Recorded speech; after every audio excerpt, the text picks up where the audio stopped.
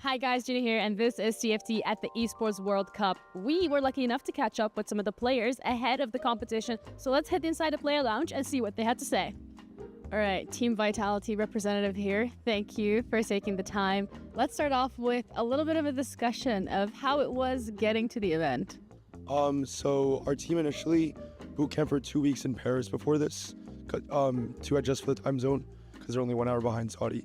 It was really fun, and then we flew here last night. It was pretty smooth, and the venue's really nice. So, have you had a chance to see some of the other players yet? not really. We haven't got to talk to anyone, but we did see some of them like in passing and like hallways and stuff. Yeah. So when it comes to the competition, we know that TFT doesn't necessarily have quite a lot of LANs. So for this experience, like coming here, seeing the players, being able to see people when you play against them, how are you going to approach this? So TFT is usually just like we're playing online. So LANs are pretty special and pretty fun to play at. It's nice seeing like the other people. But it's pretty much the same, honestly. Like, so our team was here last year, so we're not nervous or anything. So we're just gonna approach it like how we normally do. Okay, I like that. Approach it day by day. You have the boot camp. You're here now, adjusted to that time zone. What are your expectations for Team Vitality? So last year we were pretty close to winning. We lost the semis. This year we're trying to get like revenge, I guess. We're trying to win. I think we're in pretty good shape. We have a good chance to win again. Okay, I love the confidence. So you know how it goes when you win, you get a trophy, you can pick 3 keys to put in there. Do you have anyone particularly in mind that you really want to go up against? So we are 1 of 2 teams from NA, so we probably want to take like the other NA team's key. And then I guess 2 other teams would be maybe like two EU teams, because there's always some like NA-EU rivalry. Yeah. I love how that transcends across every game title. It's always NA versus EU. But some final words maybe for the competition. You can look at the camera and let them know. Team Vitality is gonna win. We're the best. Yeah. Awesome. Thank you so much. All right, Citadel in the house here, ready for some TFT. How are you feeling today? I'm feeling great. Yeah, I'm doing great. Benny is awesome. All right. So let's talk about some TFT. Let's talk about the route to actually being here in Riyadh. How has it been for you guys leading up to this point? So we had about a 1-week boot camp in Canada. That was pretty good. We scrimmed some teams, like 1 team every day, played some solo queue. The flight here took about 8 hours for us to get to France, and then another like 6 or 7 hours here. Honestly, it wasn't that bad. I don't think any of us are like really jet lagged, so that's a positive. But we're really looking forward to competing tomorrow.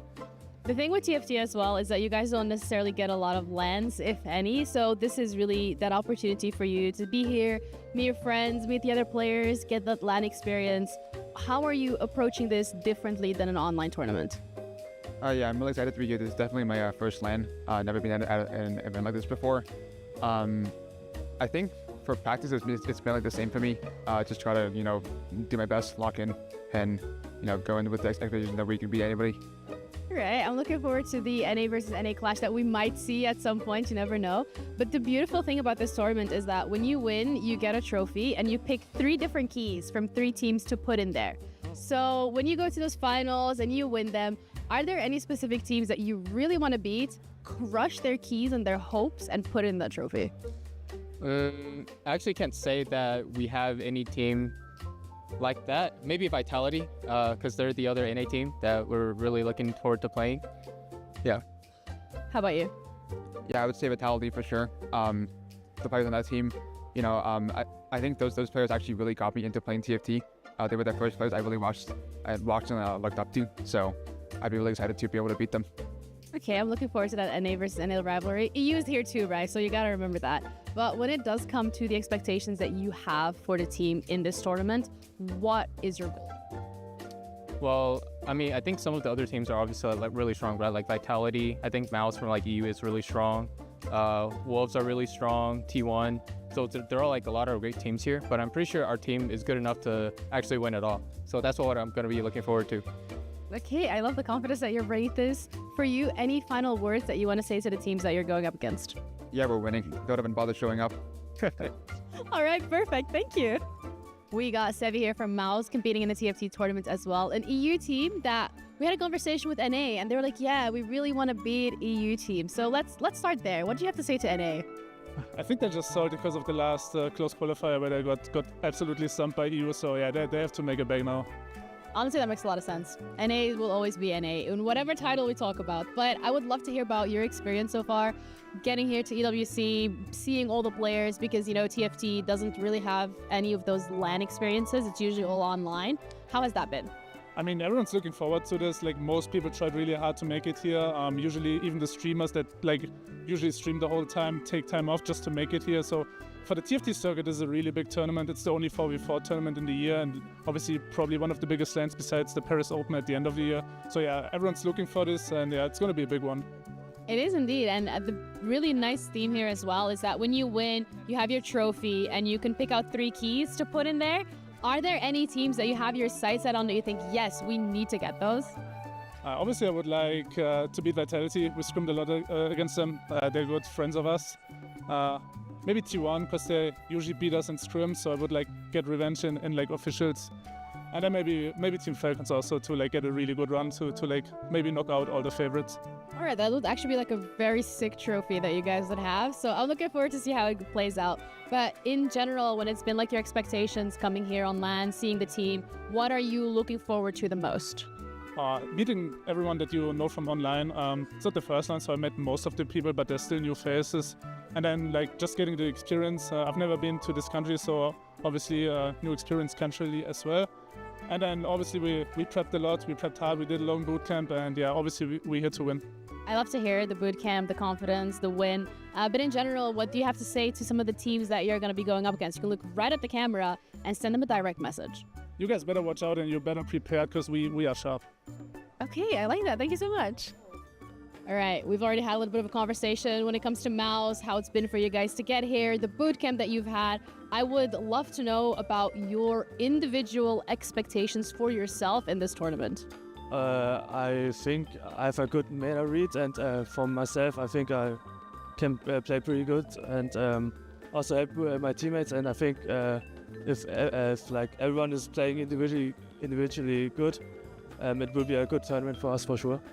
I'm looking forward to seeing Mouse here, and we've heard a little bit of ramblings from NA.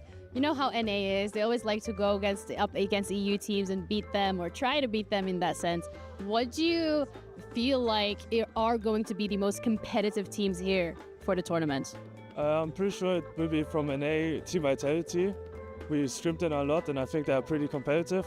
And also, like other regions, I think China has some good teams like Falcons or Wolves, the winner from last year. I think these are like the most competitive ones.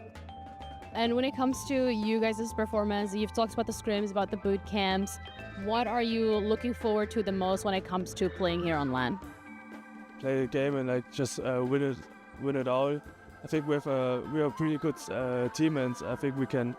I'm pretty sure that we can win this for sure. Do you have like one dream team that you want to beat? Probably Team Vitality. They are the most known, and it's always fun to play against them. And there's always a big rivalry against them. And for the players, for example, between me and the players, like we are bantering a lot, and so it will be fun to beat them. All right, well, thank you so much for your time. We have Milk here from Vitality as well. We heard a little bit of rumblings coming out from EU, a little bit from Citadel. They're saying, oh, Vitality is the team to beat. Do you agree with that? Yeah, I think historically in the West at least, we have the best results of all the teams in 44. Okay, so when it comes to the road that you guys took to get here to Riyadh, the travel, the boot camp that I've heard of as well when it comes to Paris, how has that been? It's been fun. I really enjoyed Paris. We were there for 10 days, I think, and yeah, it was a lot of fun, and hopefully win this time. So you're here on the land this time around. TFT has not too many of those. How's it been like in terms of meeting everyone in person and getting to really see your opponents when you're going up against them? Honestly, I feel like TFT's been long enough that we've like seen everyone, basically. Everyone's met each other, but TFT has not many lanes, so it's really nice that I have a really competitive lane. And the really beautiful thing here on this LAN as well is that when you have that trophy, you get to pick 3 keys to put in there from the opponents that you've crushed, or, you know, just random keys that were crushed. Do you have 3 teams on your hit list that you really want to take down? 3 teams, probably Falcons, T1, and Mouse. All right, I like that. And anything you want to say to all of the teams that, you know, you're gunning for this tournament? You can look straight at the camera and let them know. Oh yeah. Hopefully we high roll, and you guys low roll, and we win. All right, well, thank you so much for your time. I appreciate it. Thank you. It was super fun catching up with the TFT pros here on the LAN, the first one of the year. We're going to be heading over to you guys, and I hope you guys enjoy it just as much as we do. When the world of business is constantly changing, you need to stay ahead. So what about AI to generate new possibilities? Machine learning to predict what customers will like. Or expand your business by forecasting delivery routes with real-time data. With the power of the cloud, imagine how AWS can transform your business.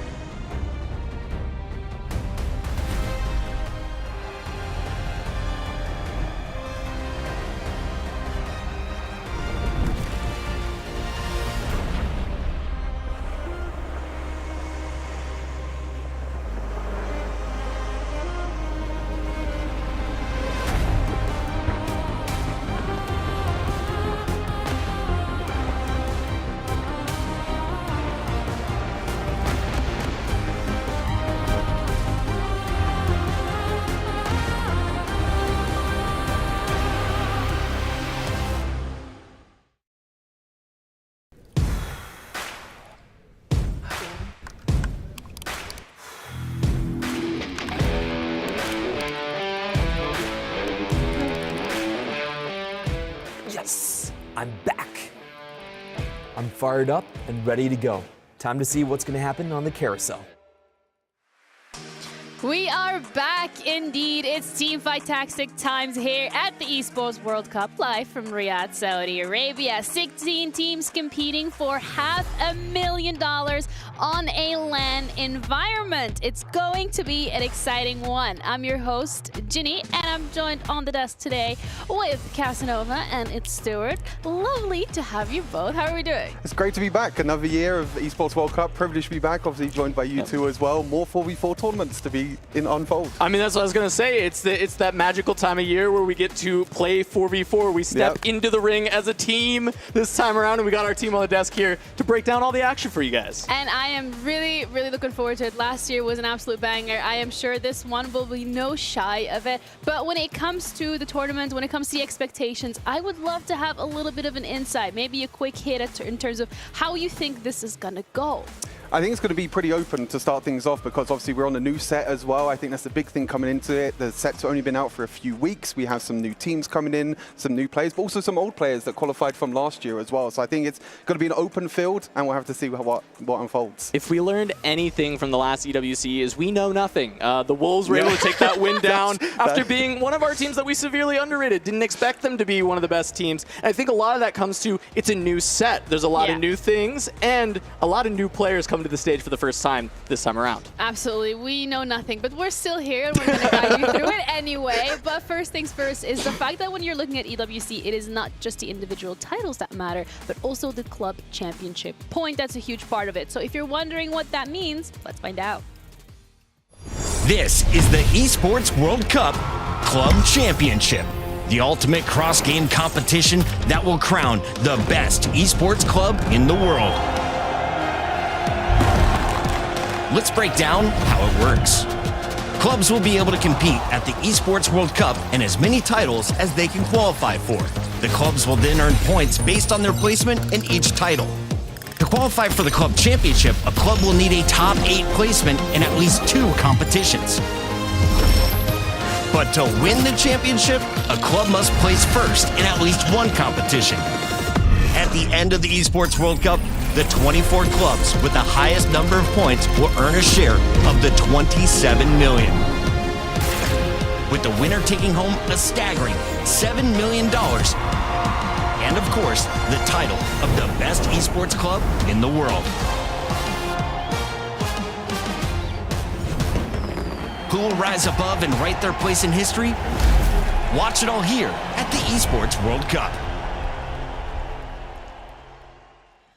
Last year, it was Falcons that won the club championship points. It was basically locked in after like 3 weeks. Oh, yeah. But this year, it is a little different. Falcons only has 1 win so far, and that was on Overwatch 2, which has allowed them to propel to that first place.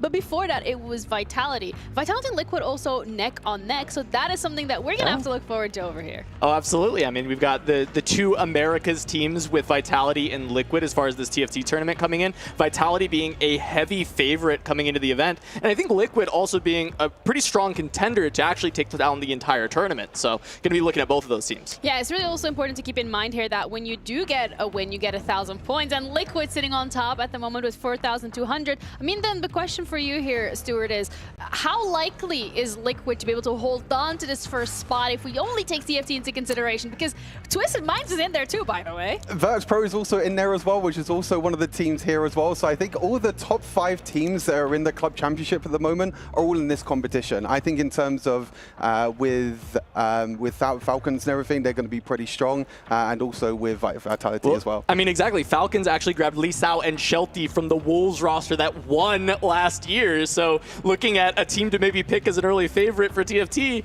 it might be the Falcons. Yeah. Okay, hold your horses, because you know what? That's been the case in every single game so far. I don't know what to tell you. But it didn't work. Instead, Falcons have been consistently getting their keys crushed, along with a lot of other teams in every single different title, because that is part of the competition. And if you're wondering, Ginny, what does crushing a key mean? Why is that important? I have a little explainer for you. No competition is as ruthless as the Esports World Cup. Its trophy system is no exception.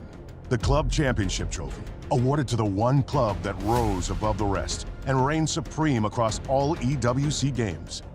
The Game Trophy. When a competitor closes their eyes, it's all they see. And it's not complete until it's sealed with a champion's key. Every participant earns a key engraved with their name. That's their right to compete. This year, returning champions hold a key unlike any other. Only one can place their key into the Game Trophy and become an EWC champion. The frame of the champion's key is embedded into the totem, a stone marker of legacy displaying every champion of the year. The keys of the eliminated will be crushed. The champions select 3 broken keys as a personal token, a reminder of who they have humbled. Beneath the totem, a resin block holds the remaining keys, a graveyard of fallen contenders. Will your dreams be broken or your name carved in gold and stone? At EWC, nothing is granted, everything is earned. It's a really cool concept when you're looking at these keys because it adds a little bit of element of spice, I would say, to it, where it's like, ooh, we just beat you, we're crushing your key and taking it home on top of that too. I think the key at crushing has actually been upgraded this year as well. It feels like when I've watched other competitions as well, the crushing has a little bit of a bang at the end as well. It has that extra feeling of being able to crush a component right at the end. And we can see it live in front of the crowd when we do get to that stage. But also the prize pool is quite something that we would like to highlight here because the teams are competing. It is a 4v4 tournament, so it's something that you take home. But the club prizing specifically, I mean, $7 million for that first place. Okay. Yeah, I mean, we don't see numbers that big most of the time. I can't count that high personally. I think that would be a bit of a stretch for me. And I think, you know, that on top of just the amazing trophy that is coming with this is just absolutely insane. It's just life-changing. I mean, it's changing for all the clubs as well to be able to do so many more initiatives for their teams. It's something that they all want to be a part of. Yeah, and I think as well, when you're coming into EWC as a roster under a specific team, there is a little bit of pressure to like at least get like a top 8, top something finish to get some points on the board, because of course if you get that first spot you get 1,000 points, which is absolutely incredible. But we have different games happening over this period of time. I mean, 1,000 points for first place, you get 200, okay, if you are 8th, but let's be honest, that 1,000 points, considering the difference right now that we're considering how tight it actually is between the top 5 teams and they're all competing here, I think that can genuinely propel your organization forward. I think you mentioned it, you know, great, you know, last year with Falcons, they ran away with it last year, but with this year being so close, that 1,000 points is going to be all the more important with teams like Team Liquid, Falcons, everyone up there. Well, exactly. I mean, Team Liquid is the big call out, right? If they're able to grab 1,000 here, they may start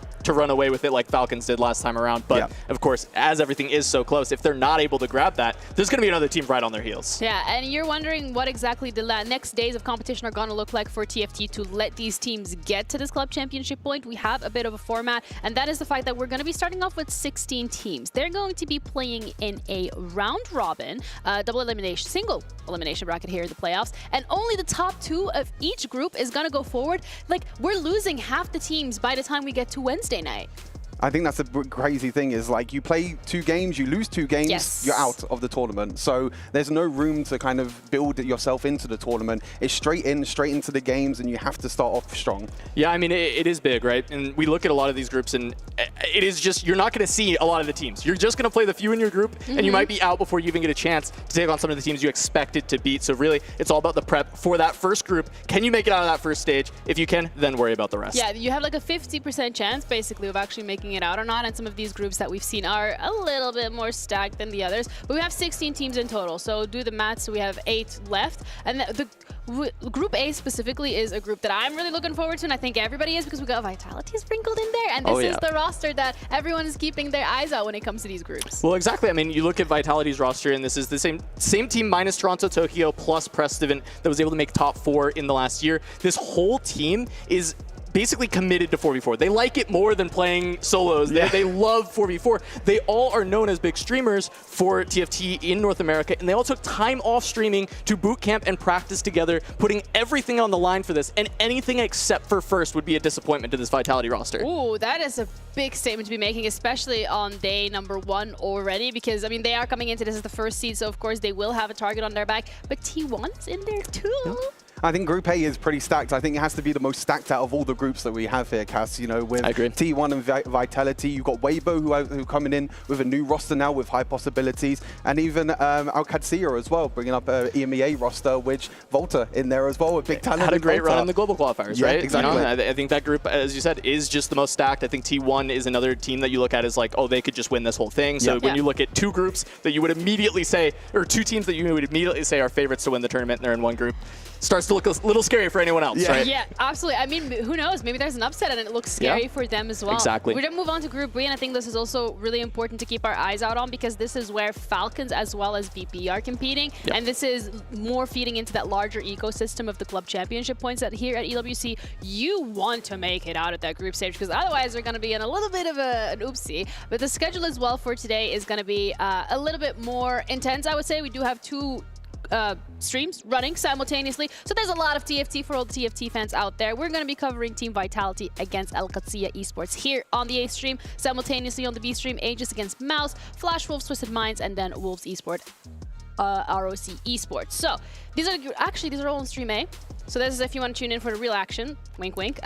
Stream B, however, if you are maybe a fan of one of the other teams that you really want to tune into, Weibo T1, oh, that's a banger. It's a great one, yeah. VP Falcons, Citadel Fnatic, and EVOS Esports. Besides Weibo T1, any other ones that you think the matches today are super important, whether it's A or B stream? I think one thing to look at is Group D. I think a lot of people were looking at it as maybe a softer group, but I think it's really hard to say that about any group when it comes to the EWC. I think Liquid is a team that is maybe being a little bit slept on, a little bit underrated, and I think they're actually the favorite in that group. So I want to see EVOS as their first test. How does that Liquid squad actually look? Is that your hot take of the tournament? Like what? I think Liquid's good.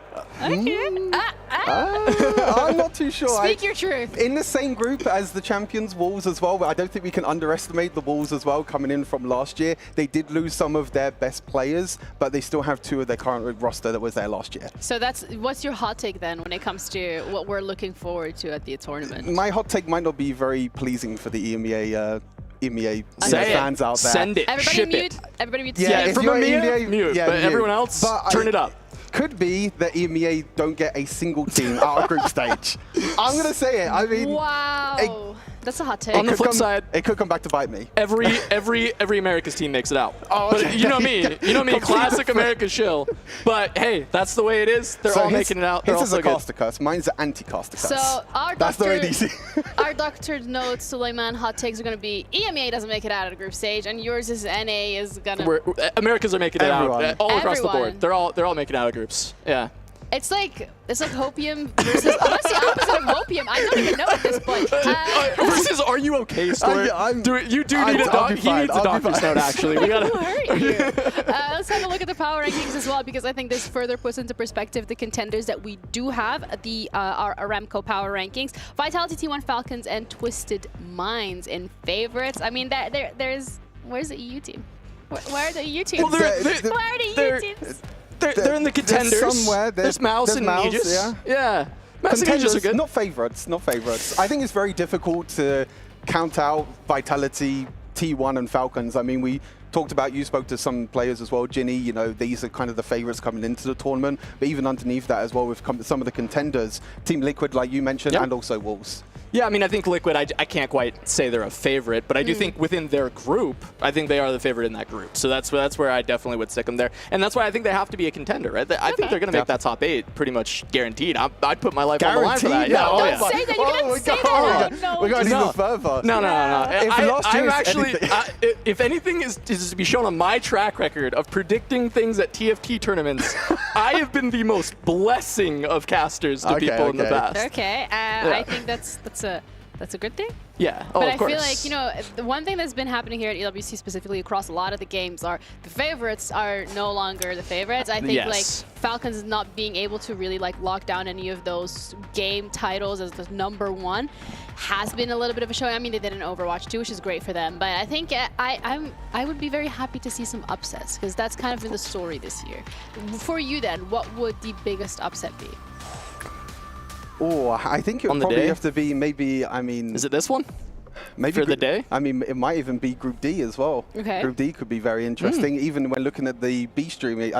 when you look at the B stream with EVOS as well, I think coming in as one of the biggest underdogs with the Polish lineup in EVOS as well, I think they have a possibility of making it out as well. But if you talk about big upsets, that's probably one of the biggest. I think this first matchup, Ginny, might be the potential of the biggest upset that we can have on the day. But you just said NA's making it out. Oh no, I'm saying if Alcatzia were to beat Vitality, I would think that would be the biggest upset that we could. I don't think they will. I think Vitality should be able to lock it down, but I think if Alcatzia could take out Vitality, that's a huge upset. Yeah. I mean, it is going to be also a lovely game to start things off with. Vitality, a roster that everybody has incredibly high expectations of when it comes to this game up against Alcatzia Esports Wish.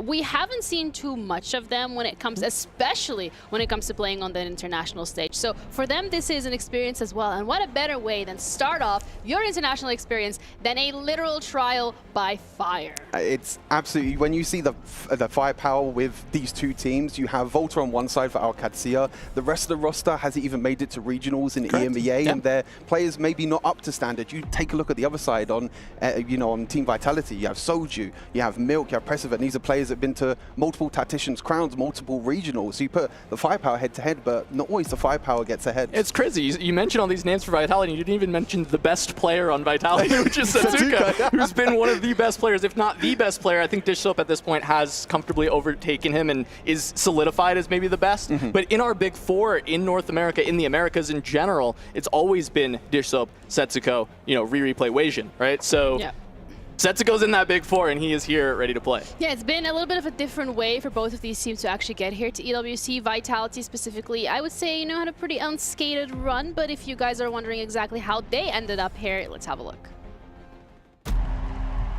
Last year, I don't want to blame it all on luck. We definitely could have played better, but overall, I think we were the better team, and we just fell short. So this is our second year at EWC. We actually subbed out Toronto for press event. We've been all friends for like 4 or 5 years now, so we definitely have a lot of team chemistry. We're not scared to say what's on our mind. We're always trying to improve together. So I think that's what makes us a stronger team. We definitely had a lot of time to prep. I think we're pretty strong. Team Vitality is about fan expectations meeting performance. They have the greatest streamer in Soju, they have the greatest yapper in Milk, and they were also the most dominant team until they met the Wolves last year at EWC. 2 Vitality members falling. Toronto, Tokyo also goes down. It's and over. The Wolves have taken out Vitality. I don't think anybody expected this result. So for the road to EWC, it was just kind of like an open qualifier with a bunch of teams, 120-something teams. So we were kind of worried that we might not even make it. We actually dropped a lot of first games in a BO3. We're getting kind of stressed after the first game, but overall, we ended up winning without dropping a single match, even after dropping so many first games. I think the teams there are not nearly as good as the teams competing like internationally here, so I don't know if it's too much of a confidence boost because I think the players are just much worse. If you're a Soju fan, you should love 4v4 because Soju is actually their ace when it comes to this format. I think Team Vitality is also one of the favorites because they're the team that has changed the least. They have the same core members. They've had one more year of chemistry to kind of ferment and to catalyze all of that individual power. So I think they're a team that you have to put in the top 3. I think we have a good shot to win, so excited. Last year might not have been the result that they're hoping for, but they're here this year to try and right their wrongs. It was really a great final against Wolves, but you gotta start off first here in this group stage. You gotta win against Katsi. And something that I actually really liked that was mentioned when Soju said it earlier was the fact that you play that open qualifier, and yeah, you didn't drop a series, you dropped the first map here and there, yada-da-da-da, but it's now different players because you are playing internationally. So that's also a little bit of like extra spice added to things. I think it just builds up the confidence as well. When you go through an entire open qualifier and also the closed qualifier and not drop a single series, that's a big confidence boost for the team. And with the team being together now for, well, 5 years, if you think about their friendship, they have that cohesion, they have that togetherness that if anything bad happens, they can bring it back. Yeah, I mean, if you've been watching Twitter, you might have some worrying trends of their posts, but, definitely, making fun of each other for a lot of misplays, dying on neutrals, a lot of very funny stuff. But I think at the end of the day, this team is here. They're going to lock in. They're going to be ready immediately once they are out on that stage. And I think they're going to pop off. I think this team is going to look great. Yeah, if anything, last year as well could have been seen as maybe a bit of character building, where it comes to, you know, you have this really great goal that you were just not able to reach, very unexpected outcome. But the thing about Vitality players is that they've learned from it, and they are here to try and improve on those learnings. So let's see what they had to say. I think all of our players are just fundamentally good. I'm not saying other players are fundamentally bad. Everyone knows how to play the game. And then from there, we have good chemistry. We kind of know more about 44, I think. That's probably our edge. Team Vitality is about fan expectations meeting performance. Honestly, I feel like EWC is like the most important tourney for TFT because this is like the biggest tourney that we have. This is a tourney I want to win the most, so my expectation is probably first. Talking about best player in a 4v4 setting, I think everyone is individually really good, and I don't think there's ever just going to be a best player. I think players excel at different things. The way they mesh together is something that is unexpected, but very delightful to see. If you're a Soju fan, you should love 4v4 because Soju is actually their ace when it comes to this format. We see Milk as kind of the quarterback. He sacrifices himself, he goes 8th, he gets to yap a lot, control what's happening with the team. Setsuko, last year, what we saw from him was he was a reroll kind of sacrificer, going for the 4th and 5th place, and then Soju carries them to the finish line in the end. It's a very unexpected dynamic if you look at their personal preferences, but there's something additional when they play as a team. Milk as a player, relative to the rest of the 4, I think he's less flexible, but at the same time, he'll convert his spots more readily than the other players. I think if he is comfortable on the line, if he is set up for success, has the resources for it, he'll always end up top 2. So it's nice having a teammate that you can just fully trust. But I mean, it just goes with being good at the game, so. People buy.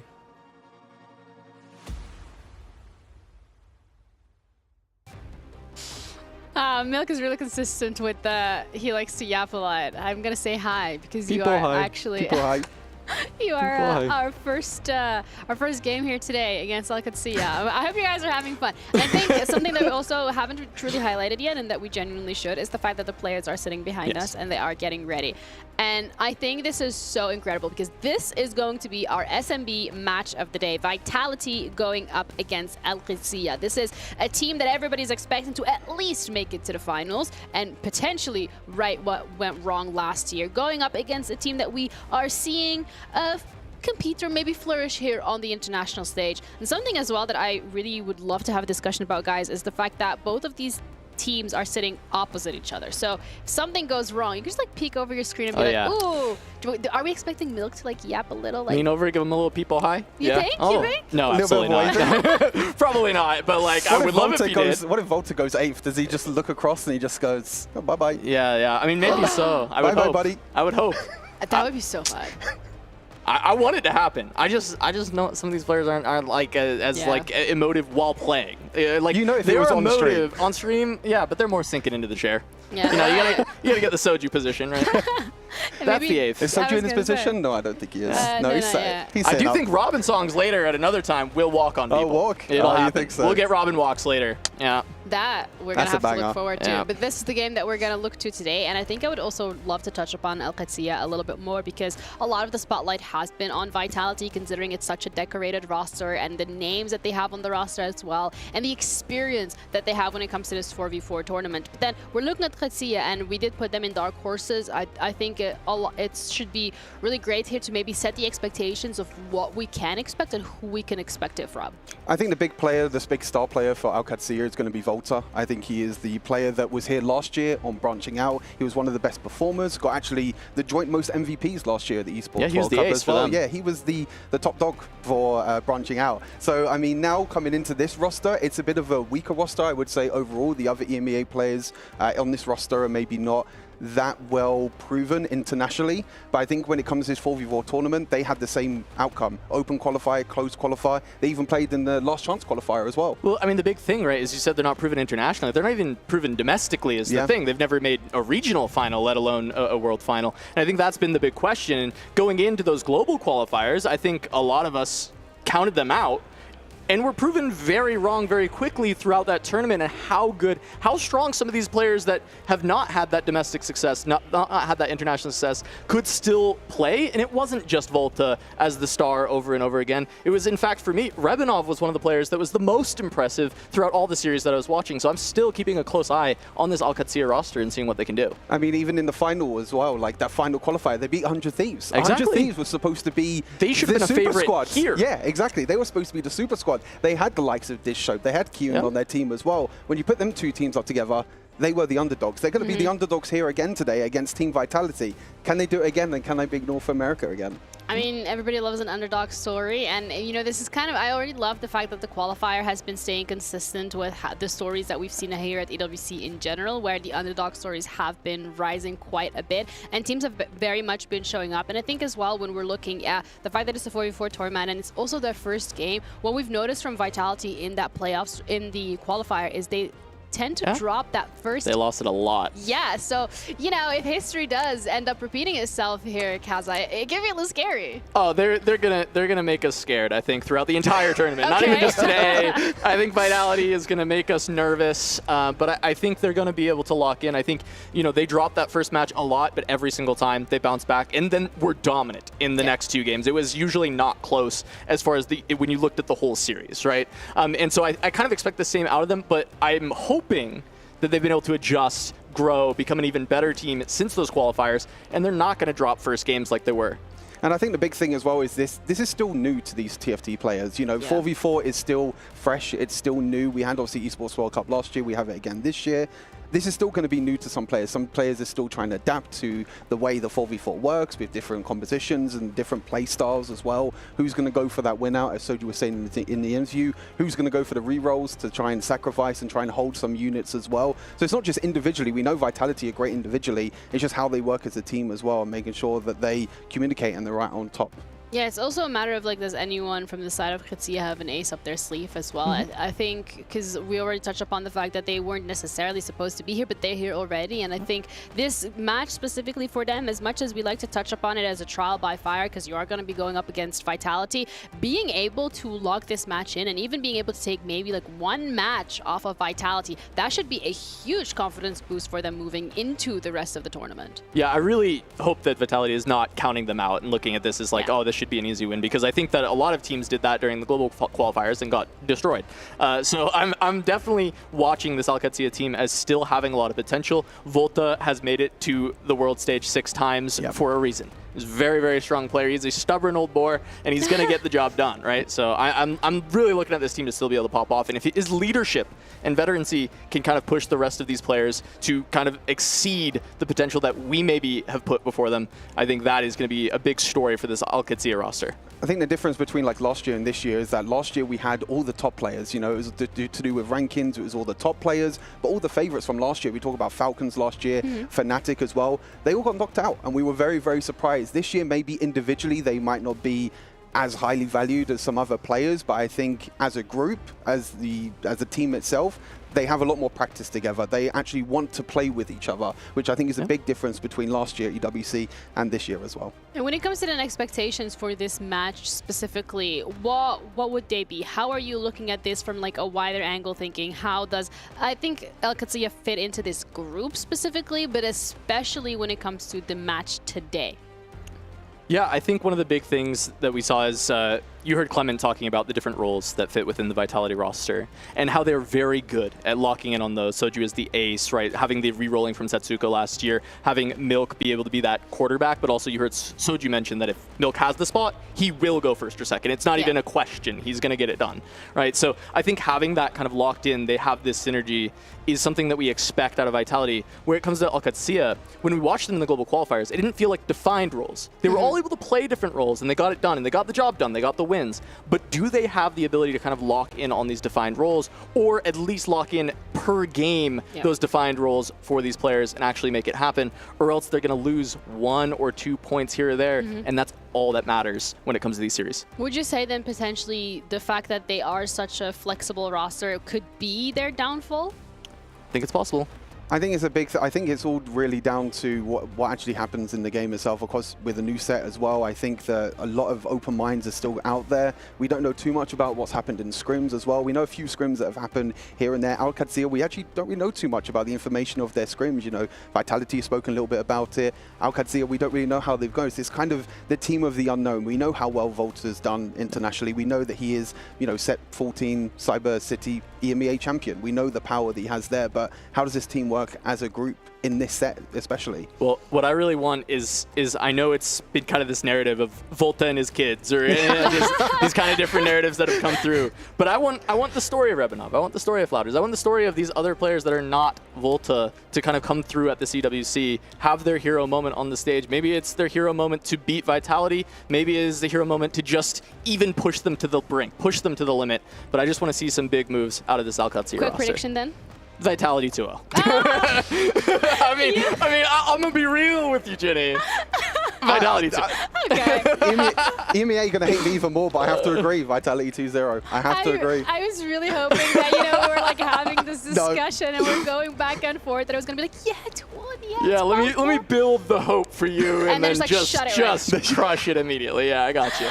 I mean, I think you guys did a really good job at building the hope, and I feel like at the end of the day, it really comes down to the players as well, being able to show what they can do on the day itself, because this is a little different than playing that qualifier online and, you know, sitting in your bedroom having that Discord call on. Like, you are now on stage under the bright neon lights, casters in front of you, camera crew around you, your opponent in front of you as well. Anything that goes wrong, it's gonna get a reaction out of you. The pressure is on for these teams, especially, you know, especially for Team Vitality, as you know, Clement was saying as well in the interviews, like the pressure of the fan base as well. You know, we talk about like Soju and Milk, how haven't really been streaming that much recently. They've been fully dedicated. They've been boot camping with Team Vitality as well. They've been fully dedicated with this tournament. If they come out this first series and if they lose their first series, everyone's going to be on the back of their minds. Is this actually an influencer squad? Are they actually going to be locked in? They'll have to deal with Twitch chat yapping at them for a year. It will not. It will not end quickly. It'll be a long and slow process of Twitch chat yapping at them. So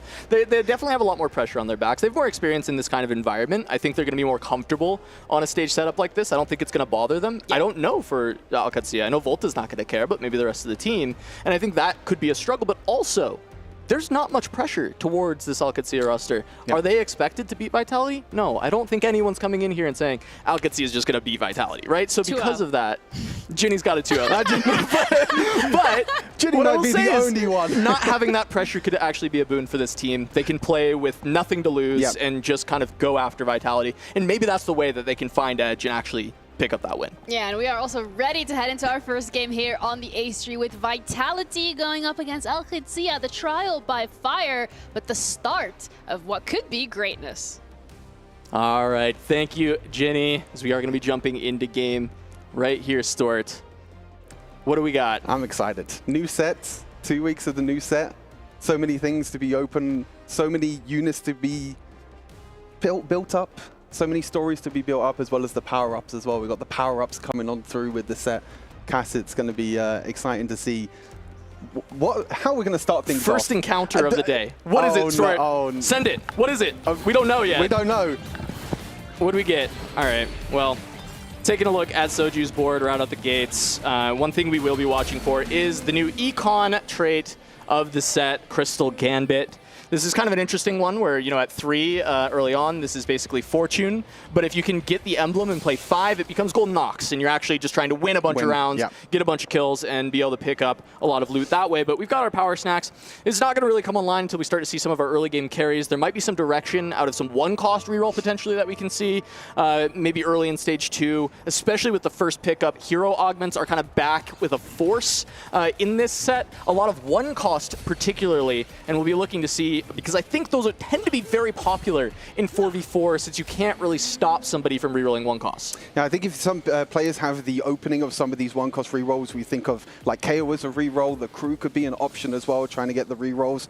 I won't speak about the forbidden unit just yet. I mean, we might wait until we actually see it first. Tech. Yeah, the forbidden tech. There's a lot of forbidden tech, actually. No one knows about, right? No one knows about nobody the could unit. possibly know. No, hopefully not. But I think the power-ups have been such an exciting new feel for this set as a whole. As you said, it offers a lot of flexibility in the early stages, and in the late stages just offers that bit more power to your front line and to your back line as well, which I think is going to be very important to try and cap out some of these boards later on down the line. Well, Soju hasn't found it, but we'll see if anyone else finds that great pickup, that grand piece, that general practitioner you have, as we got Silver Destiny as a very easy pickup right out the gates.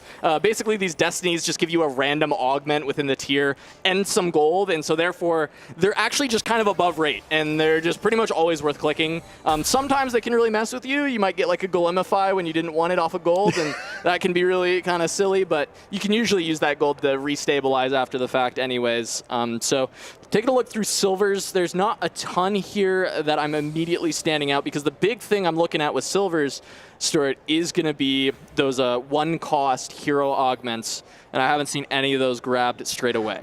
No, nothing just yet. Everyone just going for either item power with over encumbered. We have a few Pandora's boxes there as well. Eye for an eye, beggars can't be choosers, XP as well. There's nothing really exciting too much just yet. Yeah, and we did just see kind of our first power snacks of the tournament popped. If you haven't played much of the set, this is kind of the new set mechanic. It just gives a power up to one of your units, making them extra strong. This is the main one we're going to see out of most people, which is Unstoppable, being picked up by Soju. This thing just provides a bunch of extra CC each time that your unit retargets, and gives a bunch of health to that frontliner. It's pretty crazy. I think you're going to see this clicked like 9 out of 10 times for the frontliners on most boards, so be prepared for a lot of Kabukos and other frontliners just running into the backline straight away.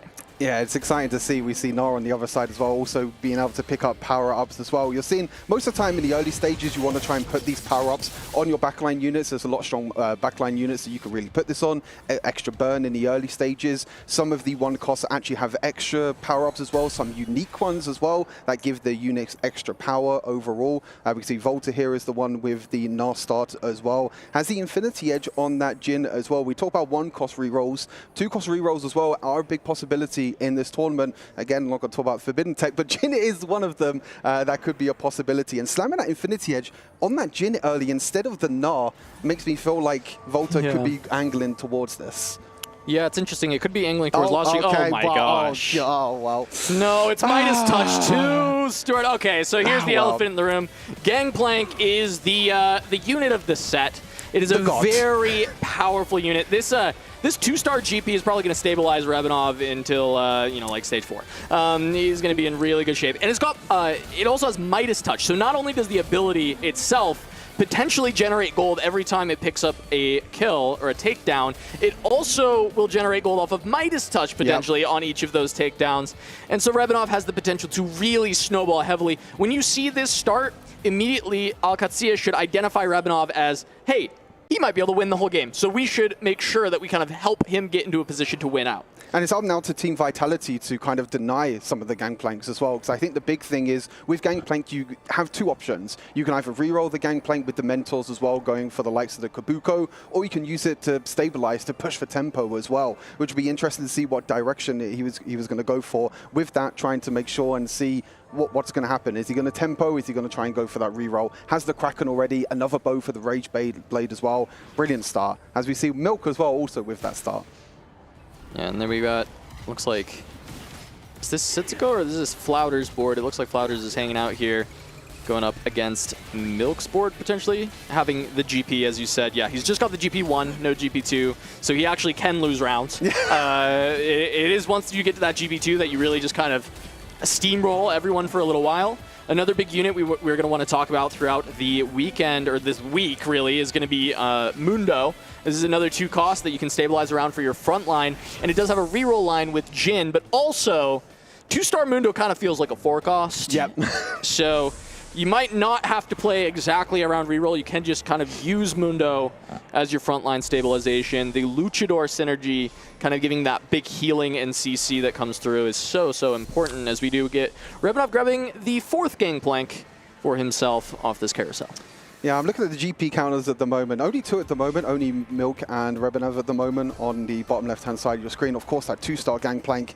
being able to get that early on is just such a high roll. It's absolutely crazy what you can do. One, game playing is already good in the early stages, but two, can make it feel even better as well. But when we talk about outside of like the game playing and the 2 costs as well, you might be see some players trying to tempo playing for the AP lines for the 4 costs as well. I think they're going to be very important throughout this entire Esports World Cup. You know, the Sorcerers for the 4 costs with the Karma at the back line, the Prodigies as well with Yumi on the back line. These are some AP lines that, if they can do enough single target damage, has a slight chance to try and, you know, shred that GP down. Yeah, and instead, if you're on the GP track, but you can't actually go for the reroll, you can end up going towards Ashe Juggernauts later on, transfer the items from the GP over to Ashe. There's also a Volibear composition that can actually work into the Gangplank. You can kind of transfer the GP items there as well. It kind of works out. And then there's also All Out Cassante, a little bit different itemization than the GP, kind of a different composition. And I think we'll see some amount of All Out Cassante, but I think it will fall off slightly compared to a lot of the other 4 cost builds. I think, like you said, the big difference is kind of the itemization with Cassante is very different to GP. With GP, since you're only playing 2 duelists, you actually want a little bit of attack speed in there with the Rage Blade stacking up. The Kraken's going to be in there as well. It's a great combination. And normally the 3rd item is a little bit situational. At the start, people were thinking that IE would be a 3rd item, but actually people have been focusing more on Edge of Night to make sure you have that extra aggro. Makes sense. As we get to the end of stage 2 here, we have 2 players potentially on the loss streak. It's both Vitality players, Prestivan and Milk. And in fact, Rabinov ended up taking a round loss somewhere in the middle there, which is quite surprising with the 2-star Gangplank since he had that so early on. And I'm curious where that loss happened, as Soju and Flouters are the 2 highest HP, longest standing win streaks right now, with Soju at 3, Flouters at 2. And it is going to be Prestivan versus Milk. It looks like Prestivan did position to try and hold on to this loss streak by moving the Aatrox to the back. So it looks like Milk is letting Prestivan have the loss streak. Good decision out of Team Vitality. It seems like they've identified the Prestivan spot as being a little bit better to maintain the loss, whereas Milk, with this Gangplank, can try and start a win streak after neutrals. I think that's the big thing, because Milk has that Gangplank, as you mentioned. After neutrals, he has that possibility of winning rounds, whereas Prestivan, he has a bit of a weaker board. So in general, he can try and go for the lose streak after the neutrals and try and keep that lose streak going and get as much goals as possible. Try and lose streak, as I mentioned, into some of these AP units later on down the line, as well as we get ready for the neutrals as well. These neutrals are all going to be about what other items you can make, what other units you can grab onto as well. But also you see just gold in general. You know, Milk already stacking up to nearly 50 gold. He might be above 50 gold with this round. And that's all thanks to the Gangplank. You know, having a 50% chance to drop a gold when you get that takedown is going to be huge, and the Midas touch as well. So Milk just stacking up so much gold, really, throughout this early stage. Yeah, one thing I want to note for stage 2, it's too early to worry as far as health totals are concerned, but we look at the win streaks, it's across the board. Going over to the side of Alcatzia, Flouters, Volta, Rabinov, all 2-3-3 on their win streaks, a lot of HP remaining, whereas, you know, you look at the bottom side, and even in the middle, right, Soju and Setsuko not able to kind of hold on to multiple wins in a row, getting stuck there. So we're going to take a look. We just loot subscription. Yeah, we just got our second loot subscription, was a whole bunch of gold. Yeah. And now it's going to be really down to what's going to happen on stage 3-2. I think that's going to be the big one, because you're seeing some players actually rolling down on 3-2, trying to stabilize on like Gangplank 2, trying to stabilize your board. But now with this extra inject of gold, you might see some of these loose streak players just keep on stacking up that 50 gold every single time, and maybe try and go to level 8 earlier to try and find these powerful AP4 costs. Yeah, have to also watch out for how real the Rabinov 3-star Gangplank is, because that is a huge win-out condition. We were talking in the green room about how few 3-star Gangplanks will actually feel like we'll see with how contested the unit will be, but Rabinov started this game with 4 Gangplanks, so it's really just a matter of can people actually prevent that, as Milk is going to take a loss to Volta. Just very high tempo play from the Alcatzia lineup. Yeah, Volta actually had a Jinx on the bench as well, and had 4 Jins as well, itemizing the Jin, leveling to 6 early to try and keep that win streak. So it might be a tempo play maybe into snipers, which we don't really get to see too much, or he might be just staying at level 6, trying to reroll for that Jin. Yeah, still quite a few losses for Vitality. They're not able to really stabilize other than Soju right now, as we do have a bunch of rolls there. Magic roll going to be picked up for, looks like Espat here. It's just going to be a lot of gold. Yeah. A couple 2-star 3 costs to try and play around for now.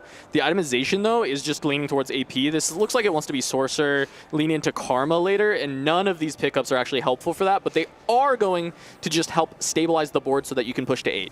Yeah, I think the big thing with that Viego 2, you can actually put the AP items on that Viego 2, and it's actually going to help him stabilize a lot. But as you mentioned, I think with the over-encumbered to start things off as well, being able to pick that up, get more items for them AP carries later on down the line. Yeah, we mentioned Setsi was already re-rolling a lot, and now he's going to be re-rolling into a two-cost line, or going for the Mundos, holding on to 6 Vi's, potentially looking for the Jin as he's got 5 copies already. And we do have Milk being able to pick up one of the Mentor augments that is very good with the GP line. So he's going to be sticking in that track, trying to contest Rebinov, and he has found Gangplank 2, so at least he'll be able to start winning a lot more rounds with that. And you see how much gold Milk rolled down as well. He only has 20 gold left, so he rolled down a lot for this GP2. As you mentioned, with that Mentor augment as well, it means that he can actually put these Mentors onto the board. He doesn't have to worry about the 1 or 4 Mentors. He could put 2 in, he could put 3 in if they want to, and when he gets that full Mentor later on, they all get upgraded as well. They all get that huge amount of power. So as you mentioned, being able to track Rebinov, we haven't seen Rebinov's board in quite some time to see how many GPs he actually has, but he is on a 4 win streak as well. Volta also on a 5 streak at the top as well. So both the players sitting at the top, as we see 5 at the moment. So 5 GPs. It's a lot of gold though in the bank. Yeah. So I think he's kind of figuring out, does he want to play tempo? Does he want to go for the reroll? I think that's the big question. He is keeping well above 50 gold. He's kind of thinking to himself and probably communicating with his team. Should I go for the reroll? Should I go for the tempo play? What's the plan here for the team? I feel like 5 GPs, and it's not like overly held based on the boards we've seen. I think he actually could go for the reroll this game. Usually you're not going to be able to get out of there. Volta having a rise in the shop. He's actually also holding Gangplank, so they were trying to deny Milk, I think, but maybe it's possible that his team will sell them and send Rebinov to just start rerolling as soon as they go for that. As Volta is contesting Setsi in this Jin Mundo line. I think Jin Mundo is the secondary option for the 2 costs when we talk about GP being really strong with Kabuko. Dr. Mundo with that huge front line, being able to do so much with Luchador as well. With that Jin as well, that 4 shot on the back line also going to be very huge. So we're seeing a lot of 2 costs being contested at the moment. A lot of 2 costs. Coming into this carousel, we do have a Yuumi on the board, so we have to see if maybe one of these players try and go for the AP unit and try and use the Prodigy line as a bit of an option. Yeah, I think Flouters maybe could go towards that direction based on the items that I'm seeing with the Gunblade Slam. I think that tends to potentially go in that direction. Prestivan also could consider Yuumi, as we do just have 2 of the crit item slams, Jeweled Gauntlet as well as that Guard Breaker, and so does have a sword open, so that might just want to be sorcerers with going into a Shojin off a tier, but it could still instead be a Gunblade and go into Prodigies with the Yuumi. I think the flexibility of the 4 cost with the AP line is such a big thing. I think just even in 4v4 as well, when you go for that roll down at level 8, you can pick up the Karmas, but you can also pick up the Yuumis as well. You can kind of flex around which one you hit 2-star. If you hit the Karma 2-star, it would be great. If you hit the Yuumi, it's also completely fine. You can still stabilize with the front line as well. With the units that Prestivan was holding, it does feel pretty committed to sorcerers, though. You would have to find a couple of extra 1 costs later on that level 8 roll down to full pivot into Yuumi. You could still use it. If you found the 2-star, you could still kind of use it in the interim, but definitely wanting to be a Karma composition at the end of the day. Volta going up against Setsuko, both of them having their Mundos, but the itemization for Volta on the Jin is so much better right now. Yeah, the Giant Slayer doing well to try and break through this front line. You saw that Volta actually use one of the removers, something that we haven't spoke about yet. What you can do as well with these new power-ups is you can use the removers, which removes the power-ups and kind of allows you to pick another power-up as an option. Use it on the Jin, trying to find that artistic KO, trying to find that extra power on the 4 shot, which is one of Jin's best power-ups to kind of pick up at the moment. Unfortunately missed out this time, but you do get 1 remover at the start of every single stage, so you'll be able to try and find it a little bit later on down the line. And then we have another power snack coming on for another power-up that he can now use for his front line. It's really how the composition works, right? Jin actually needs this artistic KO, or else it just kind of falls flat. It'll be fine for like stage 3, maybe early stage 4, but if you don't want to completely fall off towards the end of the game, you need it, because what it does is it basically takes any overkill damage that you do on the 4th shot onto 1 unit and passes it to another unit. And because you lose so much damage if you don't have it, because 4 shot does so much as a 3-star Jin, you really just need it for the composition to actually function. So we'll see Volta using that rolling quite a bit throughout the game until he gets to the artistic KO. And you can see Volta actually sold his 2 Gangplanks as well now, so I think indicating to Rebenav as well to let's reroll it this time. The communication is coming on through. Holding the GPs so someone like Milk doesn't get it, and then as soon as Rebenav is ready for the roll down, Volta sells the GPs and then he tries and goes for the roll down. So great communication here to start things off for Alcacio, and at the moment they're both sitting very comfortably. Volta 98 HP, Rebenav on 94 HP. Both of them are looking very, very strong, and President on the other side on a 9-loss streak. Has a lot of gold, is nearly level 8 already, so he can go for that roll down with the items that he had said. You mentioned the Shojin slam has come in the end, so he's definitely tailoring more towards sorcerers rather than Yuumi. Here it comes, level 8 right away. Prestiven's going to start it, finds Yuumi's going to just skip them. He is just going for the Karma. Jarvan, a very important pickup. If he can 2-star it for the front line, that'll help stabilize quite a bit, but he does need the Karmas. He's going to wait out the neutrals. It looks like he's not contested immediately, so he will be able to kind of go for it, but he's so incredibly low already, Stuart. I think this is going to be a big struggle for Team Vitality with the HP disparity. Yeah, he needs to kind of make sure you stabilize now on Jarvan 2 and also the Karma 2 as well. The problem with Jarvan is that he's one of the most contested units in this set because the Mentor GP comp wants to play it as well. The Sorcerer comp wants to play it, and there's probably going to be multiple Sorcerer players from what we've been seeing in early stages. Jarvan 2 is a huge upgrade. No 0 Karmas so far. Has found a Rise as well, which is also a pretty nice contested pick, but no backline damage. That's the problem right now. We still are sitting on that Lux 2-star. Not a single Karma on this roll down. You do have the front line. You do have great front line. The Swain 2, yeah, Jarvan 2, Cassante 2. But where's the damage coming from? You only really have the damage from the Lux, and that's it. As he is going to, well, he did get all out, but this is a tank Cassante, so I don't think that's going to be the option. It's not going to happen, and finding the Rise 1 can help, but if it was a Rise 2, you could at least like just put the items on Rise and kind of go with it.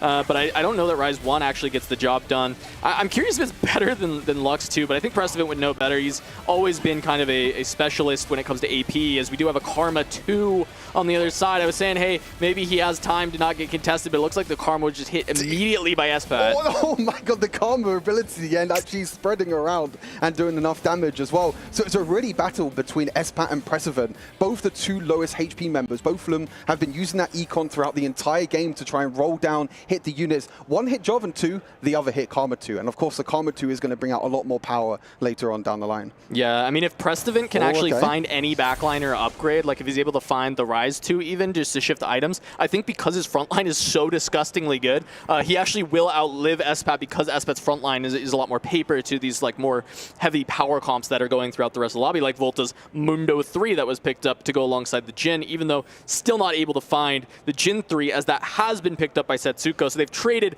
frontline backline here, just like Prestivan and Espat have traded frontline backline in their other composition. The big thing here with Setsuko is look how many GPs he's holding on his bench. Yeah. He has plenty of GPs that he's holding on the bench at the moment. Like you said, that trade is going to be very important. Prestivan in the end going for that portable forge, finding snipers focused on that Jhin, which is going to be really nice to try and help him out with that little bit of extra damage on his only 2-star Jhin. But I think it really comes down to now, how much damage is this Jhin going to be able to bring out? Rage Blade is a very unique item for Jhin because it doesn't actually increase his attack speed. It increases the attack damage because the attack speed actually gets converted as well, which is very unique. This set is just obliterating him. Yeah, the Karma is just doing so much AoE damage. Just one shot to the Jhin on the backline. That's going to be another loss here for Setsuko, as we have to take a look at Prestivan as well and Espat sitting at the bottom as well to see how they're doing. Volta, though, look at this Mundo. Look how tanky he is. Yeah, and this is, again, we're just seeing Alcacio wins across the board. So many losses having to be taken by Vitality. They're losing way too much HP. And I love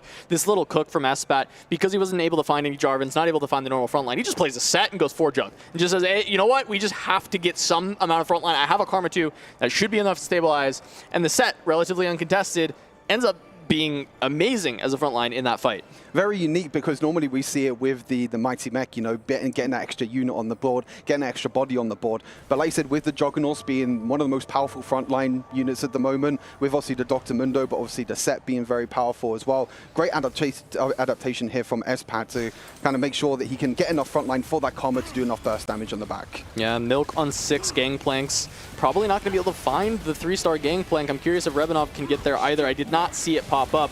Gangplank very strong, but I think Mundo 3 tends to be a bit stronger. See if Gangplank gets in range to actually start shooting at the Jhin because it'll hit lowest target, but he's not. All up to the Udyr trying to take down the Jhin. One more cast, doesn't get there. And Mundo trying to hold out. will survive through the Gangplank, and the regen is just too much. Ridiculous. The healing from Dr. Mundo is absolutely crazy at the moment. I mean, you can see that this is the problem that sometimes Gangplank will have. We talk about how strong Gangplank is, but if he's stuck on that Dr. Mundo the whole time, how are you going to get to the backline? How are you going to get to that Jhin and do enough damage? Udyr trying to 1v1 in the end on the back, but it wasn't enough in the end. And that's a huge win as well for Volta, taking down Milk losing the streak? Yeah. I mean, it's terrible. It looks like it's still showing the 5 streak on the side here, but we did just see that fight. Milk has lost that streak. He still has a lot of gold, though, we did see. He still has above 50 gold, so he can also go for the roll down as well. We see Soju also on a loss streak now near the bottom, Precedent on 25 HP as well. But I think overall it's been very, very powerful at the moment for Volta with this board at the moment, going for that Dr. Mundo 3-star, which if you solo frontline this Dr. Mundo, which a lot more people have been doing recently, if you're playing against some of these melee carries, everyone just focuses the Dr. Mundo. Sometimes the Luchador can kind of mess up the targeting a little bit. But if that Dr. Mundo is solo frontline by himself, we can see here with Volta, then it's going to be really, really hard to break it down. 3-star Jhin now on the board now for Volta. This is one of the biggest cat balls that we have seen. Yeah, we saw him remove her, but now he's started to slam everything. He is going up against Rebanov, but it looks like they're deciding just, hey, Volta, if you can keep winning, just keep winning, right? Because he's on this 10 streak. He is so incredibly healthy. He's just like holding on to so much HP for the team where he can finally start sacking when they really need him to, as he is going up against Rebanov, so taking out the GPs one by one. It looks like Rebanov does have the Yasuo trying to sneak past, not quite able to take down the Jhin. And Gangplank just out of range once again. It's going to be just a repeat story of what we saw between Volta and Milk moments ago.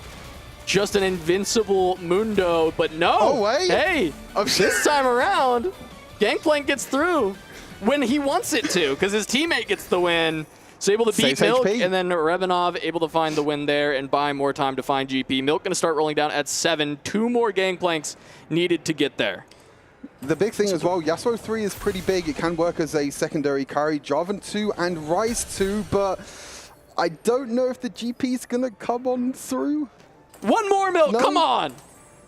He's not going to do it in the end. All right. No, he's actually moving. He's trying to find the stretchy arms, but he can't find the stretchy arms, He still has found some great upgrades, though. I mean, this is going to be the Yasuo 3. 1 away from this GP, and Milk has a lot of life to work with. Let's be clear. I mean, he's nearly 50 HP. It's his 40-something here. Going up against Espat. This is a really big win for Milk if he can get it. Espat falling very low for Alcatzia, and it looks like he will be able to find that win. But Prestivant falling very low as well. Found a single Karma, and that might be all that matters with the front line that he had. His front line is so gross that he can stabilize a little bit on this 1-star Karma, and if they can take down Espat, maybe Prestivant can stabilize. Prestivant is doing all that he can right now to kind of make every single fight matter. Every single win is going to matter here for Team Vitality. As you mentioned, with that front line that we mentioned already being so tanky, the Karma could do enough AoE damage on the backline with the items that he has as well, which is going to be absolutely huge. Setsuko here, on the other hand, wasn't able to find that Dr. Mundo 3, unfortunately. He's going to be getting a little bit of extra gold here from the neutral rounds, but that Mundo 3 is going to be pretty important to try and pick up. Does have the Jhin, but fortunately for Setsuko, it's not looking good in terms of HP front. The HP is so cooked for Vitality, right? Yeah. Setsuko, Soju, and Prestivant are all so incredibly low. Meanwhile, on the other side, Volta is held on to 100 HP for most of the game. I mean, it does feel like Alcatzia actually can just kind of coast to the win with their HP values at this point in the game. They hit, Vitality didn't. I mean, that's the end of the day. They found these early pickups, and then from there, the really good game plans, holding on to the GPs until the last second, selling them away. I don't think Rebanov was able to hit, but I think they're just going for the right things, finding the 2 costs, testing the right lines, and finding what they need. And I really loved Espat, especially going for the Karma and then the Juggernaut front line and not even worrying about the Jarvan when he saw those getting hit. We talk about 4v4, about communication being key, flexibility being key as well. You know, with Prestivant going for that Jarvan 2 front line, with so many other players as well going for that Jarvan on the front line, that flexibility, and as you mentioned, Volta as well, keeping the GPs until that roll down for Rebanov, was able to find the 3-star in the end. But it's going to be the battle here with Dr. Mundo Mundo trying to storm on through onto the front line. Setsuko is going to be going up against his teammate Soju, and one of the players might be getting knocked out right here. Yeah, we will be losing one in this spot, and it's really just who is stronger. I mean, Soju does have Seraphine 2 on the Prodigy track, but doesn't have the Yumi 2 to go along with it. So it really is just Malzahar Seraphine as a comp, and it is enough this time. Soju's going to hold on. I mean, maybe this 2-star 5 cost can actually just buy enough space, but Prestivan also losing does go down. That's a 7-8. They're going to need a 1-2, and I don't know that they're going to get there. No, I think Volta's going to have way too much HP in the balance. I think the big thing as well with him losing a few rounds against his teammates, he has the Vampiric augment as well. So when he's winning rounds, he's going to be able to do even more as well. But and Flouders has everything. Oh, this is Milk. No, okay, this is Milk. Yeah, I thought this was going to maybe Rebanov's board, but no, Milk has actually found everything at this point. So Milk actually does have a win-out potential here. Kabuko 3, GP 3, Yasuo 3. But really, is Soju going to be able to get second with 10 HP that he's got left? I don't know that he can get there. And now Milk is coming up against his teammate as well, so I think this might be the end here for Soju as well. Maybe the end for Team Vitality in game number 1. It looks like no more removers for Milk as well, so not able to actually weaken the board. Oh, the GP just goes straight onto the back line. It's just too much to handle. These 3 stars are too much, and that's going to do it for game number 1. Yeah, 6, 7, 8 potentially there. Not sure if SPAT went down at some point throughout this game, but that is at least 3 in the bot 4. Alcatia able to pick that one up. I mean, just really well played first game. I really like the spots that they had initially. Volta and Rebanov just going for those win streaks. I mean, we called out during the qualifiers, Rebanov was very heavily, ended up being one of the win-out players for that team and just kind of starting out the gates, being the one who finds the GP. I mean, it's convenient that Rebanov gets to play for that style, and I think Alcatia really brought it to Vitality in game 1, right? Vitality known to be dropping some game 1s during the qualifiers, and we'll see if that trend, we were worried about it continuing, and well, it has here with Alcatia grabbing game 1. Yeah, I think the big thing as well with Volta keeping that win streak as well, we kind of saw like the contention of 2 cost rerolls. There was 2 people going for GP or 1 on either team, 2 people going for the Jin, 1 on either team as well, and Volta just having so much value as well, going for the Gold Destiny as second, actually picking up a really good augment with the Vampiric, actually help him out with the HP total overall, so he was able to actually sacrifice some of them losses against some of his teammates and kind of help his team out overall, climb up the rankings, and then he can build the HP up over time as well. But Milk, of course, with all the 3 stars on the gold board, are going to be Milk very will win the powerful. game. But yeah, doesn't matter. It doesn't matter. No. He found the Exodia comp, but... Well, what did they say in the interviews? They said if Milk finds the spot where he's going to go 1-2, he's going to go 1-2. I mean, certainly found the spot, and he is going to win, but... The rest of the team are just holding hands. Is holding hands 6, 7, 8, and that's a bit of a problem. That's a little bit of trouble. Yeah, I mean, in the end, we saw President with his roll down when he was going for the Sorcerers. In the end, not finding that Karma early enough, unfortunately. Had the upgraded frontline we mentioned with the Cassante 2, the Jarvan 2 as well, but you really need to stabilize on that Karma 2 as well, because once you come up against these Gangplank players, it's going to be way too big. Soju in the end not finding Yumi 2 as well. So I think with Vitality, they weren't able to hit the forecasts in the end, the real big carries. They were able to find a lot of frontliners, but the backliners just weren't able to do enough damage for their team. Yeah, Milk was really the only one who hit at the end of the day. Yeah. I mean, Soju ends up finding that Seraphine 2 later, which is, I mean, pretty strong to be able to put the items there, but when you don't have the Yumi, you're already missing so much of the damage. It's just not enough to really compensate, especially against, the full cap board of Milk, and he had way too much HP gone already. You look at Prestivan's board, right? He rolled down pretty early, he had a lot of gold to do it, finds the front line, but no damage. He's probably one of the first people that actually rolled down on level 8 as well. You see him rolling down during the neutral round as well. But there was so much injection of gold with the loot sub as well coming on through, which meant that a lot of these players were actually sacrificing their HP early on, going for that level 8 roll down, and just hoping that you hit the back line, the front line, the full cost carries to be enough. But unfortunately, it wasn't enough in the end. But I'm sure there's going to be communication as well now with Team Vitality. What's going to be their approach for the next game as well? Because, of course, these are best of 3s. They are not losing losing the series just yet. And as you mentioned, as we know, we've mentioned throughout the pre-show, that Vitality do tend to lose that game number 1. It does take them a little bit of time to kind of settle into things. Yeah, and I mean, I think Alcatia is no stranger to upsetting America's teams with being able to take down 100 Thieves before and have their run through the qualifiers. All we know is our predictions are not intact anymore, Story, but Ginny's is.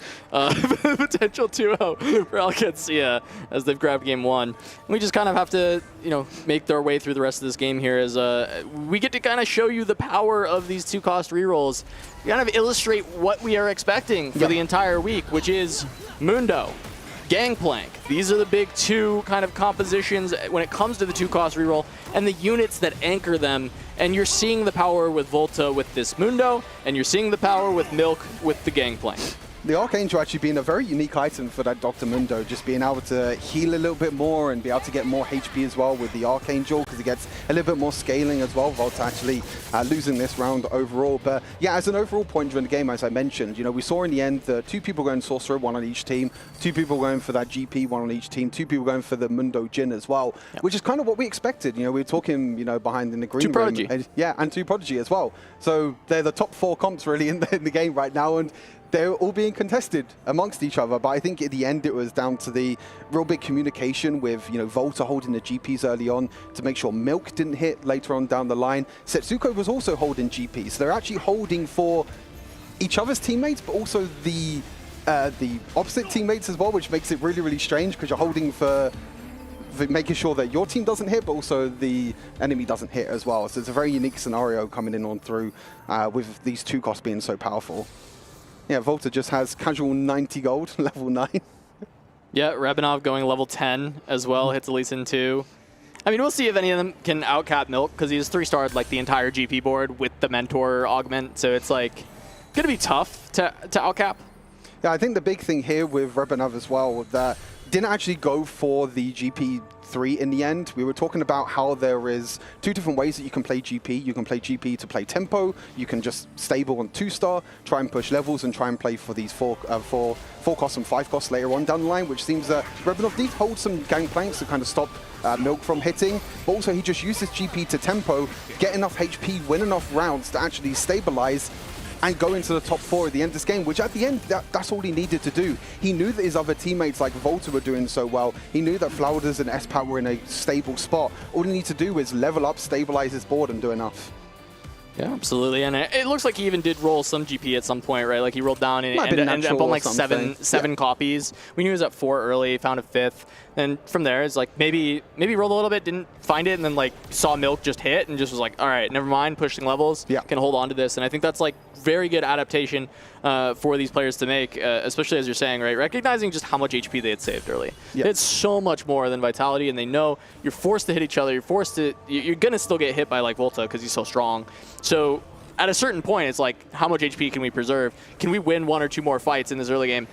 And the result, I mean, it just speaks for itself, right? We see the 6, 7, 8 they came through, and it's not even that the boards ended up being weak in the last part, but they started losing to each other at the end, right? I mean, it was Setsuko versus Prestivan loses, and then after that it's Soji versus Milk, and Soji loses. So it's really, that's all you have to do is all that damage at the start of the game. And it might be a bit of an adaptation as what we see maybe later on in the tournament as well, as maybe the early stages become to be more important than ever, because the early stages now, if you can't sacrifice, we also saw, I believe it was Prestivan and Soju facing each other when they both had a 4 loss streak early on as well. So one of them actually losing that loss streak, losing a lot of gold, which I believe was Soju in the end, because Prestivan did the extra positioning. So Prestivan had the extra gold that we mentioned, but just wasn't able to hit that Karma 2 on the roll down. But the early stages, that HP that they lost early on, that was enough in the end for Alcatia to stabilize, get into the top 4.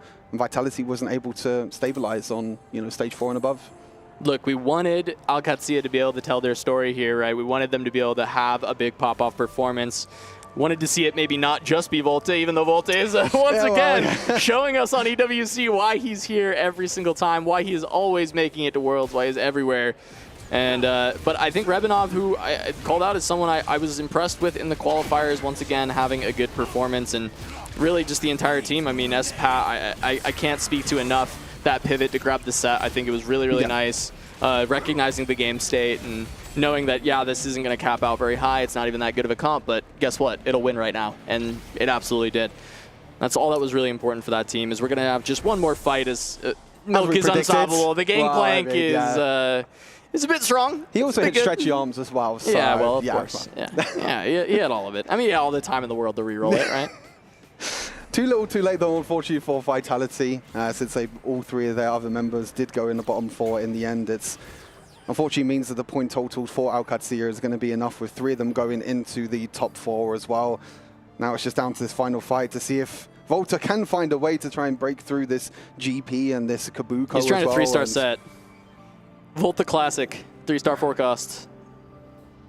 He didn't find it, though. Is he going to sell? I thought he was going to sell. Well, I mean, it doesn't matter if it's It not doesn't 5 matter. cost, is it? Does it? It's not a crazy 5 cost you can go for. But yeah, sells the Mundo, tries to hit the set 3, isn't going to find it in the end. It does look like Milk is going to win out this first game, really showcasing the power of what we kind of predicted going into this tournament, with the GP being so powerful. When you hit all of these 3 stars with the Kabuko, with the Yasuo as well, there's so much power, there's so much CC, and there's so much damage in this composition that is very hard to position against and very hard to itemize against as well. Yeah, and then look at the little stretchy guy just shooting people from across the entire map, generating, 5 gold per round. The classic. We love to see it. We need accounting at some point as well. Yeah. So far, Mines is the only one that is still intact. EMEA on top this time around. But something that we also touched upon earlier on the desk, Kaza, was the fact that Vitality does tend to drop this first match. It's kind of like their MO. It's their signature.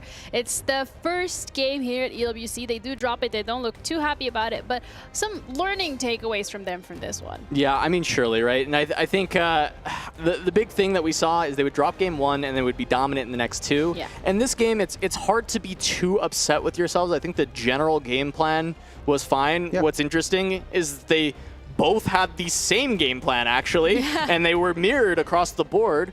Alcatia hit harder. They played a little higher tempo, and maybe that's an adjustment that Vitality needed to make, is be ready for Alcatia to be rolling faster, be leveling quicker, be pushing tempo with these boards and saving a lot more HP, and Vitality needs to maybe be a little bit more careful with their life totals in this next game. Yeah, I think that's a big thing as we talk about the gangplanks overall. Milk going for the reroll line in the end, Rebanav in the end getting level 10 with the tempo line as well. Being able to tempo, get the extra board online. Volta as well in the end playing towards this tempo, hitting that Mundo 3 so early on, and just showcasing the power of Dr. Mundo. When you have a Dr. Mundo 2 but the Jin 3-star in the backline, that Mundo's not going to be enough. Yeah, he's not going to.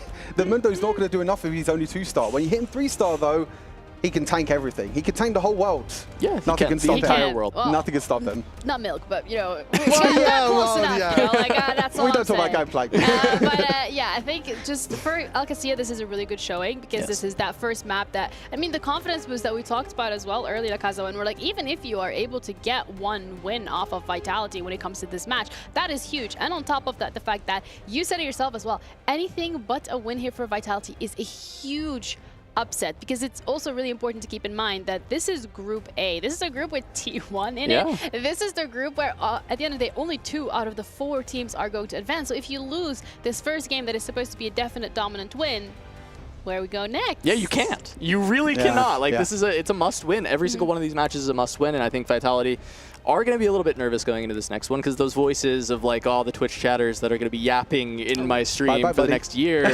Stop. It's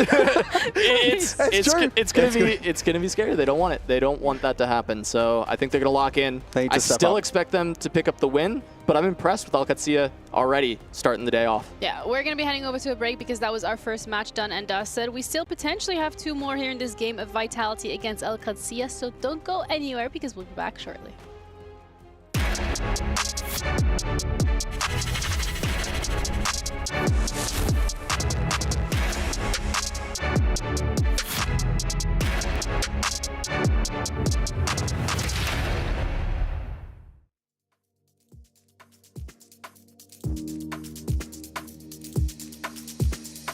Overthink tomorrow when we're alright.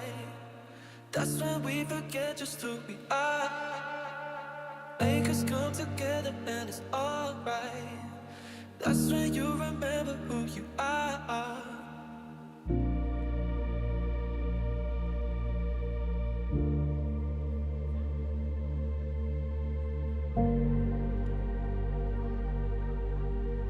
That's when you remember who you are. Who you are. Who you are.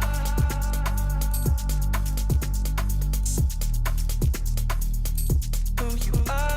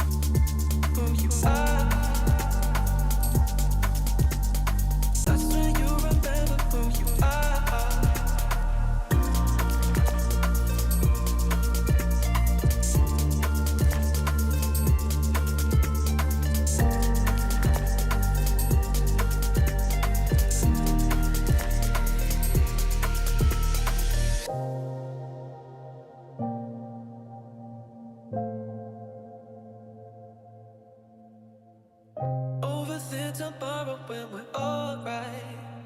That's when we forget just who we are. Make us come together and it's alright. That's when you remember who you are. That's when you remember who you are. Who you are. Who you are. That's when you remember who you are. Who you are.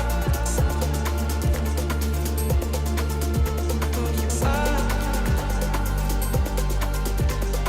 That's when you remember who you are.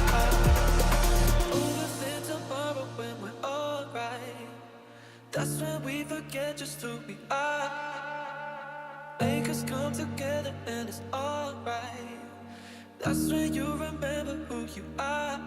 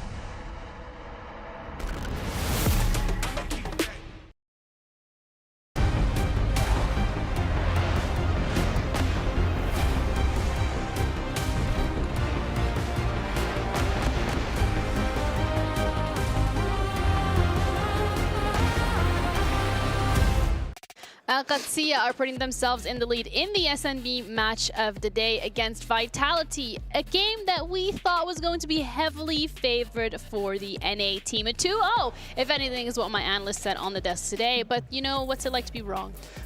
I did say at the start of the day, we know nothing. That is true. I think this the 4v4 tournaments always bring you a lot of surprises. And I think Alcatia surprised us in the global qualifiers. We expected, hey, maybe they'll surprise us again. And they're starting the day by surprising us with a win against Vitality. And what's not really a surprise here, Stuart, is the fact that Vitality lose that first match, because we've seen that time and time again. But if history repeats itself, then this one has to be very dominant.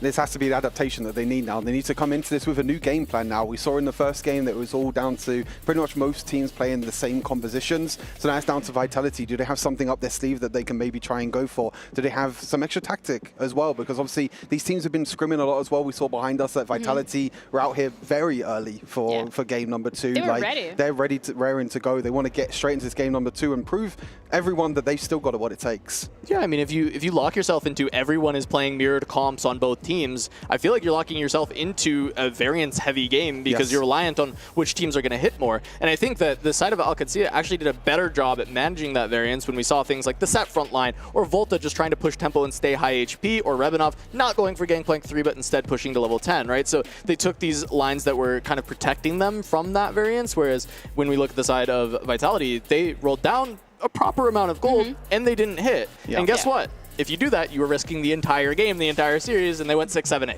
Yeah, and I think as well from a team like Vitality, of course, we're going to expect that adaptation. We're going to know that they're going to look at this, they're going to learn from their mistake, they're going to hit this game, this next match, and approach it a little bit differently to not have 6, 7, 8 blades holding hands in the bottom. Yeah, holding hands is not the way to go in a 4v4, that's for sure, because when you go 6, 7, 8, well, listen, I mean, if you want 2, 3, that's great. Holding hands there is like you're in dreamland, but when you're 6, 7, 8, unfortunately not. But I think the big thing for Vitality now, they're going to obviously talk behind the scenes. We have to see if there's any other compositions that come out as well, because I think it's very rare to actually find the same teams playing the same compositions. We didn't really have that last year for Esports World Cup. I think we still had a little bit of variance, obviously with Syndra being very strong in the last Esports World Cup. This time it's Gangplank.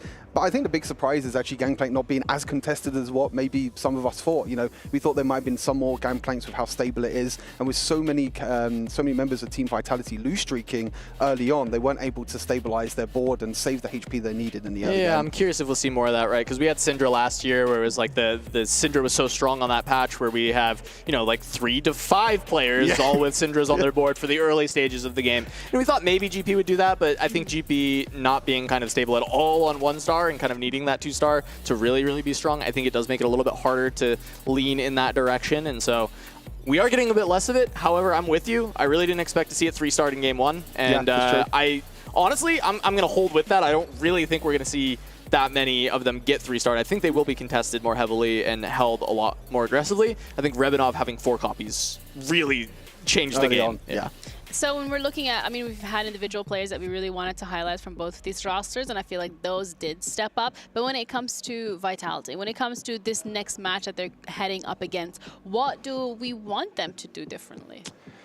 I think the big thing is trying to preserve HP in the early game. I think that's going to be the big thing. You know, try and maybe stabilize the board a little bit early on. I think with loot subscription coming in as the the portal, I think with that gold coming in at the start of stage 3, players like Precifen, players like Soju are actually saving that gold and saying, hey, if we go to level 8 before our Katsuya, we can roll down for our units. Unfortunately, too many of them tried to do that and they weren't able to hit their unit. So maybe they need to look to try and play a little bit more aggressively in this second game. Try and play for a bit more of an earlier composition, play around the early composition and save HP so they're not having to panic, in stage 4, stage 5 to try and get as much HP back as they can. I mean, I agree. If I look at the game as a holistic approach there, it was like they just ran out of life way too fast. They couldn't actually trade with each other because they were all at the bottom of the tables, whereas on the side of Alcatia, they had both Volta and Rebanov all kind of like 90 plus HP for the majority of the early to mid game, where they, towards the end, if they needed to, could start to sack for their teammates, whereas Vitality did not have that luxury.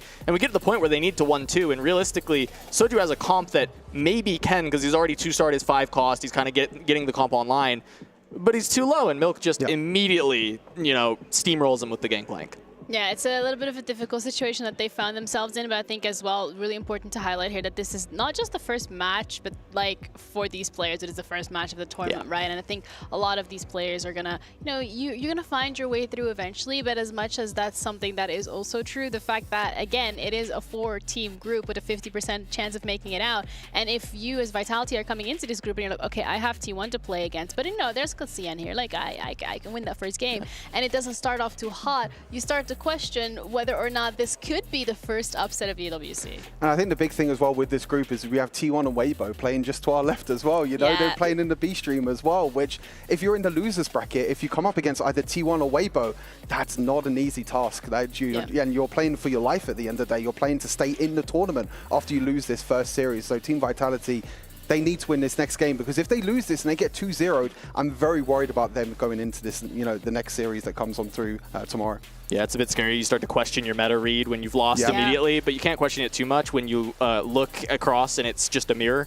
Yeah, I was gonna say, it's like copy-paste. You're playing the same comps, so at least for this one, I think there's the benefit of, well, you probably don't need to question your meta read because, well, you lost to what you were playing. So I guess it's really not one that has to be in their mind. So maybe they can just focus on everything else and not actually worry. Feel like their prep was good. They were doing well in scrims. They were beating a lot of teams. And I think they felt confident coming in. So just go with your gut. Keep going. Keep trying. I think, you know, maybe pay a little bit more attention to the HP if you need to. But it's also possible that they felt like their spots couldn't do that and they needed to hit and then they didn't.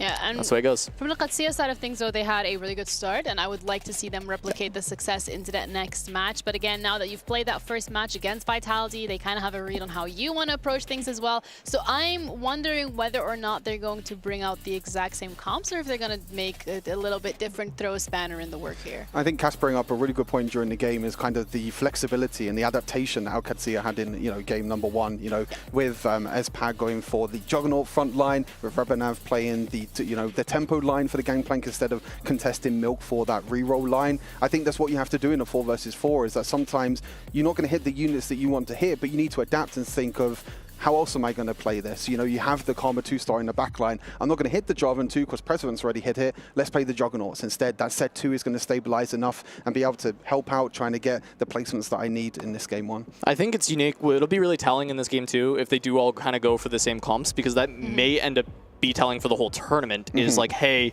you can't allow these to be uncontested, and so therefore you have to kind of jam your way into that spot to stop the other team from getting it for free. Whereas last year we saw a lot of just random flexible compositions that were maybe tier 3, tier 4 compositions, not very good. However, you'd be playing them uncontested, so you could feel like you'd comfortably get a 5th or a 6th, which was maybe enough points for your team. And that's not what we saw in this first game. It was just S-tier comps down the board, just trying to play the best stuff. I think the only way that that could really change in this next game is if we see any hero augments, if we see any of the 1-cost rerolls as well. You know, I think in terms of 1-cost, there wasn't too many of like the crew units dropping early on. There wasn't too many KOs. If someone finds like a KO 2 and a Zac 2 early on, maybe Severe 2, Zac and Malphite 2 early on, that could be that kind of maybe adaptation. That could be that different game plan that Team Vitality might need to try and play for the 1-cost, try and play for that win out with the 1-cost instead of playing for the 2-cost instead, and contesting that Dr. Mundo line. Yeah, no Crystal Gambit as well. I think that's notable, right? Like that will, if we do see that offered to get an emblem, I think it's going to be snap taken. So that's something that will also change the dynamic of the compositions. I think as well it would be really nice to have maybe you guys' predictions once again now that we've seen that first game. You know, I know there's usually no takesies, backsies, but I think considering it's the first game of EWC and, you know, Cass, you started off saying, oh, we know nothing, I will give you a takesies, backsies. Vitality 2-0. What? I mean, that's... Okay. Technically, that's still possible, I guess, if you count out the first game. But... Yeah, well, no, but I'm going to accept my wrong. But I'm still going to say Vitality's winning. Yeah, 2-0. Just double down. Double down. But then, do you think there's a world where there's actually going to be a 2-0, but not from Vitality? Yeah, I do. Because I think Alcatia is a good enough team to make it happen, right? If their spots come in better, I think in the first game, their spots were better. Yeah. I think that's just something undeniable within TFT. It's going to happen. And then they executed on that, and they found the win. And I think that they are a strong enough team, if they are given the spots to win, that they actually can take the wins over many of the teams, maybe all of the teams here, if they're given the proper spots. And I think they easily could find that 2-0 if that is the case. They find the Crystal Gambit emblem. They find the early GPs. It all align. I think they're getting there. I don't think they're going to throw that game. I think they'll make it happen. I think it really comes down to, like you said, like if you are given these opportunities and if you're given these positions, how do you play out from them though? How are you able to use that to kind of get out on top as well? How are you able to get the points and the placements that you need? Because sometimes players are given these light spots, you know, people are given these positions, but then they don't really know how to use them positions. They don't know how to use it to try and get a top 4, to try and get a first place as well. So yeah, I agree that obviously Al-Qadsiya had a great spot, you know, 2-star early game blank definitely helps out, but it's about, you know, adapting, you know, rolling as well, being able to make sure that you can get them spots that you need. Yeah, we're going to be heading over to a quick little break, and we'll be back with the second match of this game of Vitality against Al-Qadsiya, where we're going to see the question answered of whether or not the 2-0 here is possible.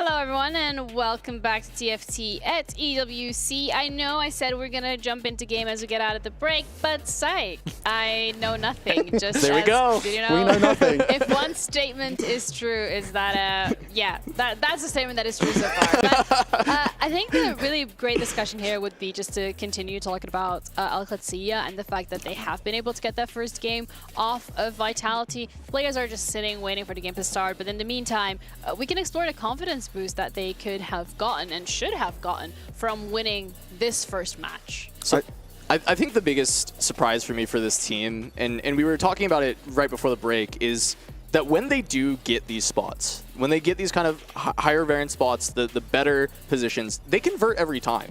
We saw it in the global qualifiers too. When they were seeing these really good positions, they converted and they found their wins every single time. They were the underdogs in all these matches, but they'd get one player on a great spot to go first, and they'd go first. It's just like how Soju was talking about Milk, and how when he sees the spot, he will go first or second. It's not even a question of his execution. And it's been surprising that Al-Qadsiya has kind of felt that way in the few matches we've seen. And yes, it's just one match here at EWC, but in the qualifiers, they had that same kind of characteristic. And I think that is amazing to watch for a team that has only accolades in any of their individual TFT careers stacked onto Volta, where the rest of them don't have that, and yet they've still performed at an extremely high level in this 4v4 tournament. I mean, this won't be the first time as well. If Al-Qadsiya go for that 2-0, and if they win 2-0, it's not the first time they're going to be beating that NA super team. You know, they were able to beat 100 Thieves during that last chance qualifier, being able to take them down as well, which no one expected. And they're trying to do the unthinkable in this series as well. So even though we come into this and we know how strong Team Vitality is, you know, this is a team that didn't drop a single series during the qualifier. They didn't drop a single series during the open and closed qualifiers. So we know that this team has a togetherness. They've been friends for such a long time. You know, they talked about the interview at the start of the day as well, how they can talk to each other, they can be open with each other, and they can take criticism with each other. But Al-Qadsiya in game number 1 as well, being able to come out on top just means that backs are against the wall now for Team Vitality. We know how strong this group is. Yeah, I do think, though, if there is any team to be put in this position to have that mental and ability to fight their way back out and to get back on track and to do everything right, it is going to be Vitality. I mean, already touching upon the fact that they have been friends for such a long period of time. But then also, like, on top of that, they have been boot camping. So they've had that experience of playing 4v4, sitting together, smiling at each other, or maybe not smiling when things don't necessarily go their way. And I think this is a team that at the end of the day, they got to the position they were in last year because of how good they were. And they could replicate it, but maybe it's just a slower start as usual. Yeah, it could just be a slow start, right? I mean, end of the day, as you said, they had their boot camp. From there, also, they are all streamers. They all stream TFT. That is their like full-time job.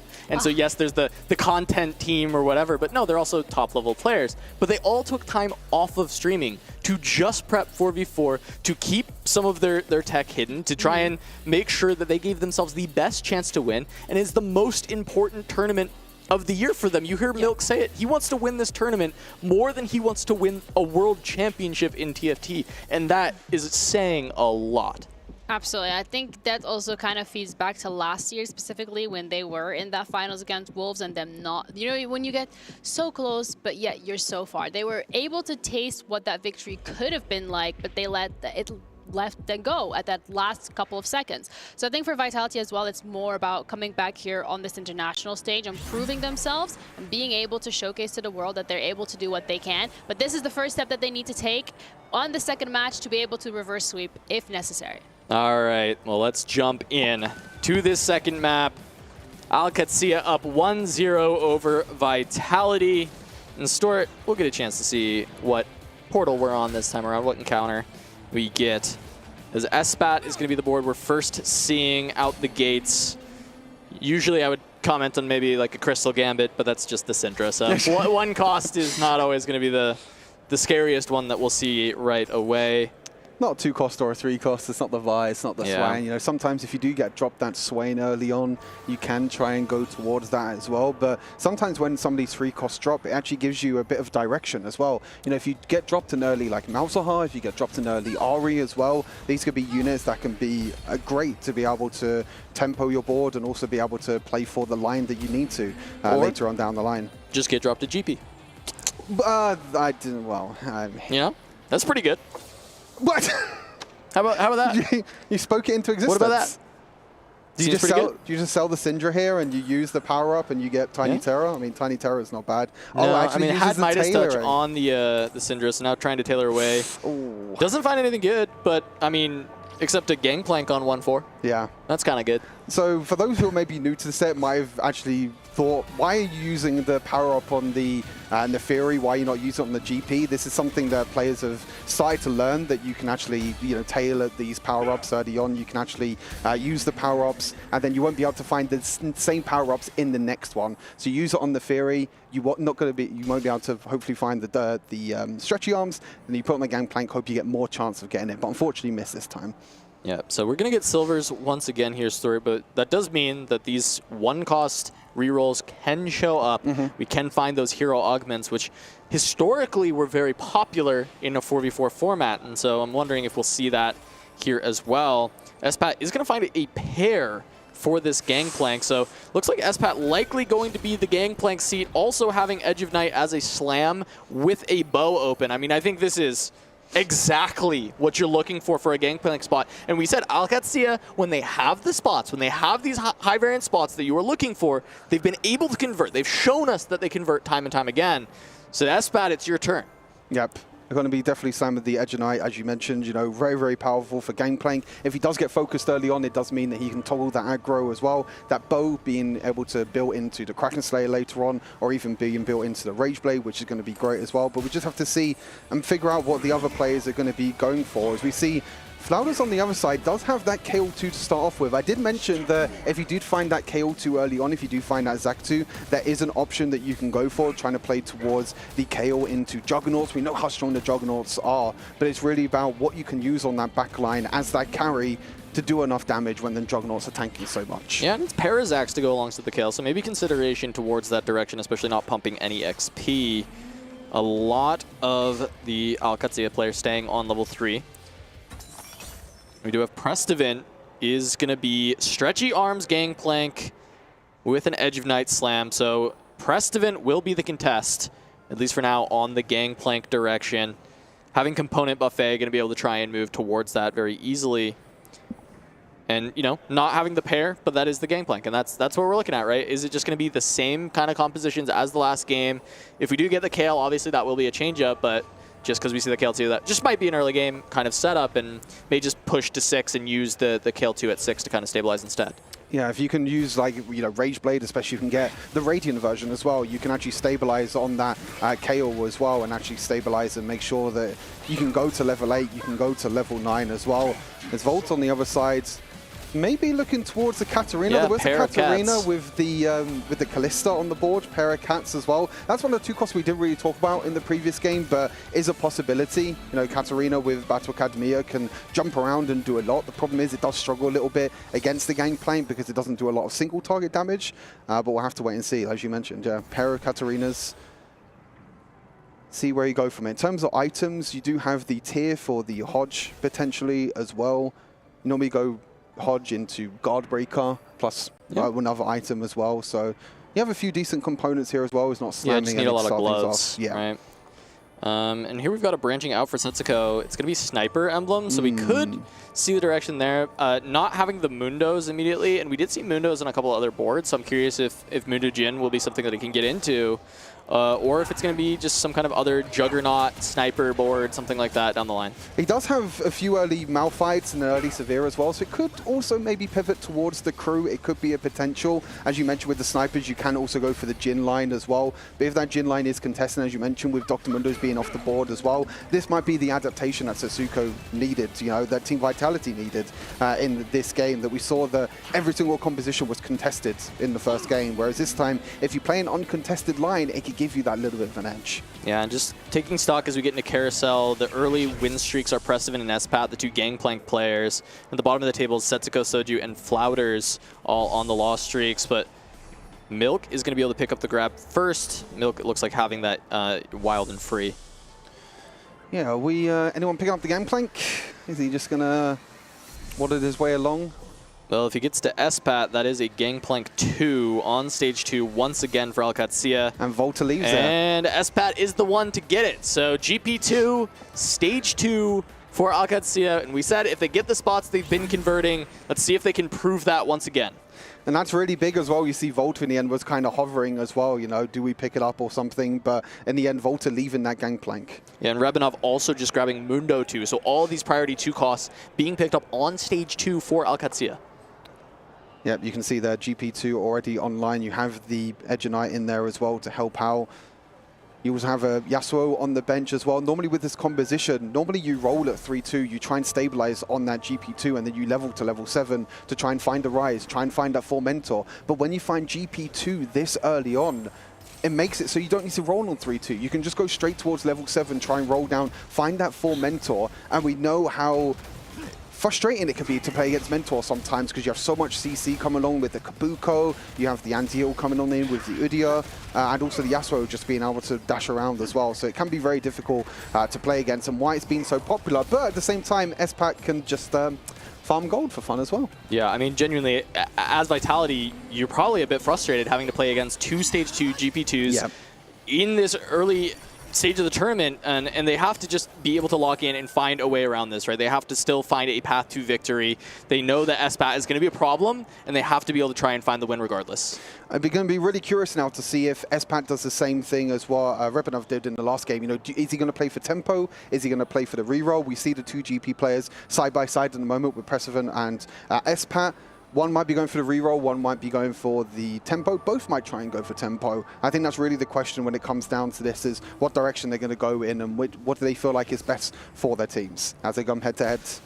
Yeah, SPAT is going to run into Persephone here. Stretchy Arms is a bit better, but this is just Gangplank 2, and I feel like that's just going to be the diff. I'm curious if the targeting can help out at all, but it's not like Persephone really has an upgraded front line to kind of make this work. He does have the Mighty Mech in, but yeah, really, it is just going to be Gangplank 2 versus Gangplank 1, and that's all she wrote on that one. Persephone going to lose the win streak in Stage 2, so that's another blow towards Team's Vitality. Yeah, not keeping the streak. One person keeping the streak, the other person not. Kind of same as game number 1, where Vitality lost the streak just before neutrals as well on 2-6. So not being able to find that extra bit of gold. We see Setsuko rolling down a little bit, kind of figuring out what he wants. Is this crew? It looks like it might be crew. Yeah, it could be the crew angle here. We see the roll down a little bit happening. Keeping hold of some KOs as well, and a Jin on the bench. So Setsuko kind of playing as the, sacrificial one in game number 1. It looks like he's also doing the same here as well. He's going to be rolling down for these crew units, but as you can see, he's actually keeping hold of Kales and Zax as well. I think that does mean that there was a Kale commit on the side of Alcatzia, and so we see that Setsuko is going to just try and slow that down a little bit while also rolling for crew, and here it is. Yeah, so this is what's going to happen now. Because we're having 2 1-cost rerolls in this game instead of the 2-cost, both of these players are going to be rolling down for the 3-star, but they're all going to be rolling down to try and deny as well at the same time. As we see side by side, a lot of kills picked up for Setsuko. Yep, they're both rolling down. He's just 2 away on the Sivir. Actually sells away the Zax in the end. Yeah, recognizing he just needs bench space, right? He has to still prioritize his own comp first.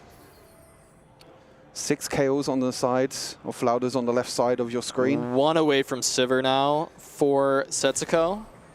He doesn't want to sell these KOs though, does he? Look, he doesn't want to sell them to even try and pick up the Ziggs or anything as well. He wants to keep them 6 KOs on his bench, because that's a lot of KOs that Flouders is not going to be able to pick up. So we'll have to see if that makes any difference with Flouders with his roll down. But you see that Flouders actually kind of realized that and adapted. He didn't roll down as much gold as what you normally do at this stage. You normally roll down to 30 gold, maybe even lower if you are really close to that 3-star. But actually saving it up, realizing that, hey, Setsuko is holding so many KOs. Maybe we wait until Setsuko sells it, which, as you mentioned, might need the bench space, and then he rolls down afterwards. I mean, and also, you just can't afford to roll as deep on the KO composition because you so desperately need levels. You can't lose these econ breakpoints as kind of as much as crew can. Crew can kind of get away with it a little bit easier.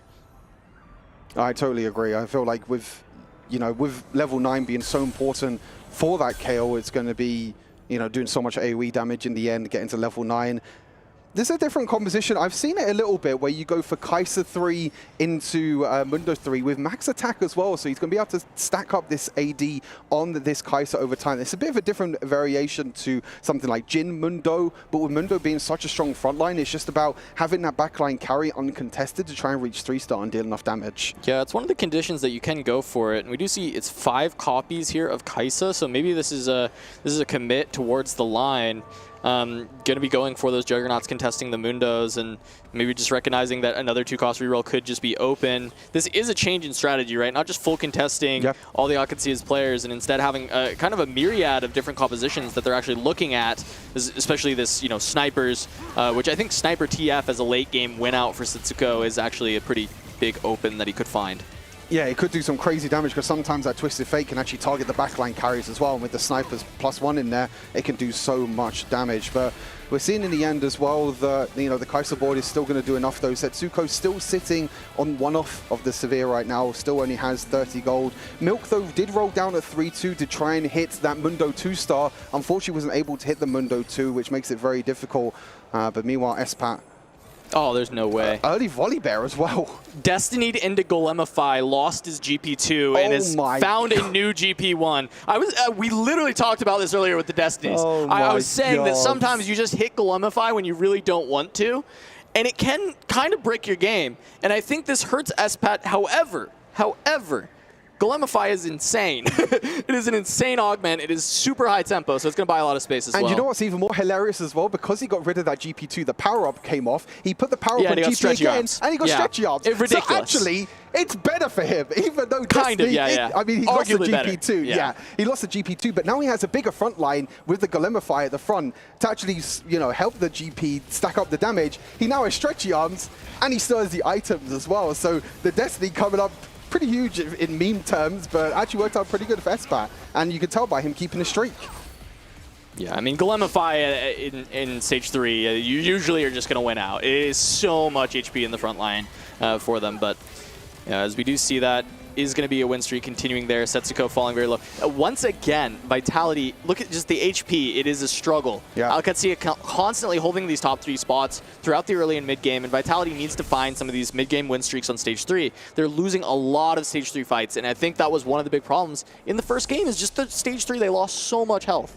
And as we're expecting here, both the 1-cost rerolls sitting at the bottom at the moment. Of course. The Severe 3 was hit by Setsuko. Unfortunately, he doesn't really have a lot of AD under his belt, though. I think the big thing is that he has the Rage Blade, he has the, you know, extra attack speed in there, which is not really going to help Severe too much, you know. But the big thing with the crew, you know, we mentioned, you know, in the green room as well, you need to hit these 3-stars on the crew. You need to be able to get the rockets online, the ship online as well. But it can easily be denied at the same time. Flouders is actually being stopped pretty heavily by these KOs. We can see that Setsuko did hold on to 6 KOs, now only has 3, but we did see Soju on the other hand as well, also keeping hold of KOs. So they're trying their best to roll down and hit these units, but also try and keep some as well. It's a Katarina that's a great shot. Oh, still one away though. It's a huge roll down. I mean, he's... There we go, that's huge. Finds the Malphite just 2 Shens away. This roll down has gone very well for Setsuko, getting to 6. Finding a lot of what he needed, finding all of the 1 cost. So now he's on 2 costs and he's level 6. So that's great. This is exactly where he wants to be. Very low on gold, but I would say that at least this roll down was very good. And if he can stabilize and actually start winning some fights here, I think he's in a great position. Yeah, the big thing as well is that with the crew, when you hit one of your units 3-star as well, every single time that you use a roll, you're actually getting XP as well at the same time. So he was rolling down, trying to get to level 6, but also trying to find that extra 3-star as well. So now every single time that he starts a new round, he gets a free reroll. And he can roll this deep also because he's got this Gambler's Blade on the Sivir with the Ginsu. So he's trying to, he's refreshing some of this gold, he's recouping some of the econ loss through having this economy generating item. And that is going to be a saving grace for Setsuko here at 51 HP, but he's started to hit these crew units. Espat finally losing the win streak. Round, yep. But it was against his teammate, though, Rebanav, who looks like he's going for the Dr. Mundo as well. So it looks like Milk is contesting Rebanav at the moment with the Dr. Mundo. 1 going for Jin and 1 going for the Kaiser. So again, kind of that adaptation that we was talking about. Instead of contesting the Jin, instead of contesting one of these 2-cost 3-stars, you go for something else instead, like the Kaiser might not have the same spike as what Jin does, but can still get it online a little bit earlier. And I'm curious how early he had it. If it's been stacking the entire game, the Kaiser does have some really good cap-out potential, so we'll see if, you know, Milk can realize that, or if he is kind of playing that, you know, 5th, 6th position, 6th, 7th position for the team.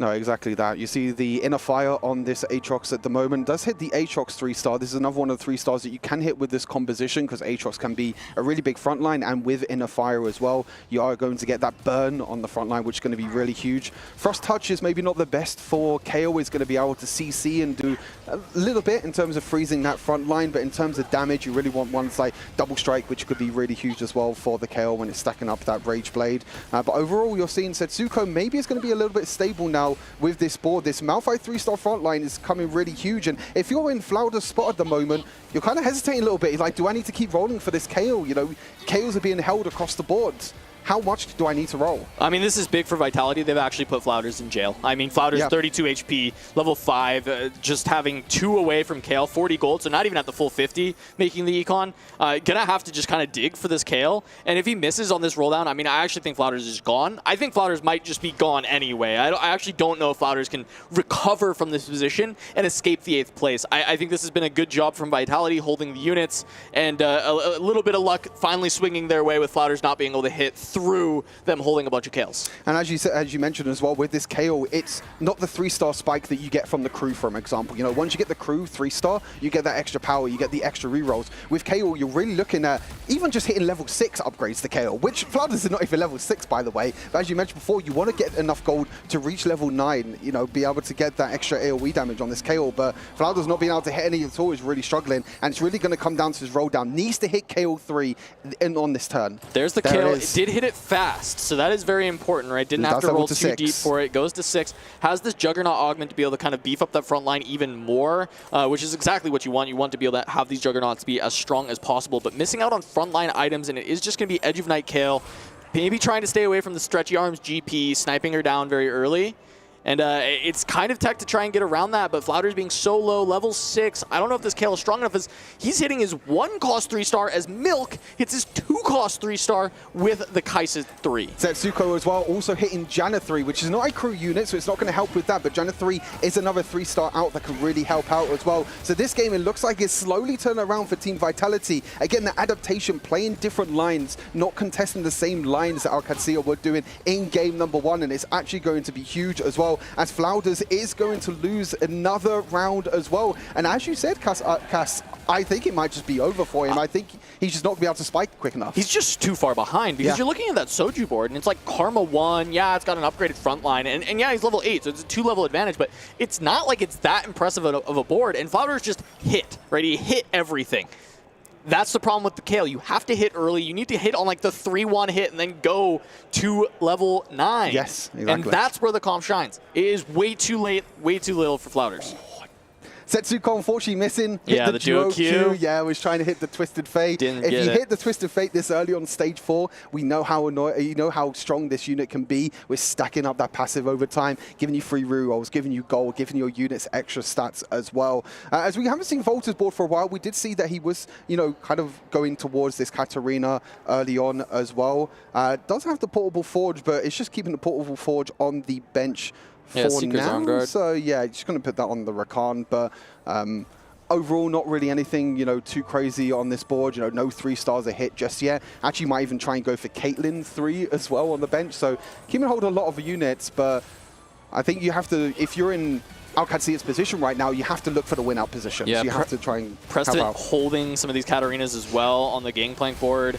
Because he's fully stable with the Stretchy Arms Gangplank right now, as you can just see the power of this, staying away from the Katarina while still casting through, both of them having their Edge of Knights ready to go. Edge of Knight, yeah. And there you go. Voltig's going to take the loss. Preston holds on to this big win streak with that Gangplank. And that's the struggle that Katarina can sometimes do against the Gangplank. The Katarina doesn't have that single target damage and isn't really able to burst the Gangplank, and then the Edge of Knight can be very, very annoying. Flouders actually going for Portable Forge, finding the static, was maybe looking for something else, like maybe Flicker Blades, obviously being one of the best items, one of the best artifacts for KO to stack up the attack speed. Does unfortunately only get the static instead. As Milk, on the other hand, we were talking about this board as well. One of Max Attack is still on Milk's board, and like we said, we already saw it early on stage 2, and it might have been going for quite some time. Katarina 3 has been hit for Volta. The roll downs are coming on through now. I think there's a little bit of kind of a hesitation, a little bit of worriness now for Alcacia, knowing that they're kind of losing a little bit on HP and they need to try and hit these 3-stars. Yeah, it looks like Volta also may be giving up on 3-star Recon and just going to be able to put the power-up on Leona and the items there as well. Just committing to that and to start pushing levels instead of actually worrying about re-rolling for Recon anymore. We'll look for one more Caitlyn, because actually, one away from 3-starring Caitlyn. Usually the 3 costs don't get 3-starred very much in 4v4 because they get held, but no one bothered to hold Caitlyn's because I think they're just not worried about that. They're more worried about the Katarina getting hit. It finally does get hit, and now Volta has the chance to maybe start to bring this game back, but we heard a lot of rumbles that Katarina is maybe not as good in the 4v4 because of the ability to position around this unit.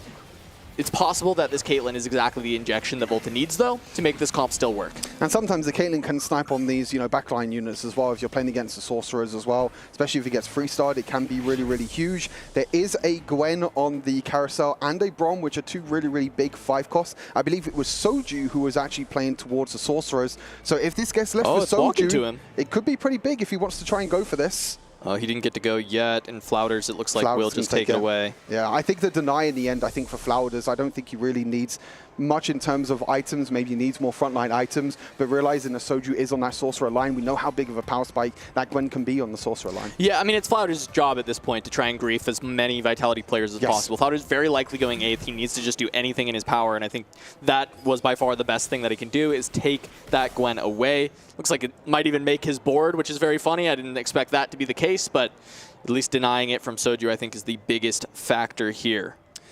As Pat on the other side, on the right-hand side, of course, with that Golema 5, was able to basically get rid of his GP2, was able to find another GP2, but now also playing for that tempo GP that we said a little bit as well. Espat also has quite a lot of gold, so he was able to get to level 8. Wasn't able to find too much in his level 8 roll down, though. Only found really a Yone 1, and that's it. Sometimes you can try and go towards the Volibear, as an example, can be very strong in this composition, but not find anything right now. As we see the Kayle reroll against Kai'Sa. This Kai'Sa has been stacking up with max attack this entire game, so let's see if it can do enough damage to break through this Aatrox. Yeah, I mean, on top of that, we've got this unstoppable Vi 3 for Milk, giving a lot more crowd control, and I mean, Milk's board looking pretty solid. Yeah. This two cost reroll, able to find all his hits except for the Mundo, which was contested, but still finding outs with the Kai'Sa and with the Vi. Able to take Flouders down all the way to 8 HP. This game is looking a lot better for Vitality. Espat does take down Volta, but we look at the HP, and Setsuko is the only one who's very low, and he's been this low for a while. He's actually been finding wins with the crew and holding on to this low HP that he had from a very early part of the game. Yeah, with the crew, you're really trying to look to hit the crew, 4 of the crews 3-star. If you hit 4 of the crews 3-star, you get that ship that helps you out, that deals the extra damage, and you can actually try and move the items over to the Ziggs 3-star. Be interested to see what spot he is in the moment, but as we've seen with Flouders, throughout most of this game, his units has been held, especially by Setsuko, holding 6 KOs with Soju as well, so really struggling. Only level 7, does have 50 gold, but as we said, it's not level 8 that you need, it's level 9. And coming up against the Volta Katarina 3 as well, this could be the end for Flouders. Yeah, I mean, fortunately, the Kayle is very far away from this Katarina, so it will take some time to get over there, and you do have the Aatrox to contend with. It feels like maybe Volta can actually get there with the Cat, just casting, already losing the Edge of Night as the kind of change of focus onto the Leona is going to slow things down, but this Aatrox doesn't seem to be going anywhere for a while. I think Flouders should be okay to get past this fight. Volta going to take the loss, but Rebinov also taking a loss, so this time around, Alcatzia going to be in these bottom 2 spots, Flouders and Rebinov. Volta taking that other loss down to 40 as we see Setsuko hitting another Ziggs. It looks like that's probably 6 copies of the unit as he's looking towards getting yet another 3-star for the crew.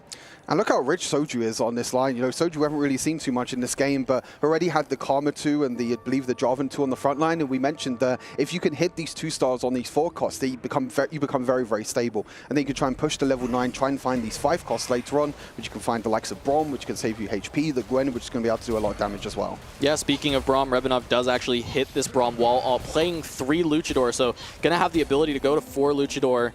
And that may be able to stabilize a little bit of time for Rebinov. Oh my... Brom 2 out of nowhere. I think I just heard the player said, oh my god, as well. Like, that reaction was crazy. Level 9 now for Rebinov. The Brom 2 online, which is... That was just from one shot. Picked up as well. That was from one shop as well. That was crazy. TF2 as well, which is actually going to deny Setsuko as well, because of course he wants to try and find a Twisted Fate as well. And suddenly Rebinov was in a really tough spot in terms of his HP, but now with this board online, actually going to move the items over to the Twisted Fate as well. Rebenov could be on the comeback. Yeah, he gets to play some 5-cost soup and actually potentially look for a lot of time for his team with that, as Flounders does run in to Soju once again. Last time around, the front line could not stand up to the Karma, and it looks like we might just be seeing a repeat of that, as Flounders is going to take the 8th that we expected. Rebenov lost. He dies? Right after taking those. He's going to go down to 4 life. Finds all these 5-cost upgrades, getting them 2-star, and then loses it. I'm curious which player was able to take Rebenov down.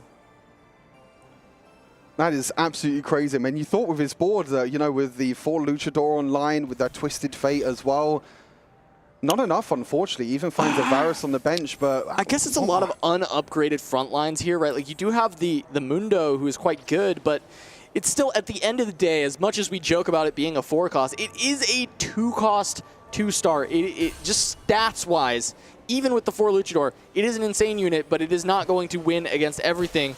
As going up against Volta, who has removed the items from Katarina, will be able to try and hold out for Rebenov to live another fight. Volta making a good team play.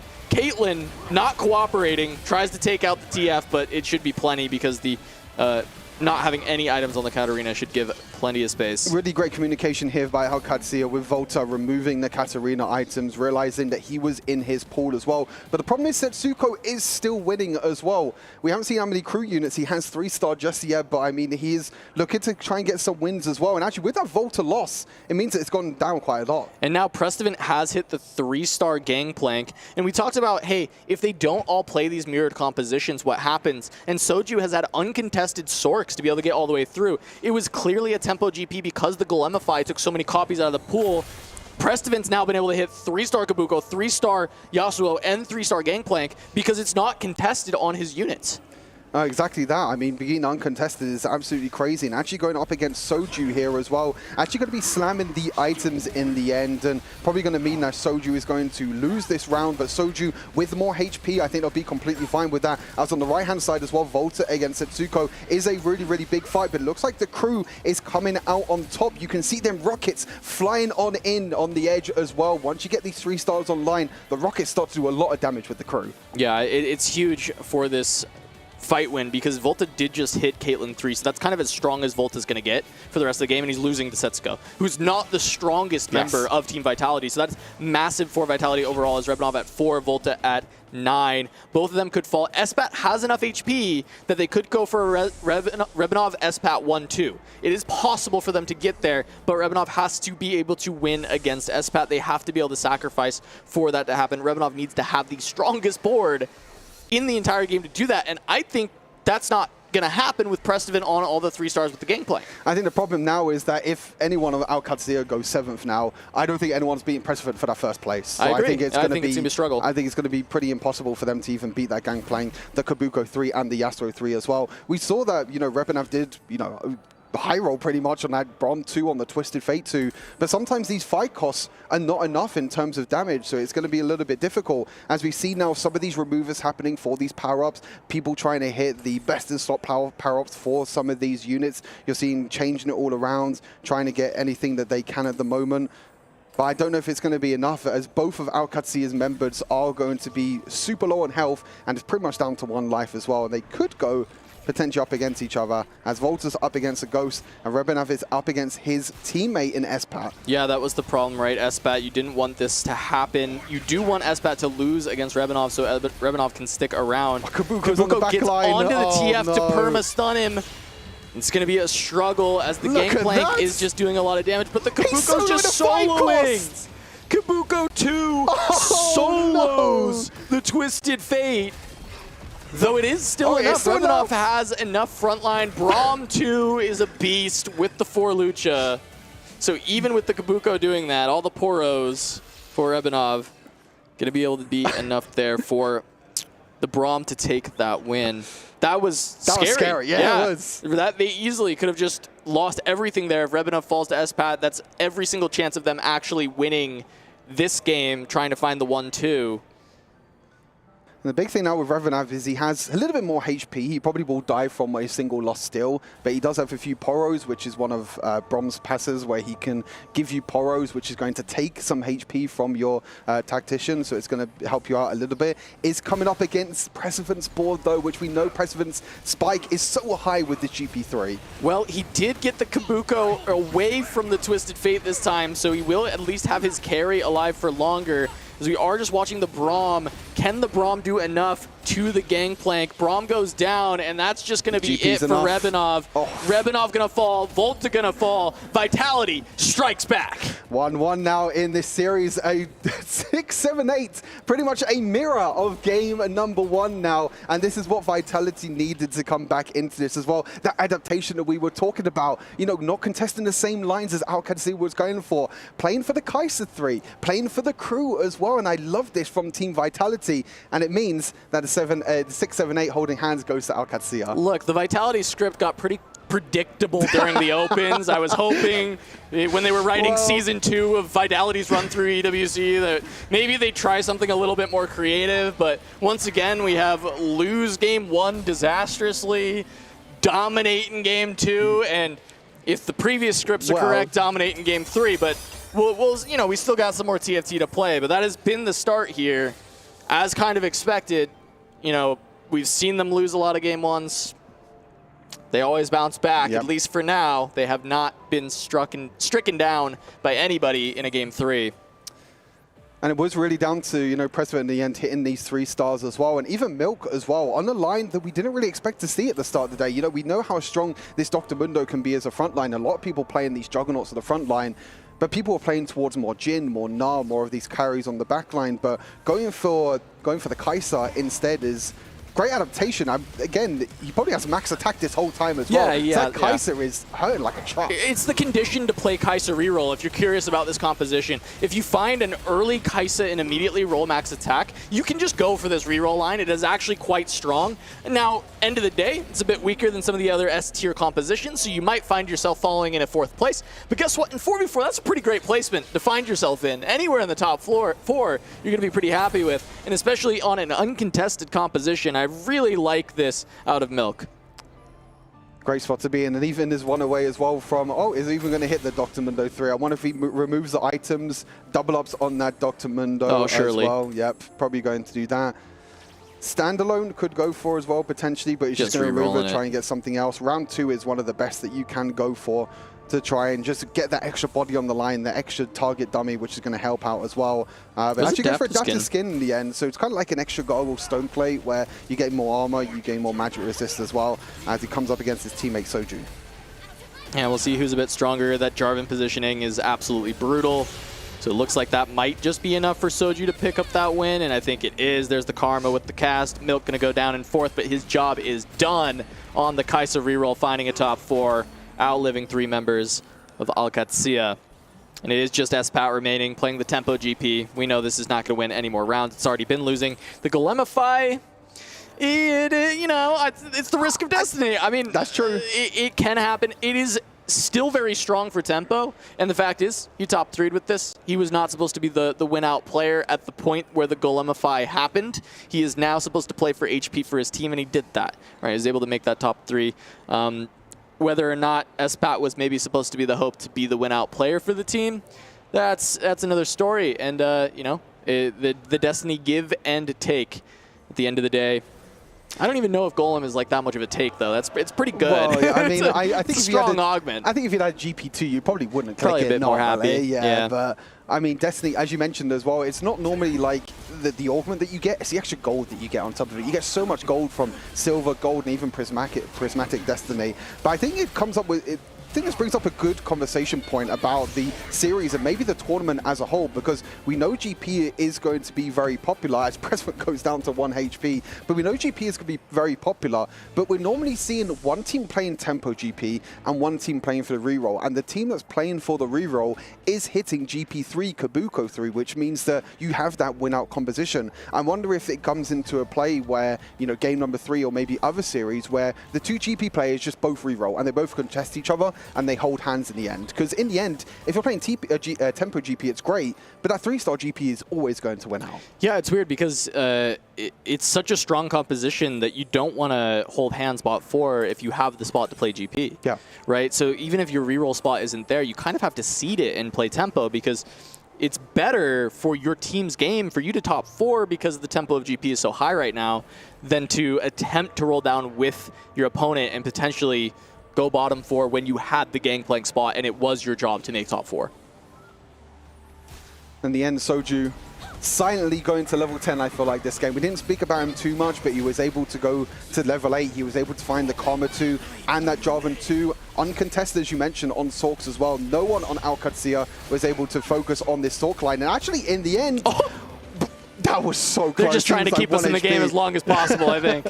He was 1 HP away. I mean, Soju kind of proving that, hey, Sorceress has a chance to get against GP. Yeah, if you get to level 10 and you have like best in slot power-ups on Gwen 2 and you have the front line all upgraded and Braum 2, then you might get kind of close to beating Gangplank, actually. Well, it did come down to like 10 HP difference, so it was kind of close. No, but I know, and he won the fight before, actually. You compare a 2 cost 3 stars and a 3 cost 3 star to 2 5 cost 2 stars. I think board cost Precedent still hasn't beat, Well, yeah, it's maybe a little bit too difficult to try and break down, but yeah, this is going to be the final fight. And Team Vitality, the script is already written, it seems like, with game number 2 as they plunder out in game number 1. Because game number 2, they bounce back with fire, and the adaptation in this game that we all wanted to see did come true in the end, playing the Kai'Sa reroll, playing the crew reroll, playing compositions we didn't see in game number 1. It wasn't this 4-way contest of every single composition in the end, and actually it is Soju who wins out level 10 in the end with the Sorcerers. Yeah, no, I love it. I mean, exactly what we were talking about in the game 1. We have these 4 compositions that are very strong. I think Prodigy is kind of the outlier. I don't think Prodigy like has to be contested necessarily, but this is what happens when you leave Sork uncontested, right? He's able to hit everything for free, goes 10, and his board is beating Gangplank boards, right? You can't allow the Sork player to actually just be fully uncontested, especially if they're able to have a good tempo early game. I mean, Vitality Strike Back, that is something that we were at least hoping to see, bringing this all the way to that 3rd game, which would be a great way to start off EWC here. But for Vitality as well, they've proven that they can make those adaptations on the fly, and that the history of, you know, getting here through the qualifications is probably going to repeat itself. Yeah, I think it might do. I mean, we'll have to see with game number 3, but I think in the end, the adaptation was really huge. Them holding them KOs early on as well, with Setsuko and Soju being able to hold the KOs. Flounder's just going out in 8th place, just proving that with this KO it can be strong, but you need so much gold to hit these 3 stars, but also being able to level 9 to upgrade your KO for it to become more powerful, which wasn't able to do in the end. I mean, he got put in jail this game. I mean, that's just how it is, right? Like, there's really nothing else to it. It's not even, like, you can't even blame Flounders. Like, he's playing the spot he's supposed to get, and Vitality's just able to find all of the units that they need to just deny him. He can't hit the kill, and that is such a bad comp to not be able to hit early on. You have to be able to push 9. Yeah, something we expected specifically from Vitality was that this was going to be a very dominant game from their side of things. If we were, you know, looking at how they'd be performing, I still think that Katsuya gave them a little bit of a pushback here and there, but it wasn't definitely not what we've seen on that first game. No, I mean, it's a complete opposite of what we saw in game number 1. You know, in game number 1, it's Vitality 6-7-8. This game is Alcazia at 6-7-8. So if we look at the moment, both these teams are pretty even, but the big thing was just playing these different compositions, playing the uncontested Sork line, which I think Alcazia needs to be very careful in this game number 3. If they have a team, if they have a player, not in their team, not playing Sorks, then it can be a pretty big downfall. And it's possible that this Katarina read is just wrong. I mean, we heard people talking about how maybe this is not that strong. I don't even think Volta hit late. He hit at a reasonable time that he found the Katarina 3. Yeah. He finds Caitlyn 3 just for fun. Like, I don't know if he is maybe not even worth the gold that he spent on that, but if it is worth the gold, why did it not do anything by the time he actually hits it? It just might be a comp that's just not quite where it needs to be for this competition. Yeah, and I think as well, that's also what makes it nice that this is going to be a BO3 match rather than, you know, that one-time, one-and-done thing, because at the end of the day, you are here on that new patch. You now have that opportunity to test your comps. I mean, we're having this happen simultaneously next door. We have Weibo going up against T1, playing different comps as well. So the meta reads are being trialed and tested as this tournament goes on. But as much as that's a nice thing, it also is a little bit of a downfall because, again, you only have one shot to go up against this opponent. You have one shot to get the points to get to the top of your group. So for both of these teams, I mean, who knows? We might just go back to that comp that we saw earlier from GP. Yeah, it might be. It might just be 4 mirrors right up the No, table not again. No, between the two, all over again. Don't want Syndra all over again, please. No, I don't think it'll be that because I do think we saw a good range of compositions, and I think Vitality did not want to be back in that zone where they're just like, we're all mirrored, we're just going to go on variants of who hits and who misses. They wanted to be able to go, hey, these are much stronger and we're going to stick with those. Yeah. And I mean, at the end of the day, like, look, Soju comes out on top, 22-10. Not bad, not bad. No. This is the opposite of what we've seen on that first game where we were looking at Katsuya towards the top and, you know, we had Vitality at the bottom, but it's all reversed this time around. Bit of a flip this time. And like I said, Soju was kind of silently getting into level 10 and silently leveling up because we were focusing so much on these rerolls throughout the game. And Soju was like, okay, you're all playing rerolls. I'm just going to try and tempo with Sorks. I'm just going to go into level 10, hit these 5 costs later on as well. And you can see the power in the end as well. But I think overall Vitality with a great adaptation to game number 1. I think overall they're going to have the confidence now. You know, as you mentioned with, you know, 3-game series, it means that you can adapt throughout the series as well, and you have time to come back if you do have an unfortunate game number 1. Yeah, and with that as well, match 2 is done and dusted. We still have one more coming your way for Vitality against Katsuya to determine which one will actually take the win here. We're going to be back with that final match after the break, so stick around.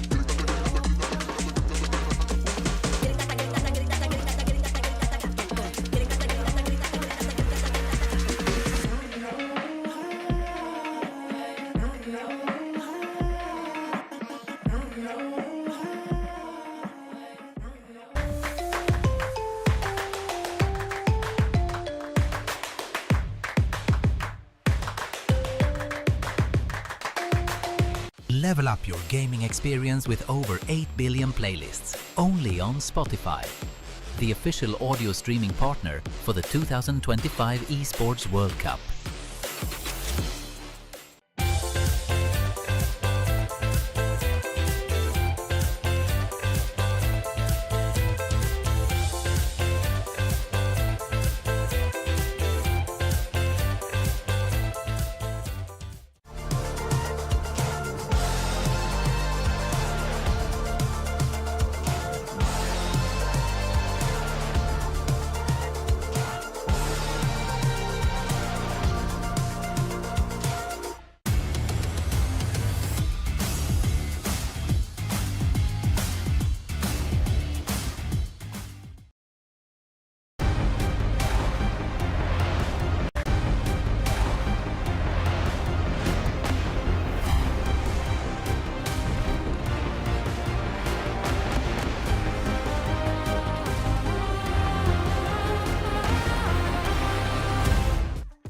Welcome back to TFT at EWC, where Vitality has equaled the score against Al Qadsiya, a team that we didn't even think was going to be able to get a map off of them. But here we are, 1-1 for both of these rosters. And this is where they have to lock in, Stuart. This is their chance to actually get the point to be at the top of the group.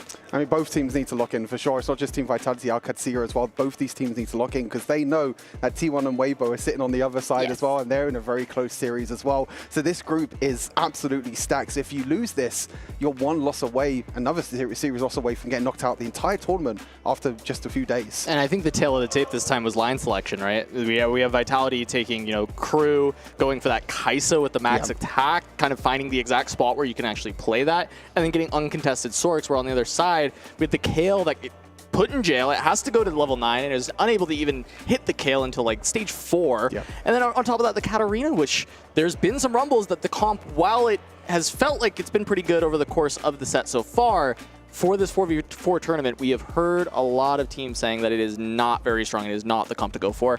And it kind of showed it there in this game. I was going to say, it feels like we got the confirmation, so I don't think we're going to be seeing Katarina again. But I also think that this was very different than what we've seen from that first game, because it's like the complete opposite of seeing two mirror comps. Like each team tried to go for their own meta read, and I think this is where you get that confirmation of like, okay, well, that's not what you're supposed to be doing. But either way, it's a learning lesson, and you can move forward, which is why these teams are here. Because again, like as you already touched upon, Stuart, is like Al Qadsiya, like yes, maybe necessarily weren't supposed to be here, but they beat 100 Thieves to get to this point. Exactly that. I mean, they've beaten some of the best teams. They've beaten some of the best players before. So this is not the first time that they've been in this position where they can try and take down another NA super team. But I think at the same time, you've got to realize that, Team Vitality, when they're playing different compositions to Al Qadsiya, you're seeing the kind of level difference of these players. They find the right spots, they find the right win outs as well. And they were able to take game number 2 with not really contesting any comps, I think, in game number 2. I think everyone was on a different line in game number 2. We had the GP reroll, the GP tempo line, we had the Sork in there as well. So I think when it comes down to everyone playing different compositions, I think Team Vitality have that edge. I think part of that too is you can live and die by the Volta cook. I mean, Volta is known to play very creative boards. He ends up going for the Caitlyn 3 in this spot alongside the Katarina. A lot of players just wouldn't buy the Caitlyn's because they would just want to save the gold, but he decides he wants to go for it. Does not pay off. Ends up in a 6. But we've seen Volta other times play some very creative lines, end up making it all the way to the end, and just getting some big wins. And we're going to be getting into games straight away, because who wouldn't want this match to get started? All right, jumping right in. And we've got some artifact anvils to kick things off, Stuart. We were not getting high variance in our first 2 matchups, but game 3, let's just go crazy.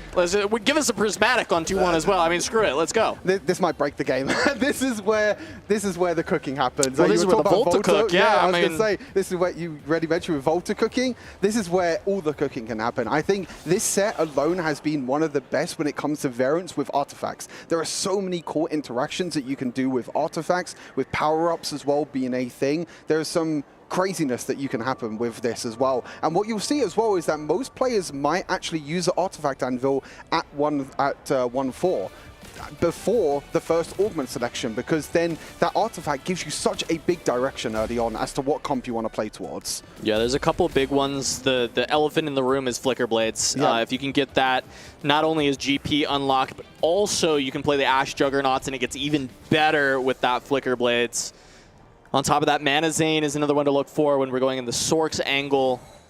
Those are kind of the two immediate directions, but also Silvermare Dawn does open up lines that don't exist without it. You can actually play around Darius reroll if you find Silvermare Dawn, and that's maybe even one of the bigger cooks that we can see as a Midas touch for Volta, so he's going to be able to find some gold.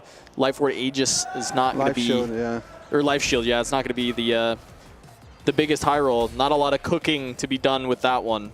No, unfortunately not. No, trying to hit something maybe like the Flicker Blades can also enable KO as well with the extra attack speed that you can actually get. Space Camp, oh, okay, just get insta-roll. I was going to say Space Camp is a good option if you want to try and go towards the crew. But with this Luchador 2 starts, it's going to be going for Replication instead. Yeah, they can also synergize with your power-ups. I had a really neat thing come up. Flicker Blades. That's probably going to be the click, but we do see AP items mostly for Milk, so yeah, have to see what he can do. I think it might still just be the click, because you can still kind of build Ginsu's or something alongside. You can still build a lot of items out of what he has. It's just not very easy slams that he has access to. I think it's really difficult as well because he has a Lucian too, so you can build something like the Lichbane with the Lucian as well. Actually goes for the Light Shield. Yeah, I think his items just don't really make you think that you want to go for Flicker Blades. I think that if he had some AD items, if he had a Ginsu, and maybe if he had a Natu as well. Natu is great with Flicker Blades as well, but I think with this AP line that Milk is looking towards, just picks the safe option. Light Shield is the safe option that you can go for your front line. And well, this would explain it as well, right? Oh, boy. Soju's got Flicker Blades, GP, Midas Touch, and items to slam straight away. We'll see how much gold he can find. But this is exactly what Vitality wants to see. This is the way for Soju to be in position as the ace for this team to play for a first. And this is what we was talking about with Artifacts. Artifact Portal opens up so many possibilities. Espat on the other side also picking up the Blighting Jewel as well, which is also very, very good way if you want to play towards the Malzahar potentially later on down the line as well, as that damage over time from Malzahar can basically shred any of these frontline tanks a lot as well. Mana Zane as well for Setsuko. Mana Zane and Flicker Blades for Team Vitality. That's a huge start to this game. So they got 1 AP, they got 1 GP going through, and then we'll have to see the other players on Vitality and how they decide to play around it. Dawncore does have some crazy implications that it can go for reducing that mana cost so significantly. Yeah, Dawncore could be really good for Yuumi as well. Just keep on casting over and over again, especially if you get like Bullet Hell as well. Silvermere Dawn.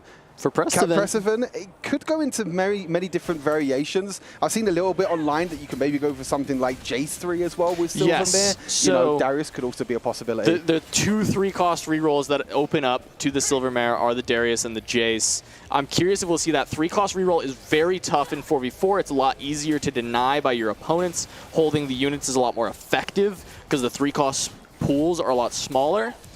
So I am curious what the Silvermare wants to be from Prestiven. This is going to be the more interesting cook. Yeah. Soju is just powerful. Prestiven, I believe, who had the Mana Zane? Milk had the Mana Zane. Yeah. So it's Milk and Soju are just straight up powerful, and we have to see the other side. Cloak here for Rebenev with the Edge of Night as well could also be pretty... Oh, it's Setsuko, yeah. So but also has the Void Staff as well, so it's 2 really, really strong items going towards that AP line already. Rebenev again going for the Trench Cloak could be really good. It's a really good interaction with Edge of Night as well, because when the units split, the Edge of Night refreshes as well, so the Edge of Night keeps proccing over and over again. It can be a possibility with the GP as well, and maybe Rebenev is going to be the player to contest Soju on that GP, and I think this might be the game that we might see both the GP players maybe potentially going towards that reroll line instead of playing towards tempo. Yeah, GP could be all out Cassante. There is a way that you could go up to the going for the 4 cost, but I think you probably do need to contest Soju's GP. I don't know that you can just unless you just want to give first and try and play for the other high placements and just say, hey, Soju is going to go first here, and we're just going to try and get, second, third, fourth, something like that. Maybe you can try and look for that and just ignore Gangplank and just say, whatever, Soju can have it. Let's see what the possibilities here on the carousel. There is a pan on the carousel, which if you can change that into a spat, you could also, as Precedent's actually going to deny that away from Espat in the end. But How can we cook Silvermare in a pan? Where can you go with that? Oh, gosh. Maybe +1. Heavyweight for Darius, probably. It's possible. You could, but this is also theoretically you can change this into a spat at some point, right? So I was thinking maybe the players that can change it into splat that have flicker blades, like maybe Soju can maybe go for like Ash instead if he knows that GP is you know, contested. But at the moment he is pretty uncontested on this line. And honestly, just slammed items. You know, Sterak's not considered one of the best items for GP, but I think just slamming the item, trying to play for that win streak is going to be really important. But here we are again, you know, 2 players on the same team, on the same streak that could go up against each other, and one of them might be able to ruin the econ. What about +1 Academy with the Jace reroll with the Silvermare? Maybe that's a way to get there. That could be good, yeah. I'm curious. Extra Academy online. Yeah, I'm just like, you have to use it if you're Precedent, right? So I'm like, how is it going to get used? Yeah. And I know he had to pick it up for denial. I don't think it was something he necessarily wanted. So we'll see what Precedent can cook up with that pan alongside the Silvermare Dawn. But right now it's just going to be Gangplank farming gold. One downside, I think he can farm more gold off of these little ones. So there's 2, 3 executes. How much more gold? Every single time, which is kind of another cool interaction, but 3 it does it many times. 4, 5 gold? Oh my. That is insane. I think he just farmed 2 gold with that last one with he Midas did. Touch as Midas well. Touch and Gangplank shot.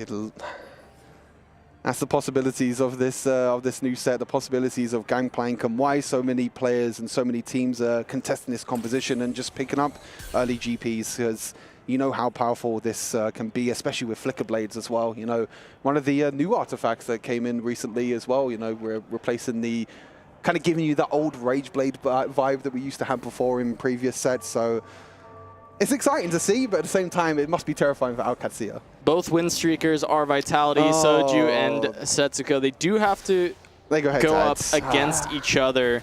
Setsuko having these items and Rising Chaos on the Syndra is such an insane early game. Might even be stronger than the GP, and in fact, it looks like it is. Soju's still able to grab a little bit of gold here, but Setsuko actually having the strongest Stage 2 board, as Soju still needs to find that Gangplank 2 to really bring out that full potential.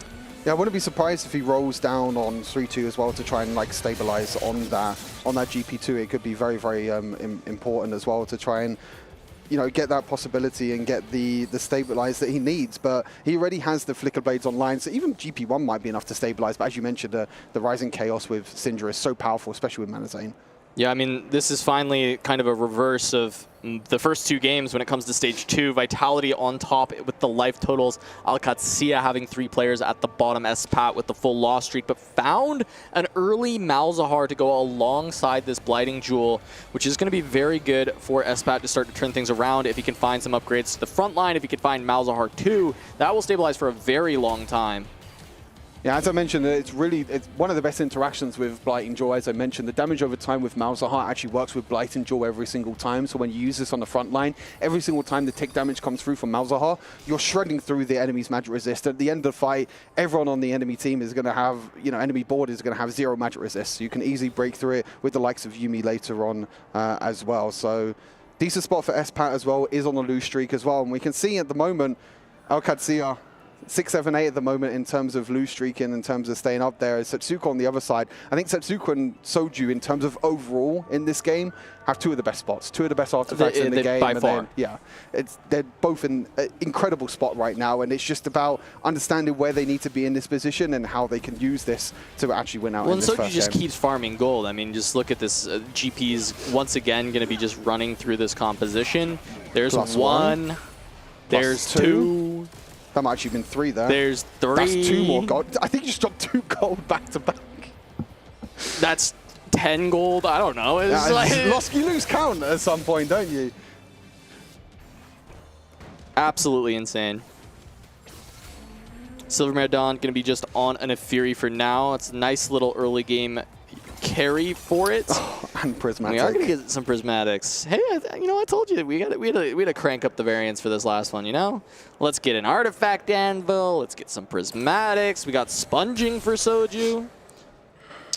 Going to help out a little bit with being able to, you know, potentially spread the items and everything as well. But it's great with the mentors, right? Yeah, exactly that. And I mean, I think with Soju as well is that surprisingly he is rolling down because he already hit that GP2. Oh, what? No, he found Rise on 6! What? Flicker Blades, Gangplank, and a Rise on 6 has the 4 Mentor online. The Exodia comp is here already in Stage 3, Cass. Look, they may have been wanting to complain about variance from Game 1 with the early Gangplank 2 from Rebanov on Stage 2. I don't hear any of that anymore. But I don't think they can complain at all after this game from Soju. This is just a heater. Absolutely insane in the end. As you can see, the items are spreading as well. Most of it is Sterak spreading across the board as well, which is just going to make your front line even tankier and going to help out the extra board cap online and get that extra front line, because GP2, as you can see, is just auto-attacking away with Flicker Blades. And you can see that Flicker Blades has a really crazy interaction with Kraken as well, because Flicker Blades allows you to attack faster, which means you get more AD from Kraken Slayer. So these Gangplank bullets are just going to be one-shotting across the board. It's absolutely nuts. And then you generate more gold, and then you hit more Gangplanks, and then you get more levels, and then you just find everything. It all snowballs together as Prestivan finds a Mundo 2, keeping the train going for Team Vitality as 1, 2, 3, 4 Vitality members at the top of the tables. Alcacia falling very low already, Espat down to half HP from the start, and Prestivan just going to hit a Jin 3 on 3-3 here with the Prismatic ticket rolling all the way down. Only finds 4 copies of Mundo, so that's going to hurt a little bit. So the Silvermare Dawn ends up just going into a Jin board with the Pan doing I don't know what. Who knows what Prestivan's cooking here, but it is working. I mean, this is what happens with artifacts. You just cook with a Silvermare Dawn Dr. Mundo 2, and you just randomly build a GP3 for fun, you know? I mean, not GP3, a Jin 3, sorry, for fun. I got GP stuck in my head already. But Jin 3 on this roll down with Prestivan as well, understanding that no one else in this game is going for Jin 3, and potentially maybe no one going for Mundo 3 as well. So realize this position, realize that with Raining Gold, he was able to stack up so much gold, and also with Midas Touch now on this Jin is going to stack up more gold. Is unfortunately going to lose this round, but I think over time, Prestivan will be very happy with that roll down. Yeah, I mean, just being so far from Mundo, I think, is a bit of a problem, but the fact is the carry is upgraded and is Midas Touch for now, so he does need to find Artistic KO later on, and that'll make a huge difference for Prestivan and actually the power of his board, because you can kind of just play the Mundo 2 and try and push to 4 Luchador. Rebanov rolling around like the little tiny titans running around. I actually ran around to try and get the Yuumi in the end, but didn't unfortunately find the Yuumi. I think that was taken by Prestivan in the end, I believe that was. So Prestivan picking that up, and that meant that wasn't able to find the Yuumi instead. So pretty tough spot, I think, in this game for Alcacia. I mean, you look at Soju's spot, you look at Setsuko's spot at the moment, and if you're Alcacia, you think to yourself, what's the plan now? You know, how are we going to come back in this game? Because the early game is already looking pretty difficult to try and come back on, but they still have plenty of time to go. They're rolling very aggressively, Rebanov, on the right-hand side of your screen, and you can see that he skips Mundo. He skips Did he skip GP as well? Yeah, skip Mundo 2. I think sure what he's he found the for. Braum, which is pretty nice to use these items. He's not even upgrading the GP. I'm kind of interested to see where that goes and what position he is there, but unfortunately not finding the, not upgrading that GP in the end. I think his whole board was 1-star as well, yeah, so I'm not too sure of the direction that he's really looking for, especially rolling down on level 7. Extra bombs are quite nice, of course, as a front line with all the CC that it can offer, but overall, you don't really have any backline carries. You roll to 20 gold on 3-5 at level 7, and you still have Null 1 Severe 1 on your backline. Yeah, and I mean, it's just this Braum as the main carry. And, you know, you did call out that maybe it would be a heavyweight emblem. Different reason, but it is a heavyweight emblem for Prestivan this time around, trying to buff up that front line. Heavyweight Mundo being very, very powerful. As we get our second snack, finally, Setsuko still 100 HP. Soju still with only the loss to Setsuko. I think Rebanov here is just going for what I was expecting him to go for, just denying away. I think he's just playing the denial this game. I called that a little bit earlier with the trench coat, with the Edge of Night, can use that on their GP if he wants to. And I think he's just rolling down aggressively at level 7 to maybe try and find the 4 mentor, try and get that GP, GP2 to stable. But unfortunately, rolled down to 20 gold and didn't find anything at all. Yeah, now Milk actually going to go into the Sork line, and it felt like the only person that might contest this line was Setsuko, but Setsuko can potentially just go for something else. It looks like Prodigy contest maybe, considering that we do have no crit items built, but instead we've got kind of like the pen and the heal cut as well as the blue buff. A lot of stuff that you'd maybe like to see more within the realm of the Prodigies. Yeah, in general with Prodigies, you don't really need that much mana because the trait allows you to generate so much mana over time anyway. So, except for the Manazane isn't the exception because you can just keep casting over and over again. But in general, I think maybe his Prismatic Augment didn't give him something better, so he had to take one buff, 2 buffs. So, in the end, has to go for that. But it's going to be contesting Espat as well, which Espat sitting very, very low on HP and might be falling out very quickly. He's not even level 8 as well. You would have thought with this much of a loss streak that he'll be able to have so much gold to roll down, but doesn't actually have that much. Yeah, I mean, just not able to get even Malzahar 2 on level 7 right now. Yuumi 1, Malz 1, frontline's not upgraded. Espat's just not finding anything to go in his direction for this game. And I think we're going to see a big roll down on level 8 here for Espat to try and get the full Prodigy board together. And if he does not hit hard, that's going to be curtains for Espat in this 3rd and final game. Volta, on the other hand, with that invested plus does have a lot of gold as well to roll down. I think he's going to roll down for the Sork line, it seems like, because on the other side, he trying to roll down as well. Both Al-Qadsiya members at the moment rolling down, trying to stabilize their boards because they realize that they are in a really tough spot right now. But as you mentioned, no Yuumis to be found. He does have one on the board, but that Yuumi 2 is such a big upgrade. Yeah, got the Malz 2, but doesn't really find much of anything else. Doesn't even find the front line, right? Finally, there's a duplicator. Gets the Yuumi 2 after finding a single copy, but there's no Leona. You're missing. You're not even on 5 Battle Academia because you don't find the Leona. That is very, very tough. Does actually have the Yuumi 2 in the end, so was yes, able to had hit the that, which is duplicator. quite nice. Yeah, had the so duplicator, found one more copy, duplicated it. But as you mentioned, not having that Battle Academia online, the 5 Academia means that not going to do as much true damage on this Yuumi board, but he's going to still try anyway to try and help out a little bit with HP, and maybe it's enough to stabilize in the moment. A good round for Espat winning out that one.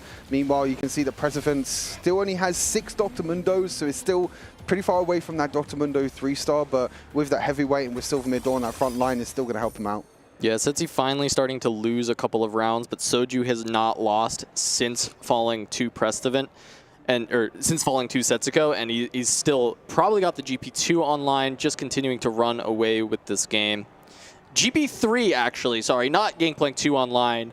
Stage 4, we've got the GP3. Crazy. Level 7, 50 gold, 4-2 GP3, showing why GP stands for Get Paid, not Gangplank. And unfortunately, it's not contested as well. So we're just playing that. Rebanov did try and deny. We saw the roll down at level 7 to try and roll down and deny the Gangplank. But Soju, don't want to talk too early on, but I think just might run over this game. I mean, Flicker Blades with Gangplank 3, it's just completely, just feels like it's just, he could just sit back, relax, and enjoy. Prestavant has Mundo 3 and the Jin 3 as well. Still on Midas Touch for the Jin, so he's still got a little ways to go on actually setting up the power-ups. But, I mean, this is just incredible spots for Vitality. And yes, getting run over by this Gangplank with the Flicker Blades, but that's fine. That's your teammate.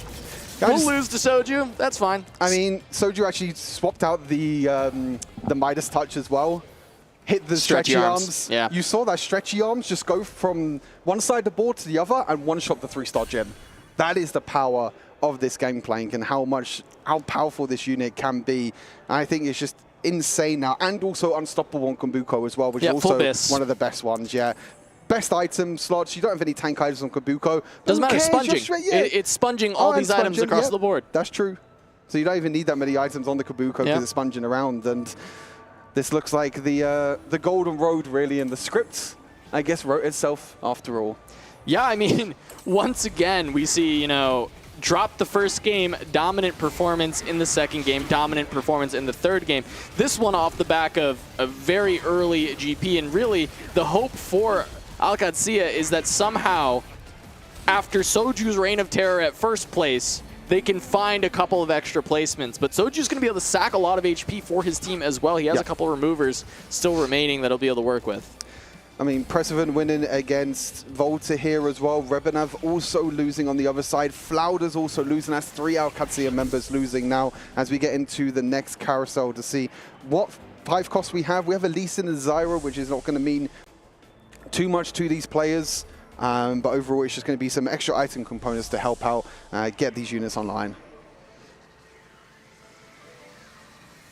Yeah, and from there, I mean, just taking stock of the HP here, right? Yep. I mean, you're looking at the top of the table, Soju at 94, Setsuku at 81, Preciven 66, right?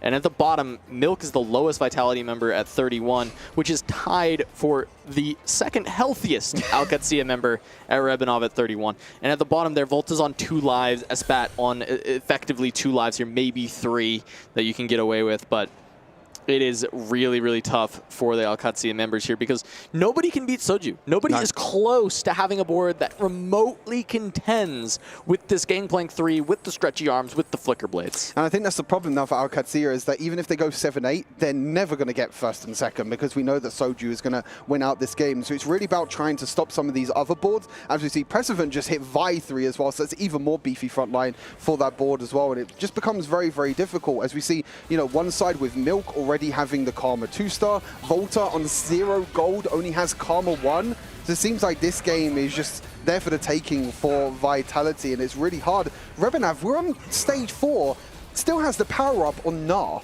Yeah, but he's got Braum 2. It's kind of sick. Right. I mean, I don't know why he has a Braum 2. I don't know where that came from.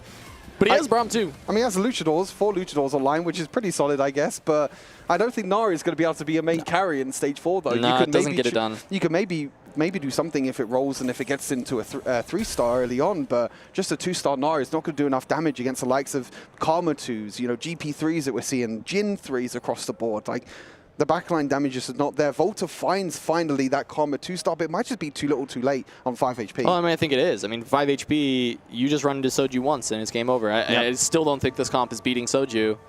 And I think that's the story of it, right? You've just got this Grim Reaper at the top of the table, 94 HP, only lost a single round the entire game, and you have 2 members that are on a single life. So the second they run into Soju, lights out.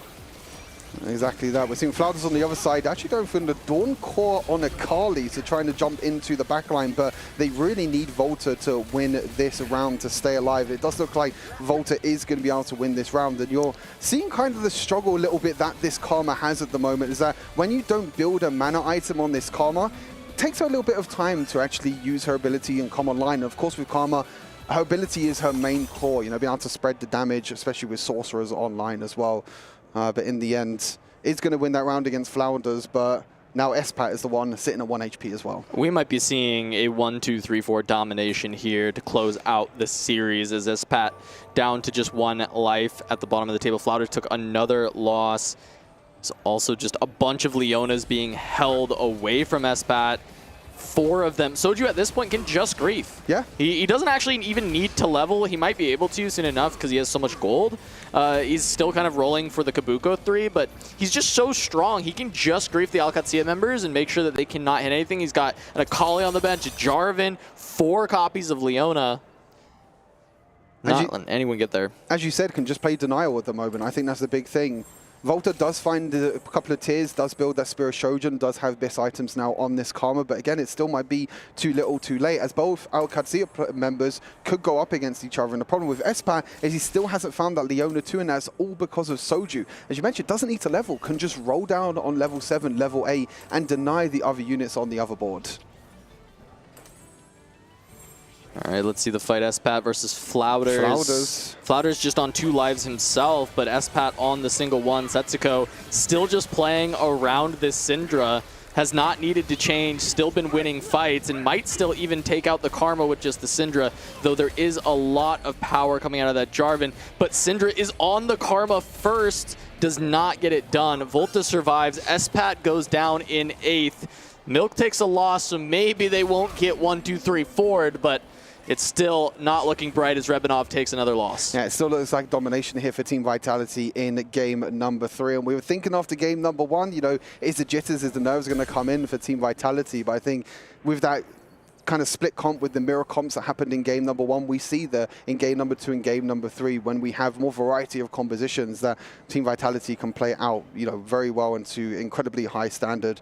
But Espat just not being able to find any Leonas. Setsuko, as you mentioned, was staying on that Syndra 2 with Rising Chaos, but also denying Leonas as well. So you have 2 members of Vitality denying Leona, understanding the win-out composition and win-out possibility with that Yuumi board. Yeah, Volta going to now run into Prestivant, who has all of these upgrades. 3 3-star 2 costs, Mundo Vi and Jin. I'm curious if he's even found Artistic for the Jin as well. We'll see it here on that shot. It looks like it does come through. Yeah. So that is the max bis, the max cap kind of for this Jin composition. Silvermare Don Mundo, why not? Doing a lot of damage with those swings, and Volta is going to take the 7th 8 for Alcatzia. Rebanov down to 4 life, Flouters at 24. It just does not look like it is possible with the life totals remaining for them to bring this back. And Soju still sitting at 94 HP ever since that round. The only round that he really lost was against Setsuko. It was, yeah, it was that one loss. That's the only round. And then since then, he's been able to find GP completely uncontested as well. Kabuko 3, baby. We've got them all. Why not? Why not? I mean, Rebanav's still sitting on that Natu, unfortunately. Tried to play this Luchador board with getting that early Brom 2, but unfortunately, with this board, it's not going to be able to cap as much because that Natu is not going to be able to do enough damage. It's going to be going up against Milk, so it's still a pretty important fight here for Alcatzia. If Rebanav can beat Milk, it can be pretty huge here, but this Sorcerer Akali on the back line, though, crazy damage. So this does 2 things. Sorcerer Akali already just kind of strong, right? It's actually just a decent unit at 2-star. But also, it denied the Akalis from Flouters throughout this game as well, who was trying to play that Dawn Court Akali. That's going to take out Rebanov. That is going to close up the series. Vitality will win 2-1 against Alcatzia. Very shaky first game by Team Vitality. I think needed a little bit of time to come back into this. You know, maybe need a little bit of time to settle. But game number 2 and game number 3, excellent performances by Team Vitality, especially game number 2 as well. I think for me is a highlight with the adaptation that came on through as well. And you can see smiles on the faces now for Team Vitality. That wasn't the case after game number 1, but you can see that they're having fun now. There's smiles on their faces, and that's the confidence boost that they really needed. It's hard not to be happy when you get that spot for Soju, and you as a team know just immediately you're like, all right, we've got first. We can just kind of try and figure out what we want to do with the rest of these comps. Don't go 6, 7, 8, right? And a lot of their other spots were also just like strong as well. I really like how Prestivant piloted the Silvermare Dawn spot, because I think that was the one that was the most like in flux. What is this board even going to be? Yeah. And I think the Nefiri was a really smart, just like start, use the Silvermare Dawn with the tank item on the Nefiri, gets a lot of damage out every time she gets the cast. And then from there, I mean, you have a lot of options, but it was just a big roll down to an uncontested 2-cost reroll line that is strong. Mundo Jin, and just finding it, even though the Silvermare Dawn doesn't really fit in, knowing you've got this other composition that you can find your way into just opens up a lot of worlds, especially with the Prismatic Ticket, knowing you will beat everyone else to the punch. And I think that's the understanding that I think is so incredible by Prestivant, is understanding that these 2-cost rerolls were not really contested outside of the GP. Since GP3 was already out the port, it makes it easier to hit the Mundo, it makes it easier to hit the Jin. Not a lot of people will go for raining gold into Prismatic Ticket and roll down to 10 gold at 3-2, but it's a great spot that he was able to find himself in. As you enter with the Silvermare Dawn, picks up the picks up the Dr. Mundo that was there. The Dr. Mundo it was there a moment ago. I promise there was a Mundo 3 on the board. I mean, look at that. It's 1, 2, 3 now for Team Vitality, and it's a golden road now for Team Vitality winning out this series. Yeah, I mean, it is just repeating the script from the qualifiers, right? Lose game 1, dominate 2 and 3. Vitality's done it once again. And they've sold the boards, of course, to try and close this up because they know how it goes. I think in the end as well, I think like Vitality realized that I don't think we're going to beat Soju. So no, like, they won't. Like, they won't beat Soju. I don't think there's any point of trying to beat Soju at this point. I mean, look at this board. I mean, this is what we expected coming into, you know, EWC. You know, we've been talking with all the other talent as well, how strong GP is going to be, how often we're going to see it as well. In every single one of these games in this first series, we've seen it at least once or twice by some of these members. And just shows the power, and then Artifact Anvil to end the series off. I think the through line of We Know Nothing is once again looking here with the Gangplanks are finding the 3 stars, because it is just not a comp where we had Syndra last year where it was just like you would play it at 1 star or 2 star and everyone would play it for tempo. I don't know that you can just play multiple 2-star GPs just for tempo because of the itemization being specific. We know that there is an out to Ashe Juggernaut, so maybe we could see a 3-way contest, but it seems that teams have been content to do 1-player GP against the other player's GP, and at that point, 3-star does become very real, especially because a lot of players aren't just having the gold to hold a bunch of Gangplanks on their bench. It's just not happening. I mean, we're also maybe expecting like multiple GPs on the same team as well, which I don't think we found ourselves in that spot because we haven't seen multiple GPs being found in like the early neutral rounds, the early stages of the game. We haven't had that possibility in this series yet. Maybe it's something we might see later on down the line in the other series as well. But I think this series as a whole gives us a great understanding of the meta, a great understanding of what the teams are trying to look for, of course, with the GP, but also other compositions as well, with the Kai'Sa 3 with Dr. Mundo, seeing that variation as well, and just seeing different variations on the team as well. But look at that, Soju's in his natural habitat, slouching down there. He's happy, he's slouching, he's happy that they've been able to win this as well, as it closes out. Team Vitality win the first series of the Esports World Cup for Teamfight Tactics. Yeah, well, GP, also known as Game Point, because you'll always find him on the last game, exactly when you need him. Then what does Flicker Blades mean? I don't know. What does Flicker Blades mean? What do you mean, what does Flicker Blades mean? Well, I mean, you come up with something new for Gangplank, so... Yeah, well, I'm not made of pun. I'm not what do you think I got one-liners? You think I just have infinite one-liners here? I don't make infinite gold like get paid, GP. I don't have infinite one-liners. It's not there. You don't drop 2 gold, unfortunately. I don't drop 2 gold when you don't get 2 gold. Get a takedown? I don't yeah.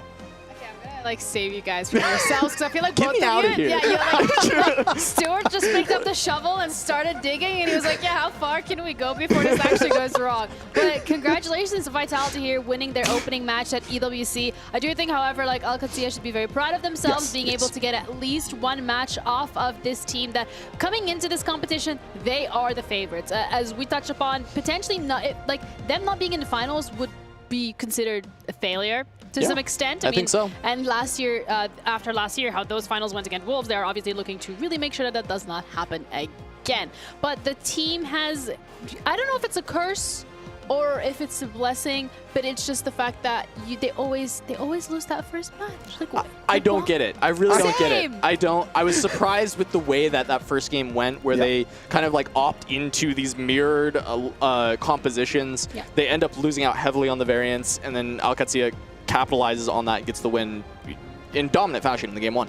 But then coming back, they just kind of play their compositions. They show why they're such a good team. The wide range of lines that they can select from and play at an extremely high level. It's why the team is so good, and it's why that they're able to take these next 2 games. I think game number 1, they kind of fell into the bait of like these high power S-tier compositions that are in the game at the moment, with the Sorcerers, with the Yumis, with the Gangplanks as well. But you can see that if they're able to play these different lines, play these different compositions, that they can actually use it to their advantage as well. And they can use it in game number 2 and game number 3 to pick up the series win.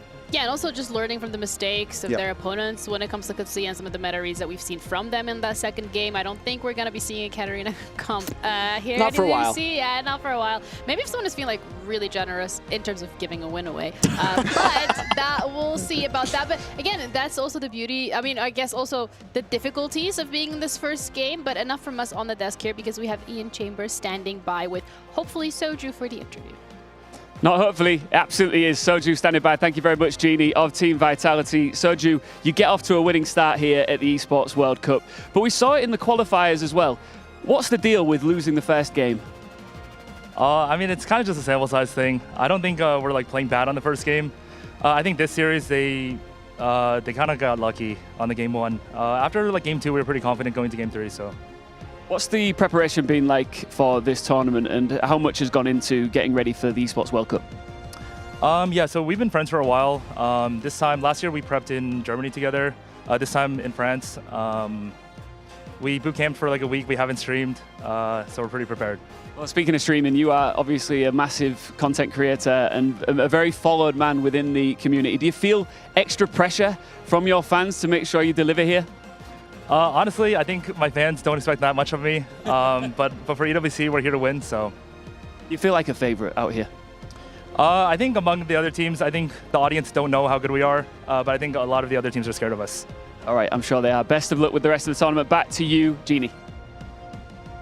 Thank you. I love how he's like, yeah, my fans don't really expect much of me. Like, okay. It's true. Yeah, if you read his chat, it's fair. Yeah, I feel like that is chat's way of showing love and appreciation. Yeah. They just bully you, and you're just gonna have to be like, oh yeah, that's them loving me and caring about me, right? You have to, or else you'll cry. Yes. Yeah. Okay. Good point. But also another point that I find really interesting that Soju mentioned was that when it comes to the audience, they don't necessarily have the highest expectations of Vitality, whereas when it comes to the teams here, they are feared. I do think from a public perception, Vitality still are the favorites coming into this. So does he have a bad meta read of the audience? Or is like the audience like, what's going on?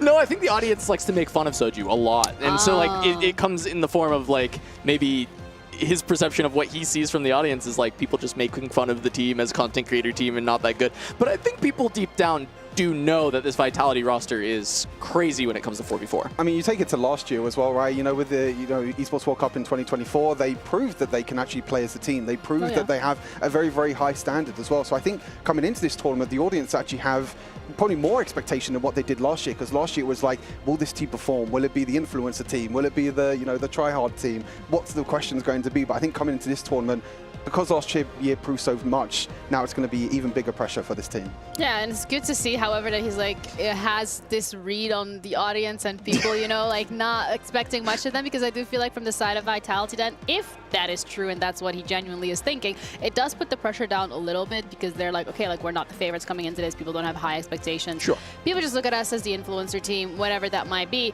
But again, they've proven themselves here worthy. They've won their first match. And I also want to touch, for those of you who are not watching the B stream by any chance, Weibo also won against Team One. It was 2-1.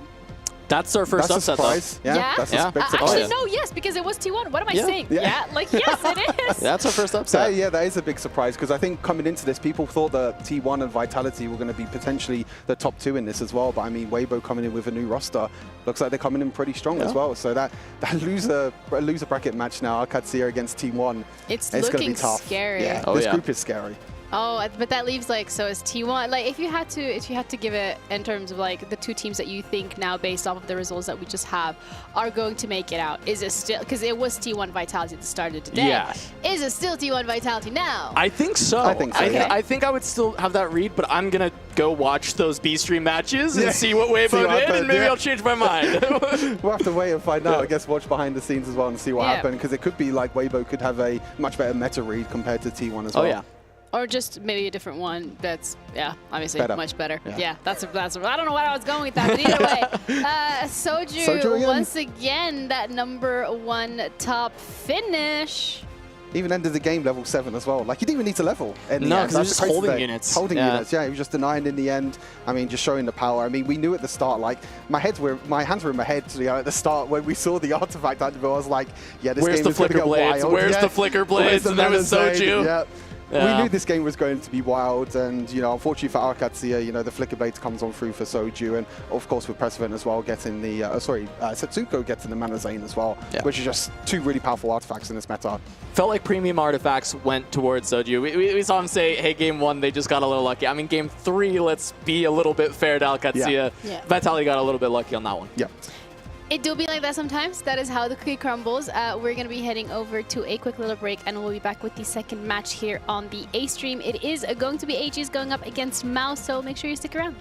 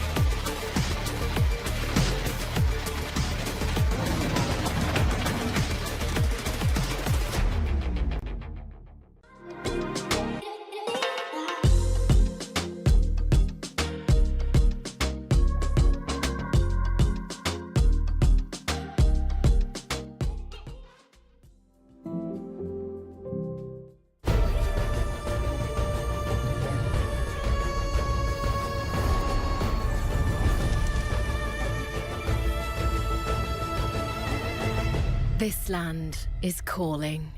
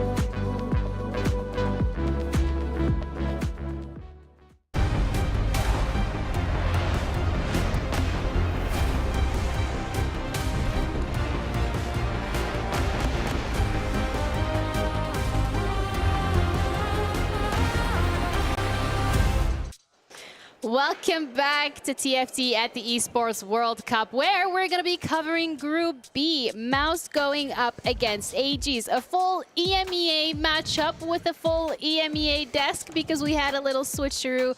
Panda, Alan, welcome. Thank you, Jeannie. It's been absolutely an honor to be here among both of you. And what a match we'll be watching. Mouse against Aegis. Yeah, it's great to be back in Riyadh. I think it's one of the best places for esports, especially for TFT, because we get 4v4, which is the only time in the year where we see this extremely high-level, high-strategy gameplay in action. TFT already very complex. Layered on top of that, the team play, the communication, it's so exciting. And it's a LAN as well, which I think makes it just that much more beautiful because the players are already setting up behind us as we are ready to head into game at some point. But before we do so, we need to break down this matchup. I think we've already had one upset today where we saw Weibo Gaming going up against T1 and them winning this. When it comes to Group B, when it comes to the teams that you're expecting to make it out, who would that be? I mean, in this particular matchup, I think it's tough to call it out because how equally skilled both teams have players.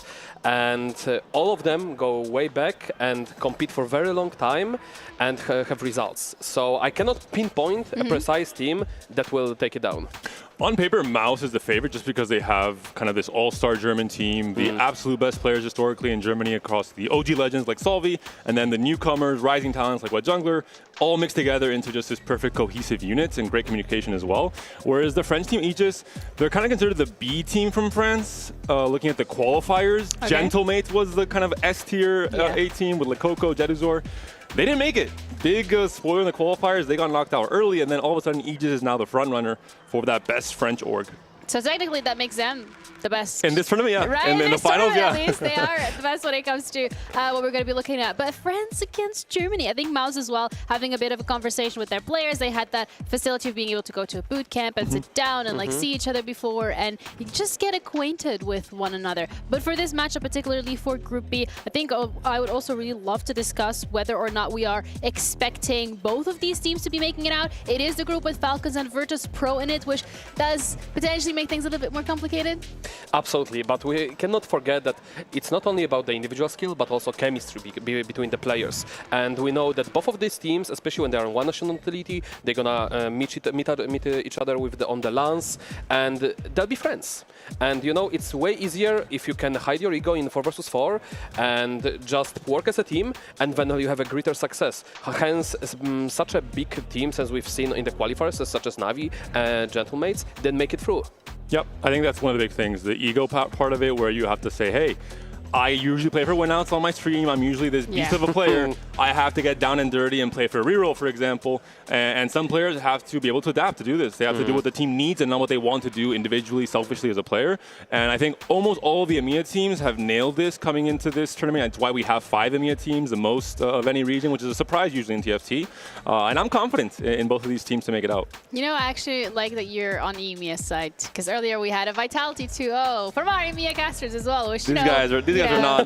They're betraying us every time. They did it for content. Ireland. Yeah, Stuart did us dirty for that, but no bias here because, I mean, there's literally not a reason to be biased towards either way. But I do think as well, like when we're looking at both of these teams, this is again going to be their first match on the stage, the first match that you're playing where you're sitting in front of your opponent, where you have an opportunity to see how everything plays out. And it's also a little bit of a different environment than a boot camp when you're sitting on those stage lights, you have the cameras in front of you, you have the casters in front of you. If we talk smack, they can hear it.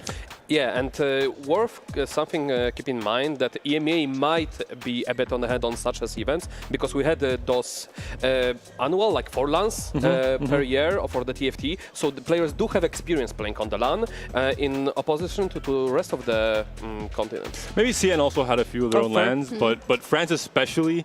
All the way back in set 3, they were already having 3 or 4, maybe not S-tier LANs, but LANs where all the best French players would go to, and that's why France has evolved so rapidly as a potent powerhouse, really, in TFT. I love how France does that for every single game title, whether it's TFT, League of Legends, or Valorant. Yeah. They have these LANs going on.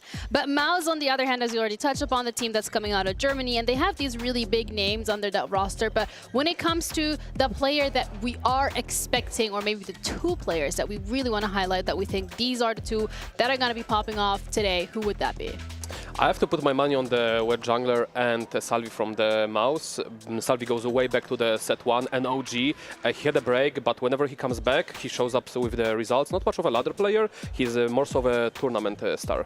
Yep. When it comes to Team Aegis, I think Gobo is one of the rising talents comparable to what jungler, but in this case from France, alongside Jedizor, for example. And then the other player, I would say Lidesser Opal, but I think it's important to have someone like Potable that has played for a very long time, has a lot of experience.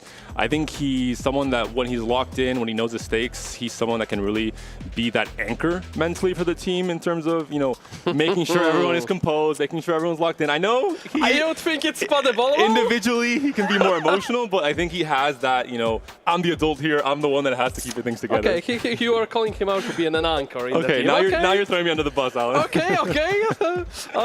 I'm really curious to see the emotions here and the gesturing between the matches here. You'll see how serious it will be. I love how you're not fully throwing him under the bus because you don't want to disagree out loud, but I would really like for you to do that. Not throw him under the bus, but just disagree. Listen, we are on the first match, day 1. I have plenty of days to do so. I will not hesitate on the rest of the days. I think it's more because Potable, on his stream, he gets tilted very easily. He will be more reactionary, but I think that's more content. More content. This is a tournament. This is a different beast. This is also a 4v4 position that you're playing in. So again, I think being able to keep everybody and yourself calm is going to be a very big part because it is BO3. You have to win 2 matches. If you don't necessarily win that first one, you need to have that ability to just go back and reset and approach it from ground zero, like we've seen Vitality do in that previous series. This is very pivotal because, as a past competitor, I can tell sometimes when something goes wrong, when the game or series goes wrong, the comms can go radio silent, and it's a big struggle to come back from that spot. And having a person that will pull everyone back to the game is very, very important for such an event. Yeah, and we also have a little bit of a technical delay. We are going to be back shortly. We'll have a little break, and we'll see you for Maus going up against Aegis.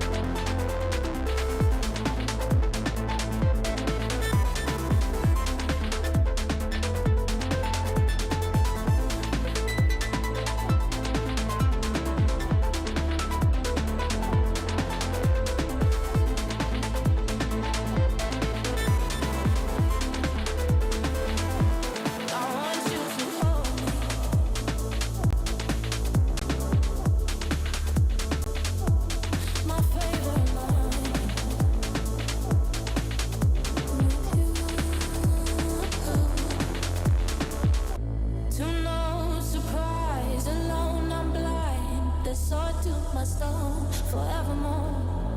I long for you, our future to bloom to the bitter end. Your looks make me weak, your skin to my cheek, make into roses. I want you to hold me.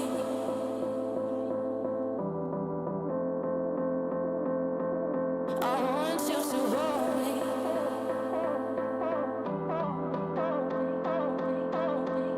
I want you to hold me.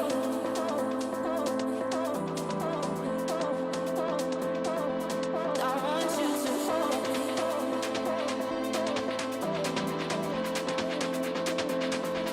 I want you to.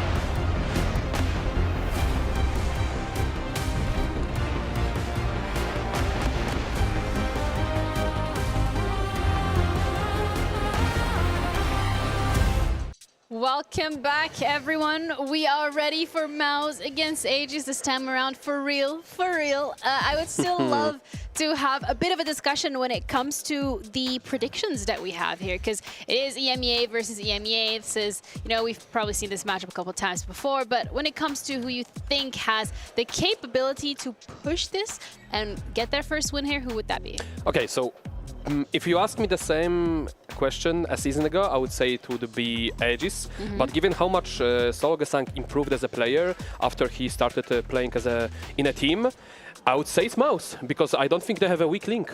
Yep. I agree with that. I'm going to go with Mouse as well, but for a different reason. I think what you mentioned earlier, Alan, before the break about maybe losing in game one and having to bounce back. I think Mouse has one of the best mentals in the entire tournament. I think they have incredibly composed players, incredibly rational players around. They know why they lost. They don't think they're unlucky. They know the reasons. They're going to address them in game two. So I think Mouse has a chance to just be the favorite this series. Is there any way to play devil's advocate for Aegis here? Because, I mean, as we already touched upon, they were not necessarily the team that we expected to be here from France, but they are still here. So to an extent, they have proven themselves already. They have great individuals. The only thing I'm worried for Aegis is the comms.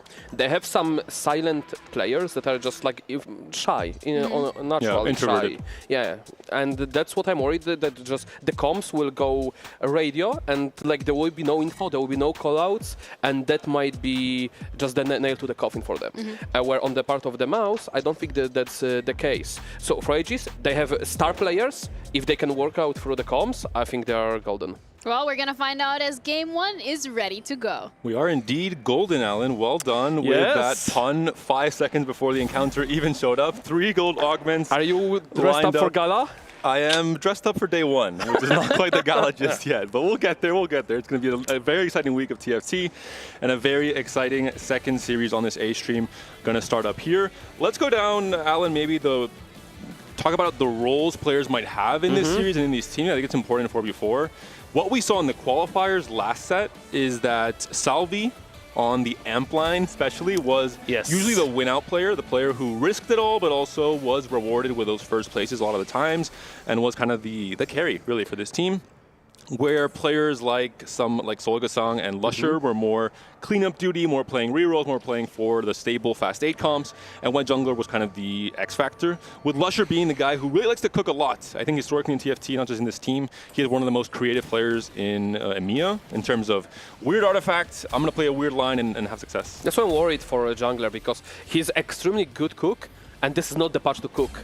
You are very limited in the lines you can take, and that's why you don't have essentially that good of a win-out fast 8 comps as a side of the Yumi. Sorg, people still consider Sorg being there, but it's very portal dependent. It needs to be dry on resources. Opponents cannot have too much frontline power, where you can actually take it down with the Sorgs. And the main win con is the boy we see on the screen on the Potable. Yeah, Potable, we said maybe we'd see how his mental would be, if he'd be tilted or not. I think he's not tilted yet. He has GP pair in stage 1. He just needs a bow. Just needs a bow, maybe 2 ideally, to have both the Rage Blade and 3 good components. The Kraken Slam and the Edge of Night. So has 3 of the best in slot components, just missing the other side of the story.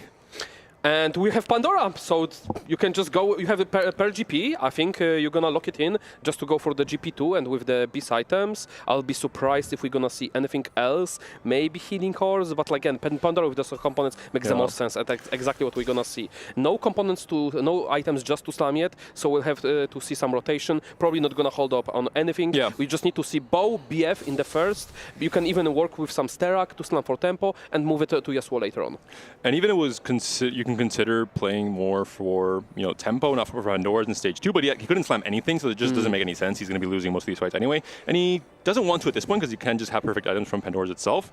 Want to try and preserve HP, play strongest board, try and get some extra gold from GP. Solo leveling, one of the favorite augments of all of our competitors this week because it's just very strong in stage 2.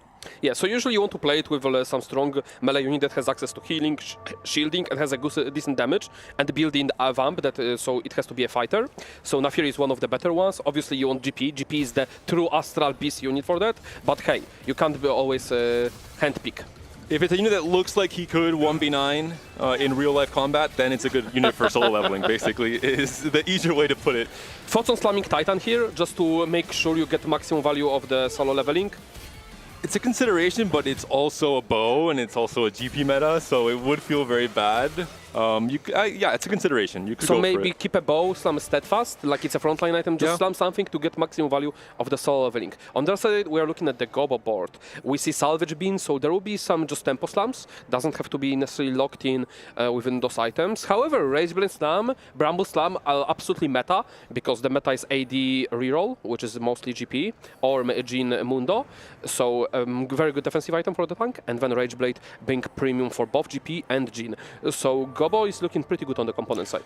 Does have over 9,000, so trying to index into scaling this Katarina, if he's going to be playing for Katarina reroll, of course, not locked in just yet, as you mentioned, is one of the players, and this is one of the reasons why Salvage Bin is so strong in 4v4. It's very important in terms of what line you select, and it's very important to have flexibility to pivot out of a line, to maybe play that sacrifice role where you're contesting someone else on the other team that has a very good spot to play for a win out, for example. So overall, really good augment pickup for Gobo here.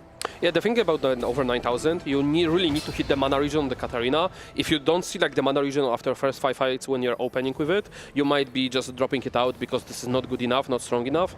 And we've seen the Nars on the bench, so he could be looking into the Jhin pivot later when he finds the Mundo. And a lot of things in TFT in this set for stage 1 and stage 2, especially with power-ups, is going to be, I'm going to index into this unit. If I hit the nuts, I commit to it. If I don't, I can just pivot out of it, basically. So we see Opal hit Silver Destiny into the preparation. Really good line, really good argument for when you play a reroll. And we see already Mundo 2 on the board, and there is Jhin being prepped up. So very strong spot from the Opal. Having BF open, could go for even showed already slam on the Mundo, probably prioritizing Dragon Claw and Anima Visage, because Mundo is a bit overstated unit and can essentially 1 versus 9. Stars are born for Solo Gasang. Currently has a Garen 2 on the board, maybe pivoting or angling Katarina as a 2-cost reroll. They can hit a really big power spec in stage 3 potentially. We see a lot of players are greeding their components just to make sure they have good items. They are not slamming for tempo. Like whoever can slam, they can slam if the items make sense for later parts of the game. But items like BT, players just opt to completely not slam and rather suck their stage than to make such an item. Going to be split priority on this carousel for the first pick between White Jungler and Gobo. We'll see who are going to be the most sought after units and items here. The bow, of course, only on 1 cost, so hurting some of the GP players a little bit. BF sword as well, and Udyr is going to be always an interesting option. We'll be going to Gobo here. Udyr is one of the most important units to have for comps as Jhin, for the Kayle, for the GP, because it's a duelist enabler, it's Juggernaut enabler, and it's Mentor enabler. So when it comes with such a premium component as BF, it will be the prio pick. And even though Bow was well sought out, players opt to not go for it because it's again 1 cost, it holds back your econ, so not definitely a prio for them. We're seeing for Solo still. I mean, he could still be the GP player, of course. So there's no really relevant 1 cost in GP reroll, so you can just buy your 1 cost for tempo, basically, which he's done, I think, with a Garen, and then just try and fish for specifically GP, I think, is the biggest spike over the Kabuko here. And we see Salvi probably ending towards the Battle Academia as the only real comp that's good enough to actually being able to fight against all the scaling comps as Mundo, whereas Sorks very heavily struggles. You can ulti Mundo 3 times and he will not die with Karma, where the Yuumi outscales, especially with the true damage, and it can actually battle. So I wouldn't be surprised if throughout the 5 days we're going to see Salvi being 70% of the default line, which is Battle Academia. Yeah. We're seeing now the Kraken Slam on the Aatrox solo leveling from White Jungler, which pretty much indicates he's playing for GP. He will be one of the GP reroll players on this Mouse Gaming team, with GP on the bench as well. So we're seeing here every single kill that Aatrox gets is going to be very, very relevant. Gnar holding its AG, not the most typical, but I think players started to realize halfway through this patch how powerful some 1 cost and 2 costs are, Gnar, Mundo especially. And even if you're playing on AP, sometimes it's better to hold these AD units, especially Mundo, play a Juggernaut frontline, and then just pivot on your roll down to Karma or to Yuumi on stage 4. Yeah, we're going to be seeing some weird units that are being default to be AD, holding AP items just because the unit is so good. And like, again, slams such as the JG, it still gives you crit, so it's still partially beneficial. We saw Solo Gasang's offerings for Stars Are Born, ends up going for the Kai'Sa instead over the GP, so I think it's a clear indication White Jungler will be the GP player for Mouse. And we saw it, I think, particularly in the Game 1 of Vitality versus Alcatia, where That's going to be most of the meta in 4v4. There's 2 Yuumi players, there's 2 Karma players, there's 2 GP players, and there's 2 AD Flex or X Factor players. So expect to see that kind of formation of comps very, very often across this week. To be fair, I think we've seen so far GP being underplayed. Yeah. I think 2 GP is not enough per lobby. I think we should see at least 3, sometimes 4 GPs, just for the tempo, roll down and go level up afterwards, because the unit on 2-star is so strong. And then we should see at least 2 players go playing Mundo with whatever come with Kayle Fast 9, with the Jhin reroll, just different variation with Gnar reroll. And then I don't think we should see 2 Karma, because the Sorks again are not good enough into the meta. And yeah, I agree about the Battle Academia. I think it should be like 2 players playing Prodigy plus Battle Academia as 2. One thing I would say is that Prodigies is very reliant on hitting Leona too, and just having enough tankiness for Yuumi to ramp and scale naturally as a unit. And in 4v4, when players are understanding your, where your power spec is coming from, they can hold Leonas, they can make your life a little bit more difficult in stage 4. What's the lifeline for the players is they can still play Cassante. Yeah. Because we are playing Rakan, and there is 1 flex slot, we don't usually hit Seraphine on 8, and there is 1 open slot, which is usually Cassante. So if you hit Cassante too, you usually can go on his back to the 9, and where you cap out with the 5 Prodigy, 5 Battle Academia plus Cassante. Lusher now on this Ezreal 3 carry, going to be a very easy and reliable segue into the Prodigy board. One of the ways with Worth the Wait is to just hit your thing naturally and then just tempo out. You don't want to reroll obviously more 1 cost. It does not make any sense at all. The whole benefit of the augment is getting that free tempo to then propel yourself to level 8. Yeah, jungler being pretty poor, given though it was solo leveling, he didn't get much value. He refused to do certain slams, and it might bite him back. He did get the extra components. He's now just slamming his final items into the Lyres. And I think Mouse is looking pretty solid here in going into the stage 3, stage 4 of its game. Yeah, early Leona as well for Lides with a time skip, so also a decent spot. Of course, no items on her. You're still carrying a Malzahar, which without Bleeding Jewel, not really too much of a unit, just mostly applying burn and shred effects. So we see a pretty big loss there for this. Yeah, Malza needs those type of artifacts such as Zonia, Blighted Jewel, Mana Zane. Without those, he starts to struggle out. It's a good unit for stage 2, stage 3, but you need to have a pretty gargantuan front lane for it. 3-2, important round in this meta. Usually not the case, but in this case now 2 costs are so strong and there are so many stabilizing 2 costs, especially Mundo and Gangplank, that rolling on 3-2 becomes relevant once again. And this is where a lot of players will hit their big power spike. Yeah, tailoring for the GP, GP2. Didn't find the will BC probably reroll. Hemorrhage is really bad for GP because again he usually one-shots the unit already with so Hemorrhage doesn't do too much. One important note: it's not, you don't want to use the removers in this stage because there's still many power-ups that are like econ-oriented, same as artifacts, for example. The same rule applies. If you wait till stage 4 to use your power-up removers to try and fish for the best in slot, which is stretchy arms, you'll be able to hit with much better odds on stage 4 onwards. So stage 3, you play for whatever you get out of your first selection, ideally Midas to get some extra gold, or just something like Tiny Terra, for example. And then stage 4 on 4-1, you really try and fish for the best in slot. I wish Jungler rerolled it again, like Taylor did once again, because he has seen Unflinching and Tiny Terror in his first Taylor, and all of those would be pretty good on his GP if he misses on the stretchy arms. So I would like to see one more Taylor and then go for the GP so he can hit those precise ones and doesn't have to go for Hemorrhage, which doesn't really do anything. Yeah. If you have several of the same tailoring units you can use for GP, for example, I think like you're mentioning, it's ideal to try and have you not hit any of the top like 4, for example, to try and just have better odds of hitting something decent. Because gold farming especially is relevant, right? Even in stage 3. Padabol is not fully utilizing his argument here with the keepers. You want to stack up the units to get maximum value of the shield. The wage and special. We do see GP2 and the rest of the board pretty upgraded besides the Kobuko. Yeah. And then on the solo side, it looks like a Kai'Sa reroll, but kind of missed. And items on the Vaitu instead of the Mundo, which is... Yeah, there's a swap. Yeah, there you go. Through here. Probably Mundo was just upgraded on this last PV round. One mentioned that Opal was item carrying the Kai'Sa because he was prepping the Jins on his bench with the prep he got off of the Gold Destiny. So a few Kaisas being held, but generally a pretty uncontested unit, and I think it's understandable. The power level is not quite there. Something like a Jin reroll or a Gangplank reroll. So how soon will we see the Ezreal fall off? Stage 4? Like, he should be pretty strong for this stage yet.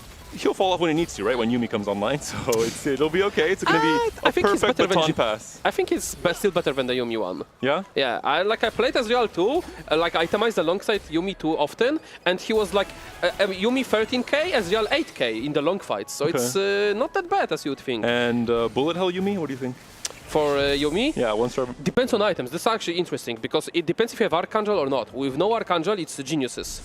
Lides has a chance for a Leona pair on stage 3. Very, very strong spot. We just mentioned it. One of the big downsides of potentially of Prodigies in 4v4 is how important it is to stabilize on Leona 2. Already, more than halfway there basically for Lides. Absolutely.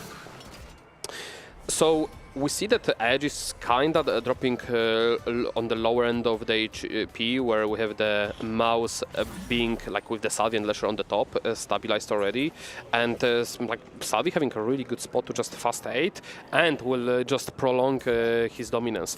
And Lesher having the Ezreal, stabilizing him into also Battle Academia spot is working pretty good. But then Lyris, we see like 3 Battle Academia at this players this lobby. Yep. I think a lot of high-low players have been defaulting a lot to Yuumi. It's been a bit more reliable than Sorg, which I think has had 4 too players. high of a play rate. Well, this is Katarina, but yeah, I mean, we see a few Yuumis already online as well. You still take out the same units. You take out Leona, you take Yuumi, and yeah. I believe this is the extra HP and size magic roll. It looks like... I was looking at this Yuumi, I'm like, wait, is this a Yuumi too? But no. I know you forgot your glasses, but this is not the case. This is absolutely extra HP on the magic roll, which is the best. This Yuumi is looking way too thick for a 1-star, and I don't think it's a 2-star Yuumi on 3-5. Absolutely. And we see Go sitting only on the Katarina too, but this is the spot where you just go 7 and you continue to roll on 7 to find those extra pair of Leona, extra pair of the Katarina, if you are not sitting on extra Rakans and Katarina after initial roll down. Opal might be sticking to... Oh, he does reroll on 6, interesting. Opal might be sticking to the Kai'Sa, actually. He had over 9,000, maybe got some good stats on the Kai'Sa, and he hasn't sold yet, it looks like. So there might, weirdly enough, be 2 Kai'Sa reroll players contesting each other in this first game. Leona 2 for Lyris should be very good. It's especially good against units that deal multiple kind of damage procs, like Karma. Oh no, that's resistance, sorry. Yeah. I think the more important is, like, frontliner, like, whatever, I think getting rid of the Skypiercer and going for the real one is important here. Skypiercer is not very effective on Yuumi, especially when you go vertical Battle Academia, because she does a decent amount of the true damage. And the unit that she pretty much doesn't struggle into the those big tanks due to the scaling. So you want to go for something that will help her clear wider, which is precisely Bullet Hell or Geniuses, depending on the itemization. In this spot, Geniuses would be the best. Yeah, like we mentioned, stage 4 will mostly be the place for one where players will try and tailor for their best in slot, and hopefully hit. If not, have to re-tailor and kind of go for a new one in stage 5 when they get to the next remover. Opal, I think, was it Opal with GP2? No, it was against him. Opal was Kai'Sa. Solo holding Katarinas already against the Gaboster. HP totals very even overall. We saw there quickly on the right. Most players around the 60 HP range, with a few players falling a bit below that, but not too much disparity just yet. So we see that Solo going in here to contest Opal on that Kai'Sa. This is not looking good for Opal, because Solo is on the bigger end of the HP. Itemization-wise, both have Mundo itemized, which is Prio. But like, look at the chains. Who has more chains on their Mundo, which will be essential against all those armor matchups? One player has the Gargoyle, second one has only Sunfire. So technically, Opal Mundo should be thicker. I'll say first and foremost, it's not looking good for EMEA. Why are players contesting Kai'Sa reroll in game 1 of their series? But if you don't hit Jins, this is kind of the fallback plan. And Kai'Sa, in the setup that Opal has, where he's been prepping her, he has over 9,000, he got the right stacks. She can be strong as well. Although, obviously the star of the show is really Mundo. He's buying so much time for Kai'Sa to do her thing in the backline. Yeah, but like, I think it's more of so Solo contesting Kai'Sa on purpose, just to send Opal late. Of course, yeah. They're not so it's like Opal is like both players were doing the correct play, and there's just a counterplay to the correct play. Exactly. In TFT or in 4v4 especially, most of the times you'll be seeing a player that has a doomed spot and another player that will have an equally doomed spot on purpose, and as long as you outplace that other doomed player, you're doing your job for your team. Exactly. Not a usual play you'll see on your ladder games, but will be very often you'll witness here throughout the next days. 5 GPs for Wet Jungler, farming gold, saving HP, which is oh so important in 4v4. Has Spear's Wool as well, a great setup for GP, the extra mana to cast more often, the extra AD to deal more damage on those casts. The issue is he has no attack speed. This GP will not scale too well without Rage Blade. It's good GP to farm, but it will fall back. He needs to find that Rage Blade or Flicker Blade. Portable Forge is an option for Lusher. And he will go for it. Yeah, has a chance for... Hell Crusher perhaps, or Arms Guard for the Leona. We'll go for Locket. I don't think you get enough cast to justify it. I think that's the weakest of the choices. We'll see how it looks. Maybe he pivots into Mundo too. Come on, Alan. I mean, isn't Mundo the tankiest with those items? Karma 2 for Solvi. He says, there's no more amp, no problem. I'll find another very reliable and strong AP line to play into.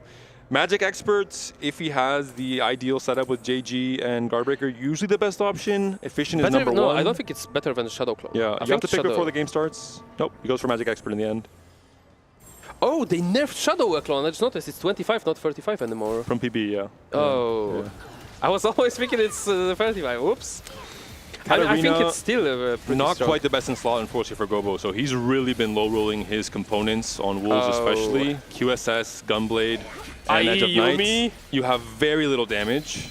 And yeah, Yumi, I didn't notice until then. So maybe he should have picked Pandora instead of his teammate. Oh. And this is... Oh, Opal did hit everything with the help of the heroic grab back. And this is a giga scaling Kai'Sa, right? Her kit, her ability herself scales, gives her extra AD. She has over 9,000. She's scaling in different stats as well. And she has prep, so she has a big burst of extra stats to come through. So this Kai'Sa might look a lot better than the Kai'Sas you're playing on your boards. There's reasons for that. Yeah, with the Mundo being the Giga Tank on top of that. Wish we knew how much mana regen she got, because again, that's the essential stat you want to get on the casters from it. On like AD is not that good. Attack speed would be okay-ish, but then like the mana regen is where it's at, so she can continuously cast. HP totals again very, very even. 68 for Solvi at the very top, and Gobo on 49 in the 7th place position. Lidet's falling off a little bit more on 34 right now. So we see Regenerative Mundo, which is big Giga Beast, especially on the 3-star. And with those items, I'll be very surprised if this Mundo will fall to the Sword Karma.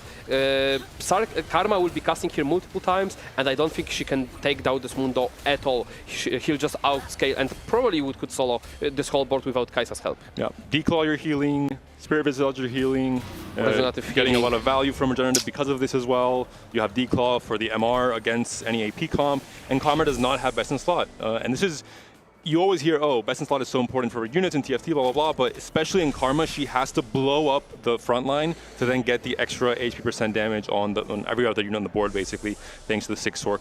She needs to get that chain explosions. If she doesn't, Sorks look so weak. Like sometimes you might be wondering why like other people's Sorks look so good and mine looks so weak. It's matter a lot on the positioning, and when the opponent's main tank is tanking those spin blades and not being able to get off that first proc. That's why Gwen is so important, so she can get those explosions from other units from the back lane towards that front at the end. Looking at the roll down here from Gobo, who's one of the players near the chopping block for Aegis. Has to try and find some of these upgrades, especially for what is going to be his main carry, Katarina. Although, yeah, the itemization, again, not ideal. You have bad items on both of your carries. You only have one item on your tank to buy time for Katarina as well. And for anyone wondering about the positioning, this is very similar to the Golden Ox Graves positioning, the Moses positioning last set. Basically, you're trying to split the front line, have it walk up a lot, and then have Katarina have a better chance to teleport into the back line. And the importance of this combo is getting unstoppable on your main tank that's in front of the Katarina. So like units will follow up the unit that has unstoppable, and she can walk up, teleport after those units, and she has a clear access to backlane. But it's important to have those combo on the side of opponent's carry. If they dodge it, oh, it's looking rough, unless you can fight a genuine fight front to back. Yeah. Lides and Gobo both look to be in trouble, both on this Battle Academia line. all the slightly different variations. Solvi, we mentioned it, has lost 2 fights, but did get fairly fortunate with his roll down, considering he had no real true econ augments. He found a Karma 2 very easily, and that's really the crux of the comp, to be able to go 9, fit in a Bastion, make your Swain tankier. Paddeball has really good augments for the comp, however he's struggling on finishing of the comp. Having 1 of GP, 4 of Yasuo, no items for Yasuo, so it's not that important, but does have the Kobuko, which is pretty good. Yep. And the Aatrox coming clutch as a trade bot. Item removed, trying to see who he's facing. Is going to be facing Lusher with the Innovating Locket. We'll have a chance now, Alan, to see how effective this will be on this Poppy.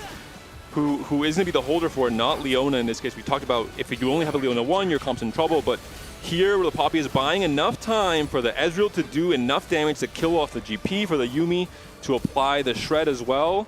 Can this Yuumi clean up though? Can the Poppy stay alive for long enough? I mean, she is tanking so much damage. I mean, the problem is there was no anti-heal for Paddeball because Udyr died so quickly, and there was nothing to apply the anti-heal, and the Udyr's anti-heal only stands for 1 second. So the second it's gone, the locket becomes very effective. All right, fingers crossed for our star students on both of these boards. Can we get better items for Yuumi and for Katarina? So this is an unusual side, think like a 4-way contested Battle Academia.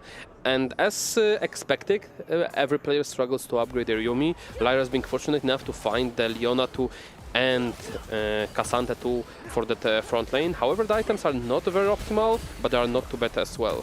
We already got the better item on the Katarina actually from Salvage Bin. He disassembled, let's say, the QSS and now has a guard breaker on Katarina, so her items now are okay. Although you'd love to maybe pivot off this Gunblade to Yuumi and have a Hodge for the extra crit chance on the Katarina itself. No Yuumi 2, oh, never mind. Finally has found it, Lides. We'll see now if he's stable enough, can finish off the Crown Guard, I assume, on this Leona, one of her best tank items, to just buy a lot of time, get bigger shields as well. Oh, will be Stoneplay in the end. This is very surprising. With Battle Academia, she gets a lot of scaling from the potential. So not going for the Crown Guard might be just a mistake. Especially when you're playing kind of 4 frontliners in this setup, especially where you're not like solo frontlining her. Exactly. Or she's not getting full value. So basically, this Gargoyle became a lot better this set because of the reintroduced tanks, fighters, and casters. Uh-oh, Eon procced already. Katarina is at the mercy of GP. She has teleported a little bit further away. She is trying to heal HP, so she isn't the target. Yuumi, unfortunately, gets hit instead, and there's a lot of damage that Katarina has to do here to try and win this fight. And it looks like Paddeball is in full control. Every single one of his units, so much tankier, thanks to Keepers as well.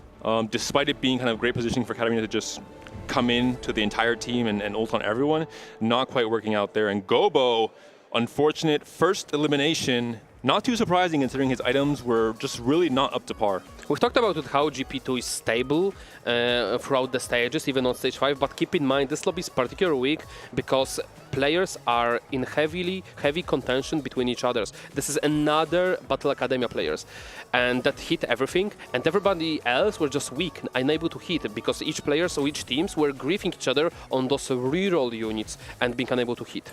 I have to say, it's a small thing, but I really like the creativity Lusher's displaying here. I think he already knew that Innovating Locket was quite good on Poppy, especially with this item setup, and he's using her as a main tank over Leona.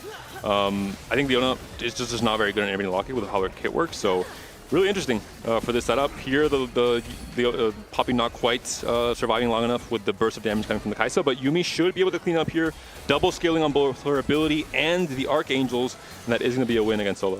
I think it's not the case of as much Poppy being better user of the Locket, but the issue might be... Okay, we just want to see this GP2 farming absolutely everything out of that Mundo.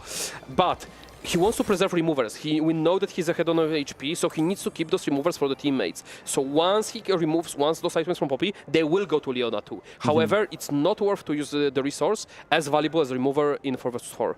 Even with the Bramble Sterex item setup, you think? I guess, yes. If you're vertical battle, you kind of have to. Like healing on the Leona when she scales infinite armor and resist is a lot better. Solo on his last life, White Jungler on his last life. One copy away from GP, hasn't quite been able to hit. We'll see if these players are facing each other. They're not. That'll be a ghost. The GP battle here between White Jungler and Paddeball's GP. Both one copy off of their 3-star, both on 2-star copies, but Paddeball maybe with the better augment setup, has the crit chance, has the extra armor off Peepers, and Yasuo doing a lot of work as well. White Jungler His GP is completely stunned the entire fight. That should be a win for Potable. And on the right side, Solgasung, he's having some problems dealing with his Battle Academy board. Kaisa not up to par. Disco Buko did all the job. He pretty much soloed all the side of the mouse player. Ooh, a lot of emblems coming in here. Supreme Cell, weirdly enough, in this weird Kaisa lobby, could be interesting. Is Kaisa even alive yet? Okay, it is. Opal, yeah. Is at, His first pick, but he goes for anti-heal instead, so apparently needs still a way to cut down on some of the healing on these boards.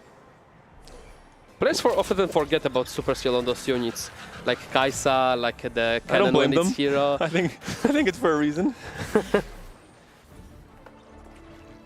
So like we see that Lyres has a pretty much win-out spot given the arguments, items, and like he can go 9 for the 5 Prodigy, which is the Giga win-out spot. It did take a long time to get this board, right? He was stuck on 8 donkey rolling for a long time. That might hinder his chances of making it. Potable, understandably so. Once White Jungler has been taken down and all 8 of those GPs are back in the pool of units, he's able to easily hit his GP3. Has a chance now to item swap a little bit, it looks like, or no, just remove for Removing for the Lyres. And then you see Solvi is in line for this GP to just dominate this fight yet again. So basically, in this game, I believe Padeball and Lyres has 1-2 spots. So just to make sure, they have to make sure the matchmaking. Oh, wait a second.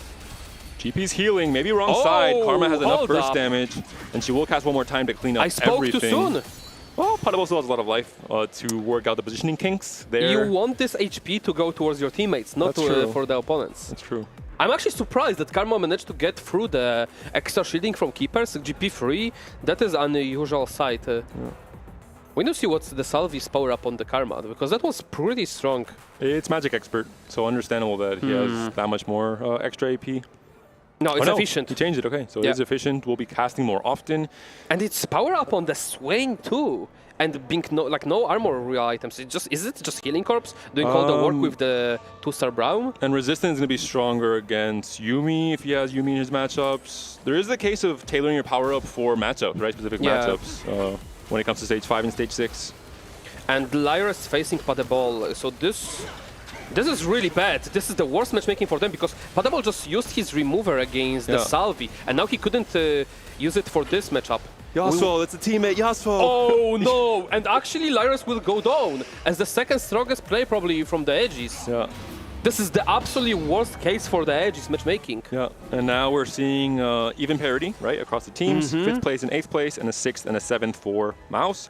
So it all comes down to this top 4. It all comes down to who can be the win-out player. That's the most important thing in 4v4. Usually, at least one player has to have an angle to win, a chance to win off of his setup coming into stage 4. Does Mouse have enough HP and removers to make it work? Like Lesher has only one, like he doesn't need to remove, like it's a matter if Salvi has enough removers for the Lesher, because now this will be all matchmaking. They have to send Opal 4th essentially. There's also ways to weaken yourself without removers, which is your positioning. There's cases where if Karma's stuck on your main tank and not on the weaker tank where you get the chain explosion, that could be obviously a better setup. So a lot of communication will have to come through for both teams. Lesher is facing Padeball.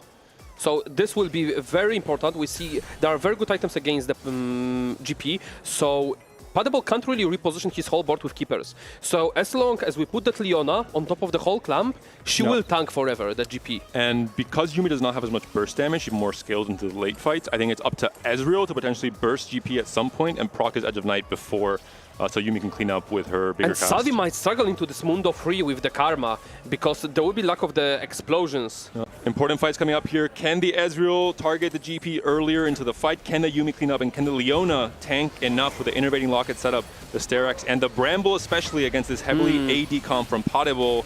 We'll have to find out. Kai's on the right, scaling the Rage Blade, trying to buy some time, but the Karma's just dealing too much damage. It's a win for Salvi.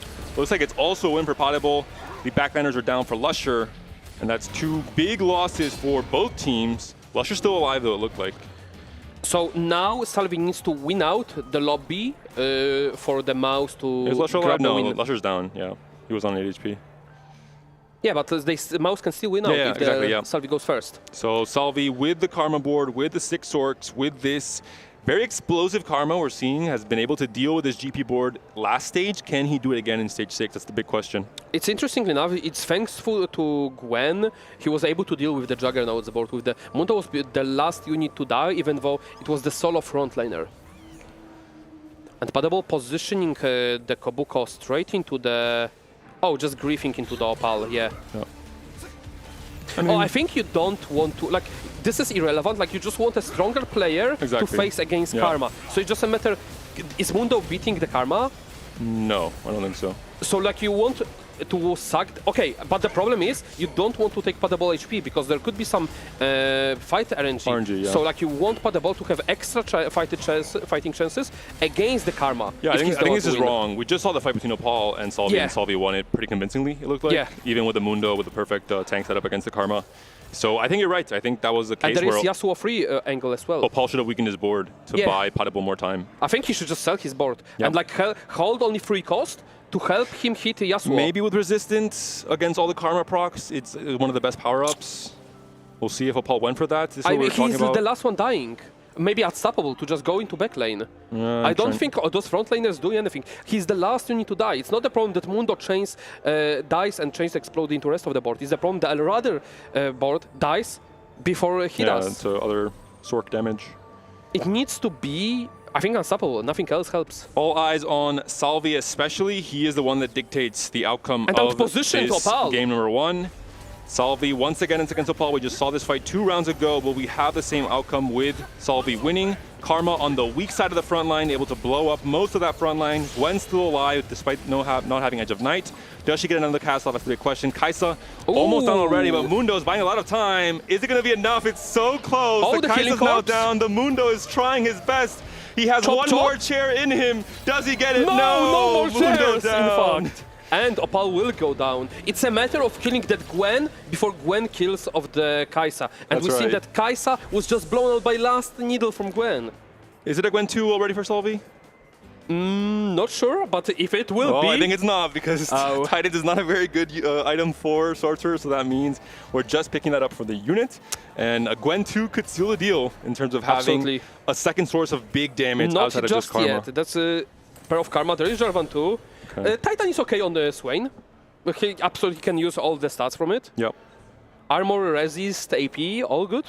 Positioning is the more important part here. Yasuo can sneak into the back line. GP obviously with stretchy arms, you can't really position around him. You have to hope that you have other lower HP units for him to target. The bigger thing is, just trying to have your front line on the right side to buy time for Karma. This is the classic positioning we saw last set as well with Marksman, with Yefelios on the right side. This Gwen might die from GP here if there is reposition. There is no reposition. Gwen is Giga save. Very good positioning from South. Oh, that is GG. Gangplank. He has stretchy arms and stretchy legs as well, apparently. He just walked right up to the Karma. A big positioning mistake there. And maybe an outplay, right? I'm not sure how he's just if you put it's the unstoppable. It blocked hexes when it moved up, and I think this is what caused GP to walk around the hex that Kabuga was in. I'm not sure, but you can also wrap, like if there is this positioning and if you put a unit in the third and second row, it can actually walk to the backline if there's enough of the moon shape of the units. I think this is one of the positions that is default for many players because it's so obvious that your unit is safe that it's impossible to wrap into in most cases, but I think Unstoppable changed the logic there. This was an absolutely crazy experience. Anything could go either side. We thought that Salvi got it locked in, but at the last second, Padable, the player who we thought could be the anchor of the team, the mental fortitude, or the doom of the team, and he pulled it through. The mental fortitude. So I'm gonna dish this one right back at you. No. I said that Padable on Team Aegis, he was gonna be the player to anchor the team, the adult to lock everything in, and he got the win at the beginning. So they did lock it in. This is a good start for Aegis to start off this BO3 match. And in general, I mean, Mouse was pretty close though. You gotta give it to them as well. I mean, it could go either side. We think Lesher being on just the virtue of HP. The fights were very close, and it was quite an unusual lobby because it was very heavily contested between the own teammates even going for the same units, such as even Katarina player going for the Leona too, even though he could just opt only for Rakan as a main front lane and let the teammates have the Leona. And I think overall all the Battle Academia players low-rolled for different reasons, either item components, the artifact for Lusher, the Yumi 2 for Lides as well. So I think overall it was a weird lobby in that sense, where I think Aegis low-rolled a bit more, but Potable had a very good spot and he kind of carried their team through basically.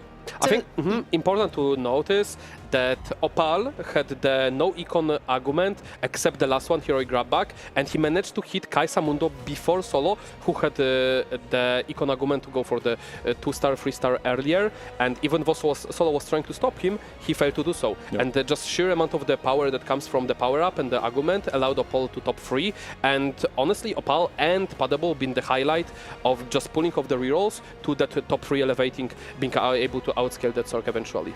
I think as well something that we touched upon earlier was the fact that if there is any team that's going to sit down and be like, okay, it's not that they got lucky, it's just the fact that they played this better, it's going to be a team like Mouse. So from my perspective, I would like to know what are the things that you think they should have done differently in this game specifically? Not just in this game, maybe in that last fight. Not get your karma killed in the first instance. I think something weird happened with Unstoppable and how Kabuko moved up, some pathing that was unexpected. I think Solvi is an experienced enough player to not make a mistake that looks so evidently bad visually. So I think looking into that, looking at the combination of Unstoppable with Kabuko and in future games with GP, which we'll be seeing a lot of, maybe not doing that exact positioning with Karma so alone in that right side. I mean, it's just a too big gap in the front lane between the side of the board and the middle, and just units being able to walk up. And even though Aegis had a insane type of a low roll matchmaking, because we've seen one of the players removing the items the turn before to suck the HP, and then they faced each other where Stellaris got eliminated by the teammate, even though that the exact same teammate was removing for him turn earlier. So they made it work even through the matchmaking low roll. Yeah, I think as well then when we're looking at this, it is a great start for Aegis, but of course it is a BO3, so still a couple of, well, at least maybe one round that they have to purchase in terms of being able to close this out. I think as well you touched upon seeing a lot of GP. Are we expecting any adaptations here from both of these teams? Because that was the case for the first game that we've seen, but then, you know, the second match went a little differently. We saw Katarina come out instead. Are we expecting changes here from either one of the teams? More GP? If you have a spot to play, there will be at the very least 2 GPs per lobby. Okay. The entire tournament, I don't think there's any situation, unfortunately, where that won't happen. There could be a third where you're playing GP2 and not playing the full mentor comp, but just playing GP, maybe NAR items into GP as an item carrier, where you're both contesting these very important units, but also having a strong unit that can farm gold in stage 3 and 4. And we see the wrap up here. It just woke up. The units just walked up. It was unstoppable, in fact. He charged through, but like the moon, the banana positioning from the units and being able to just walk up was enough. The moon or the banana, Alan? These are very different things. Look, in my mind. like you get the shape. The moon banana, got it. Yeah, exactly. A bit of both. Yeah, exactly. Touching back on what you were saying, Alan, I think the most important player in this first game was Opal. I think looking at 4v4, you have, when you're playing a certain combo, you have a certain spot, there's an expected placement you have. GP looking strong, that's going to be a first. Sworks looking strong, going to be a second. But Kai'Sa being a third, that's the real like high EV that Opal was able to extract from his position, and that's the real winner, I think. And that's when you low roll Jhin, because he was wanted to play Jhin, but he didn't hit it. Yeah, he does finish third though, which I mean, to highlight the impact that he's had on this game and then being able to finish third as well, I think still something to really be proud of. But I want to look towards maybe the bottom side more so of these rankings. When we're looking at solo, when we're looking at jungler, what do you think went wrong there? I mean, Solo low-rolled the roll-down, like it is what it is. He hit Vi instead of hitting Mundo, instead of hitting Kai'Sa, where Opal actually hit the more units in the shops. So Solo going 6th is absolutely expected result, even though he had a good early, he just didn't hit. And on the jungler side, he was trying to play GP. He had the weak early because he picked solo leveling, he didn't have upgraded unit, and he refused to slam Titan for the tempo to try to get more value out of the solo leveling, which might have been the bane of this game. Yep. Overall, I think low roll was the name of the game for both sides for different reasons. I think the expected return on their rolls, on their item components were a bit low. I think Game 2 will have higher cap boards overall and better game plans. All right, well, that's it for our first match here when we're looking at Aegis going up against Mouse. We're going to be back with the second one, so make sure you stick around because we're going to be back after the break.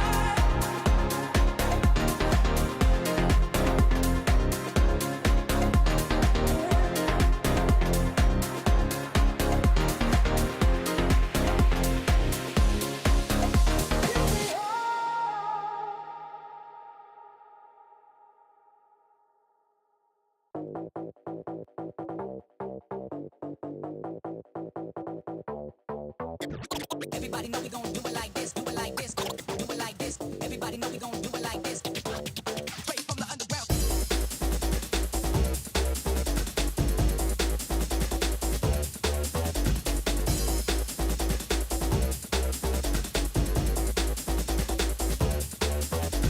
Everybody know we gon' do it like this, do it like this, do it like this. Everybody know we gon' do it like this, do it like this. Straight from the underground. Everybody know we gon' do it like this, do it like this, do it like this. Everybody know we gon' do it like this. Straight from the underground.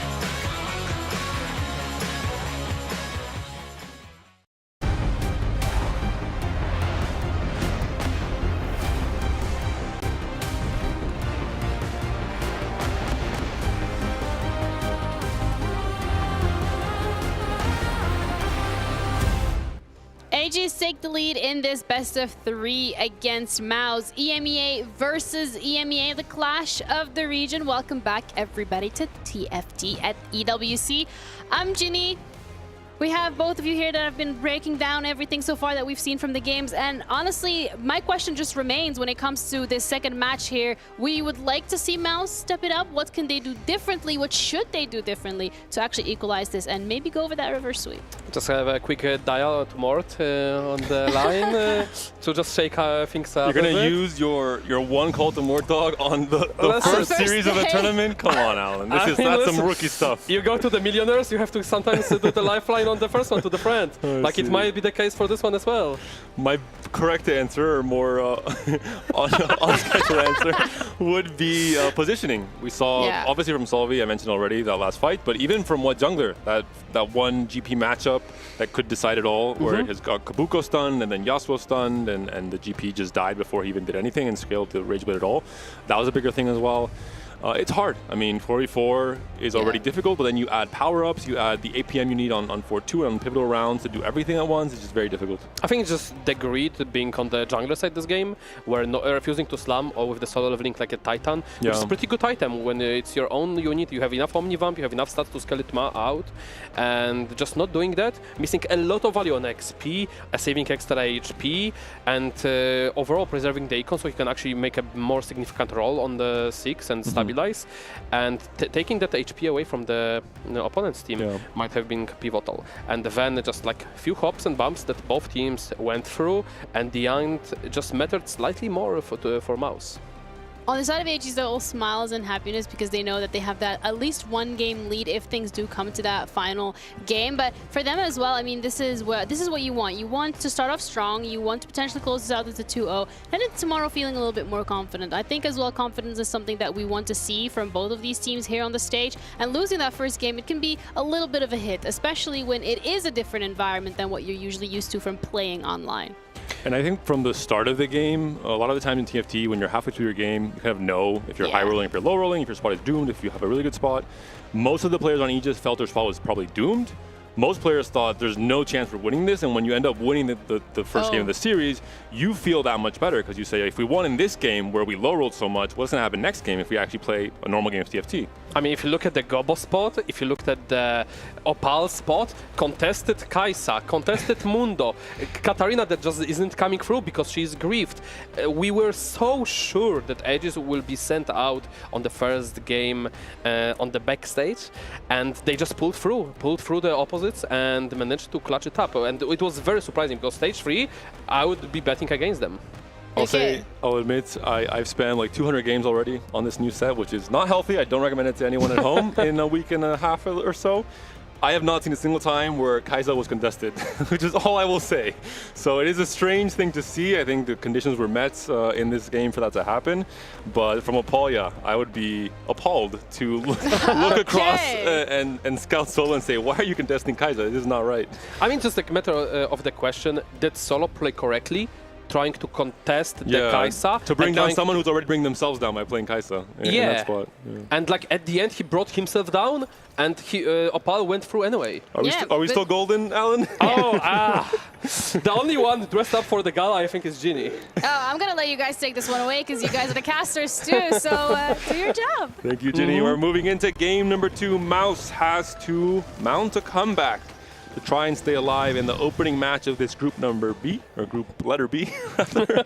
And Aegis has to do what they were doing and hope they get some better item components for their comps coming into this game too, especially for someone like Gobo. Do we want to see another solo leveling? I think we can change with it no up a little GP bit. to balance it out. No GP solo leveling. Like Aatrox, let's say. It's Aatrox 2. Again? Maybe Nefiri. I mean, Nefiri is too strong. Okay. Aatrox is a bit more balanced of a unit because of how big of a trade bot he is. I would like to see some hero augments. We haven't seen them yet, I believe, on this A stream. Knuckle Duster a bit too strong. I think more of a perfect form. Zach, I know you know. Give him chair? No, like it's Golden Gala, buddy. Oh, true. Lock in. True. So actually no protagonist and no silver hero augments. It's either Knuckle Dusters or Give him chair. That's why they paused it. They want us to redo with hero augments. Right. Golden Gala, any augments that you are thinking of particularly in 2-1 to start off your game? Solo leveling, obviously. Treasure hunt. You change a bit the units you'd buy. Yeah. Like you'd buy you'd buy less of the Zacs because of the no perfect form being available. You would lean away from the. Oh, actually, no. I was thinking about no Garens, but like the Battle Academy is such a strong opener now with Garen scaling. Gold injection here. Oh, is this full econ? Yeah. It might be full econ. GP pair as well there, we saw. So whenever it's extra econ, you get more units and more players have chance to hit GP. And we see already 2 players hitting GP, and one of them, what's the power-up? I stand by my point. I think Potable has a just perfect mental this tournament. He is in the spot to be hydrated, moisturized, in his element. Stretchy arms on his GP. This is a player who just won game number 1 off of GP reroll. Most likely will be the player on Aegis playing for it yet again. Solo, I believe, is the player going to be contesting him with GP pair on stage 1. Okay, it's not aura farming. It's either prep or hefty. I think it's you only have one GP, right? So prep is a little bit worse in terms of the time you're buying. I think it must be from this spot. I don't like it. I think you just put it on the bench. You don't put it on the bench. You have no slams. I think it's fine to pick Raining Gold here. Just sack until 3-2, 3-2. I mean, you can prep the later GPs and just throw it like when you combine it. Like prep is so good in this comp. That's true. They just use so many different stats well. And the thing is, you want all 3 combat arguments with GP because like you're gonna be stuck on GP2 for a very long time. So you want to have a maximum power of it. And what is that monstrosity on my screen? Light Shield Crest on a very, very strong Mundo. Mundo, of course, with Portable Forge, just you have to insta-pick it because there are so many win-out augments, or artifacts rather, on Mundo. Innovating Locket, very strong. Even what looks like a 4-fun artifact, like Talisman of Ascension, can be strong on Mundo because of the extra time he buys with Luchador and just how tanky he is overall. He buys so much time to proc it, basically, in so many of the fights. But this one is also very potent because how long he lives, he will proc often the shield. And it's the main weakness of the Mundo comps. The backlane dies before Mundo. Exactly. And that's the one item that actually will help your team. we're seeing here Mundo just throwing these shielding orbs to his backliners, making sure that if, you know, something wraps into the backline, or if there's chip damage, or if there's, you know, GP trying to one-shot Gnar or Jhin, there is that little bit of extra safety outside of just Luchador proc on Gnar. Absolutely. We see the Worth the Wait Lucian. Will it be... Wait, is it Lucian? It has to be Lucian. Is it going to be Worth? Sorg? It could be Kennen. I mean, he wouldn't put power up on the Lucian right away, would he? It's Kennen, it is Kennen. I mean, I think he would just wanted to... Pursuit is just very strong on Lucian for stage 2. He just dashes like... No, it's strong. Okay. And it looks cool, you know? You get some extra style points for your fans at home watching. I mean, I've seen often him just dash towards the backlaner and die, like Pepega. That's a positioning diff. Oh, he was in the same corner that Opal has now. He's French though, so... Oh, yeah, that explains everything. So, what are we thinking about here with the Kennen? Lides also worth the wait. He just, Severe. He just said, you know what, we have a chance to... We're one game up, let's have some fun. I mean, the thing is, you want to pick a good tempo argument. Like, Worth the Wait on the 1-cost is very premium. And Kennen will lean towards the Sorks, will stabilize the mid-game, which Sorks are not very strong without like a proper itemized Lucian or Lux or Syndra. And then we have Sivir, which might lead into fast 6, roll on 6 with the crew. And the crew is considered to be a weak comp right now, despite it being kind of that easy reroll comp in this set 15. But certain things enable crew to be very, very strong. One of those things is hitting like Build-A-Bud into a crew unit, obviously worth the wait as well, because you are immediately getting your 3-star, or very quickly getting your 3-star in the case of Worth the Wait in stage 3.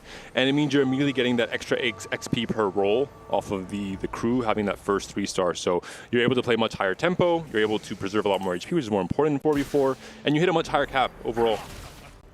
The priority though is Malphite items. Yep. The problem is he has head bow and glove. He needs to prior those chains, belts, cloaks from the carousel. Probably chains. Bramble is just very important due to the GP being so dominant. Yep. And then solo with no slams is just win streaking.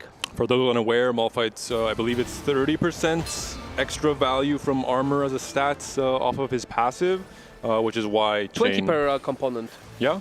No, that's Vi. Oh, that's Vi. Yeah, he gets it's 30%. Oh, yeah, sure. Yeah, I'm pretty sure.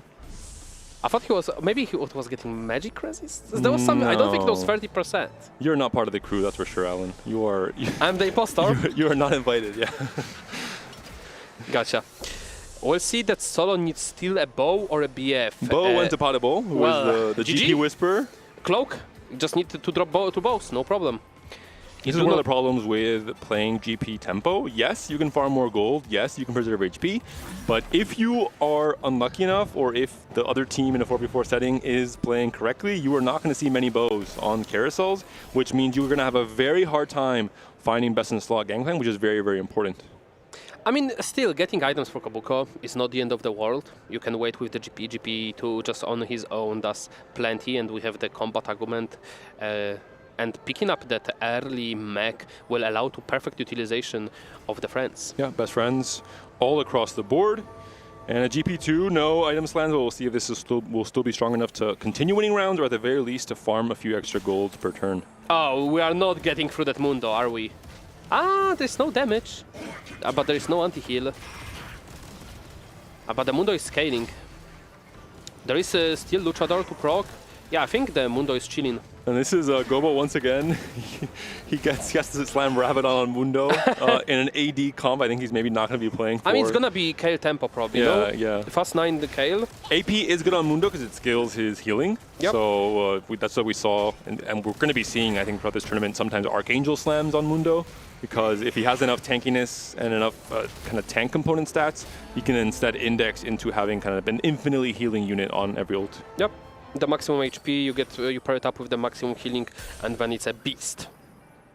And then Gobostro will be looking into locking in a full 5 streak, given that he's fighting against 2 teammates, which will definitely not grieve the streak, and then it's just a matter of the question if the jungler can be strong enough to take him down. But this Mundo is looking way too scary, and he will give them a chair. Yep. One or several for some units, unfortunately. I mean, getting early Jhin, getting early Gnar, like we see that Gobosser is utilizing just the traits such as even Wraith to get the extra damage coming in from the Jhin, because he has all the tankiness, he's just lacking a bit of the damage. And we'll end up going against the Lyras and we'll take the full 5 streak. Yeah, one of the most efficient, I would say, like full traits setups in stage 2 that you can get with early cost units in terms of getting a lot of value from all these different horizontal traits, let's say. We'll see now as we move to stage 3, especially for Lides, what he's able to hit in terms of the crew, in terms of the Malphites. We see a Kennen 3 already online for Opal. This could essentially be just playing into Sorex with some little bit of extra frontline and some extra damage as well with Kennen zaps.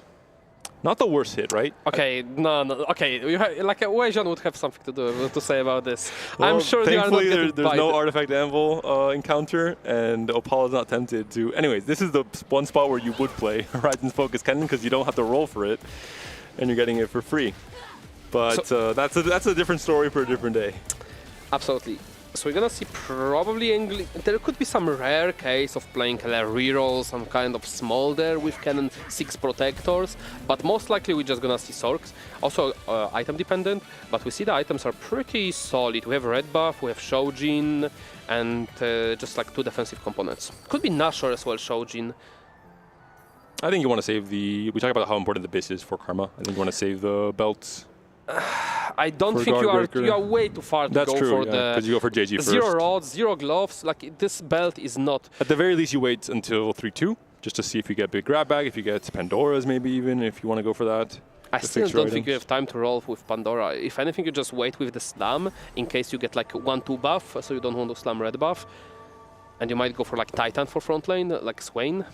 Potable as well. Can Slam Even Shroud gonna consume that one cloak that he had, so Kraken Slam a little bit further away. Bramble is pretty good. He's greeting the Eon though. He's unwilling to slam. He's playing Lides here. I think he knows how strong his spot is playing GP as the GP player on Aegis, so he allows Lides to get maybe an extra life, maybe just dealing less damage depending on how this fight goes. With the Sivir 3. He wants to extend the loss streak to 5 here. It's pretty good, efficient. Exactly. Lyras has a 1 win streak, so it's very good for Lyras to win here. So like both players getting the best out of it. And it's a good win as well, right? Almost perfect. The pre-level to 60 gold, gonna be a little bit more, 70 after this comes through, or 75 even. Learn from the best, and Potable certainly has done so across his TFT career. He re-rolled it. Is it not really strong on... It's the best argument for GP. Surprising. Maybe Pandora's he just really wants to get back. I think he's playing it safe. He's saying, hey, if I get perfect items, I already know I'm winning. I don't need to index more. But he's pretty low on HP as well, so he's going to have priority in the carousel. I mean, you are not taking another combat argument. No. GP is good, but like, come on, you are taking 2 arguments that really don't benefit whole board. The whole point of this mentor is like your whole board is strong. Yeah. And like it's not one-man army. Strange choice. We'll see if it pays off for Potable. Right away, immediately is able to get a Edge of Night slam on his GP2, so you'll have a chance to have more survivability, stay alive for longer, farm more gold. 1 bow has been found at the very least for Sologosong. Has the Kraken's Fury slammed already, and here's the GP matchup he needs bow for and BF the delight still. of our viewers. Okay, but I think there should be he could only slam Spark. And I think he's holding. Double combat augment for solo, so if both players hit their boards, if both players have similar boards, there should be a stronger setup for Sologosong. That being said, of course, the Edge Knight will help a lot here in terms of... Doesn't matter, the combat argument's already kicking in. Yeah, Edge Knight already procced, and GP on solo side gets the win there. So big win for Solo, who is trying to preserve a lot of HP in stage 2 and 3. That is Mundo with the Juggernaut Unceasing, yeah, very, very strong. A lot of extra survivability. I think he reforged Death Cap into the Archangel. He must have, yeah. Unless he has a solid bin still from game 1. I don't think so. I mean, that's actually better. Yeah. Yeah, I mean, you want to obviously get scaling AP over just burst AP because Mundo will scale longer into the fight. And this is the exact setup we talked about. If you have enough survivability with Light Shield Crest and Stone Plate, you have HP from your power-up and standalone. What are you missing? Oh, well, something that can scale your healing as well to make you essentially unkillable. You're a DPS check for the opponent's boards, basically, in stage 3. Are we sure that Jhin is better than Kai'Sa? Honestly, I've played Jhin bunch of, and I just think he's so underwhelming without Artifact. Without the fish Depends on the matchup that you have in the lobby, and it depends if you have Edge of Night or not. I think if Jhin just dies early on, it's like fiasco, and he has like less burst damage than Kai'Sa, I would say. I don't know, it's just like Kai'Sa was looking pretty impressive last game, and like Jhin, even with artistic KO, if you don't have fish bones, he's like, whatever. And we're seeing, going down? Nope, he's not. This is what I was going to go to. Kai'Sa needs to get kills to scale her AD on her kits, and unfortunately this Mundo says, you know what, I'm not going to give you any.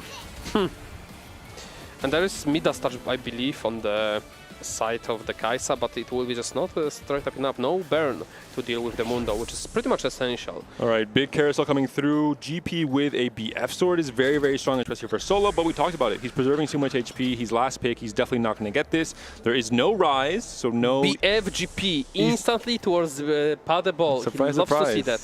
No rise, so no like easy way to get 4 mentor for either of the GP players. There's no... Bow for them, but solo, that's really strong on the Udyr that he needs. Not enough defense, I think. I guess maybe they didn't think it was worth the sacrifice, but if Solo does not get a bow, if Solo does not get a bow from Wolves, it is just incredibly a way weaker comp for the GP setup. I think it's a mistake. Especially considering Solo is so healthy that he's going to be last pick on every carousel basically this game. I mean, we know that, okay, Paddable played defense on BF, on GP, which was absolutely correct. Yeah. Because that's what he needs, he can roll past the item. But then there is rest of the team. Lides could have, what did Lides pick up in the carousel? Because he could have definitely used a bow. Defensive component for the I guess, he had to, I guess. So it was, like, Gobuster couldn't, his last pick, and it was going away from him. Maybe Opal. So it was just Opal or Lyris picking up the bow. Yeah. Lusher, again, going to be on Yuumi. Oh, this Yuumi will take it. This is similar to Lusher and Solo playing a lot of Marksman last set. I think Yuumi is a comparable comp in terms of how stable it is once you hit everything on level 8. So Lusher playing into kind of his role, I would say, within this Mouse team. And especially this early Yuumi with this item setup is just going to be very, very strong. Replication really helping. I assume he's hit a Rod, and that has allowed him to build all these perfect items for this AP carry. Wait, never mind. That being said, the Mundo has the chair, and the Yuumi is a cat, kind of squishy. Oh, never mind. This Mundo is not going down. Well, GG's. Gabo hitting the 9th streak, looking strong towards the full 10th streak. And on the other side, we see Solo having the also pretty hefty streak. So players not surprising, is able to hit his best in slot despite being last pick on carousels. Has 2 combat augments, is on 6 GPs already. I mean, a very, very strong spot for Solo. I think definitely in prime position to be either the win-out player or the player who's able to bully and punish a lot of the low rollers in the stage 4 roll downs. I think Solo is strong enough to take down this Mundo. Like, he has this double scaling item, no anti-heal, I believe. I don't see what's his power up on the GP, but I don't think there's a Solar Breath on anybody.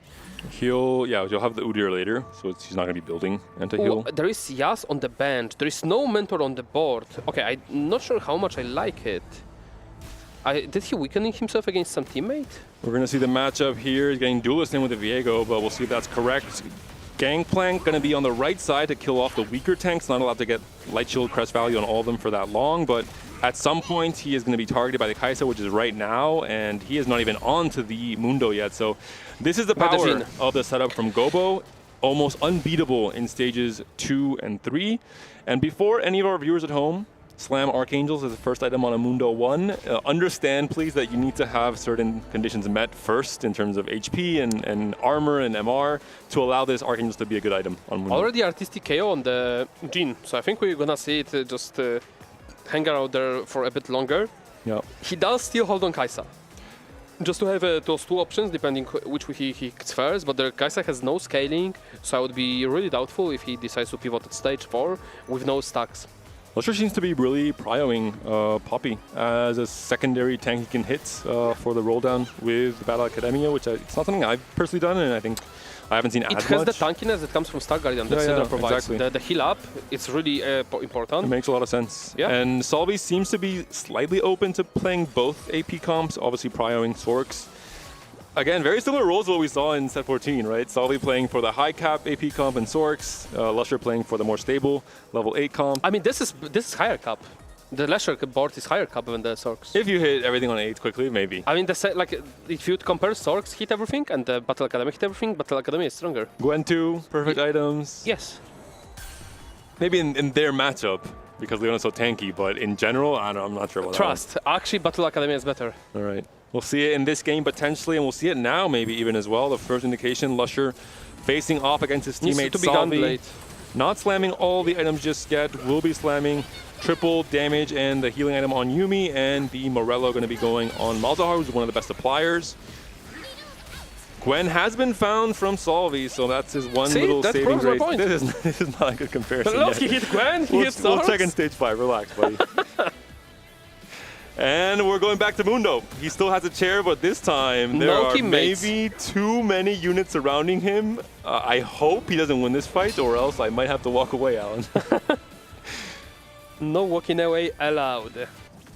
Gobo will finally lose the streak to the teammate, but this is a good teammate to lose to the streak. You want to now teammates to preserve the HP. You don't care too much about the streak anymore. Like the HP is everything from going from now. Heroic Grabak once again picked up from the Lyres, and rightfully so, because the comp spikes heavily once he hits the 4 crew. Ooh. And it looks like... Braum and TF have been found. Weird that Gobo picked it up before rolling more. Ooh, that's a Shen pair. Just needs one more Ziggs, and he's locked in. And then on the Gobo side, there is already Mundo, there is one of Jhin, and he goes deep. Yeah. There is already Braum as well picked up. That Braum will provide so much HP. It came from the duo Q. Yep. And you can play 4 Luchador, 4 Juggernauts, potentially 6 Juggernaut. Deathblade for the Jhin. Yep. I'm not sure if I like Deathblade when you have Rageblade already for a descaling. I think it's Eon. Yeah. With the healing. Especially in this... is there really that much backline access in this lobby? I think that's the key indicator of the timing Eon or Deathblade not. is just so little stats. Look at Cassante, he's onto Jhin, and maybe Cassante will be able to take the Jhin down, unfortunately. Oh, the healing, the Hodge coming through. Ooh. This is a big win for Gobo. Honestly, Mundo would be able to take it down. The shielding from the Light Crest was absolutely pivotal for this fight. True, and that could be why he decides to play for just more burst damage at the beginning. He'll move these items probably to the Lee or Gnar later on. Yep. For anyone that doesn't know, at home, Jhin obviously not attacking very fast visually, but he has obviously a set attack speed, and Rageblade will convert attack speed into AD basically. So you're scaling AD at a slightly lower ratio, but still, it's worth it on Jhin. It's like if you have this Kraken item scaling the damage normally for the units such as Jhin, he does get more scaling from Rageblade than Kraken itself within his attack rate. Yeah. 1 of GP for solo. Yep, has rolled down to 0, has found the rise, so not going to be too awkward in terms of setting up his board. But as you mentioned, we saw White Jungler in a similar position, although with way less HP last game, where he was 1 copy off and just never was able to hit. Salvi has been on a losing trend. Looks like he's finally buying some time to stay alive if this Swain can clutch it up here and buy time. He cast twice. You cannot be expecting much more from the Swain. Yeah, it's going to be good enough. The chain reaction there. The boomerang effect from Karma. And Mundo, once again, being surrounded and taken down. This is what we were talking about. This is really only an unkillable unit in stage 2 and 3. In stage 4, the DPS check is met by more comps. There is a TF for our Knight. Lusher very smartly understands how important TF would be for the crew player, for Lides. Picks it up, yoinks it away. Also, Photon Padable brings GP for Whisper. He already has a GP 3. I'm not surprised. This player has been playing for a long time. The experience comes in within the pressing D. Of course. You have to be a... You have to press with a diagonal tilt at the end. Oh, you just have to have a proper angle. Yeah, changes everything. Gotcha. Well, definitely Solo will need to get some page from that book because he's kind of still missing on the GP. One more difference, Potable we saw right away in stage 1, he already had stretchy arms on GP, whereas Solo had Midas Touch, which is better for the early game, of course, but then you have a slight risk of not hitting stretchy arms in the late game, and that's going to be the case here. Has hit the second best power-up, in my opinion, Tiny for Terrors, GP, Tiny Terror. It's not comparable, but it will be better in stage 4. We'll see a probably removal in stage 5. Refusing to slam TG. Thoughts for Yasuo 3? Yeah, that is very surprising. I mean, like, what? I'm sorry. Yeah. Are you getting better item for him anytime soon? Okay, maybe he's like, I'm so strong, I don't even need it. I'll wait for the creeps. I'll try to go for the Giga items, Giga crit. By the time you do have 3 items, if you build TG now, you'll be weaker overall, right? And I agree. He thinks he's making it to the point where he has 3 items fast enough that he won't be losing too much Which is HP. pretty much after the creeps. Or if he knows his matchmaking pool for the next 4, 5, 6 fights, he's going to be mostly Aegis players. It's an even better I think region. he's taxing everybody equally. I don't think it matters. So now, Lyris did end up hitting everything. He did end up... Oh, did Lyris have steel items on Janna? I didn't notice. So a reminder, when you hit 3 crew, 4 crew, you want to start moving items towards the crewmates because your damage scales of your crewmates' damage, where the ship does not fire damage of Janna. Yeah. Janna is not part of the crew. She is isolated. She's an imposter. Yeah, she's an imposter like Alan. And Leona is not an imposter. She's standing strong, standing alone in the front line, trying to buy time for Yuumi to scale with her Archangels and her own kit as well, where she's firing more bullets. Although not as many bullets as she would if she had Bullet Hell, the strongest power-up for this AP carry in set 15. Potentially can fish for it. Maybe not in this spot because she has no shred. When she has the Archangel, it is strongest. Without Archangel or enough AP, it's still Geniuses. Yeah. With the 4 or 5 Prodigy, you get more scale, more damage that comes off the scaling with the Geniuses. And Super Genius is a power-up that if you have, it converts mana regen to AP basically. And obviously Prodigies have a lot of mana regen. Yep. And again, that's a scaling comp, so... The problem is the GP matchup it tends to not be very scaling friendly, so you want upfront power more than the back. We're seeing now for what jungler? Oh, yeah. I don't know what was the game plan here. Fast 8 into what? Ashe. Protector Ashe? No.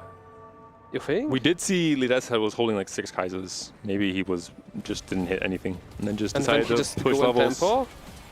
And the worst part is you kind of are investing into Kaisa, right? In her ability as a scaling unit. So it feels detrimental to pivot off of it later. Ay, caramba. This is There is a pan, there's many components. Is there a puzzle that What Jungler can solve? Well, Solo has solved his puzzle, buying the last Gangplank unit. Really smart usage of the extra copy, trying to preserve remover. Yeah. Unfortunately, didn't hit the correct items. It was Unflinching, hasn't hit Stretchy Arms as well. Only had that 1 remover left in the start of this stage 5. So a bit of a low roll for Sologasong. This is one of the punishes. There's no shot he's reloading through Kabuka and Yasuo. There's literally Padabot having 3-star. True, okay, because it's contested, but it is a thing a much stronger cast than Yeah, pushing of course. levels. But like you are pretty much aware what's going on in the lobby, right? The full crit Yasuo, i.e. Hodge, and in this case Last Whisper, because there's already even shot, but I guess he just was stuck having to build this item, and Kaisa gets soloed, 1v1 challenger AI and positioning from Sologasong actually, and that should be a fight win off of the damage carrier on What Jungler side going down.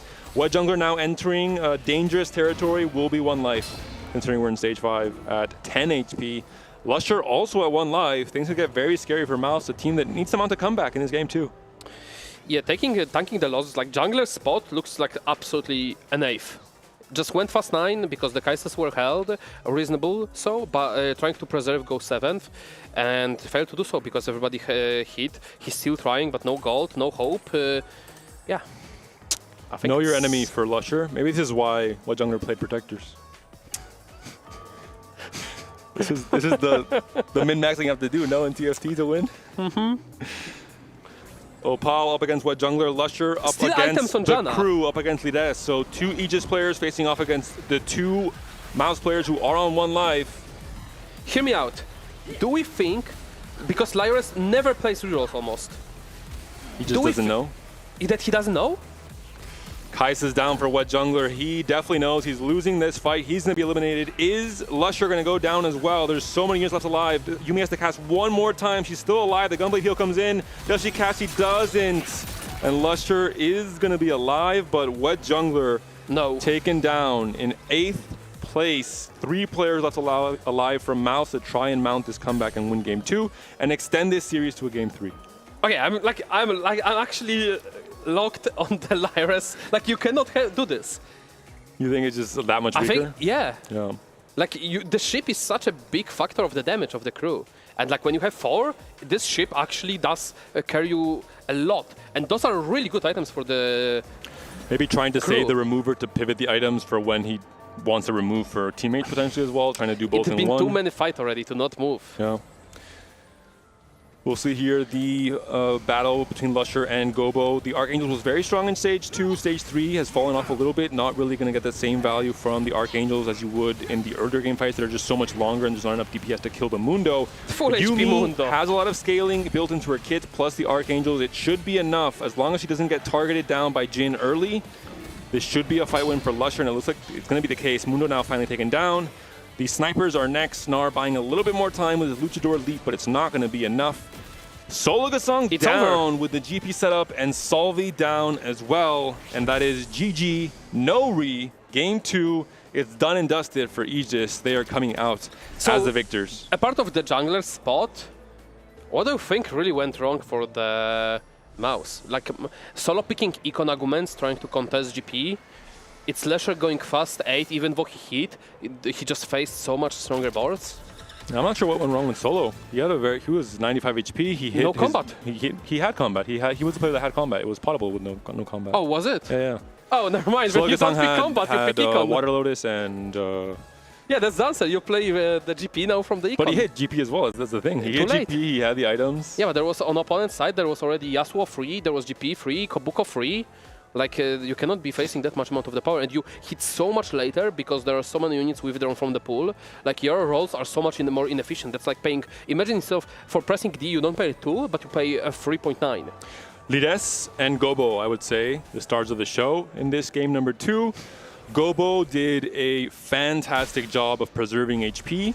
I think Opal as well, playing into a less meta comp like Akali, making it troublesome for your backline to stay alive, forcing awkward positioning from Mouse potentially as well. And with 4v4, you can always tell your teammates, hey, my Akali is going to right corner if you have 2 teammates in your pool. And even without removing items, you can kind of weaken your matchup that way. But really, it's Gobo, right? The Archangel Slam, the Light Shield Crest setup on Mundo, and 100 HP coming to Stage 4 means that he preserved so much HP for the team total that allowed them to cruise into this dominating victory in Stage 5. Yeah, absolutely. He redeemed himself for game 1, missing on that Katarina. And it's not his fault, though. I mean, I know, but those items were illegal in a bad way. Yeah, and not hitting Katarina until the very end. And now it's just carrying the teams to the victory, as you mentioned. And when we have Pat the Ball, just the Whisperer. Yep. And then Lyris hitting the worth the wait Sivir, which helped the reroll so much. We see that he's already halfway through. Only from pressing D button since level 6, he already managed to go to level 8.5 from rerolling. That's how powerful Crew early is. I have to say this game 2 from Aegis is kind of the debate game 2, because viewers at home might just play Crew randomly or might play Archangel Mundo randomly without knowing why these were played in this game and not have the same results. It's just so important in the Crew to have something like hefty rolls, to have worth the wait or build a bud into the Crew, because it really propels your tempo so much higher in Stage 3, where you're not really bleeding out the 40 HP and then just trying to pray to hit Ziggs 3 on time, to hit a random TF to stay alive, basically. Lides, we saw, came down to 30 HP or so and then had a very, very big win streak in Stage 4 and 5. We see that Lesher at the end will go as 4th, and G's showing the dominance in the top 3 position. Just chilling now, playing for that placement, see who wins out, who has the stronger board, just messing around. They are just chilling, as we see on the camera player screen. I know Paul may be the X Factor, the real X Factor for this team. Plays a Kai'Sa reroll, gets a 3rd, plays All Casante, one of the strong but harder to play, I think, metacom in terms of when to get into it. It's got the it requires proper positioning at all times. Yeah. And a hybrid mix of items. It's kind of like your fallback plan. And a 5th. And it's not a 1st, but this is what you have to do in 4v4. Yeah, you don't pay attention to players who win out because they can just high roll the meta comp and they win out. This is the easy way to play the game. Yep. Like when you have to cook from the bad spot, and as we seen him, game 1 was a horrendous spot. Now he had to just do something. Yeah. He went into all out Cassandra, take 5th. Like, yeah, that's He's pretty much the spine of the team so far. I have to imagine maybe Solvi and Solo were taken down by some kind of outposition, not a front-to-back fight against maybe Opal as well, in terms of how early they went out with how strong their boards looked on paper, at least Solo Gasang. I mean, Solo couldn't, Sully didn't hit too good of items for Karma. He hit one Gwen, one Karma, so he wasn't stable. And like, probably again, Karma was sniped by an Akali or something, and that's why he might have gone down as well. And then we have just Lesher going fast 8, fast 9. He did high roll units pretty much on his level 8 roll down, which allowed him to go fast 9. But it wasn't just good enough. And the rest, the rest of the team was too low FHP. The Gobo pressured way too hard early on. Worth the wait wasn't too big of a factor from the Lyres, because again, the Sivir with no items didn't have much pressure. It allowed him to make a proper stage 4 play, where he's the one pressuring, and Gobo withdraws the pressure that he applied early until he hits. Look where the items are on Lides's board. Alan's gonna have a heated debate with I really hope our Aegis player after our this game. interviewer listens to us and he will ask Aegis about this Jhan itemization at the end. We can catch him on his walk, I think. Yes, I really want to know why. I'll let him know. If I scream loud enough, maybe Lyros can hear me. Well, our interviewer can hear you, so you're good. Good. Looking at these final few fights, Padebol potentially could finish this off as the 1-1, the Gangplank Whisperer King. And again, yes, it's impressive. Yes, we can celebrate Padebol and his expertise in TFT, his longevity in the scene. But you're playing the strongest combo in the meta. One is maybe the expected result from the spot you were in, whereas someone like Opal, I think, pulled out a lot of more positions from the spots he was in. For example, someone like Gobo as well, with his understanding of the Mundo itemization in stage 2 and 3, really allowed for just a way better performance that was expected from his comp. The Death Cap Slam was something not many players would do on the Mundo. Completely agree. Reforged tried to get something better for backline for the Mundo, which ended up getting Archangel, which worked out. We've seen one of the games in the Series 1 being also intentionally made for the Mundo, that was also working out. So we got it by accident. You're saying TFT is all luck? No, I mean, Padebol went back-to-back first. It cannot be. That is a statement and a half. You're throwing him under the bus threw right me now. under the bus first. See, I had to give it back. How this duo is going, but an incredible performance and showing here from Aegis as well. It is a clean 2-0, and we said this is the clash of the EMEA Titans. We were expecting this potentially to be a little bit closer, but you know, they're holding hands at the top and Mouse is holding hands at the bottom. I mean, they did their best. There is just sometimes comes down to 4 to roll down. Sometimes if you commit to the early loss streak and you miss, this is exactly the result you'll see. So you want to avoid at all cost going fast 8 from bad spot. Yep, and I think we mentioned at the start, we said that Mouse was we predicted they would be winning. Yes. I think for both of us, it was like 55-45. There's very even parity between these two teams in EMEA. They're all very skilled players. There's no real underdogs. They all have illustrious careers individually and as teams as well. So I think it's not that surprising to see the results here. I think overall, some lines and some decision-making were a bit awkward from Mouse. We'll see how they can adjust for their pivotal match tomorrow. Yeah, that's also something here when it comes to the best of threes. I think we were expecting adaptations in the best of 3 series rather than after them. But again, if it is an organization or a team that's able to do so, I'm expecting Mouse to be able to show up like that tomorrow. But for them, that's it for today in terms of their game against Aegis. And I think Aegis is really good that they have this first win because, again, like the group does have Falcons in it, has VP in it as well. So it is also, again, quite a competitive one. And being able to get that first win on the board and get that confidence and hit the ground running is really good for them as well heading into their next matchup. And what I love to see that players adapt properly to 4 vs 4 and they hide their ego. We've seen Lyres playing reroll even from the spot where he's a purely normally a fast 8, fast 9 player and he manages to adapt to the team. This is very impressive and I love to see that. Let's be honest, Alan. He had a worth the wait Sivir. he had no choice. Either you play the crew reroll or you go in. Good cop, bad cop. Like, what's going on here? Then, you know what? Continue. Let's continue on the roll of bad cop. Let's play fast 9 snipers, 5 snipers. Sivir worth the wait. You're right, Alan. Sorry. Yeah, you can do that. Like you can do that. Jean with the rockets. In silver, you can do that. Yeah, and get it first. Now we know where you play. No, either. Oh, she threw you under the bus now. Either way, for Mouse though, what are we looking forward to differently from their next game? Adaptation is one, obviously. Actually, instead, we're going to be heading to the interview first. We're going to talk with AG, so Ian is standing by to interview our winners. I am indeed. I'm standing by with Paddleball. My friends backstage told me you'd enjoy if I called you Pasta Ball. Is that accurate? No, in French it said Paddball. Paddball. Don't pronounce the yes. Okay. Got you. All right. Well, one thing that's for sure that we can all agree on is that was a very dominant win. 2-0 was the score. It was the score as well in the EMEA Close qualifiers against Maus. Do you feel like you've just got their number? Yeah, I mean, it's just the classic game against Maus, like easy. Easy? Yeah, easy. Well, how is it so easy? Have you guys just been prepping really hard? What makes you so strong out here to start things off at the Esports World Cup? Well, we've been practicing a lot. I think that we have very good individual players. And yeah, just basically you practice as a team, you have good communication and good solo skills. So.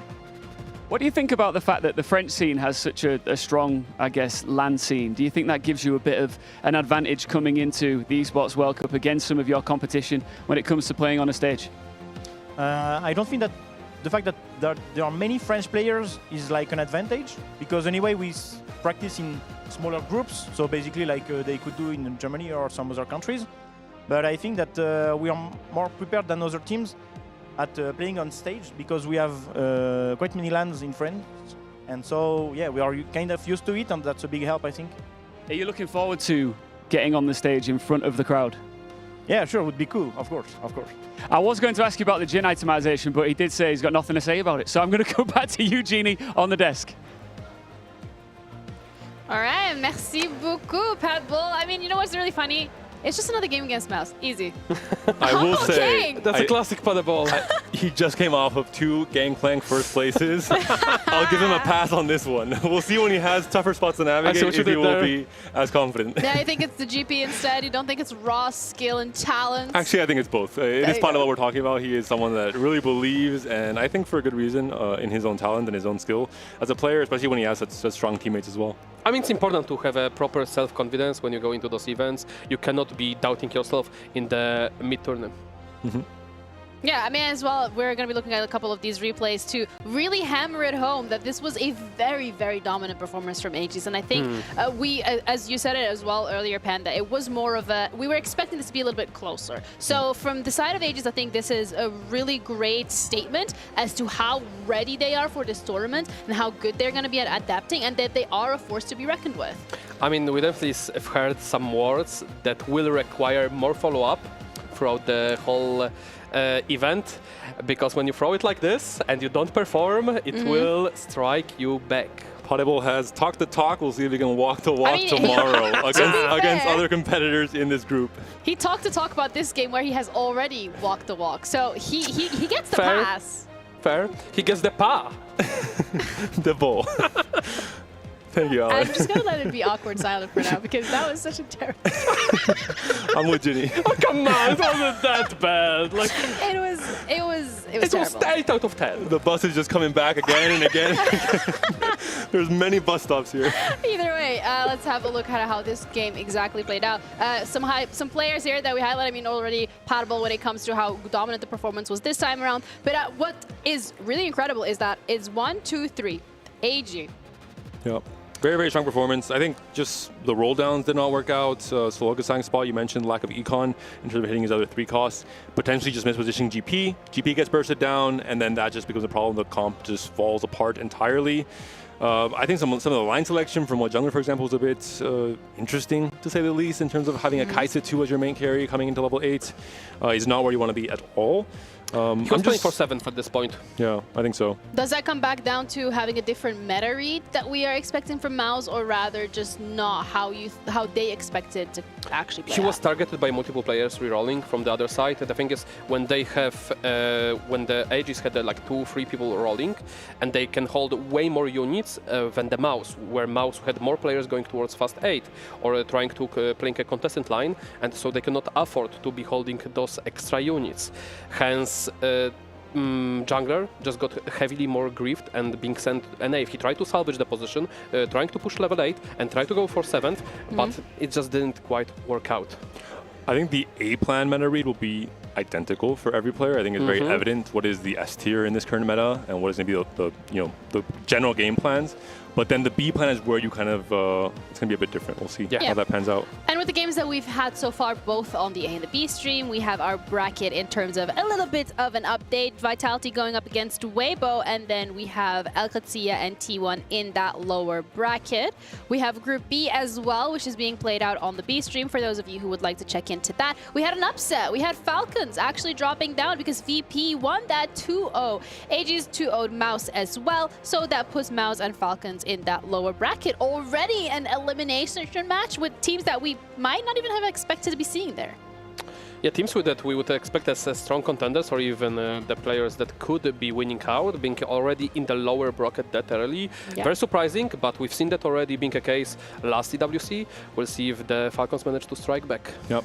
The biggest thing for viewers at home to remember is your team can lose up to 2 times. Second time they lose, they're out of the group stage basically. So that last chance now for Mouse and for Falcons. Yeah, it is. It is really crazy though, because like you come in, you play your first match, doesn't necessarily go your way. You have one match left to stay in that competition. It really is, you know, you have to hit the ground running. There's a lot of pressure on these rosters, whether or not they agree, whether or not they think that is the case. I mean, you really have to perform here from day one. Otherwise, especially if you are expected to win it all. Yeah, and course. when you go down that early, there's so much pressure on you from the fans, from the team, from like everybody, from yourself even. Like when it strikes, wait, what are we doing wrong? Sometimes when you're unaware what went wrong, if this is a low roll, if opponent's high roll, you start doubting yourself. And when everything becomes shaky and it falls down apart if the foundations are not strong. That being said, some teams are very good at losing their first game and losing their first series and then coming back and clutching up. Maybe Vitality in the single series, but I think Mouse as well. They have very good, you know, mental fortitude. They know how to look at their mistakes and how to adapt and say what went wrong and not have egos to say, oh, I played perfectly, we just got unlucky. No, there's things you did wrong, either in line selection, either in positioning in some cases. How do we improve that for tomorrow? yeah, that's a great question that they have the rest of the day and evening to really figure out, as they need to come back here tomorrow for their other game. We still have 2 more best of 3s here on the A stream. We have Wolves that are going to be going up against Twisted Minds. Flash Wolves, Twisted Minds coming up next after the break. Our 3rd best of 3 of today. So we'll be back shortly.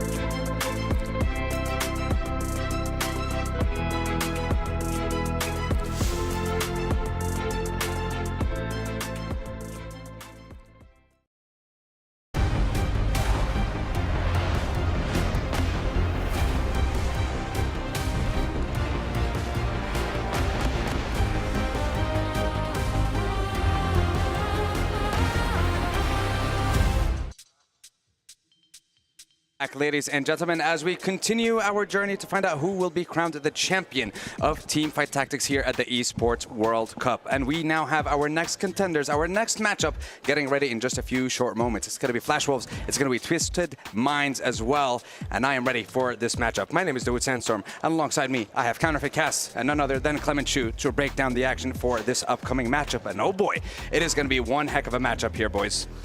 Yeah, we're getting into Group C. I think this is going to be some fantastic teams. Honestly, Clement, to have you on the casting desk as well is amazing. You've got the inside line on these teams. I really love these two squads. I watch all of their streams. I've been in kind of watching them just fight against each other. I know these two teams know each other quite a lot, so that's going to make it even more spicy.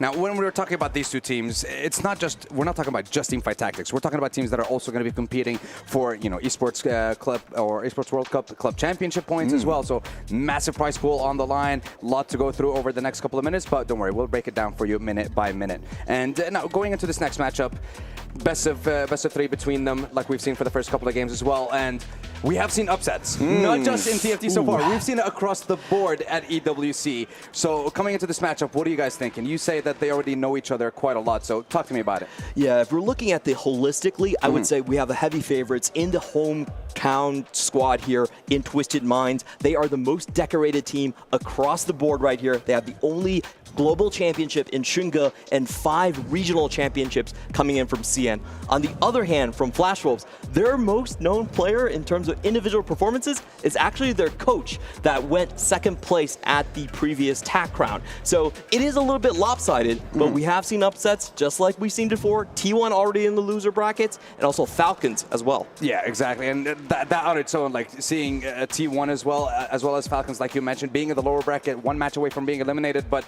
I want to talk a little bit more about Flash Wolves and how they made it here to the Esports World Cup. So let's break it down for you and show you with a quick video.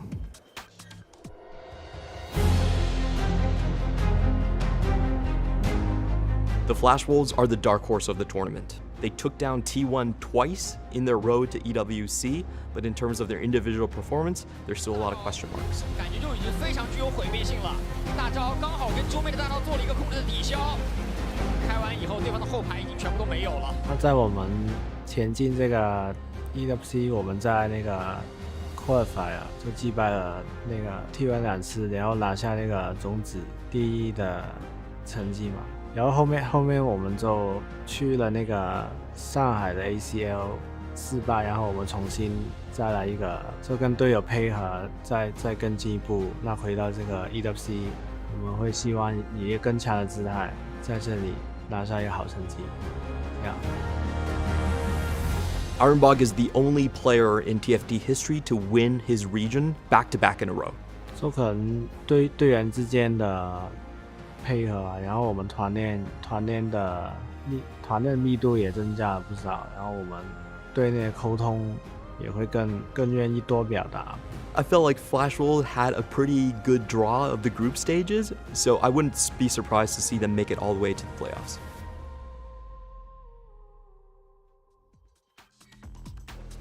As we can see, they have not had an easy road here, but they made it, and they're up against one of the contenders for taking the whole thing in Twisted Minds. And Conrad, I'm coming to you with this one. What are we thinking about their chances coming into the first matchup here?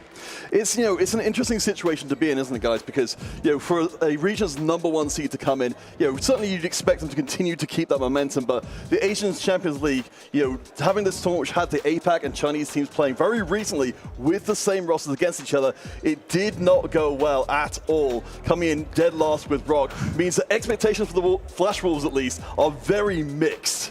We are playing a best of 3. Anything can happen. As we've seen before, there could be encounter golems, there could be artifact starts. There's a lot of high variance portals that does make those underdog teams that much more deadly. Yeah, and I want to jump into the comps that we've seen throughout the first couple of games, whether it's Stream A or Stream B. We've seen a lot of GPs, we've seen a lot of Jins. There's so many different compositions, and Clement, I'm coming straight to you with this one. All right, let's start with the obvious ones. So far by my tally, GP currently is the most played composition in the tournament. tournament, and it's averaging a 2.9 AVP. It's contested every single game and still doing excellently. So if you see a GP on the other team, you have to play it yourself. And a lot of times, even if you're contesting, you're still going to do better than everyone else. Yeah, and even if we go, even if we go completely the other direction to comps which are being played a lot less, that kind of idea is very much a facet of 4v4 play. Even we know much more obscure comps like Crew being played, it's a similar situation where the teams have to play into each other because reroll can be so incredibly powerful. Yeah, and we've seen it time and time again in the previous matches. Specifically, I'm throwing back to the Vitality matchup in the first game, where Kale was something that was contested for so long, and that delayed one of the players up until the very end, and it just cost them a massive problem. They weren't able to scale into the later stages of the game, and we've seen Vitality come out on top at the end in that one. And I do want to touch on that, just that incredible hit that Soju had with the Flicker Blade Guinzoos at the very beginning. That was just ridiculous. Yeah, we've seen this in the tournament so far. If someone has a good GP spot, they have an artifact to buoy that comp, then there's really nothing you can do. All you can do is hold on, try to take as many copies as you can, or try to play off the 2-cost rerolls to get that tempo. Well, that's something I kind of wanted to bring in, because we've seen that being discussed certainly in the green room as well, with teams where they put that kind of priority, because ultimately they are playing as a 4-person squad. They have so much more influence on the game than a regular game of TFT. Yeah, and going into that, I just want to remind everyone at home exactly how the 4v4 matchup actually works before we jump into our third game. Counterfeit, walk us through it. Well, I mean, the thing is, it's on first blush seems kind of complicated, but ultimately there's only really 4 different ways it can go. I think the biggest sort of standout thing we'll take, we won't go over everything, but coming in, the broad strokes are, first is very important, 8th is bad, but it's not a complete game killer. Yeah. Because I believe one of the statistics that was mentioned for specifically Wolves from last year was around the fact that they had a 50% 8th placement in last year's EWC Championship, and they still ended up winning it. So it's still possible. If you can sacrifice your position for your teammates, if you know you're going out, then just hold all the GPs that the other team wants, take all the 4 costs, go out on a bang, your team still has a chance. Yeah, as long as you just do as much damage as possible as you can before being taken out, then that's what matters at the end of the day. And one of the things that we have to watch out for is like teamwork, for example, when the players are going to be playing against each other, making sure that you don't do enough damage to your own teammate at the end of the day. That's always going to be something. Unless you're playing GP, you want to get all the eliminations instantly. You want to farm all that gold. You got to get that gold, right? Yeah. The execution, so for sure. Yeah, I mean, I was really excited to see, again, just to hit back on that point again, for all these teams, but this being certainly the second EWC, it's been a kind of a general point that there are not many 4v4 events for these teams to play in. Yeah. So I do think the Chinese and APAC teams, having the Champions League recently, have a significant advantage coming into here to day one, just because they're getting that extra rep that is significant. And this is where I think Twisted Mind does have the advantage. They were previously signed under JD Gaming, the same 4 players, and they have been practicing the 4v4 since all the way back in the previous EWC. Flash Wolves is a much younger team. They're going to have less experience, and at least from what I heard from the team communication, Flancy is probably the best communicator out of all of these players here. He's keeping everything in check, knows all the lines, and is able to give commands. So if I was to ask you guys for predictions going into this game, I mean, again, keep in mind, there have been so many upsets. Whether we're talking about Esports World Cup in general over the past couple of weeks, or when we're talking about TFT. It's happened in both cases. So, prediction-wise, where do you think it's going? Counterfeit, I'm coming to you first.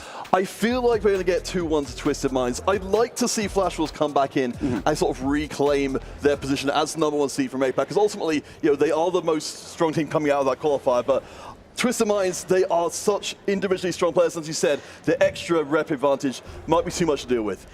I have to go with Twisted Minds 2-1. I feel like they have the veterancy, but I can't count Flash Wolves out. They're from my hometown region. I think they're the quirky assassins of this best of 3. Well, you know what? I think at the end of the day, it's going to come down to who hits better. Honestly, that's what we've seen throughout within the first couple of games. Getting something like a GP early on, 2-starring it, farming, getting those right items at the right time. If you don't get it, or if you don't get the right power up as well, that's going to cause you massive problems. So there's so many things that you need to hit at the right time in order to have the best advantage possible. But outside of GP, outside of the Jins as well, what other compositions have caught your eye over the first couple of games? Counterfeit. Well, I mean, one of the things which we were talking about before was seeing the Kaiser coming back into a much more prominent position than we expected coming in. Of course, you're mentioning Gangplank being the Spectre hanging over everything, how that kind of plays into that field. Yeah, I'm looking at the forecast space because the macro is the most unconditional way that you can play the game. And from what we've seen, at least, Sorks has kind of been the go-to for a lot of these different compositions. You can flex in a lot of different tanks. The Leona, the Cassante, they both work in that comp. Well, first game, ladies and gentlemen, here we go. Everyone in the chat, make sure you support your teams, whether it's Flash Wolves or whether it's Twisted Minds. First game with the best of 3 starts right now. All right, we're going to be starting ourselves off, Clement, with a prismatic start. So we know at least we can have a lot of fuel injected from early on. Yeah, whenever you see a prismatic, you instantly think about the overpowered options that exist in the pool. And I would be taking a look at who gets the Destiny on 2-1 and also who gets 9 lives. Those are the two that are, you almost instantly feel like you have a leg up in the current meta. Yeah, I mean, that's the thing as well. I think particularly for Flash Wolves, it just feels like this series and this game especially, if they do go down in the first game, if they get blown out, as we've seen many teams do, it's just going to be such a big hit to the morale, knowing that while it's a kind of effectively double elimination at this point in the competition, you've still got a big uphill mountain to climb. Yeah, definitely. And now we're looking at the Flash Wolves players. I do want to give them some little intros here. I think K-Balbao is the one that not a lot of people know him, but he was considered unanimously the best player of Southeast Asia, the TW Macau and Hong Kong server, all the way up until set 8. And he was only barred from the global stage because we didn't have a pathway to play in TAC round before set 8. So he's one of those, we call him the Lost Primarch, basically, and he's also the ace of the team, has the best AVP in their performances so far. So I'm going to be looking towards him to maybe carry Flash Wolves. I think that's one of the things I really like about the 4v4 format, in the EWC in general, is it's giving a lot of players who otherwise maybe wouldn't be able to get up to the crown kind of level by themselves to have this extra metric they can work on, how well they operate within a team. Absolutely, and it's, a lot of these squads, it's kind of similar for the Twisted Minds roster as well. They had very good individual performances, but it has been a while since they've been doing meaningful damage in the global stage. We haven't seen the finals for them for a number of sets right now, and 4v4 is the avenue where they think their veterancy can bring them back to the main centers. All right, so as we get close to that first prismatic augment coming in, we're looking out for a number of our players who do have those promising starts and the early drops to come in. Of course, we've got some prodigies knocking around, and we do see Ironbog having a potential line in towards the crew, or maybe a Juggernaut line instead. We're going to get the Bludgeoner right here. A lot of times people will fish on stage 1 for their desired power-ups. I always hold my Nars. I try to look for Huna, which deals true damage every 6 hits. That one is absolutely busted. So we are seeing a lot of fishing right here.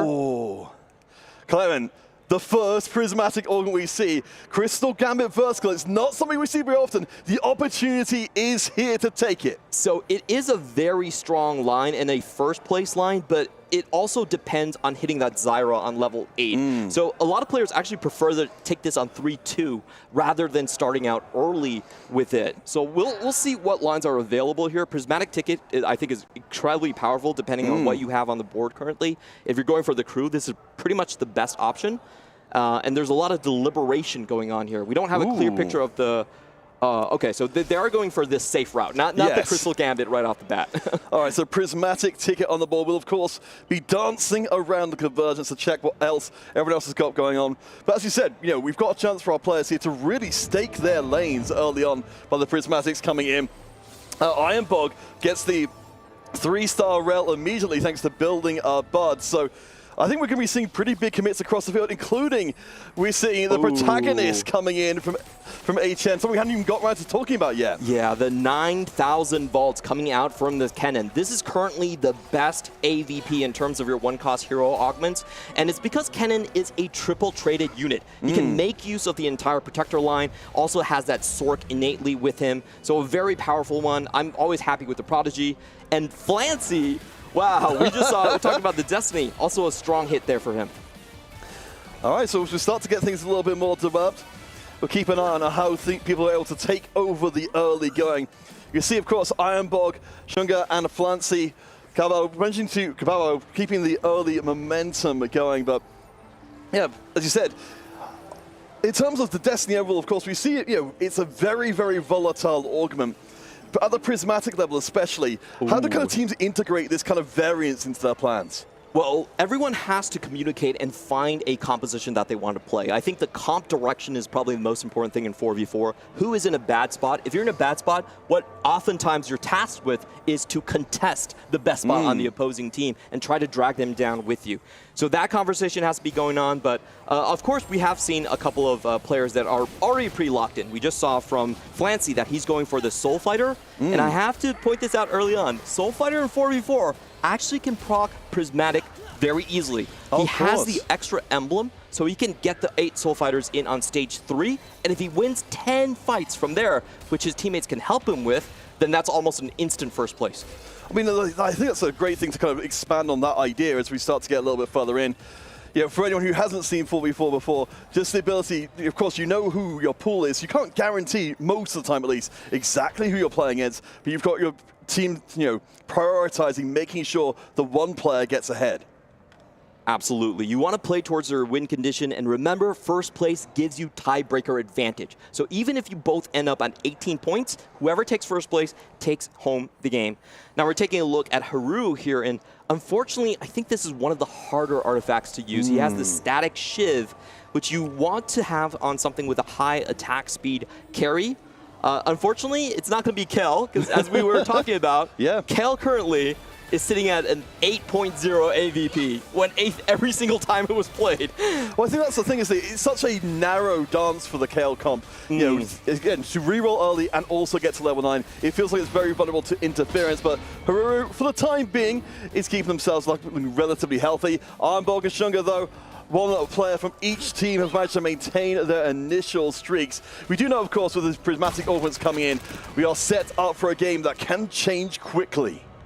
Yeah, and we do have most of the compositions already aligned here. So, you know, we're talking about the shape of the match. For Twisted Mind here, it's going to be a 2 reroll composition. They have the Kennen. They also have the Mundo and Jin set up here by Ahao. And meanwhile, Shunga with the birthday present is going to be leveling. Flancy with the Soul Fighter also likely to be leveling.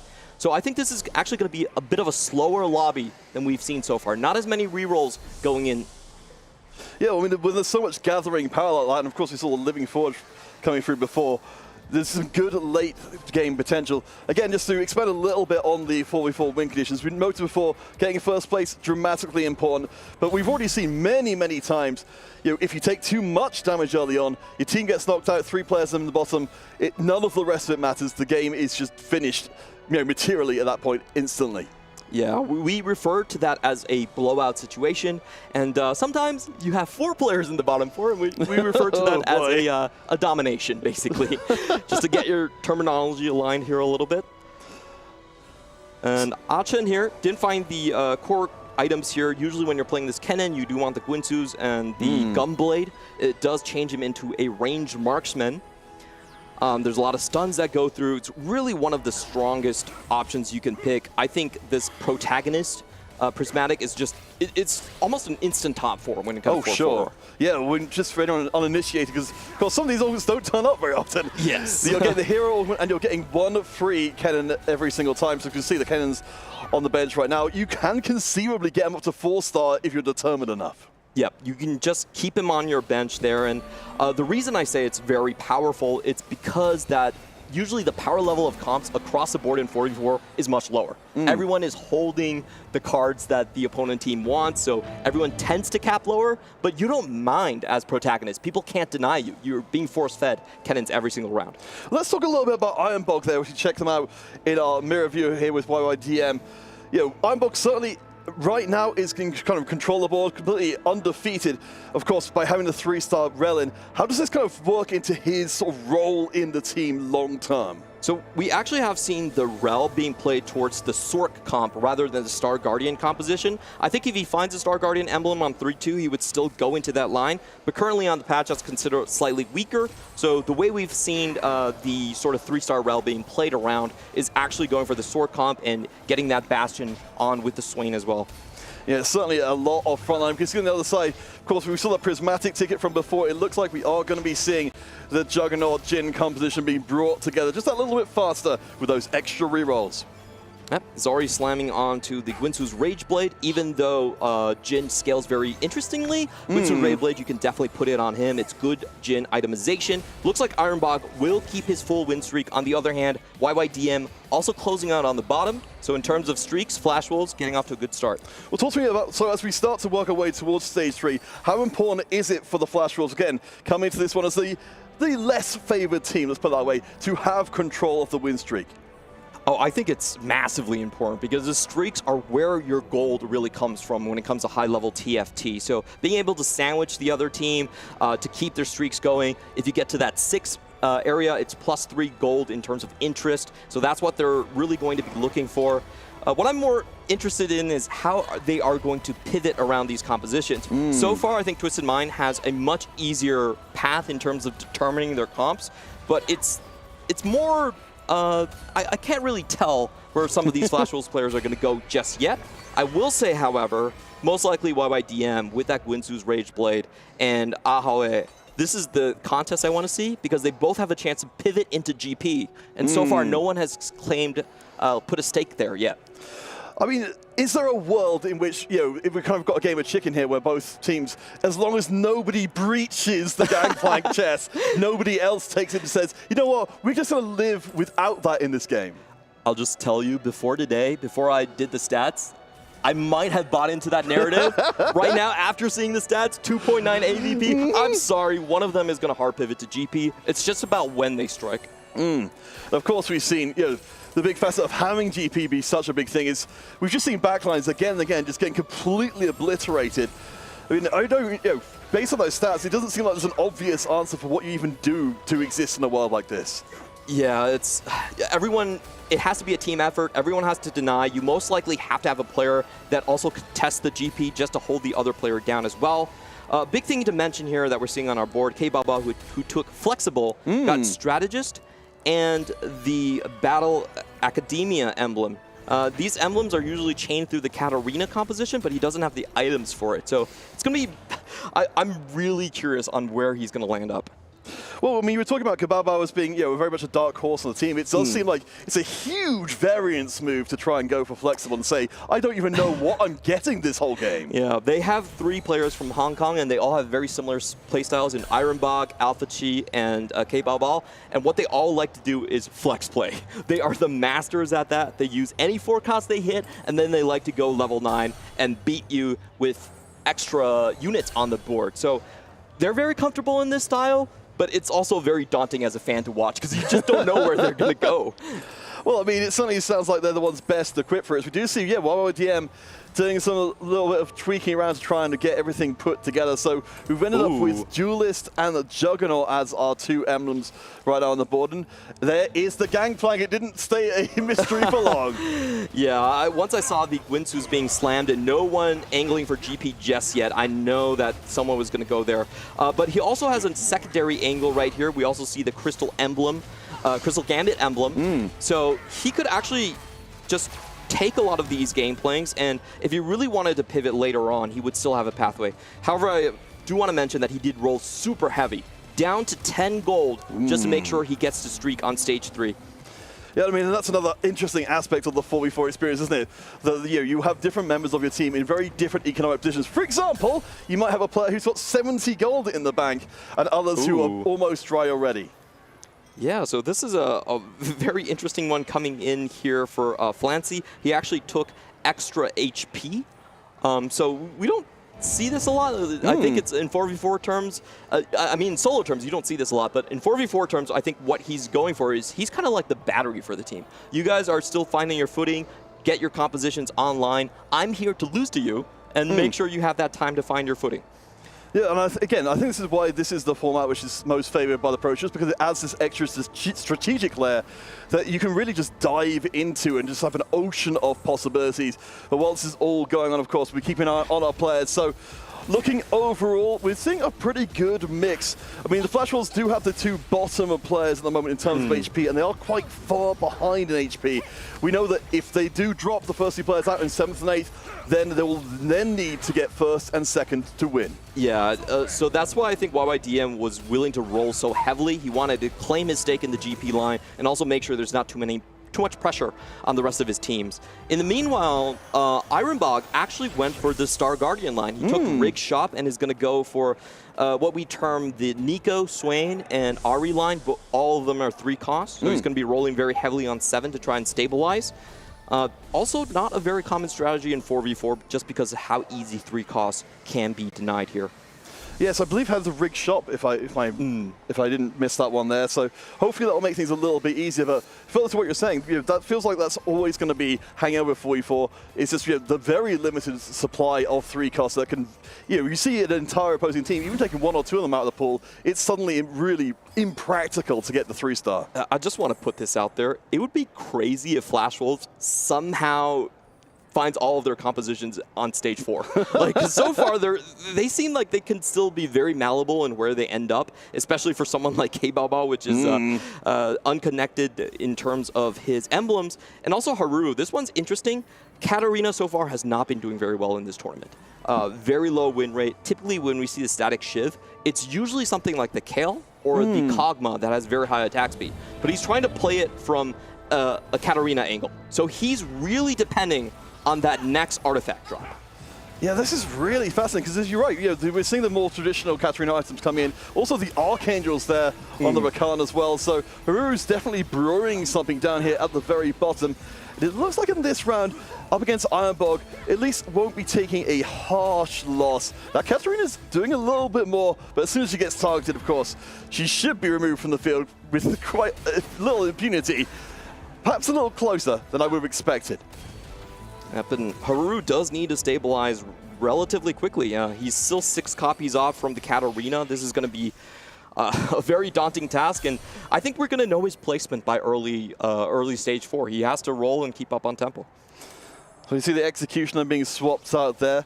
And the second power-up coming in across the board as well. So we'll be seeing a huge step forwards in overall board potential with every single one of our players. And right now, again, as a kind of stasis check, Twisted Minds, they have 3 players in the top 4. Yeah, I think it's Twisted Mind had a much easier time just deciding where they were going to go with their compositions. Protagonist is pretty much just guarantees you a top 4 in this format. And in the meantime, look at Haru here. He took Climb the Ladder and also over 9,000, so he's hard committed right now towards the Katarina composition. But can he find those critical artifacts? What he's really looking for is something like Dawn Core that could help him cast multiple times, a really good Katarina comp, or something like the Zanyas. Those would be the 2 best hits. If he doesn't find them, I don't have high hopes for his spot. And then I want to kind of open up the general question here. We see Haru taking a loss. Is generally speaking, how in the current meta, how open do you think teams should be to playing these more high rates, to taking these kind of big, high-risk, high-reward kind of plays? So we might find out right now. Once he pops that artifact, Zanya's Dawn Core. Seekers is somewhat acceptable, but he's going to go Mana Zane for the backline. It's going to be on the Yuumi, so not on the main carry. Okay. I mean, I guess we can live with it. Let's talk a little bit about what Kabaro's got going on here, though, of course. We've got a Mentor board with that Prismatic ticket, so presumably we haven't been doing a ton of re-rolling as of yet, but we're close to getting the Kabuko 3 online. Ooh, and everyone's going to be landing on Prismatics. This is huge right here. Ahahe, if he can find a range extension, he's already angling himself clearly for the GP. Yes. As he finally hits it. We talked about this. If you're building Gwinsus and haven't found a line, it's most likely GP. Well, yeah, I mean, we've got all the items ready to go if we do want to make the move. And we're even going to have the Prismatic Gwinsus come in. You look at the stats of this composition. The Radiant Gwinsus is absolutely huge. Yeah, this is getting a Radiant Masterwork is just, I think, the best out of the Prismatic items. A lot of times you get handed artifacts, and if you can't use them, you're just really far behind. So getting a Masterwork, I think this is the best possible thing that he could have landed on. The only other question is he is getting contested by YYDM. So who is going to hold on to the tempo and who has more copies? I mean, it's been a question which we've been looking at across this as we check in with Shunga, and it looks like we've got the Karma comp being put together relatively quickly, the Sorcerers. We can see that the front line, though, even though we haven't really seen this comp from Ahahe really being realized, it rips through the Sorcerer comp. Absolutely. Sorcerer comp, you're still waiting on that Karma too. It's really hard to get over an Edge of Night carry right now. And oh, it's gold, so heroic grab back could be huge for our two GP players to see who can finish the race first. All right, checking back in with Ironbog. The 8-star Guardian has been achieved. So, you know, as much as we wouldn't necessarily be expecting those big verticals to be hugely influential, Ironbog's making it look good. Yeah, he really wanted to find a Luden or Manazane here for his Ahri that's already 3-star. Luden would be the best option. Doesn't hit it so far, and probably has to consider probably tank items for his front line. Yeah, currently looking very low there. Of course, we've got the 3-star rail just like creeping away at the corner as the main tank waiting. But based on what we've seen from Ironbog, yeah, you know, he got the early advantage with the Boulevard. You know, he's still up in #1 spot. If you're talking about players who are able to donate HP to their teammates, very much able to do so. Absolutely. The question is, does he want to do it? Because I'm not sure Haru stabilizes, even if you put a lot of resources into him. He just did not find the artifact, so he's basically playing down a Prismatic, given his composition here. Now we're going to see the full power of the Ahri 3. The good thing about Ironbog, at the very least, is he hit very well. And we can see there, even with the Edge of Night to allow you to that extra chance for the Gangplank, you do need time, as we'll see here, even with the stretchy arms, you need time for the Gangplank to build up infinite range and snipe out everybody on the board. Yeah, now Flancy, we're going to be taking a look at his board. He already has the 8 Soul Fighter online, so we're going to have to ask our observers to keep very good track of how many wins he has. If it's 10 fight wins, that means he basically goes into unbeatable territory. The Soul Fighters just keep on getting bigger and bigger and deal infinite true damage.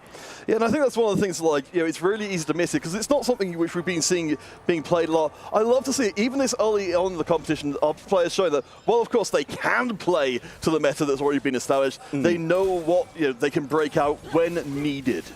Yeah, absolutely. So it's going to be in Manazane onto the Katarina. I mean, you got to do what you got to do, I guess. I mean, we've got the, well, not the ultimate range on the Gwen, but we've got Mega Snip Gwen, and she does snip through the whole board. She's built for damage, she's built for safety. And that was a 2-star Gwen also. So this is going to throw a lot of wrenches, I think, into the Twisted Mind game plan. Because if that +1 range Gwen can hit 4 range, 5 range, there's no way you can actually beat that board unless you're coming in with a Prismatic board yourself. So they could have an early lock-in of K-Bao sitting on only 27 HP, and suddenly he shoots up into the standings and makes it really difficult for Twisted Mind. Yeah, we're keeping a close eye on there. I mean, still, as we come up to the midpoint of Stage 4, we can't help but notice that Twisted Minds, every single one of their players is 2nd, 3rd, 4th, and 5th overall. They've got themselves in such a great position to say, you know, maybe not all of us can get in, but everyone's in a position which they're happy to move further in the game from. The HP advantage is massive. There's at least 60 extra HP onto the side of Twisted Mind. So I think a big question here is, can you actually kill K-Bao's board before he comes online? If that happens, then suddenly it's a 1st place, dropping all the way to 7th, and you pretty much secure the game. But so far, I don't think we've seen a board that's actually strong enough to take down the Gwen. If we look at Ahaoe right now, he's sitting on 6 GPs, very, very far away from being able to contest. Yeah, I mean, if it was ever going to be a situation in which you could conceivably go for the Gangplank 3, it's having the Prismatic ticket. But if we see here on the other side, you know, the contest is enough. The protagonist, Kennen, it looks like we are looking for the 4-star Kennen in this game. So it's going to be a major menace on the backside. As you can see right now, even against the Gangplank board that theoretically should make a mess of Kennen, if he's not on the right side of the board, he doesn't even get close to him. Yeah, it's going to be really, really hard for this Kennen board. And I do have to point out that he did natural a lot of Kennens before hitting his 3-star. Once you hit 3-star, you can't get any of them from the shop. And it's really important if you want to play towards the 4-star Kennen sort of win condition. So he's still 10 Kennens off total from the 4-star. And I think it's going to be rather difficult to see this being hit here. No, I'm with you as well. Yes, every single one of those Kennens found is one extra turn towards finding an ultimate power. But still there, as we check in with Haru, down on 19 HP. We said before, an 8th is not a death sentence for a team, but you still want to avoid it wherever is possible. Absolutely. So I think his win condition here is actually just a Kali 3. It's usually not a very contested 4 cost. I mean, you can dream, but dream big. Yeah, but I think the hopes for Flash Wolves right now are definitely going to be landing on K-Balbal's shoulder. Just that rapid fire cannon plus the Gwen combination. He also has strategist in. It's very easy to flex in Crystal Gambit, going in through Swain to the Sorks, and also picking up the strategist at the same time, playing towards his emblems. Ooh. I do want to just take a second just to recognize what we're seeing happening on this board here. We were talking about the Katarina not getting that much success, but with the Manazane, we expected that to be moved more into the backline. She is doing work. I think that was the Iron Box strategy from the start. I'm going to play this B tier comp. I'm going to hit on time, but the rest is up to you guys. So he did pass HP towards towards his teammate, but I think the important thing is K-Bubble actually lost a round. Gwen 2 with perfect artifacts, losing.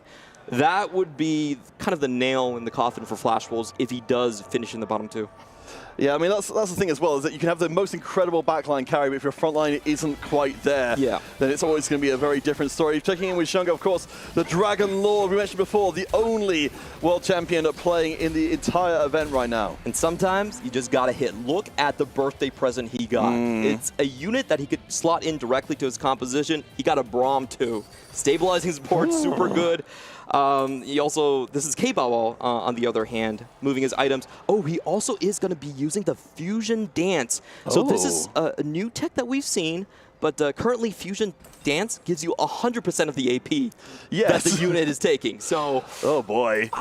I think, I don't see K-Ball losing, honestly. I'd be very, very shocked to see this board lose before we get the 10 Soul Fighter. I'm interested to see as well that, along with the stealing of Evolution stats there, we'll be seeing the backline be fully itemized. This comp is built for damage, but once you go up against a board like this, which has an enormous amount of Juggernaut tank, I wonder if the Gwen and the Karma can cut through them quick enough. That Gangplank in the corner, he's stacking range, and he's going to move himself out of trouble. He does get burst quite a lot, but he's so close. Not getting targeted.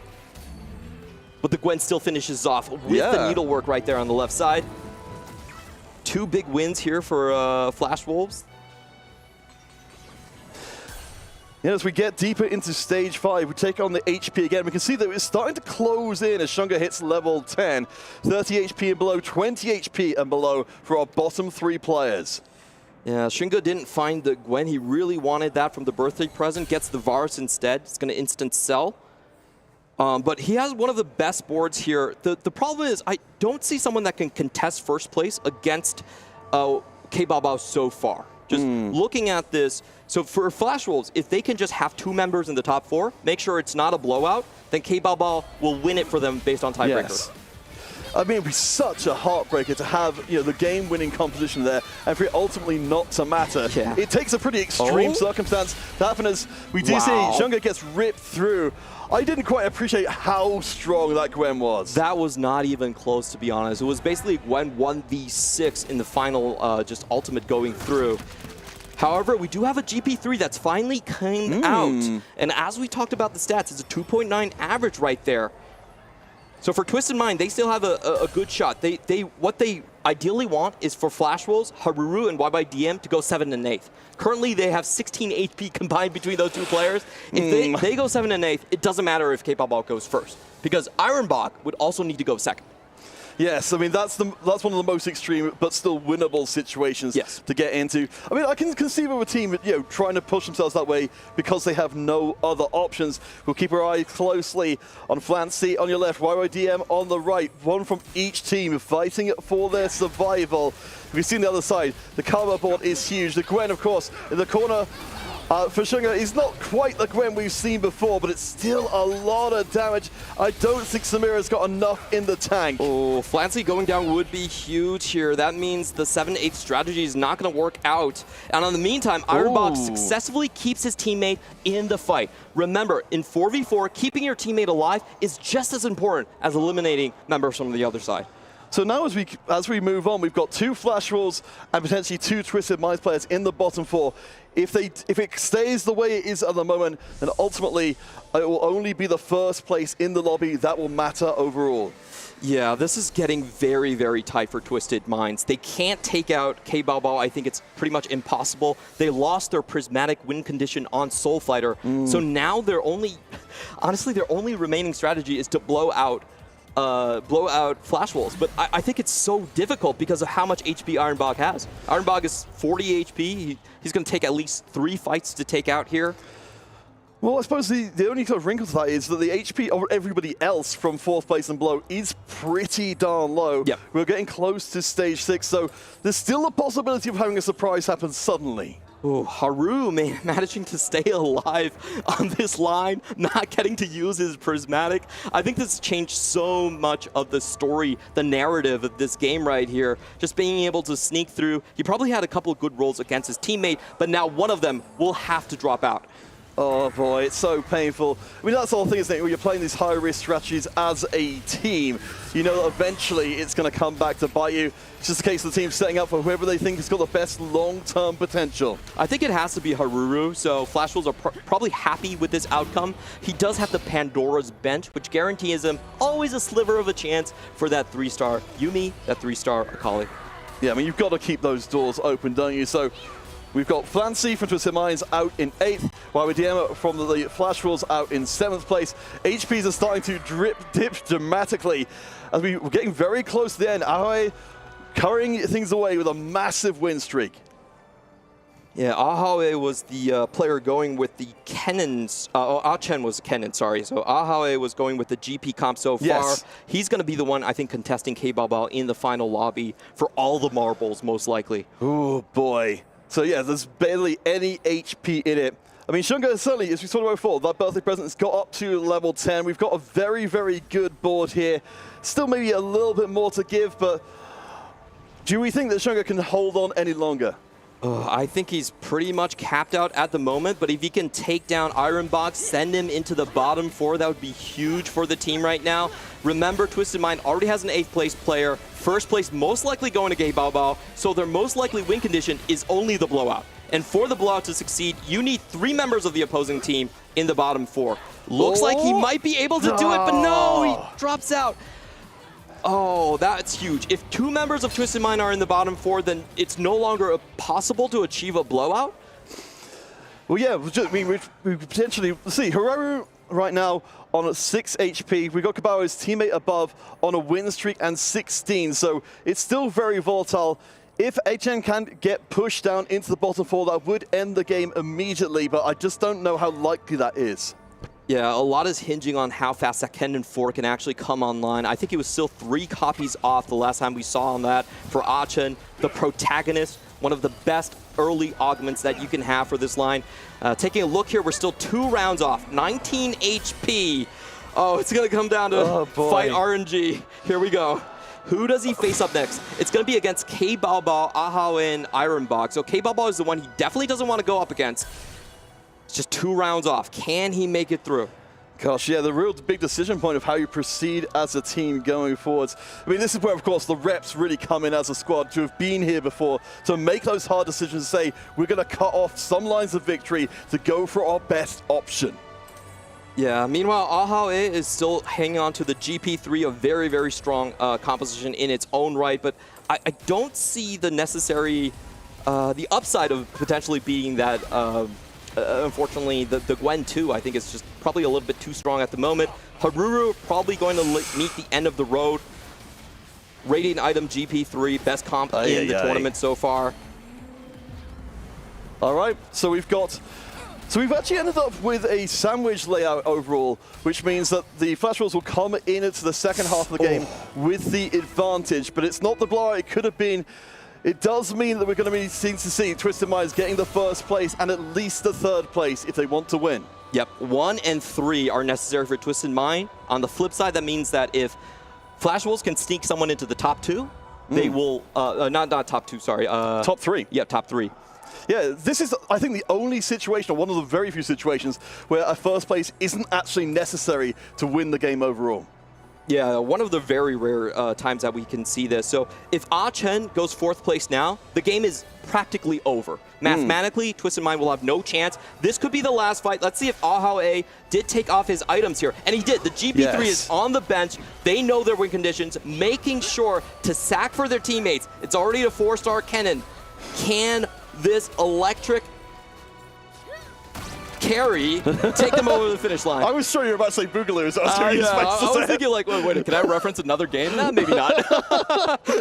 All right, so we're still in this fight, but I mean, HN has got no rigor whatsoever. I mean, the protagonist we knew was going to be telling a compelling story from the beginning. And he might be meeting his makers here, because it is going to be the most difficult member out of the entire lobby. It is going to be the Fusion Dance Gwen 2 that he has to overcome. If he can take out K-Bao here, Twisted Mind has got it in the bag, but it's going to be very hard. He has to position his cannon, we've seen this a lot, to take it on the third row to avoid the fan attack of the Gwen. Get him out of range. A little bit of movement moving across the right corner instead. So we'll see how long he can stay out of the clutches of K-Bao's Gwen, who's been an absolute menace the whole way through the lobby. I think the positioning here looks like it's decent. The main tank taking most of the damage on the way in. So Gwen so far has not overrun the board. The cannon is stacking up power. He has got the shield coming in here. The board's starting to disappear. He gets on the Gwen, will drop. And that's one more. Iron Bulk is out of this one. The top 3 is achievable. Oh, and what a great play coming in from Ma-Chen. He was able to stack all of his tanks right in front of the cannon, made sure that the Gwen wasn't able to get those early kills and extend her range. And suddenly, K-Bao's path to victory might be in jeopardy right here. Okay, so it's not over yet. The first place is still required. The third place is already secured, but it will not matter if K-Bao still stays top of the heap. Winner takes all. I mean, the positioning worked that time. Do we think it's going to work a second time? That is the big question right here. So what K-Bao really needs to do is he needs to get early kills onto the Gwen, extend the range, and make sure that first needlework actually hits the backline. Those are a lot of different win conditions that he needs to meet, and I want to see if he actually moves his Gwen up a little bit more to kind of extend the early range, make sure that he can get early takedowns for that. Are they facing each other once again? It does look like it's going to be a repeat matchup. Let's take a look at the positioning. It's going to be very similar, which I have to give the advantage to Ah-Chen then. And it's the same as before. We're only seeing one unit being attacked by the Gwen. Of course, she's got the main AoE across the board. We'll cut through the tank, of course. Kasante, with his Resurrect, brings himself back online immediately. But this is the Gwen going forwards. And top 3 and top 2 are gone. The Wolves have done it, coming from behind. It's a double kill. That was the lost Primarch I was talking about. I thought his name was going to be forgotten in history. The best player that peaked too early. But he comes back and clinches it for the Flash Wolves. Wow, I mean, I thought maybe you were talking about a little bit too much, but that is a proving ground. You can see the shocked faces coming towards the end there. You can see, I don't think either team were ready for that ending. K-Bao, remember the name, the best player out of this APAC server, but didn't get his chance. Now he finds his opportunity at the Esports World Cup. Oh boy, what a game. What a game indeed. Boys, that was sensational. That was only the first game. That was only the first game of the best of 3 between these two. And what a way for it to end, a double kill by K-Bao at the end. Oh my lord, if this is only the first game, I can't wait to see what the rest of the series has to hold. A 4-star cannon getting wiped out at the end, the long-range Gwen coming in clutch. Flash Wolves, I mean, I told you guys, upset. This is what we're expecting going into this. Well, this is what the Flash Wolves needed. We talked about it before it all started. They came into this one #1 seed. The Champions League did not go well for them. They needed this first win to recapture momentum and make themselves back into a team who can win.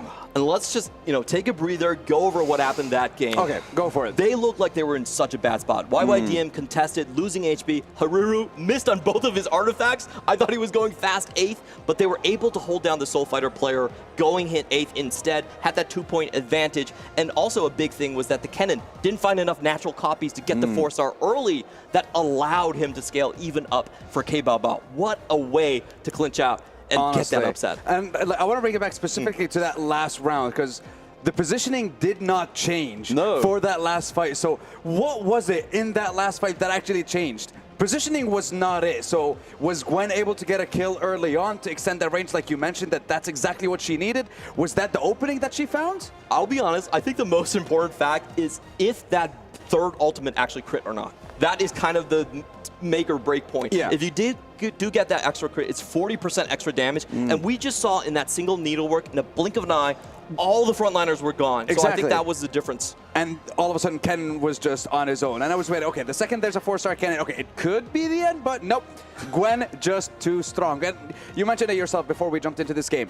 You just have to hit better. So let's have a look at the highlight, see exactly what happened throughout that last game. And I really have to, I want to try to like slow down as much as I can and focus towards the last fight, but let's see how it led up to that moment, well, guys. Of course, you know, a big part of this game, we did see the gangplanks coming in force. We got a little tease with the possibility our players might have got a gangplank ceasefire, but very much not the case towards the tail end. But they kind of fell out of, you know, being the focal point of the game compared to what we've seen in other matches.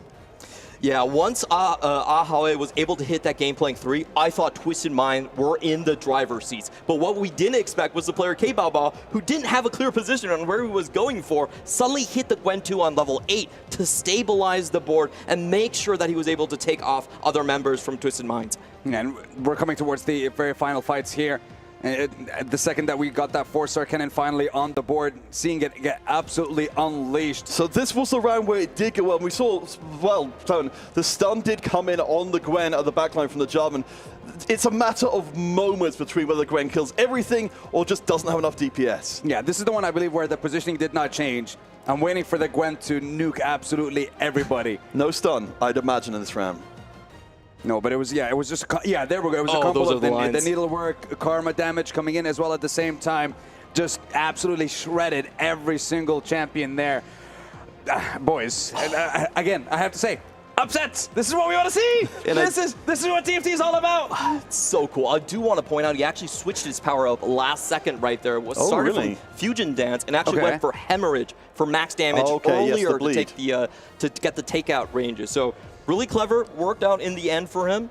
I do want to highlight as well, this was a flexible player who was doing this. This wasn't just a regular player. This is a player who's like, I can make anything work, me. And my God, did he make it work in that one, securing a very important finish. And like you guys mentioned as well, looking towards the reactions of the players, their faces said so much. We can see all the Twisted Minds players are there, still ready. They're at their desks. They're waiting. They're trying to lock in. And Flash Wolves, I feel like they're trying to recenter themselves at the moment. But look at this graph. Goes all the way to 16 HP in the middle of the game and then climbs all the way back. He knows his combo conditions right here. For most of the game, Flash Wolves, I thought they were out of it. They didn't have the positions. Their win-out player was starting so low, but they climbed. I do want to point out as well, from what we saw from that last graphic, you know, the first half of the game, as it were, was still being controlled well by the Flash Wolves to get themselves into that position where they got into the second half with the advantage. They could have won, you know, had it not been that way, but I think it speaks to the overall strength of their gameplay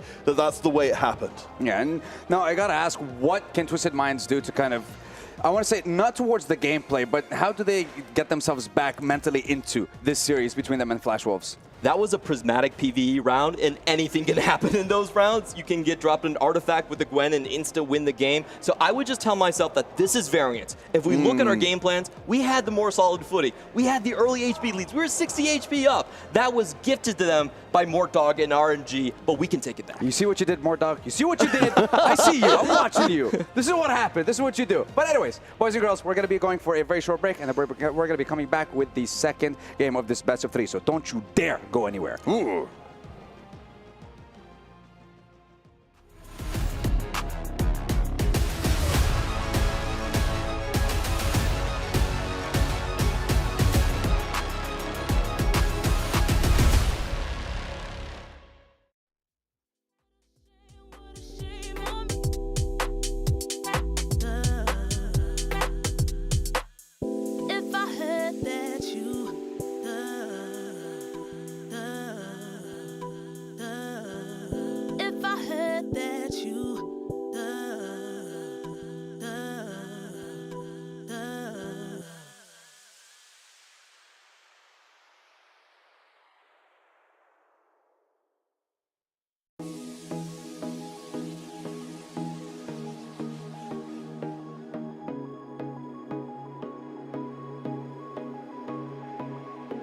Lately, I feel I can't find my feet, pushing closer.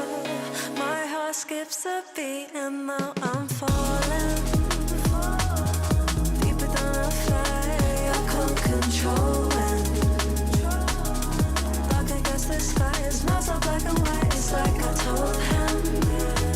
There's things that I can't fight. I just keep going. I just keep going.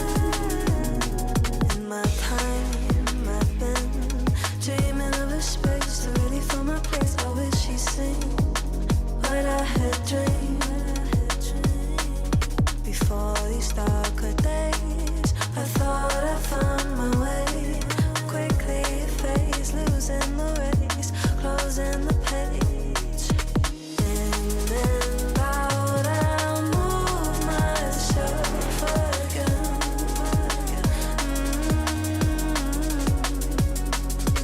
Time moves fast, I feel my heart beating.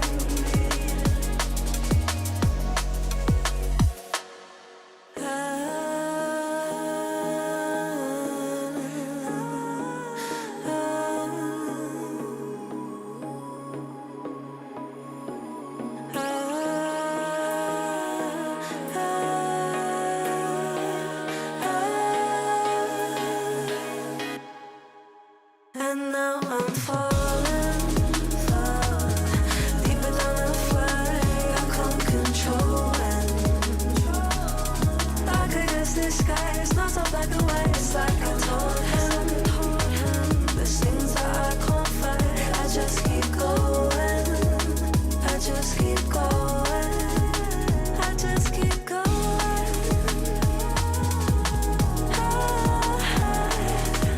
I just keep going. Dark against the sky. There's things that I can't fight. I just keep going. I just keep going.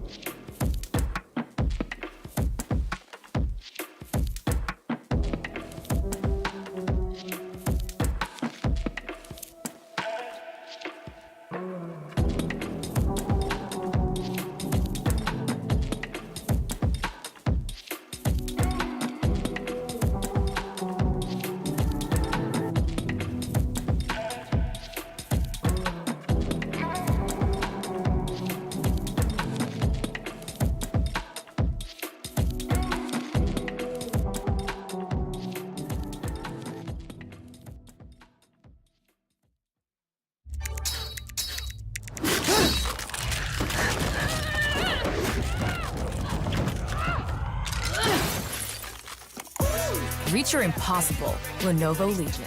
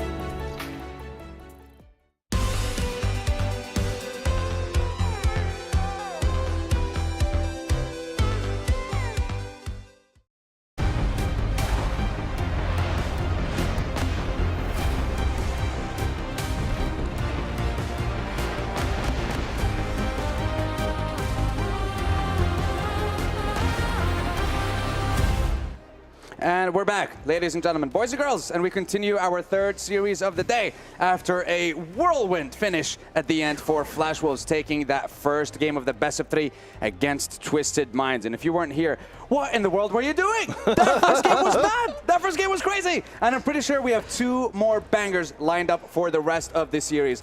I think it's going to go all 3. Just there. Yeah, I'm going to go. It's going to be 3 games. I don't think Twisted Minds are going to take this. That's what we want. That's what we deserve. These teams, I mean, we saw them run right to the finish line there. I mean, I think the big story, of course, Flash Bros came in underdogs, managed to make their one work in the prismatic first lobby. The temptation has got to be for Twisted Minds to change up what they were doing because they didn't get the win.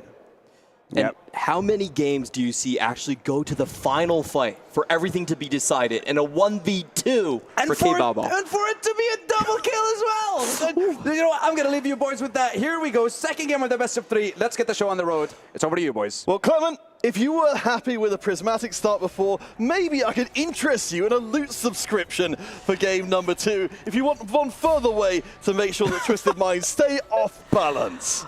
So I will say this is one of those encounters where we do find a lot of Crystal Gambit players. It's very common that you're going to get an extra spat, and if you have a belt to go with that, then that's 7 Crystal Gambit online.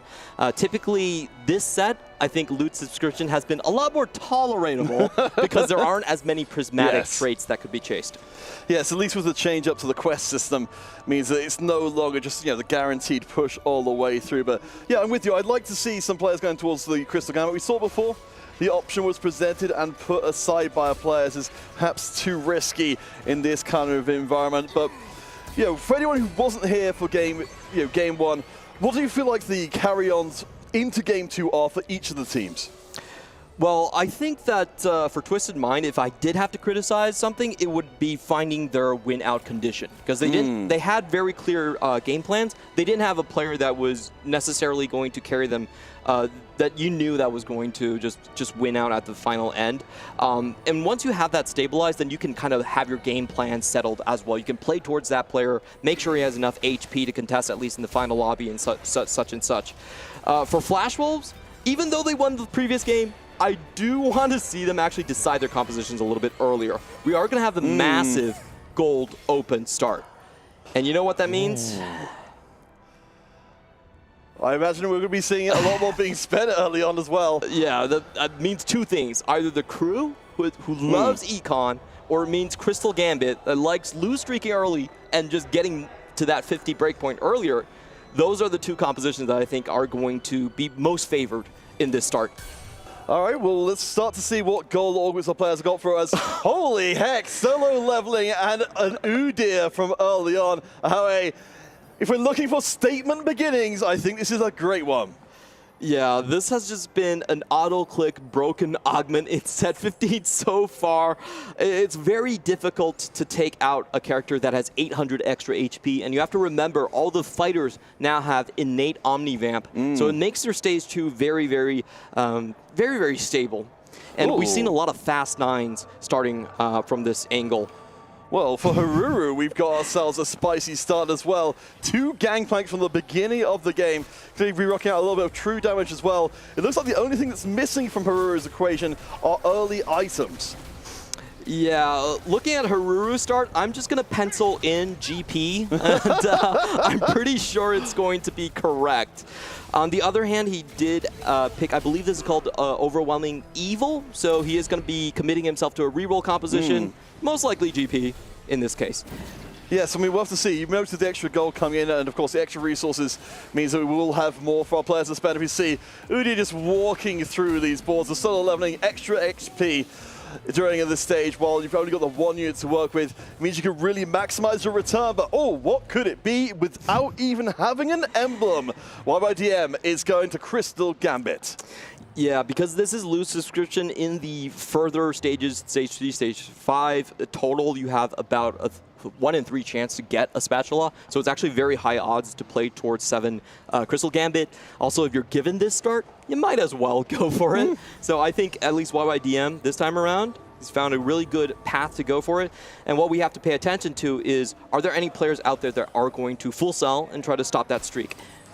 Well, I mean, yeah, in terms of like the balance of importance here, as we do check in with Ironbog, who of course does have the range extension for the Gangplank already. So it actually might be good enough to take on the solo leveling Udyr, even with all the healing built in as well. We've got a stacked up duelist. The DPS is, I think, just about good enough. It's going to be tight. He's not going to get to the next cast, and Ahoe is going to miss out on 3 EXP. The one thing I hate when I'm playing this augment is when your EXP ticks over into the odd numbers. Then every time you level, you're like, oh, wait a minute, should I level? Am I over-leveling? A really good stop for him, and a little bit concerning for Twisted Minds now that we see all the GPs that we've spotted so far are on one team. I was going to say, we're contesting GPs with ourselves for the Flash Wolves, but I suppose it's certainly going to discourage the opposing team from diving into the line. Because what you can do is you can transition through the GP, and once I know that I'm ready for the roll down, I can sell you all of my GPs. Yes, you've kept that under your control. Yep. We saw that from the previous games, that once you've got the resources on board or on bench, the other team just can't know when exactly you're planning to make your move. Takes a lot of scouting to keep up on that tempo. Meanwhile, for K-Bao, he does have Salvage Bin, most likely going to play towards a tempo game plan, slam all of his items as soon as possible, and go for a leveling up strategy. Flancy, on the other hand, he is still keeping his options very, very open here. Looks like Battle Academia into Prodigy is the most likely avenue. But, with not a lot of items being given here, it's still pretty hard to see. Yeah, we'll see who ends up coming out of this one looking good. Because we mentioned before, there are some players who are in need of getting that early slammed item to keep their board strength up. Do you want to know where we are in terms of HP overall? Ironbog, of course, we saw running the gangplank from before, and Flancy currently leading the field. Mentioned, of course, the Prodigy is being used as a strong early offering. Absolutely. We saw him play a very good game, I believe, last time with the Heart of Gold, going strong tempo early. That's always one of the finds. I try to look with my power up. If I'm full win streaking and I get given 2 gold every round. Yeah. Ooh, that sounds that's basically nice. An augment by itself. It pretty much is. It allows you to level for free on 2-1 and 2-5 and just have amazing tempo in the lobby. Now we're going to be taking a look at the 2 loose streakers in the lobby so far. Achun here, with the hefty rolls, most likely going for some Jin Mundo action. On the other hand, YYDM. If I'm looking at the board so far, I do believe that Achun would win. So we're going to see if he does some sudden sells. If he wants to lose, he can sudden sell. There he goes. Did. All right, so talk to me about the hefty rolls, because certainly from seeing it, the little times I have to be able to play with it myself, it's a lot of extra HP across the board, as long as you can put in some serious rerolling during the game. Yeah, and I think a great target for that would be the Mundo. He scales off of HP and has additional HP every time he casts his passive as well. So typically that's the direction that we've seen it, just going into it. And throughout the tournament so far, it's been a stable top 4 composition. Doesn't necessarily win you the game, but provides good tempo. Yeah, and of course, we talked a lot about the first places, possibilities from before, and of course they are very, very important, but it's so much of what is being put together there, as we will see. YYDM gets a chance to double down. Both lost streaks for both teams are still intact. Yeah, and this is why a lot of top players want to put in the Crystal Gambit later. You want to get the double down on 3-2, and that way other people can't grief your composition. But because he put the Crystal Gambit early, he now runs the risk of going into Achun, who's already sold down to 3 units. YYDM has to sell as well. Let's see if he tries to corner. They duck each other. Yeah. So both of them keep their lost streaks intact, which means they get to the PvE round. I mean, last time we saw that the money was being fully controlled from both sides. We might even end up with full lost streaks and full win streaks intact for both teams. So this is a really unique situation. I know we've been talking about hitting a lot, but for Achun now, he actually doesn't want to hit. He wants to keep open, make sure he breaks the double down coming in from YYDM. If he does find the Jin, it gets a little bit awkward. Well, I mean, Achun and YYDM, again, they've kept the lost streak intact. Ironbog, though, has not kept his win streak intact, so we have got the skewing of power towards Twisted Mind. For anyone, of course, who wasn't here for Game 1, Twisted Mind's, it was a hell of a showing, but ultimately an absolutely explosive ending. Now let's see if the players can find good items. Remember, this is only a 2-item start, so it's very hard to come back. And he does hit right off the bat. Jeweled Gauntlet already. This is one of the core items for Yuumi. The other one would be the Hextech Gunblade. So if you can get another rod and a sword here, it would be picture perfect. Yeah, I mean, well, certainly with the caretakers to be able to have that extra bit of choice as to what you've got come in. I really like this for Twisted Minds at this point to be able to say, yeah, we've got a degree of predictability, even in a loot sub, which will turn into even more money. We know roughly what's coming. This seems really good for hefty rolls. All that econ that can be translated directly into power. And Achen does look like he is giving up on trying to break YYDM's streak. He already put a, what we saw was a Shen 2 onto his board. So most likely not going to be chasing that avenue anymore. And we'll have to see what YYDM pivots into later on. For now, though, Flancy, I think great find on these items. Getting the Jewel Gauntlet allows you to play Sorks, allows you to play with the Battle Academia as well. So he has a lot of options, and it still looks like the strongest board so far. Yeah, the solo leveling board from before. Of course, I kept some options open. Do notice we've got a suspicious-looking Kasante on the bench up there for Ahoy. Yeah, Ahau, he's intentionally sacking this round. Probably knew that he would be running into his teammate right there. And already fishing for the all-out. Now, there usually is something like a 2% chance you don't find the all-out and makes it comp unplayable. But well, talk to me about the all-out, because that isn't something we've been seeing a ton of, because again, you say it can miss. How does that kind of fit into the general field of comps we've been seeing played so far? I think it's a very good composition, but the problem in 4v4 is that since everyone's cap is lower, a lot of people are actually using Kasante to fill in their front line. Both the Sork composition and also the BA Prodigy composition are using Kasantes. So I think the comp is better than its AVP shows. Currently, it's sitting at 5.8, but I think it's actually a much better macro comp. Well, I mean, I suppose that's two things, isn't it? A low AVP is showing us either that it's not a good comp or that it's a risky composition that can go poorly. Yes, I think it's a composition where a lot of people are sniping each other's main tanks, and then you have the off-tank and Kansante just kind of waving towards you, and it's like, oh, okay, I'll take it. And the all-out player just starts to cry. Well, speaking of other players we need to check in, HN, of course, we mentioned before, trying to battle for that lost streak. It's actually still kept it intact, but this crew board has been really coming together. We've got the 2 3-stars already, so we're getting the XP off rolls and the free roll per round. The best thing that can happen to a crew board is to get the 2 3-stars online at the same round. He hits missing connections and get both of them there. So if you get the first one, you get EXP when you roll, but the second one is the real moneymaker. The second one, the free roll, is basically 2 gold every round. And that just means his tempo is going to be unstoppable. Well, so talk to me about, again, we're trying to put everything into its context here. We were talking a little bit with Tamura backstage about like where the crew is as a comp overall, and that a lot of teams were, if they saw the crew being played by the other team, they'd jump in it themselves to try and make sure the comp couldn't work out. Yeah, the crew so far doesn't have the best of AVP, but like you said, it's because the other teams are trying to contest it. If it's only played uncontested, then I think it's one of those comps that can definitely win out, especially in a situation like this, where it is loot subscription, you're getting tons of gold, you're most likely getting a spatula that can then be turned into a strategist emblem. Now, there's a lot of win-out conditions for the comp. Yeah, I mean, we're talking about having the extra gold coming in. It's such a difference for the crew between when they're activated and when they are not. They're coming back in with Ironbog, who has been rolling for days, have got that Gangplank online, with the Quicksilver as well. It certainly does shut off one of the avenues to deal with that Gangplank by CCing him, even if, as we can see right now, he's not as strong as he could be.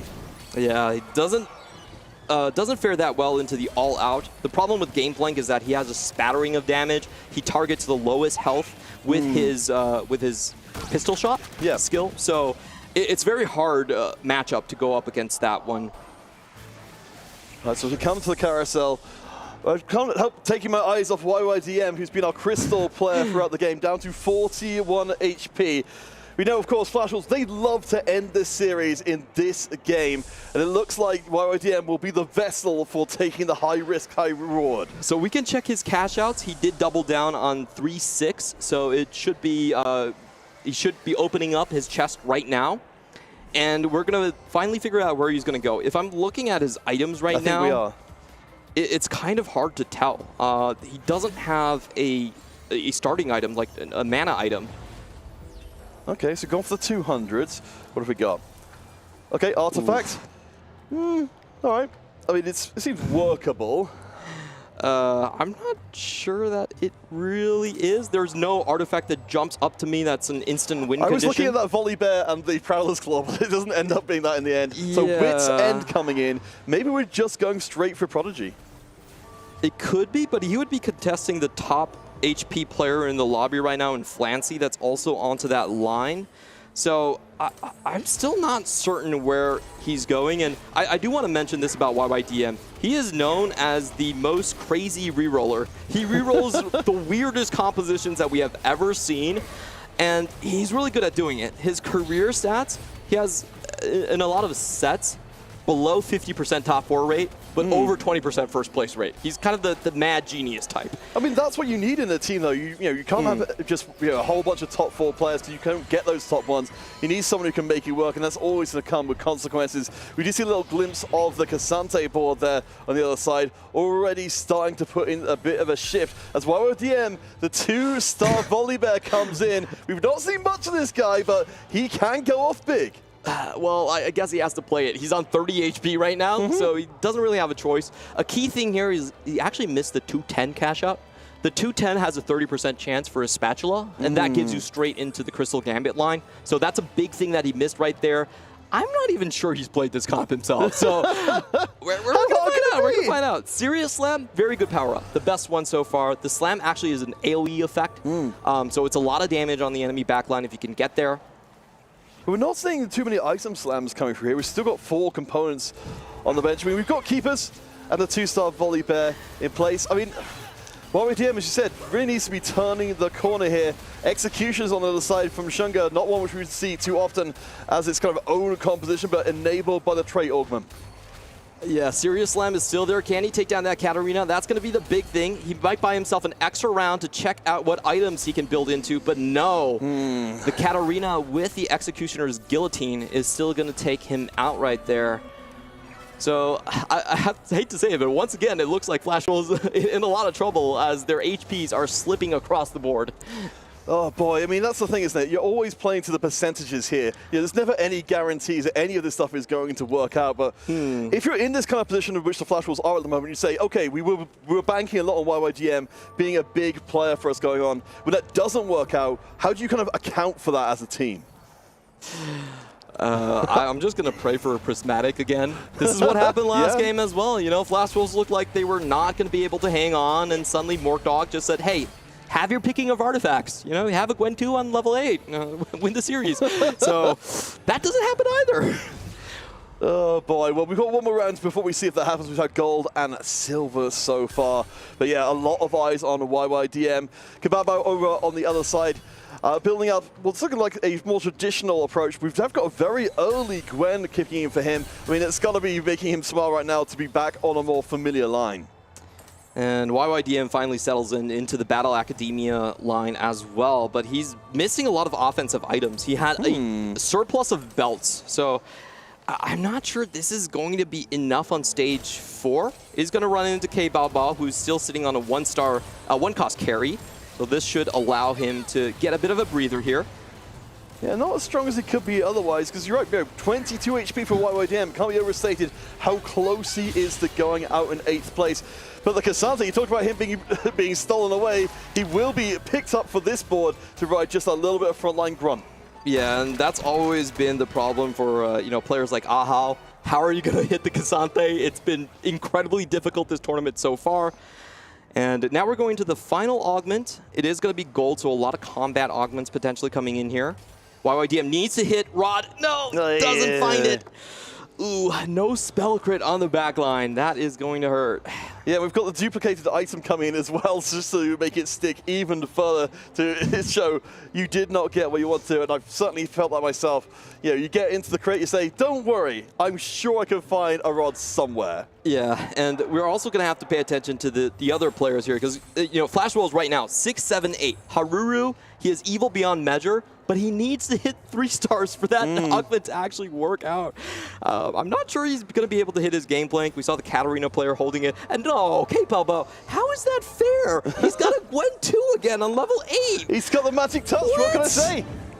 What That is no way, no way. That is absolutely absurd. I mean, we don't have the range extension this time, so it's just a regular Gwen 2. You know, the kind you might see while out for a stroll one day. But I mean, with the Edge of Night as well, she has got a lot of power, but on the other side, we've actually got something a little unusual. Ironbog bringing out there, managing to take that board down thanks to the sniper's focus. Up at the top though, Harry on a 7-round win streak. The Cassante, it is all out. This is what we were looking for, and apparently the contest wasn't enough.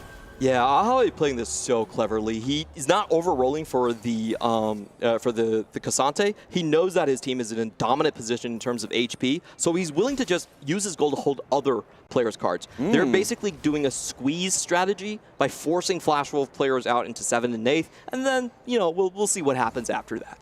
Yeah, I mean, I think that's the whole thing as well. It's something that's so unusual because, you know, you're playing a regular game with TFT. You honestly don't necessarily care who ends up, in 7th or 8th place overall. But here, it's massively important because of the doors it closes on the overall game plans for these teams.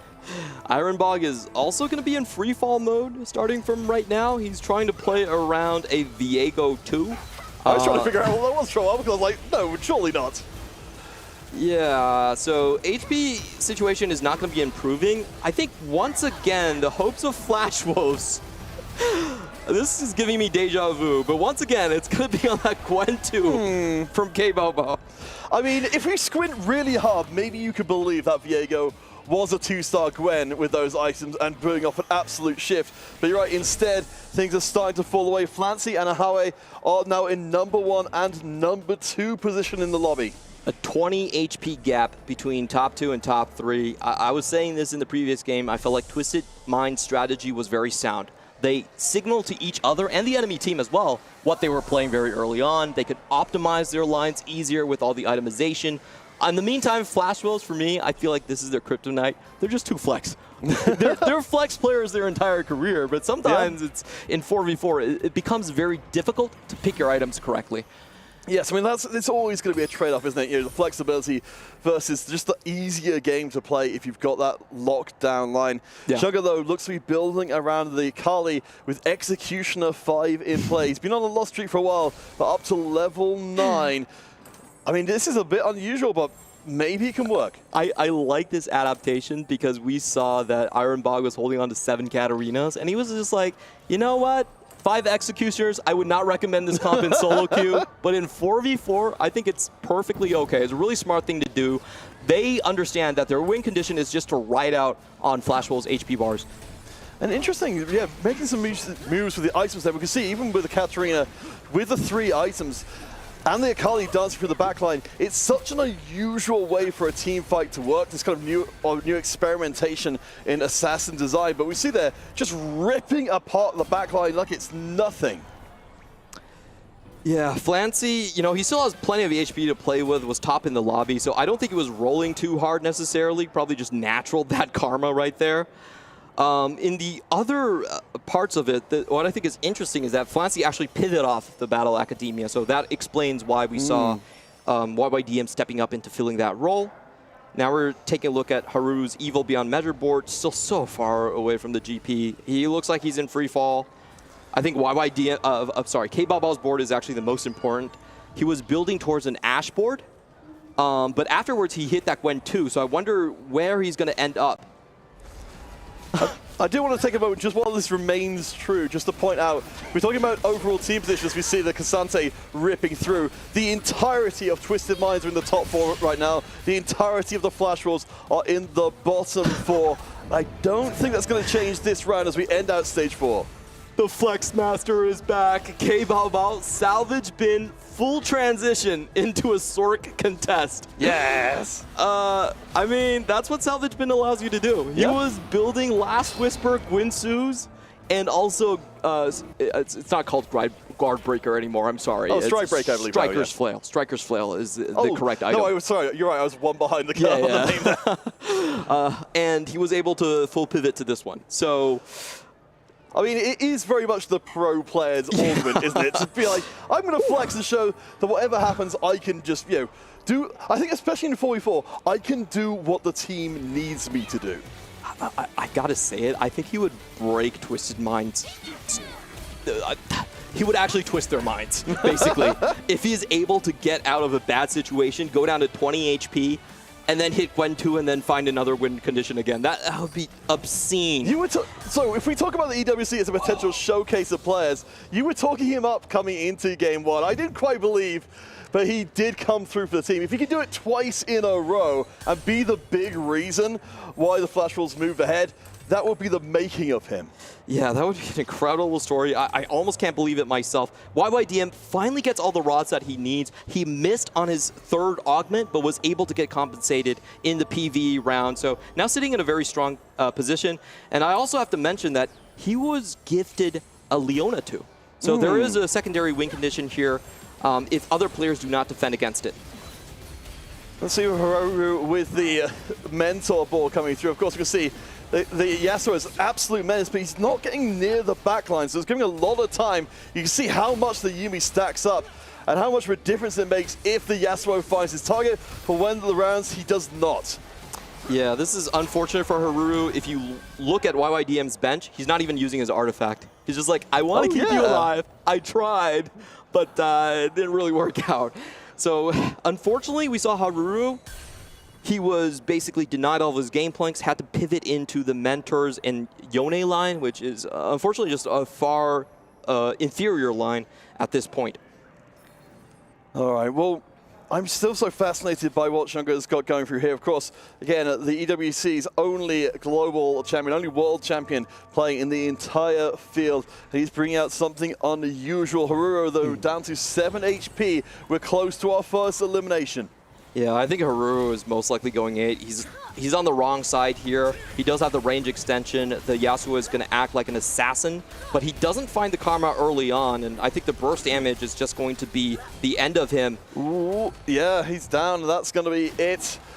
Unfortunately, the Kabuko, he's doing his best up in the corner, but it's not going to matter. So Flash Wall's the first one out. We have seen Shunga dropping down to 6 HP, though, so we're moving further away from blowout territory. Ooh, and Iron Bog, his denial of the Katarina might have been a grave mistake once we saw the full Executioner pivot right here. He's now on 10 HP, and if he loses more HP than Shinga, that could mean it's almost impossible for Flash Wolves. Flash Wolves would need to 1-2 on just 42 combined HP to win this game. I mean, it's infinite HP if you never lose a round, but the problem, of course, here is you've got your own teammate in the pool you just need to somehow not kill. That's the problem about trying to go 1-2 when you're low HP, is that most likely you're going to run into each other at some point. It doesn't look good for Iron Bog. In the meantime, coming in from Shunga, he's also getting somewhat decimated here. Can the Akali take off more of the opposing board? No. That's Shunga down. And Iron Bog goes down as well. If he goes 6, it's a good, decent win for Flash Wolves. Okay. Okay, so we've got 7th for Shunga, Iron Bog in 6th place. So as long as YYDM can stay alive on 8 HP, everything's fine. Yeah. If he can't, the game's over instantly. Exactly. Mathematically, if you have 3 players in the bottom 4, it is just over. Now, I'm very curious at who YYDM played in the previous round. He was one of the most stable boards that we've seen. But we also know that Battle Academia has a very hard cap on that composition. The reason being that you just don't use legendaries very well. Your legendary is Seraphine, while the Sorks, they get Gwen and Braum. So, very big difference. Oh yeah, the trait web there is just absolutely obscene. And there's a reason why everyone is so happy to play them, certainly in the previous patches. YYDM, he's doing a little bit of fine-tuning on the power-ups.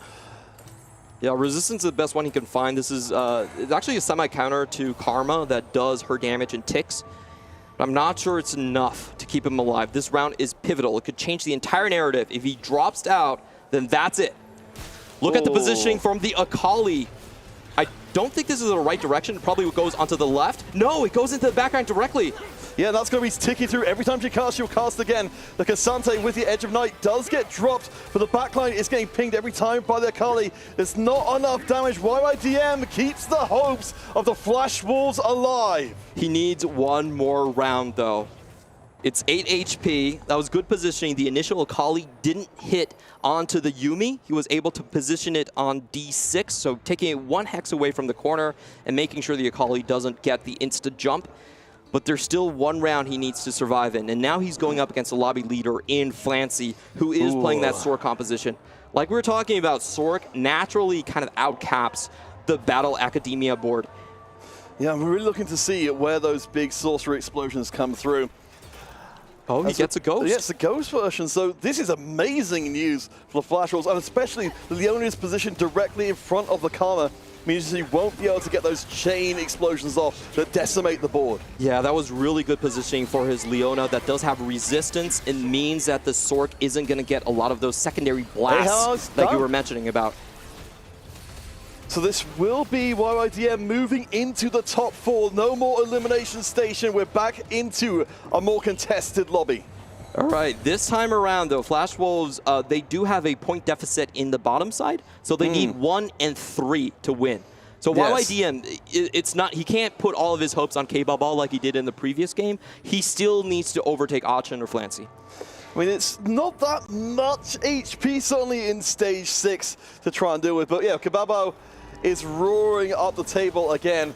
I think, you know, very much the making of him as a player in this series. So just starting out here in the EWC. Hopefully you have even more to show us as time goes on. But remember, Twisted Minds, 0 games so far. Flash Wolves, 1 in hand. I think for YYDM, he's pretty much capped. But for Achin, I wanted to see the Twisted Fate. And as soon as I turn over, it's a 2-star Twisted Fate. This unit is so important for the crew because he allows you to do 15% true damage on your Star Cruiser. So getting that find was absolutely massive. I have to say that I think Achin has a better chance now against the capped Battle Academia board. So yeah, for YYDM, there's no chance of relaxing. If he goes out now, the game is still over. So much has been put onto his shoulders, and he goes up against the crew board. That's a fully itemized Twisted Fate, a fully itemized Sivir in the back line. The crew is firing all cylinders, and surely it's stronger than what YYDM can put out. Yeah, I don't think he has a shot right here. He's going to have to get really lucky to take that Sivir down early, but no, Yuumi goes for an adventure. Oh, wow, the product is kicking through, and he's alive! HN down to 2 HP. We're still fighting. Kababo is still undefeated for the Wolves up at the top, but it will not matter unless YYDM can stay alive just a round more. And they don't face each other. K-Baba is going to go up against Achin. K-Baba, we knew he was probably the strongest player in the lobby. He could very well have taken down YYDM, so they dodge a secondary bullet. I thought that was already terrible team fight positioning. We saw the Yuumi just try to move across the board while taking damage. I was like, this is it. Laser pointer. Game 3. But no. How are these fights getting so close? So Achin on the other side with the crew board. We'll keep our eyes on the right-hand side because that's the one that matters the most. YYDM. One more place. If you can take down Flancy, first and third place are still a possibility.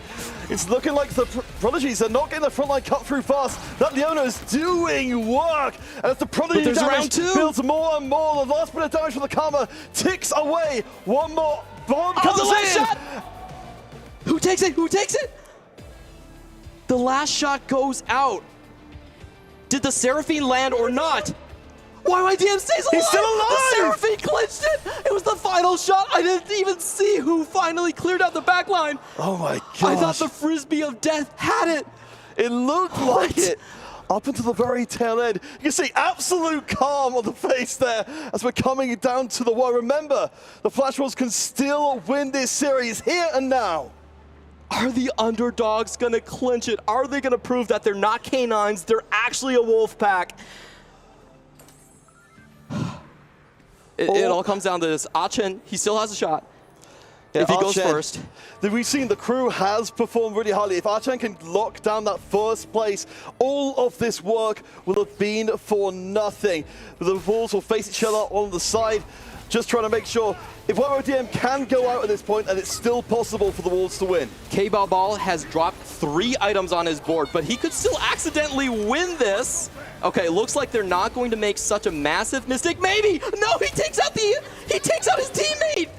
He's passed the baton to his teammate. Okay. It's going to be 1v1. Archen, of course, does not die to the ghost. Kabalbo, the hero of game one, the Primarch waiting to be born onto the competitive stage, goes face to face. This could be the end of the series or the portal to game three. I'm sorry, I got way too ahead of myself. That was the correct move. He has the better chance at capping out right there. I was just crazy because he took out 3 items. He took out 3 items, and I was like, oh, no. Okay, but this was the right move. They just need 1-3, so it's a 1v1 right now. The crew, level 9, 2-star on that Twisted Fate.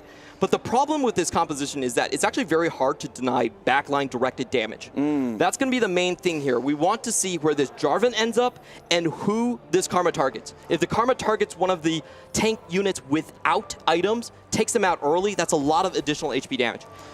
All right, let's hold our breath. Kabalbo still has enough HP maybe to deny a loss.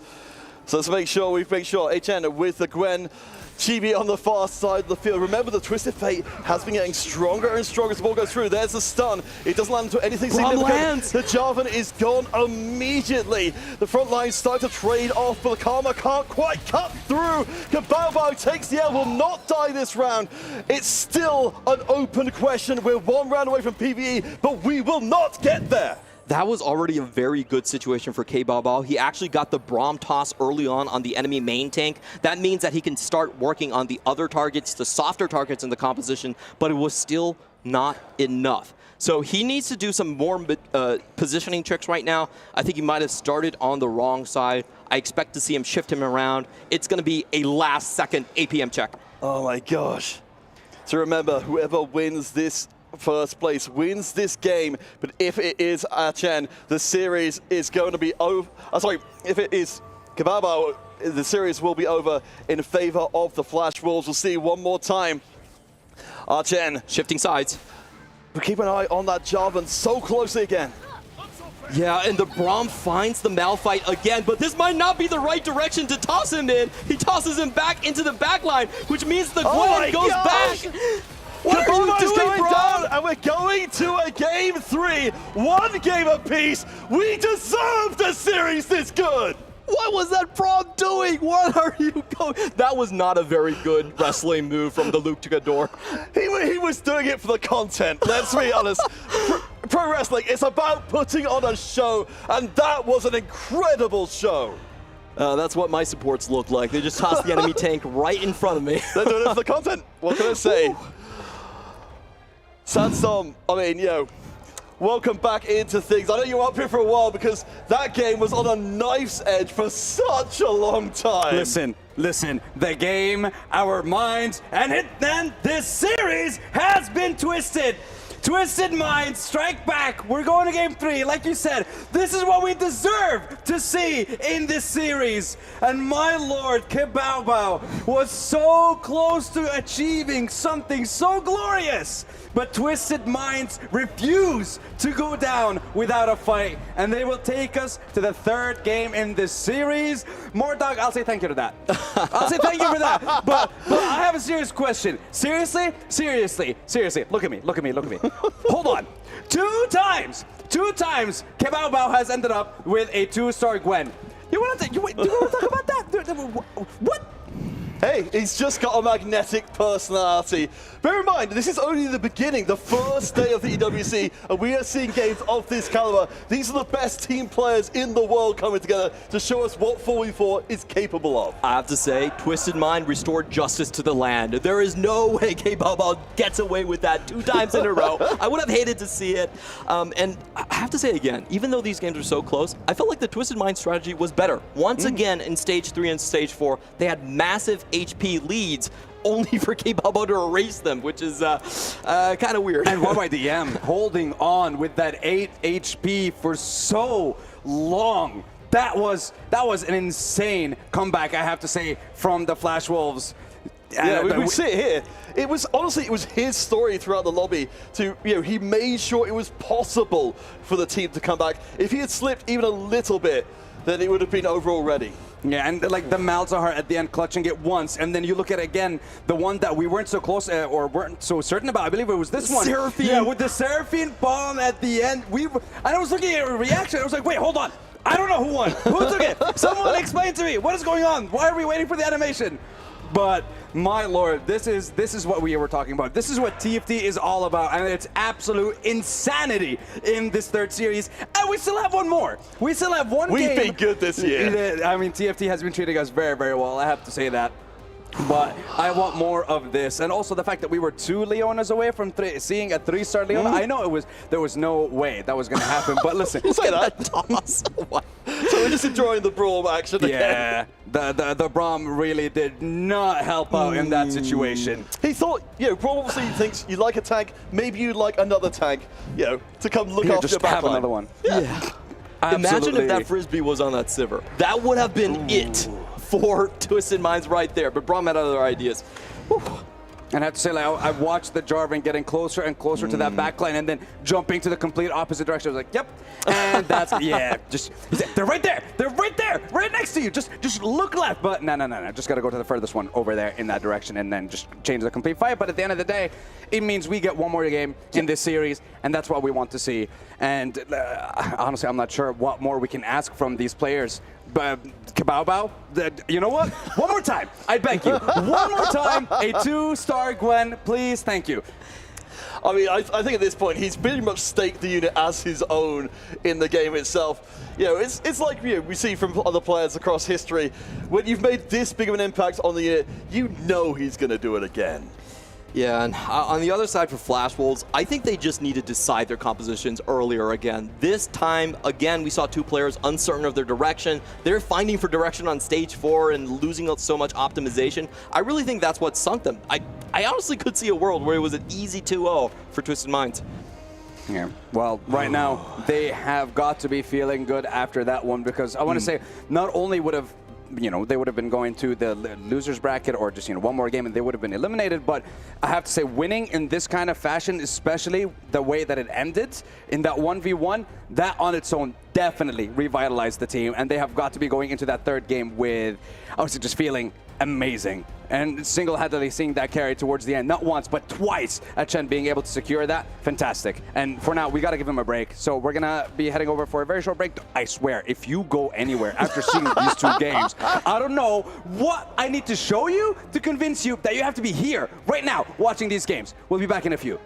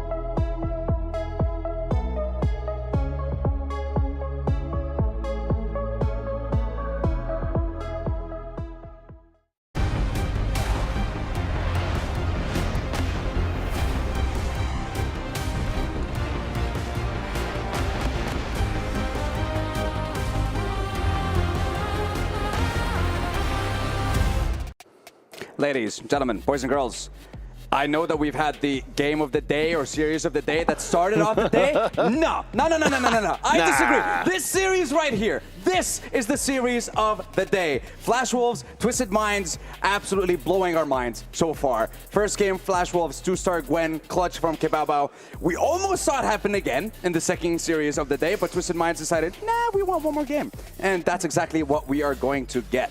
But you know what? I'm excited to see what's going to happen. I know. I still want to see it. I still want to see that 2-star Gwen. Counterfeit. I mean, this is Group C. This is the opening match of Group C. Oh, good lord. You're absolutely right. This is the Group 2C. And we get a third game. Again, as we talked about before, we deserved something this good to start off the EWC. Yeah. Every fight coming down to the wire. Brother Braum deciding it all for us at the very end for that. And I just want to say, I did not expect this result. I thought it was going to be a bit more lopsided. We have the only TAC Crown champion on Twisted Mind. We have 5 regional champions from CN region against the 2 of only Ironbog and that squad. But Flash Wolves are proving to be tenacious, to be very difficult to take down. Yeah, on paper, especially considering how the Flash Wolves did at the ACL, this shouldn't be remotely this close. But there's just something magical that happens on LAN. You get these players together, you start inspiring each other, they start sparking off of each other, and now in a position to really reset all expectations, the Flash Wolves particularly. Yeah, and I have to say, like, the atmosphere, just with having the players, without even having a crowd so far for our first day of a competition here for TFT at the EWC, it is absolutely electric. And now, I want to see what's going to happen with this third and final game. Will Flash Wolves be taking the series 2-1 with an upset in this third series of the day, or will Twisted Minds prove what they can do here in Riyadh and continue on with a win at the end of this series? There's no point in asking for predictions because predictions are out the window at this point. I don't want that. I just want a fantastic game, just like the ones that we've had in the first and second series. That's a prediction worth having. Yeah, you know what? Exactly. So I'm going to see exactly what that augment is, and it is going to be 2 component anvils, and I'll leave you that with these 2 casters, Clement and Counterfeit. Boys, take it away. The third game of the series. For the final time, coming in, Twisted Minds and the Flash Wolves. We didn't know what to expect coming in, but what we've been given has been magnificent. Only one of these teams gets to go forward to the upper part of Group C's bracket. We've got to remember, 2 wins gets you out of groups entirely and onto the playoffs with the best possible seed. And unfortunately, if you stumble, currently Fnatic is waiting in the loser brackets in Group C for them as well, so they'll have something to look forward to. I will say for this game, the variance is finally dying down. We had loot subscription, we had artifacts, but now we're going back to 2 components, and I think this is going to be a much more tempo-focused game. With more items early on, I think a lot of players will be deciding their compositions early.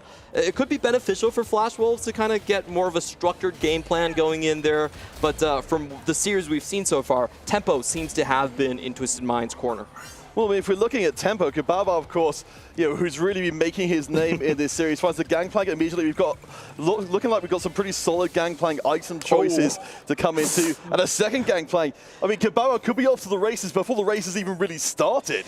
And we were talking about maybe hitting the Gwen 2 on level 8. How about hitting the Gangplank 2 on stage 2? That would also be pretty amazing. I mean, it's not impossible by any means. Ironbog looking good here as well with a stand-alone. Dr. Mundo locking down the front line. Oh, boy. So, again, let's go, let's assume there's going to be some folks drop in who didn't see the first 2 games. What's most front of mind for you, Clement, coming into Game 3 now that both teams have won a game each? I would just encapsulate it by saying that Twisted Mind had the HP advantage throughout most of these 2 games, and then Gwen 2 from K Balbao into a Sork pivot actually made the games incredibly, incredibly close.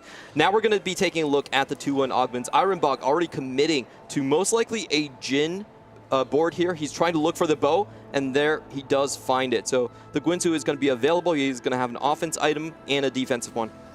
Yeah, I like that choice. Again, you're saying how different this game will be from what we saw in games 1 and 2. Our players much more back in their comfort zones. You'd have to imagine, if we look at this on paper, Twisted Minds, they've got the greater level of achievement overall. They've been at the higher levels of play.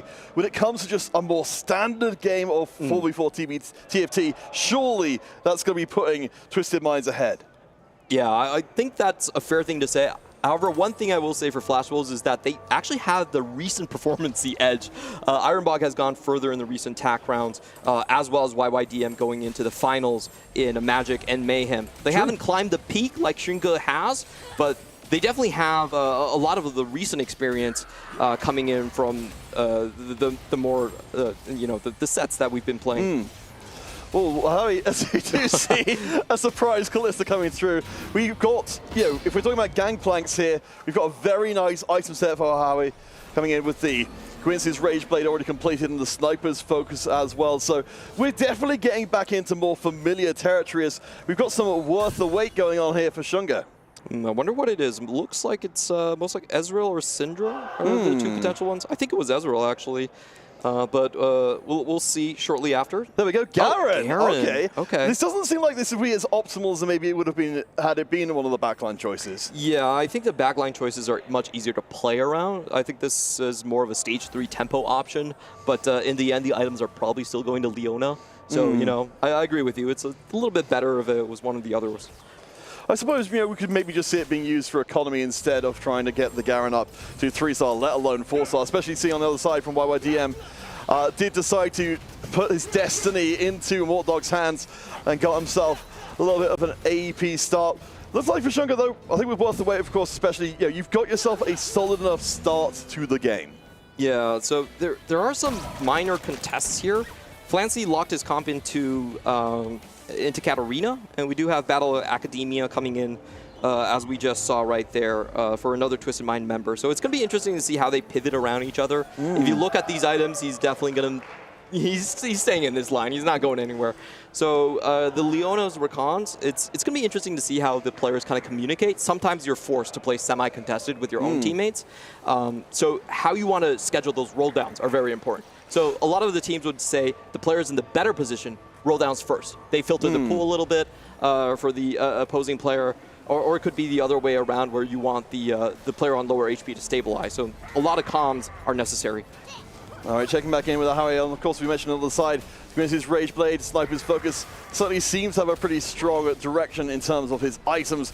We'll be able to beat out Flancy, who, you have to admit, is on a loss streak right now. I like the Kalista in here in this kind of setup, just because we've seen from the rounds before, very good at picking out the individual units to soften these losses. Yeah, she's just an overstated unit. Very hard to transition out of because the current lines that you have are not that optimal. But on stage 2, she's just king. And if I had to venture a gambit, I would say that Ahawe, with that sniper's focus, is playing GP. Yep. The one thing I love about our series that we've casted is GP has not been that dominant because of the prismatics and the loot subscription. Yes, they've just been overshadowed. Even while he's definitely, cast his shadow across the series, it's been, with the much higher end comps. So as we come to the first carousel here, Ironbog and Shunga are currently one player apiece, undefeated. Yeah, we saw Ironbog going with the Jin Mundo line right here, and unfortunately unable to find that Gnar 2. That would have really made that stage 2 win streak safer. He's already leveled up to 5. In the meantime, Chunga, the other full win streak player here, taking a look at his rolls on the Thief's Gloves. I don't think these are terribly good rolls, but early on in the fight, Titans can be a lot of value. Yeah, it looks like he's going to position I thought maybe we were going to see 2 Garens being played there, but yeah, I think given the items that have been rolled, falling back and maybe hoping to get into a position where it could conceivably work out. They won't be playing against each other in this round. I think it should be enough to keep both of the win streaks intact. Wow, Achen actually taking climb to the top. Now, there was a lot of theory craft on this augment regarding the solos, and people generally considered it to be broken in 4v4. You know what your next matchup is going to be, and you can coordinate with your teammates to keep your streaks like they just did. Yeah, so, I mean, let's expand on that further because it's so rare, kind of a future site like Augment, because, as you said, your future matchups, but it also means your teammates can eliminate one from their pool, which presumably means, massively better control over the game overall. Yeah, for 4v4, this Augment should be absolutely broken. The only thing you have to worry about is your HP control, because obviously you're going to run into stronger and stronger players, and sometimes that can just, you can be an early exit for you if you don't have a stable board. On the other hand, we have the GP contest. Now that we're going more to a normal tempo game plan, I believe GP is going to come back as king here. So K-Bao going to be on that route contesting Aha. I will say as well, considering you know who you're going to be playing against, another aspect of that, sorry, I'm just so excited about seeing this all being played, is that you know when you're going to be playing against your teammates as well, as a further way to manipulate your matchups. Yeah, so there's a lot of decisions that you could do. I think one of the most clever things I heard from Falcons was that actually, because this set requires so much mechanical ability to transition, a lot of times you want to transition when you want to borrow HP to your teammates, when you want to lend your HP. So that could be a perfect way to set that up. You want to lend to someone, you have that future sight, you have to climb to the top, you know when you're playing them, and you can have a slow transition turn, achieving multiple objectives at the same time. So we've gotten to the end of stage 2. A couple of flash rolls, Haru and Ironbog in control at the moment. We've got, I would say that it looks like the flash rolls are coming a little bit off the worst. We've got 3 players on the lower HP bands, and 2 of them being the Wolves. I think flash rolls and Haru and Ironbog are actually top 2. So yeah, might be. I think they're in the HP lead actually for now. But can they keep it? That's kind of the big question. They do have a lot of contests on the AP lines. So the interesting thing is that there's 2 players that took high voltage, and one of them was not willing because they went Golden Destiny into high voltage. So it's going to be interesting to see how they pivot around each other. Who's going to play the Sork line? Who's going to play the Battle Academia line? That's also heavily contested by Shunga.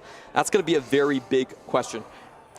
All right, we'll keep our eyes closely on how things develop further. So we got a couple, we were talking about before, right back at the beginning of the day, the 3-star 1 cost coming in. As Shunga will intentionally weaken his board. Not going to play the Garen for this round. Make sure he loses against Ahawe. Yeah, and the cool thing about this setup is that he can lose very precise amounts. He can make sure to manipulate his board to only lose single units. Now, that can also backfire on you if you're not very careful. But, I trust these players to have a great judge, especially when they know the matchup, about how to position and how to minimize their HP losses. I like the Ezreal we saw there as being, a very reliable, much, like we saw with the Callisto before. He builds up, he kills off 1 or 2 units, and you're out of trouble. Let's bring more gold into the mix as well. Do you remember we started with a component ambush, so our players' boards were a little stronger than they might have been otherwise, but we're still much more back in regular TFT territory.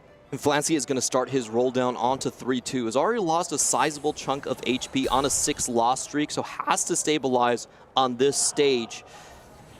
So big question is who else is going to be rolling with him. There is a GP contest on the left side on K-Bao's board as well, and He managed a 2-star and is going to stabilize right here. Not going to go any further while also holding on to 2 Katarinas. Yeah, and I like the setup we've got here. They've got the Reigning Gold in here to double down on that economic advantage from Gangplank's side of things. The plot armor as well to provide him a little bit more time to get the work done. Having 4 Mentor activated at level 6 is pretty extreme. Is this K-Ball's birthday? Why is he high rolling every single game? That is... He heard you talking about it before. He's like, I gotta live up to this. Okay, that's kind of crazy. Kind of crazy day for K-Ball. Let's see if he can keep it up. He's going to go into his teammate and Haruru. And Haruru looks like he's going to settle on the Sork line. We're talking about how the AP lines were going to shape up between these 3 players. And looks like that's going to be the direction. Whew. Very nice. Okay, let's see if Stringa continue to lose it. No, Stringa is preserves his HP well, and now is going to go on. Achin with the climb the ladder. Yes, so we can see, of course, from his point of view that he's going to be up against Kabao in the next round, of course, because we benefit from the climbing the ladder as well in that kind of respect to get the extra vision across. I mean, I like, Achin's certainly still built a pretty respectable board, knowing he's going to be facing up against such strong opponents. It's Achin's turn now. He's hit the Karma. Let's go. All right. Just like the Karma discs, Karma comes in circles, you know? Sometimes K-Ball gets it, sometimes it has to go to Twisted Mind's side. Well, it's certainly overdue. So as we come close to the midpoint of stage 3, Howie is looking pretty good. The slamming in place for the extra XP and a pretty solid looking front line to make sure that this Gnar does a lot of work. Yeah, this slamming is pretty interesting because I think it means that he's going to be pivoting away from the low-cost rerolls to go more into something like the Ash, perhaps, coming in with these items. So this is just a beautiful kind of tempo play here. It's a top 4 line, and you can also lend your HP later on to your teammates. This should be Twisted Mind's stage in stage 3 here. They have the Worth the Wait online. They have the 2-cost rerolls coming in, and also the additional Karma here that could be huge. Oh yeah, I mean, we know the difference between the Karma 1 and Karma 2. I think Sorceress is such a fascinating comp to see being played just because of how explosive it is, or how the chain reactions again and again. You win by a mile or you lose by a mile. And Achin gets it. He's sitting on the Karma pair already. So that's crazy. The amount of pressure that Twisted Mind is going to exert here is going to be unbearable. And I'm really worried about YYDM because he's forced to play an AP line with that high voltage that he rolled earlier on. But I'm not sure where he's going to go. Katarina is taken. There's 2 Sork players. There's a Battle Academia player. Where does YYDM end up again? It's so fascinating that the Destiny organs are being played at these kind of events just because of these kind of situations. But there we go, the Katarina 3 is online. We know how much hurt she can lay down in a hurry. Even with all the denial efforts, he still manages to hit. There's a lot more 2-cost rerolls being played so far, but that's still an incredibly early Katarina. I play in my solo queue. I don't have 2-star Kat on stage 4. But yeah, and she's going to be so hard to put down. Double survivability, the Bloodthirster and the Edge of Night. And as soon as she gets on the back line, I mean, Huru with the Ari has got at least a unit that theoretically could take her down by just sheer burst. But in this case, it doesn't matter. Yeah, I'm kind of struggling to find the wing conditions across these boards right now.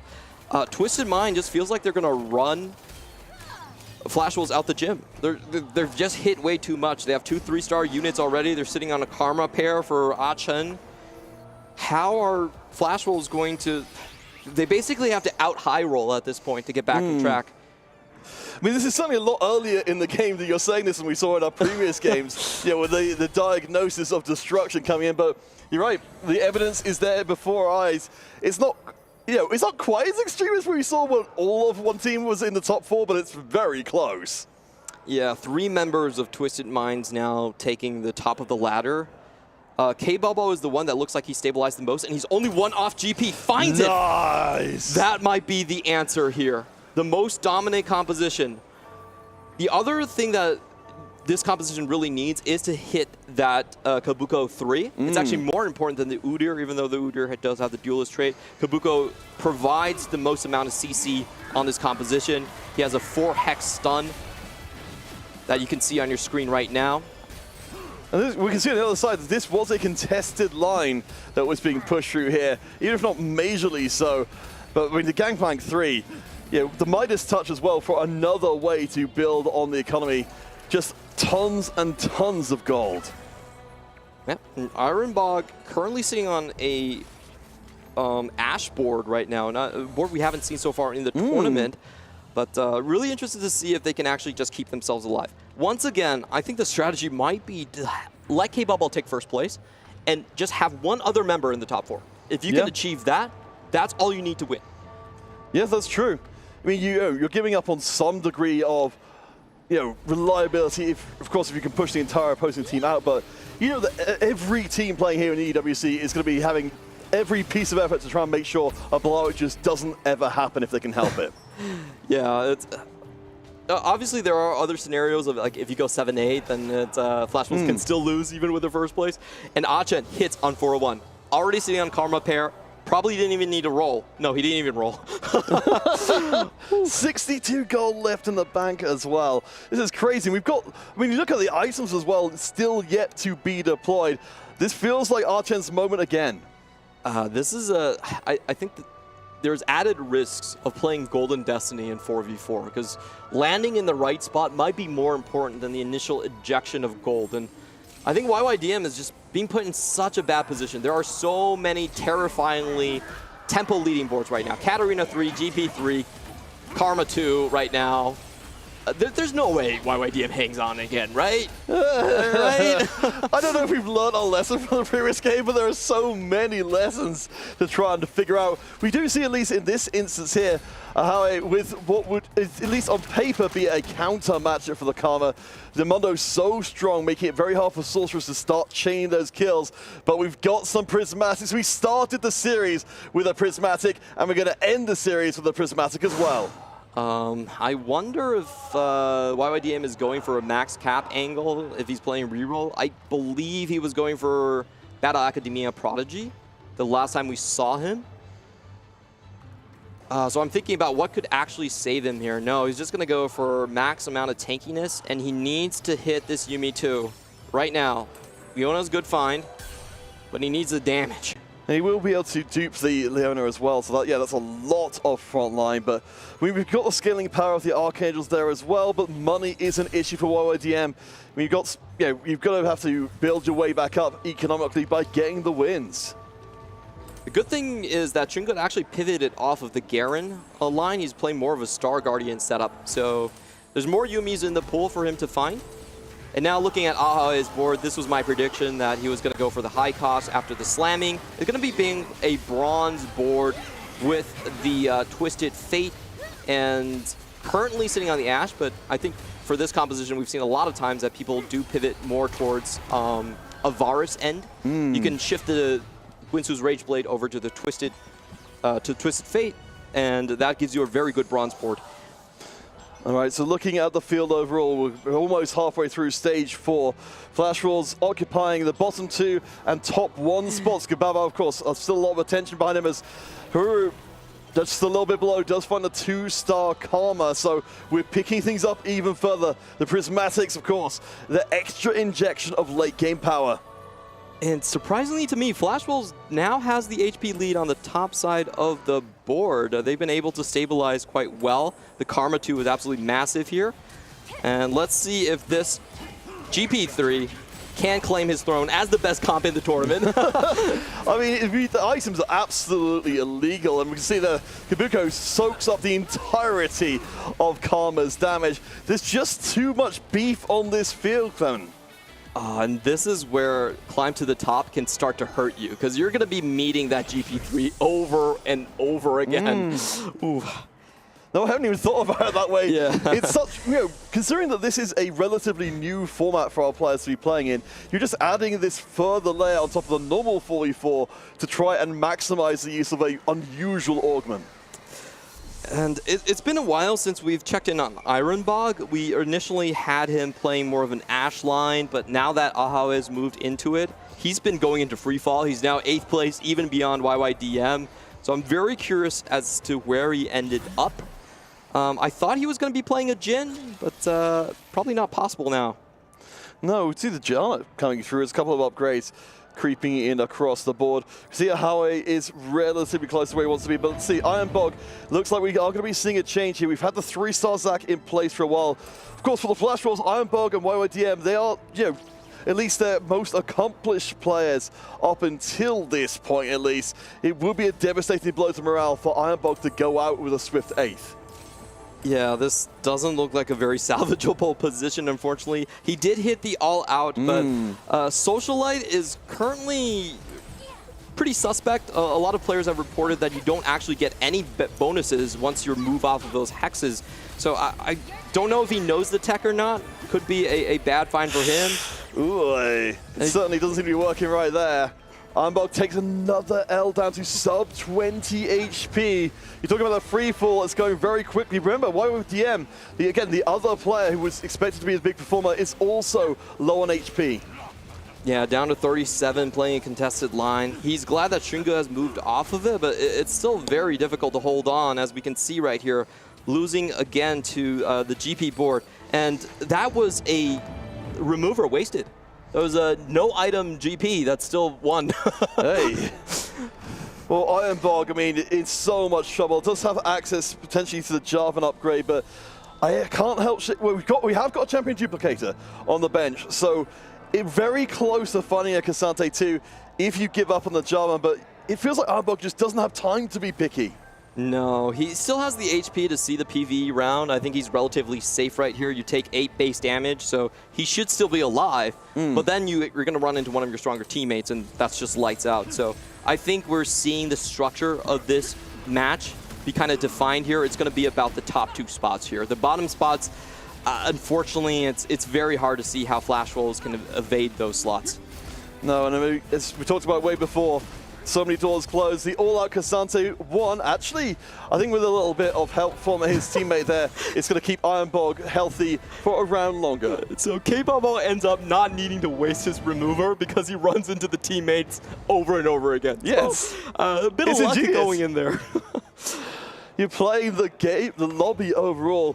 YYDM, I mean, this is terrifying times for Flash Rolls. Both of these players sub 20 HP.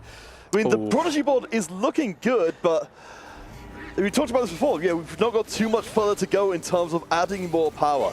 Yeah, and the bad news here is Flancy did find the Yuumi. He's playing the Katarina board, so he hit 8 a lot later than YYDM, but still able to get the board online even faster. This is the critical roll down, 17 HP. He needs to hit right now. There is a pair of Yuumis, but the last one is going to be critical. His power-ups, 3 items on that character.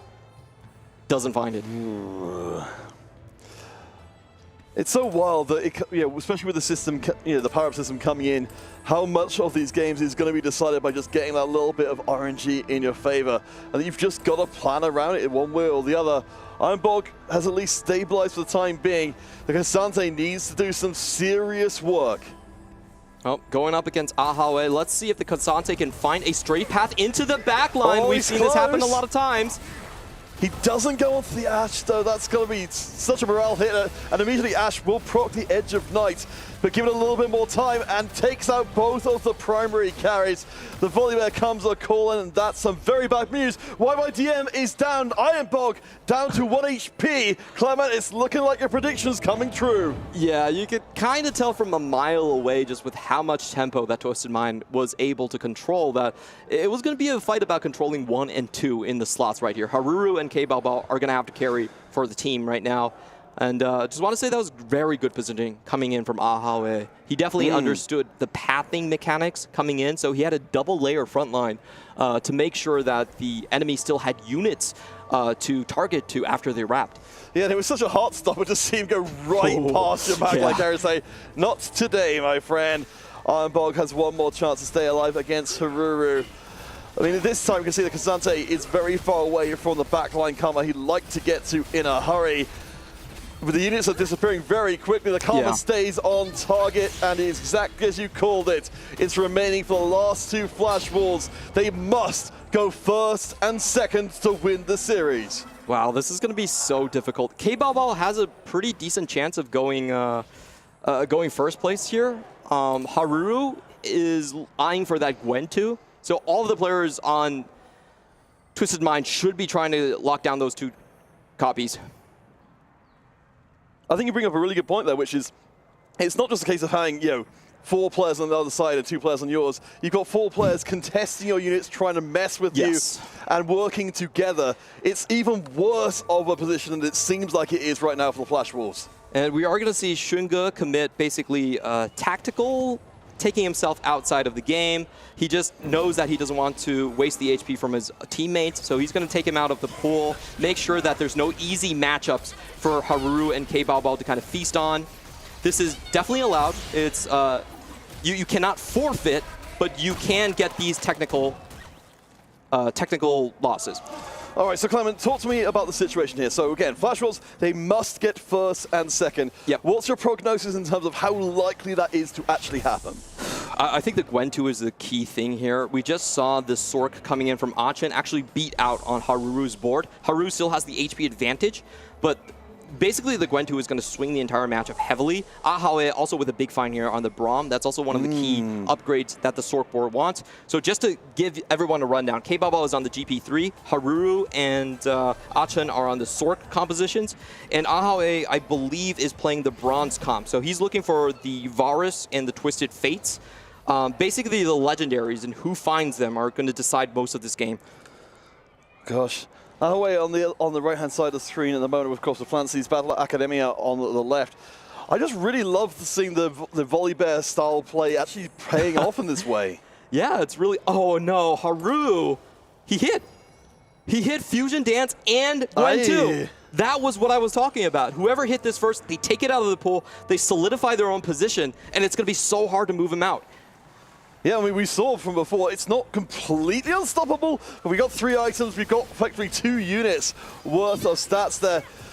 Last time we saw this whole setup, it was all about the positioning. And the cannon's in the back. Down. The Katarina blows through her too quickly. A huge win coming in from Flancy right there. The focus fire with the Rise and the Katarina. I don't think the Gwen even got the 3rd cast. No, I'm not sure either, but let's see. So we've ended up with Achen and Aoi both, well, currently in 4th and 5th position. For the Wolves, again, it's 1st and 2nd. Any finish, particularly for Haru, that's the player to watch here. Yeah. Because they're on 18 HP. Kabao could win the whole lobby and it would not matter. Right now, Ahawe doesn't have enough gold to reach his max cap at level 9, so he's just going to have to settle for this Ash board. All the chips are now on Flancy. Flancy needs to take into the top 2. A lot of it is going to come down to fight RNG. If K-Ball takes down Flancy before Twisted Mind can take down Haruru, then it means that Flash Wolves wins. If the opposite is true, then Twisted Mind clinches it. You do see those games from time to time, don't you, where you just see a team or a particular player run away. But Aoi will not be part of the equation anymore. Achen, Aoi are both down. Flancy wins again. Yeah, it's Flancy on his loan, so we've gone from a numbers advantage to a numbers disadvantage. This is the deciding game for who will be going up to face up against Citadel in the upper bracket. Oh, I'm just shaking all over. I can't believe that every match in this series has gone down to nail-biting last fights. This is going to be so close. Now, the first thing to remember is Flancy can know who he... Flancy, he just showed that he's fighting K-Ball next. Maybe that was a visual a bug right there. We're going to see how this matchup ends up. So K-Ball should be the strongest player currently on the GP line. If he manages to run into Flancy multiple times, then he could just clinch that for his team. And it does look like Flancy has to go up against a GP. This is the more difficult matchup. He was able to stop Haru the last time, but now he has to go up against the ace of the team. How will he position this? He needs to get the GP down early, but the GP also has the Edge of Night. Yeah, because he's got the double scaling for the Guinsus and the Kraken as well. Kabao is going to be thinking very carefully. There's so much burst here. Wait. He's using his remover to keep Haru alive. Oh, he's waiting to see his matchup before he commits his items. I see, okay. Yes. Okay, so we'll keep our eyes closely on the Gangplank. The Katarina, of course, will be dancing over the right-hand side. Gangplank is building up his power over on the left. Katarina has taken a lot of damage during the early going. She's getting focused. Unstoppable hits the Katarina. That's extra CC can be everything. The board is starting to fall apart very quickly, and Leona stands alone. Flancy, it's not even close. Flancy on 2 HP. That was such a cool move from K-Bao. So he takes his items off the game plank. That means the Ghost is going to be unitemized. So very easy win for Haruru. Now Flancy, this is the fight that he can control. If he wants to knock out Haruru here, he would need to take down 8 units from the opposing board. We've got to remember as well that all that needs to happen, Haruru, if he falls out, K-Bao, it doesn't matter if he wins. It needs to be first and second place for the Flush Rolls. It's still a winnable scenario for Twisted Mind. Sorry, 6 units. So he needs to win by 6 units here. It's a Ghost, so it's not going to matter. Okay. This means that Haruru actually has a chance to win the fight here, and he should because the GP3 is not on the board. And if the next fight, Flancy rotates into K-Bao once again, Flash Wolf clinches it. It's been a hell of a road just to get to this point. This is just the opening match of Group C. Citadel are waiting for the winner. Is Haruru's Ghost? Wait, no way. No way. Is Haruru's Ghost going to win it? That is unallowable. Another cast going to come through? It's a 1v1 between the Swains. Are they going to draw? But no. It's Swain versus Leona, but there's 6 Sork on one of these Swains, and he's stacking up damage every single round. They could just be knocking Flancy off here. No. The 1v1 wet noodle fight. No! It's over. The Flash Wolves have done it. No, Leona won in the end. Leona won in the end. No, Leona won. The final Solar Blast won. Okay. But here is... Oh, he rotates into Haruru again. Okay. He dodges the bullet on K-Bao. I just had to stop you there because I was getting so afraid. I thought the 6 Sork Swain was going to clinch it. All right, down to the very wire then. Flancy, he still needs to get through one more. And this time around, K-Bao has the matchup. He's rotating into Flancy's Ghost. So that this fight probably doesn't matter for K-Bao. It is going to matter a lot for Flancy. And we've seen that Flancy's been struggling in these rounds as well. I mean, we've got the extra item of the Coronation on the Akali as well, but... Here we go. We need to keep track of where this Katarina dances through the fight. That Gwen is an absolute monster. We've seen it again and again. The signature unit of K-Bao. Katarina's in the right spot. She's taking down most of Gwen's I don't think Gwen already. gets the cast, does she? She's going to be able to... No, she doesn't get Gwen's down. Haru stays still alive. 2 HP. It's all you need. That was not enough damage done. Who does Flancy rotate into? It should be K-Bao. 1 unit would have done it. They're both, everyone's down to single digits. It could not be any closer. The last fight decides it all. That is going to be a strategist for Haruru if he can make his way over there. Flancy, yeah, he's going to play denial. He's got to. He knows the 3 strategists will swing the board way too much. And now it's down to fight RNG. Flancy should be rotating back into K-Bao. It's been a while since that's happened. Oh, boy.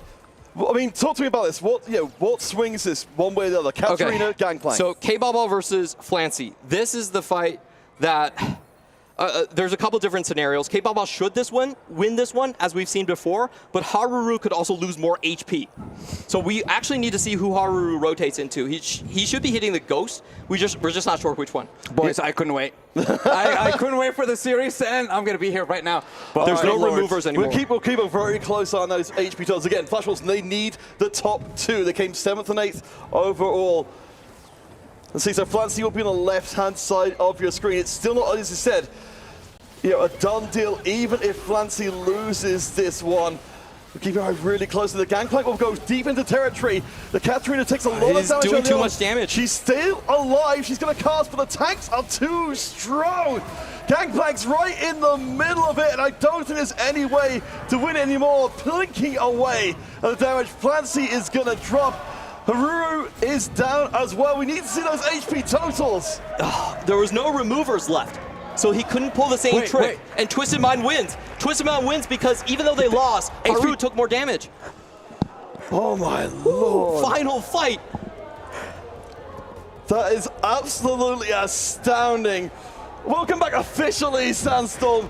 Group C is the group that just keeps on giving. It gave us so much in 3 games. What a series. I don't care what anyone says. This is the series of the day. This is the series of the week, as far as I'm concerned. What in the world just happened? by the skin of their teeth, Twisted Mind make it through. It was all down to fight RNG in the final couple of fights. If there was an earlier rotation into K-Bao himself, that would have been it for Twisted Minds. But no, they dodged again and again, and in the final fight, there was no removers left. There was no way to coordinate positioning so that Haruru would take less damage than the side of Flancy, and Flancy is able to clinch it. What a series, what a game from Twisted Minds. I think that really makes a statement, though, for the Flash Wolves. This was just ridiculously close. On any other day, at any other moment, it could have easily swung the other way. There's no possible way. There's actually no possible way on the face of this earth that this game could have been any closer. The way that we saw game number 2 and it came down to the final fight, and then this one as well. More dog! I want more of this!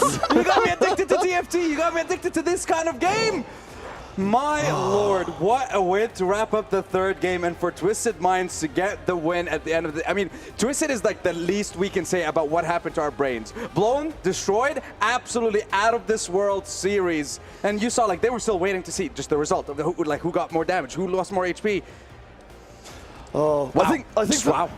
The thing which I think really sticks with me for the last one was how we kind of went from a situation where we had, all the Twisted Minds being left alive, and the plots and plans they put in place at that moment to strategically remove themselves from the board in order to sacrifice. I mean, we've had Jess here before. That kind of sacrifice play to make sure they got across the line. Xunge knew that he would not be able to beat Haruru, so he took himself out of the pool. He wanted to make Haruru and K-Ball fight each other more often, and that's why we see it being done. You cannot forfeit in EWC 4v4 format, but you can do what Xunge did right there. It's a very common move and actually pioneered by Twisted Mind that we saw in the ACL. I would say it was a strategical forfeit. Yes. That's the best way that we can put it. But we have to hear from the Twisted Minds players. We have to know exactly what was going through their minds. So let's go over to Ian Chambers and a quick interview with the winners of that third series in Twisted Minds.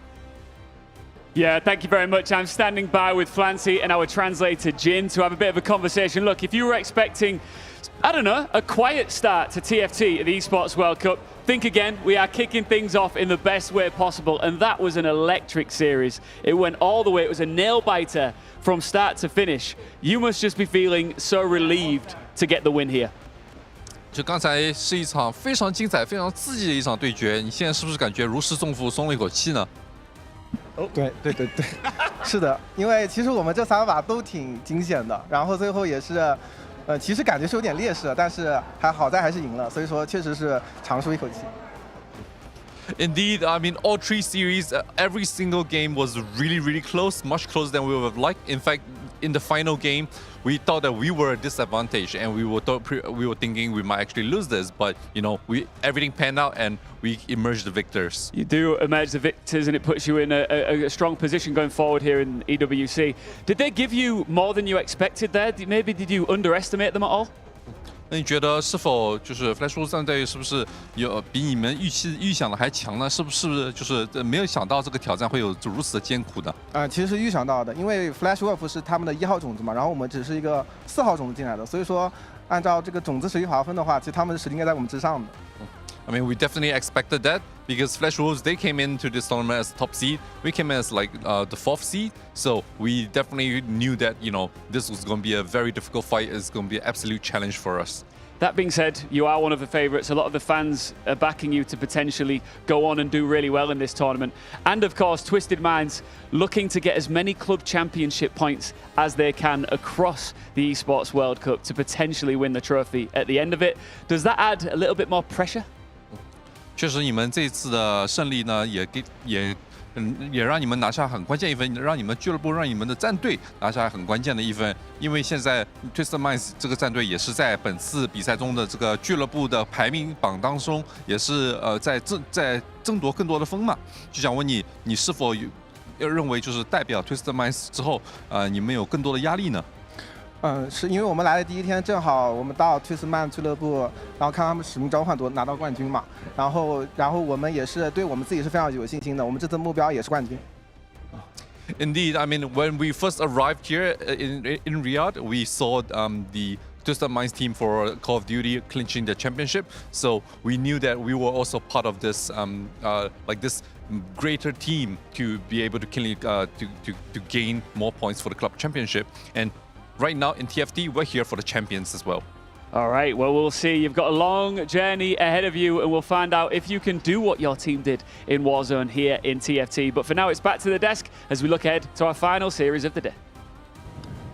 It is going to be tough to live up to that series, but you saw the smile on his face at the end of that series. Sensational feeling to be able to clinch it the way that they did. And you saw that it means more to them. They know that they're part of something bigger than just competing at TFT, at EWC. They're competing on a club level, on an organizational level against the biggest organizations in the world. And despite it adding pressure, Clement, they were able to live up and they were able to thrive, I want to say, under that pressure as well. Their journey is so special because there are a lot of players that have actually climbed the peak. They've already accomplished a lot, but they said they wanted more. They wanted to sacrifice a lot of their streaming time and achieve international fame for China, for their own region. It's been a while since Chinese has been able to claim a TFT title. Twisted Mind want to carry that torch forward. They want to be the veterans that bring the dynasty back to the region. It's so strange to even be able to say that from certainly living through the time when the world champion was again and again for the Chinese region. We didn't even think it would ever end, but games like this, bring us back in. And this was just, absolutely nuts. This bonkers. Absolutely bonkers, I have to say. That just, my lord, what a way to end that round specifically. And then we just go again to it being closer and closer and even closer somehow. But this is TFT. This is what happens. This is the way the cookie crumbles. This is what Mordog wants us to feel. It would have been so anticlimactic if Flancy actually just lost to a ghost and clinched the game. God, I liked our ending so much better.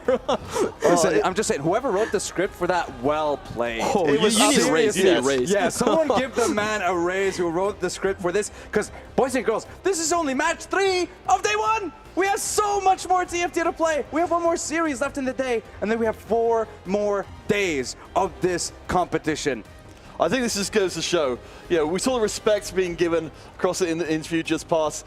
That this is, in 2025, the EWC teams are just getting better and better. So, Clement, I'm coming to you with this one. So, at the very end, the tank being able to take out 1 more champion, was that elimination what secured it? Because I saw the difference by 4 HP. It was actually Flancy being able to take down the 6 Sork Swain's ghost. That was what actually clinched the entire series. If there was just one fight that went wrong, if Shunge decided to stay in the game, then it would have been a Flash Wolf win. Wow. The levels. I've never seen this, by the way. This is the only series in EWC. Well, there's only been 2 years, but this is the only series so far where every single game in the series has went down to the last fight. What a treat, what a treat. I think both the teams come out of this one look incredibly good. I love this for today, especially as we look at some of the detail of the positioning in here. I mean, it was a difference of inches every time, and the positioning is going to be the hugest part of that. Yeah, and honestly, like you said, hats off to every single one of these players, to both teams for the series that they put forward. Sensational work from every single one of them. And congratulations to Twisted Minds. An incredible start. And it was so, so close for the entire way of this series. And the way that it ended just makes it so much better. And they have to be feeling elated at this point to win their series that way and to kick off their TFT journey here at EWC against Flash Wolves, against one of the first seeds in APAC. Well, first seed actually in APAC. So that's got to be feeling them so, so good. So, boys and girls, again, I gotta ask you, what are you doing? If you're not watching TFT at EWC, huh? What are you doing? You saw the series. It was the best series I've ever seen in my entire life. And there's more to come. So we're gonna be going for a break. And if I come back and I don't see you on the stream, there will be words. So I'll see you in a few.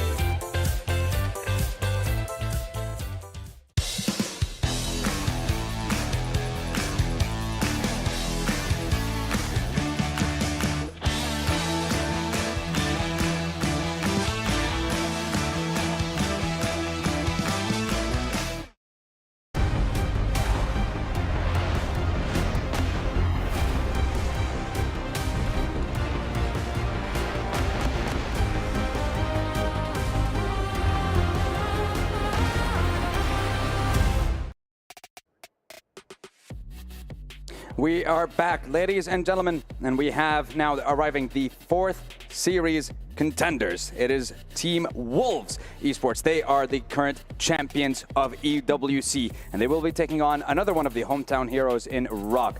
My name is Sil Dawood Sandstorm, and we have Clement joining us on the desk, and this time we have Hoope joining us for that last series because honestly, one of us at least needed a break after that last series.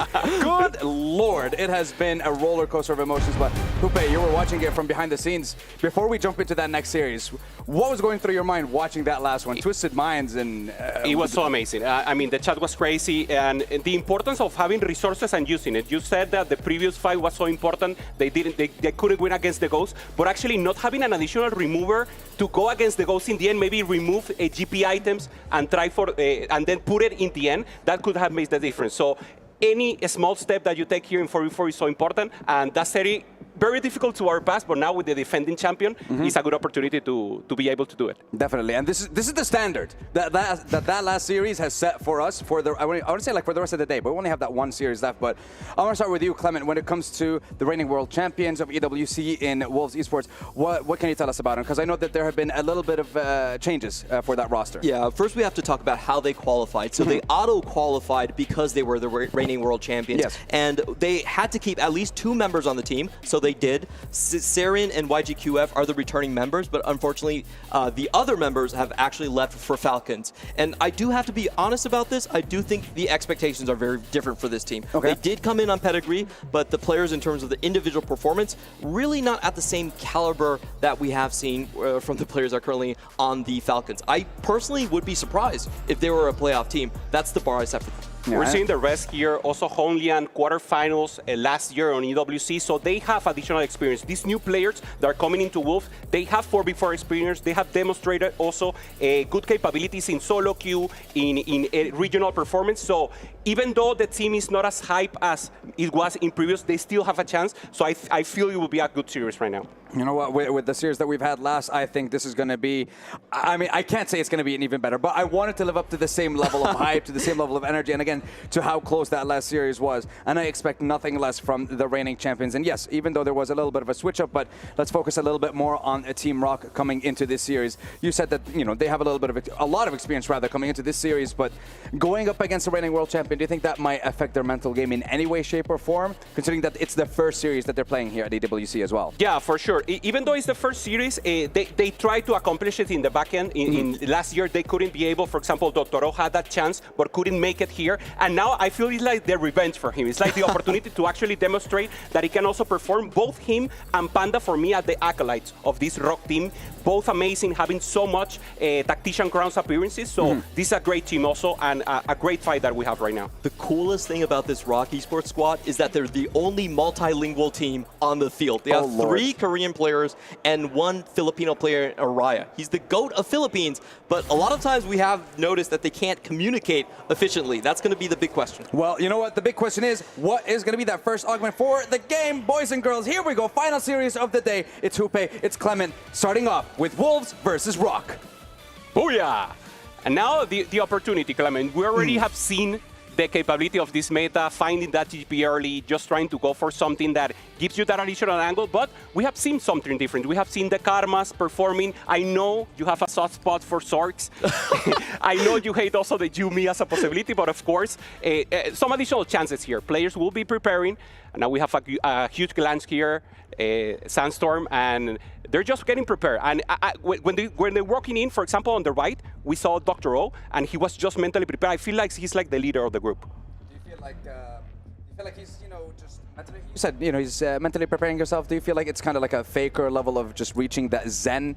I know it's like we're bringing a League of Legends in here a little bit, but you're trying to center yourself mentally before you jump into the game. Yeah, even in TFT, I feel that the majority of pro players say this, you have to be cold-minded. Yeah. And it's more important than to be aggressive, to be like very, we saw it also in the interview right now with Flancy. He was cold-minded. He's just playing it chill, making sure he makes decisions. This is a decision-based game where APM maybe is not that important, so you really just have to perform what you already know, what you already experienced, and now's the opportunity for them to do it.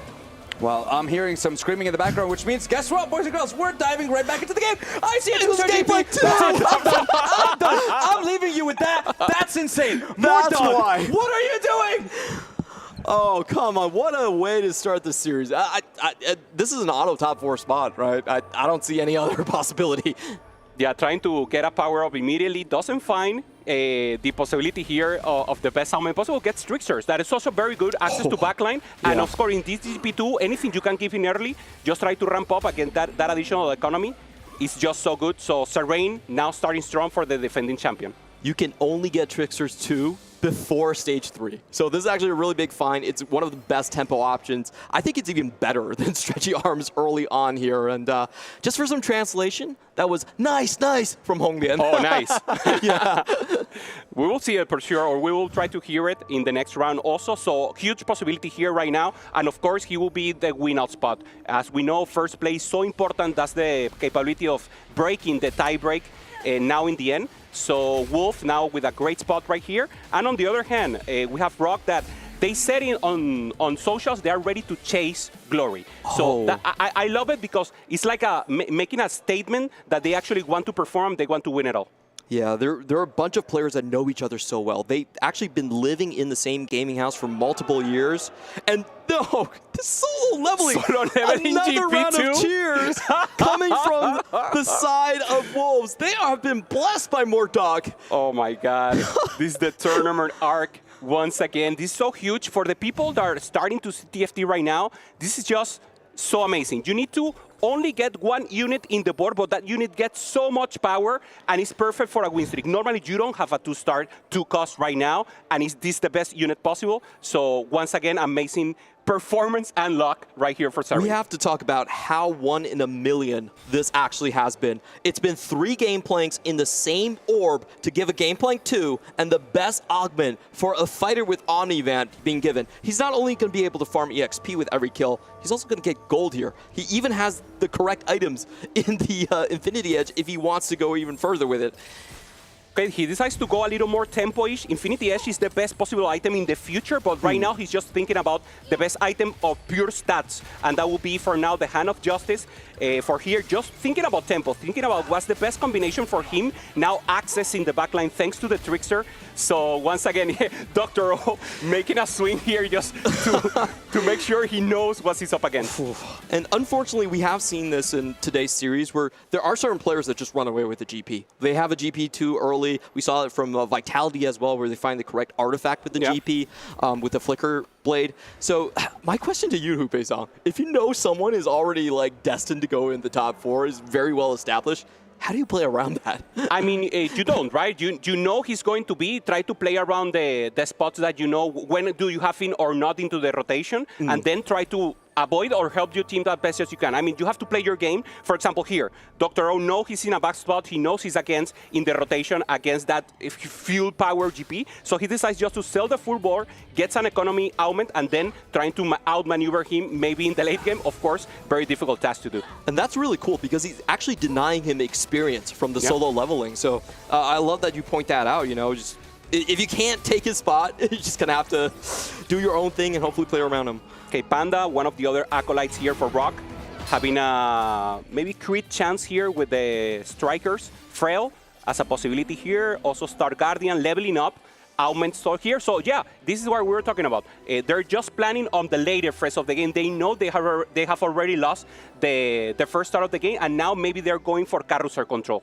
Yeah, and taking a look across the board, I don't think we see anything as overpowered as Saren here. Araya, I think this is going to be worth the wait. Kennen, not exactly a champion that is very easy to play around. Maybe going for the all-out kind of line. That would be the most common line, or maybe the Sork line. I think those are the 2 destinations for him right now. Yeah, holding the locks, so that's obviously a possibility here. A flexible item here on the Morelos, and also having the possibility to slam, decides not to. And on the other hand, also a Sork possibility on YGQF, and already has in the Lucian. Only Lucian 1, but having an Ahri, maybe a possibility for him to transfer the items to the Ahri. Ahri, pretty good unit, especially in the early game. And of course, not having the pair of Lucian will mean this. He's not capable enough to do additional damage, so it will be a win for now for Araya. And Wolf, very, very huge with that GP, but maybe the rest of the team is not in the same spot right now. Yeah, and I'm really curious to see how this meta shapes up. It does feel like we're kind of, as the Flash World Series dies down, we're going back to normal. It's going to be 2 Sorks, probably 2 GPs every lobby here. Okay, additional GP is not a priority right now. Dr. O is the one to get it here. So Sanjop, maybe the other one from Brock that will be contested, that GP. Normally you want to contest it when you have to. You cannot give the GP3 for free. You already give the GP2 for unluckiness. And now the chance to take the win, take another possibilities. For now, Dr. O with control of the carousel, and Araya and Panda pretty healthy, but without control versus Serin. We're going to be taking a look across the board here. This is Sudowoodo. A lot of players from League of Legends will know him as Koro. He was the first CN team to actually defeat T1 at MSI. So he was part of that EDG squad, a legendary player, later transitioned over towards our side, the better game, TFT. We're going to take a look at his board right now. It does look like a Guinsoo start. We've seen a lot of Mundo Jins. Maybe that's his preferred destination. Yeah. We'll have Not to find out. slamming yet, so just making a chance here of having possibilities to outmaneuver himself. But yeah, this should be a win solo line. We know the Kale is not a priority right now. It's very difficult to stabilize and then go to that level 9, even though it's a good solo queue composition now in 4v4. We are not seeing it as a priority. What we are seeing is this GP once again taking a win, going up against the backline, and with one more, this will be additional goal for Serin, who will be for sure the leader for Wolf in this first game. Yeah, and it looks like he's going to have a full win streak on stage 2. I really don't see any other possibilities right here. We could probably stay on his board for a while, see if there's anyone that's going to contest from Rock's side. There might be someone that wants to keep him maybe on an uneven number, make him just uncomfortable, at least for this game. But most likely, he still will full win streak. On the other hand, at ROC, they are losing a lot of HP on the bottom side, so we'll pay attention to those loss streaks as well for Sanyap and Dr. O. Yeah, Dr. O, especially with that full lose streak, we saw him selling his full board, just trying to maintain economy and maybe grief the level that you were talking about here on the GP. So now going also against a teammate here, Honglian, on the other side, having a Katarina early. So this could be a cat line, not additional Battle Academias. In the other hand, only a Ezreal there in the bench. It could be a possibility, but for now, just making good tempo here, Clement, and trying to look for some angle. Yeah, I think the key thing would be to see Honglian's power-up. If it's a stacking power-up, then we can be... over 9,000, something like that, could make sense to stay on the Katarina, maybe just transition for now.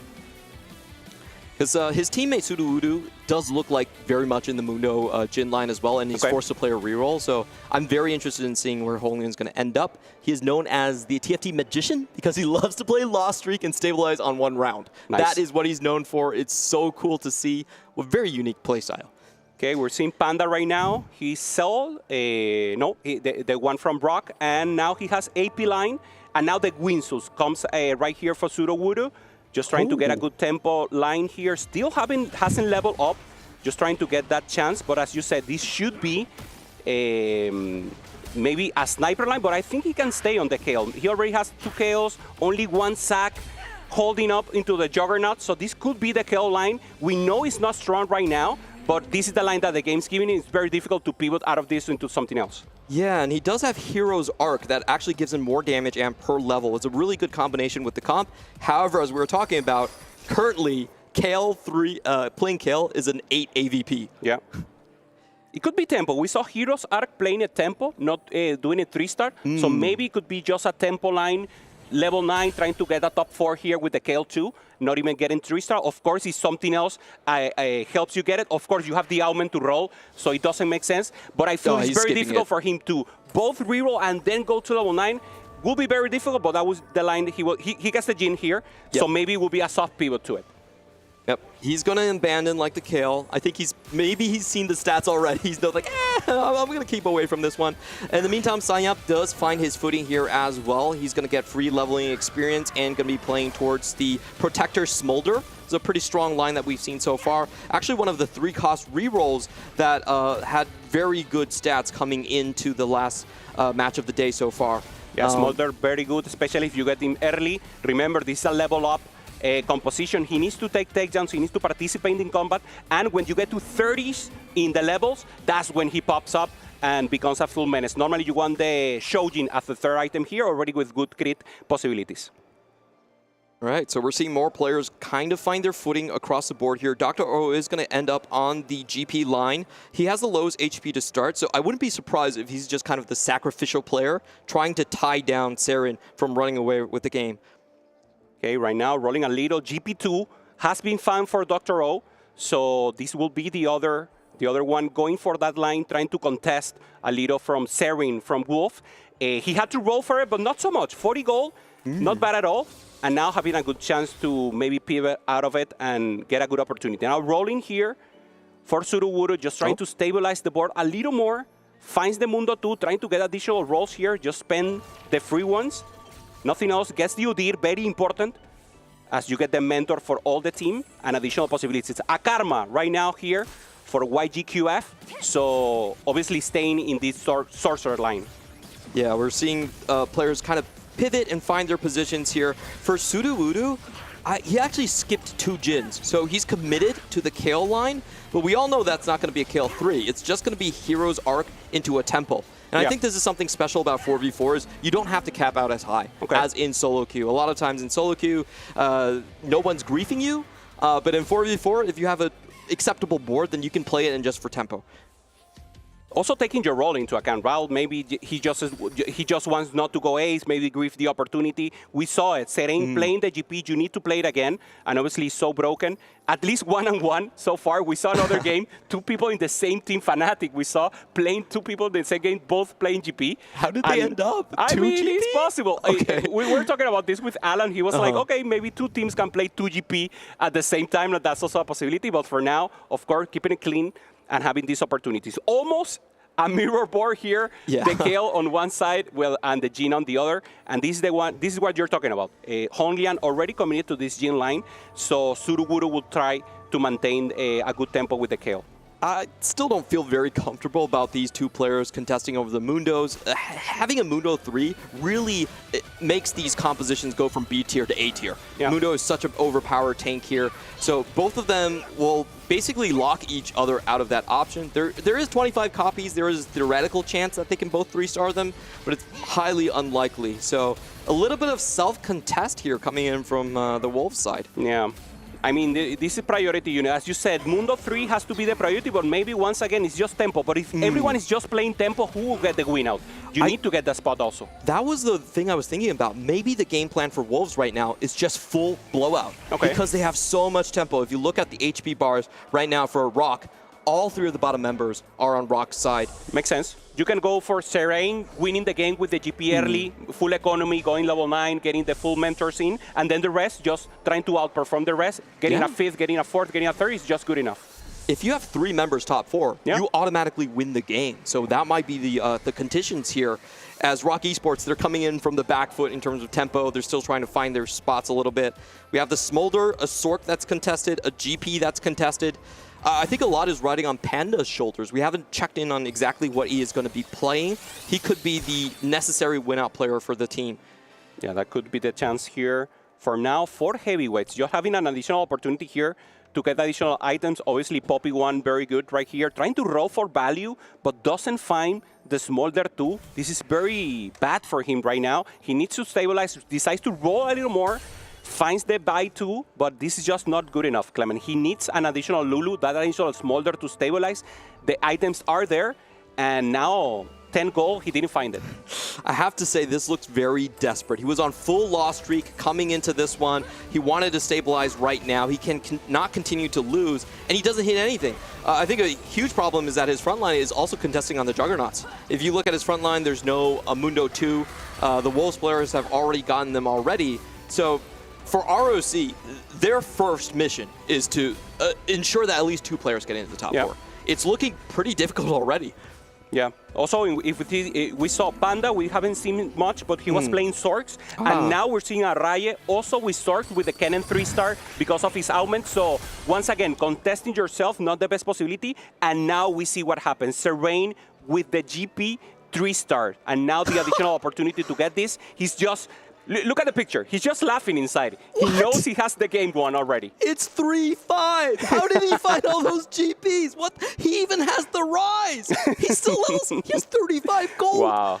Oh, normally, if you get 4 mentor, you already have a high roll. He has the 4 mentor and also the GP3. This is just too good. I actually feel bad for him right now because he's used up all his luck. He's not going to have the same luck throughout this tournament. What are we witnessing? This is a 1 in 1,000 game. 100%. On the other hand, we see the one who will contest the two sword players, so YGQF, getting the karma in, just trying to survive. And as you said, Clement, we already have the win-out player here. The rest, you need to top 4 or even top 5. Yeah. And that would be enough for Wolf to take the first game of this series. It's going to be a very, honestly, everything is open to Wolves. It's just dependent on how they want to play it. And I think they could do something that we've seen from T1 is where you have enough of a tempo advantage, you just focus on griefing the enemy team. Okay. You just make sure that they finish as low as possible and just try to win through that way. It's not even about denying the win-out player, it's just making sure they all hold hands and go into that bottom 4. We're seeing Panda now on the left. Oh, Panda's getting some high rolls. Okay, you could throw that Yone in, maybe. Okay, swords against swords, so this will be the mirror or against the one contesting themselves. Finding a Carmel is good, but normally this is a unit that wants to be 2-star, wants to be very strong. And of course, very important, if you're watching this, you want to play TFT, you're starting to learn, try to use the swords in the weak side of the opponent. The sword has an additional passive where if they kill an opponent, they get additional damage to the rest. So they get like a little pop-up of damage. So don't try to focus the tank at the start and go directly for the weak side of the opponent. And of course, this is what Panda is doing. Yeah, going weak side is so essential for the Sorks. A lot of times you can make that damage bounce into the backline and just wipe out their carry. We've seen that so much. It's one of the reasons why this is a premier composition. However, I'm not so sure it's premier to the point that 3 players can all play Sorks. I'm wondering who blinks. Someone is going to blink and pivot towards Yuumi, I think. Yeah, you have to bend the knee sometimes, and this is the case right here. No one with Battle Academia possibilities, so very difficult. There's a Yuumi there, so some chance of going for it. Yuumi, normally a combo where you also need that guarantee, you need that additional front line that is so important. So let's see if someone bends the knee and decides to just pivot out. This is hilarious. YGQF says, I know you guys want to pivot. I'm going to hold a Yuumi too and play Sorks anyway. Oh, this is great strategy. This is what we were talking about, just griefing the opponent. Yeah, that Griffin game right here. Also the Kale on the other hand. Suruwuru, very tough pot here. Has 6 Aatrox, so a good possibility to get him, but not the carry. Kyle, only 3 Kales right here. And now with a Prismatic, the game will try to ramp up a little more. Bed Overflow, obviously very good every time you want to go for Brabant Deathka if you want to go for that. But yeah, it's the belts. He's just going to start belting Rock Esports right now. Rock Esports now, all 4 players in the bottom 4. And we were talking about a blowout. This might be a domination, where all 4 players don't get additional points compared to their opponents here. So, you know, it's unfortunate. You know, there are going to be these 1 in 1,000 games where someone just ends up with a GP2, but this is looking like a shellacking. Yeah, in the end, it's a zero-sum game, right? So you don't have to be the best. You just have to win against the other one. Yes. So when everyone is contesting themselves, is how can you grief? And you saw them, the Yuumi, trying to hold the Yuumi, not giving an angle for the rest to pivot is so important right now. So right now, at least in HP, Wolf and in this dominant position that is so huge, and Rock just needs to step up, maybe have a little luck and step out of this to get an additional angle and at least get the possibility of 2 players to get into the top 4 and try to fight it out.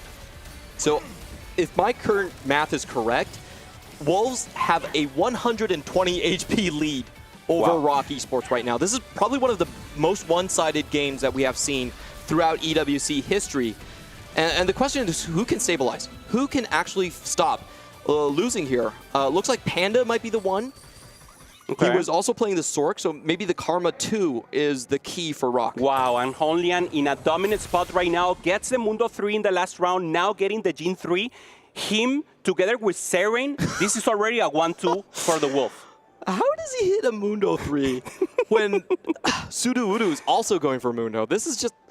Wow, this is just insane luck. If you're Rock Esports, you write this game off. It's okay. It's okay. It happens. Yeah, and also it's important that they already have the comp that they need, but they're still holding. They're still punishing the rest of the lobby. Holding the Aatrox, that is a possibility then for the other. Holding even the Nafiri, that is not a unit that is so prevalent and important for the other. I will hold it, and I will make sure to totally abolish you and demonstrate why we are the defending champion. Yeah, this is just a masterclass of how to use tempo and force a blowout win condition. However, Araya does have something to say about this. Has some very good finds here into the all-out Cassante 2-star already. That's going to wipe the backline away. And remember, the first step for Rock Esports getting back into the series, send 2 players to the top 4, make sure it's not a blowout, and then we find the win-out player. Makes sense. Makes total sense. Casante making good work here. The Mundo against the world is not enough. And this is huge. Access to the backline. The Akali taking out the Jhin early, so not enough damage for the rest. And remember, even though there's no assassin, there's not even the power of assassin, there's so much access to the backline that these type of things can really happen. The best way to describe this set is there's no assassins, but there's also no front to back. Everyone just goes directly to Katarina, all-out Casante, Sorks. It's been a painful day for these backline carries that can't move around. It can be, and it sure is. Right now, Honlian with good possibilities here. Priority gets the Seraphine. No one going for this line, either Star Guardian, not Prodigy. So just getting an additional item here with the gloves. And of course, a good premium unit gets the Udyr 3. So Doctor, the one contesting the game plan, still lacking 2. One of the Yasuo possibilities, good, but not enough HP right now, Clement. And we have to say, this was the correct move from Dr. O. Yeah, he don't want the GP to go too far ahead, but unfortunately, he also lost on the rolls here. So getting the Udyr 3 not really essential to the Mentor GP composition. It has to be someone else to carry the mantle for Rock Esports. We're going to be taking a look at Araya now with the... Oh, that's so cool. He's using this Kennen 3, and he's making it into an Akali for additional damage earlier on. A very nice move, also gives a shield to the Akali right here. I think Araya is one of the stabilization points for Rock Esports. Just get one step at a time. Don't complain to Mork Dog. RNG is what it is. Yeah, there's the access for the backline. Still one, and he's doing so much damage. I mean, this Akali is just being a full menace to the full body of the tempo. And now GP, even though it's GP2, is still strong enough here. So Suruwuru taking a loss. And now just trying to stabilize. Yes, he's just trying to go level 9, making sure the hero's arc starts to assemble here, gets the additional power amp, and maybe will be strong enough to get a 5th, but HP is just too low right now. I think it's... I wonder if a 2-star kill, but with the additional 35 damage amp, if he gets to level 10, is enough to stabilize. Okay. That's kind of an interesting avenue for him. But in the meantime, we do have to talk about Sanyup. He was playing Smolder. Did not hit Smolder 2 on his roll down beneath 10 gold. Out almost instantly. This is really bad news for Rock Esports because he was one of the few players that was not contested. Yeah. So it's getting from bad to worse here, unfortunately. Yeah, it's just too expensive. To roll 3 costs is very difficult, especially in this meta, especially when you know the rest of the opponents can hold so much. That's why 1 cost, 2 cost reroll is normally more prevalent. And Sunjob just trying to go for that line that, again, very good in solo queue, not good right now in 4v4, just gets an 8, very bad spot right now for Rock. And Dr. O taking a loss, 7-8 will mean they will have to go 1-2. So I really think this game is doomed right now, at least. And they will have to reset mental, Clement. This has been a great game for Wolf, but very important, was very decided in the early game. Yeah, it was decided on stage 1. I mean, what are the chances of getting just a 2-star GP right off the bat? There are 13 different 2 costs. Okay. To have that, it's 13 times 13 times 13 to get that 1 GB2. I mean, it's just absolutely ridiculous. I think our ROC should just put this game behind them. You know, it's just 1 in a million type of game here. Yeah, let's see what he managed to get here. 1 off GP, 1 off Yasuo for Dr. O on the left, on the right, just trying to roll here. Level 9, so Hero's Arc is being active right now on the Kayle. So this Kayle is very, very strong right now, getting the passive from her own ability and now getting the additional damage amp from the level 9. Finds the Yasuo right now, maybe could think about switching items, but he has to go for all. He has to go for the GP3 also, get that additional economy and then up levels to even improve more his work. Everything on the line now. Can Dr. O survive? He wants to position his Yasuo to assassinate the backline, but he's on the wrong side against this Jhin. I don't think the Yasuo can find it. We'll be able to find the Gnar, but as you said, Jhin is the one important. Yasuo also doesn't access the backline, stayed on the Mundo. Yasuo very low right now. Yasuo is out, so only the GP is the additional damage. Udyr making good presence here, and this will be a front-to-back. Very good for the Mundo, who's holding up, and the GP crits the backline, just 1 shot. GP2 takes down the Jhin 3. It was totally on the opposite side, but of course, so much additional range now for Estrechiano, and of course GP will target the unit with the less HP on his range, and that was the Jhin. If you're wondering why I said there's no assassins, but there's no front to back, this is exactly the reason. It's backline Jin's the best item for him right now, or actually Edge of Night, so he doesn't get one shot. Makes total sense. On the right, already finding a Wen, level 8, so he will try to find this Wen 2 on level 8. That's the win condition of the possibilities here. Decides to use right now and get this additional Brown 2-star. Very good to access the backline, to maybe switch the opponent tag and send them to the back, and maybe access the backline with the Karma. So this could be a chance here. Panda very low, and on the left, Dr. O also very low. This is the possibility, and going off against Seren. So this is the mirror, and this GP3 for Seren is just too strong. Yeah, I have to imagine the GP3 is just going to cut through all of the chaff here coming in from Dr. O. Had to contest, lost out on the rolls. That's going to be Rock Esports. Like, oh, no, he's still going to stay alive. He still has 18 HP. So not as bad as it could be. And they actually beat YGQF as well. So there is a chance to avoid the elimination. Yeah. Take the game further. Okay. Dr. O, of course, as you said, taking the loss against Seren. But yeah, Panda winning. This is good news right now. Or at least a glimpse of chance for Rock to outperform. But of course, it is a very dire position right now. And we have the Plick Scream. On the left, Dr. O trying to roll down, finds the GP. He will need to sell anything. He's 1 HP here, Clement. He needs to sell. He needs to sell. Okay, Jarvan out. Without Mecha, yeah. Okay, Jarvan out. Get anything here. Rammus just to get additional CC and additional chance here. So Dr. O, very strong, stable, managed to maintain the mentors here, only losing strategist. And CC. Yep. I was hoping that he was going to get a Radiant Rammus. You know you can get those ones. The shiny ones. Yeah, the shiny ones. Unfortunately, doesn't high roll there either. You don't have additional power, but you get Aura points when you get it. Yeah, for sure. There's actually additional stats, but I'm not sure which ones they are. Okay. Oh, gets into the back line. Yeah. Okay, Varus is out. Good news here for Dr. O. But it's just too much. It's just too much for the Jin. Dr. Do is out. Panda is out, totally abolished. Rock taking the loss in this first game of the series, and Wolf, the defending EWC TFT champion, taking a huge statement right here, Clement, claiming the win on game 1. You might have taken all of our players, but you cannot take away our dreams of chasing the championship right here. Seren still here to hold down the fort. And they can play for domination at this point. You know, the game's up to them, how they want to finish it out. Yeah. Also, there's MVPs possibilities, so normally the teams in this place, normally they have a captain, they have someone that symbolically they want to assume getting the MVP. This is, of course, a team game, so they're normally taking the loss for the team and winning against the rest, but obviously in this position, they're able to decide who gets the win. Yeah, and you know, we can dive into the stories a little bit more with these Wolves players. They're very famous. I think Honglian is the one with the biggest fame. He's a massive streamer. He was 8th and 9th place. In set 8 and set 9, he was doing very, very well. Then took a hiatus, just wanted to learn more, make more content, came back into the competitive scene, especially with the Wolves, found a good fit right here. So I think they're a squad that, you know, might not be... I think the trifecta of the new CM players are Li Tuchuan, Li Shao, and Ning Li, that all peaked in Inkborn Fables. But this squad from Wolves, they're putting together, I think, players that had that potential, but haven't really peaked yet. Okay. So they're, you know, sometimes people say potential is a dirty word. I think it holds plenty of possibilities. It's like a box of chocolates. Yeah, makes total sense.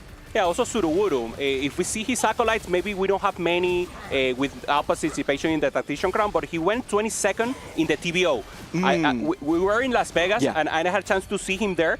And this is a great player, and also with experience in live, now 4v4, being present here on Riyadh. Also a player with experience, and also with the respect of the rest of the team to choose him and say, okay, man, we want you for your talent, and he's now here performing.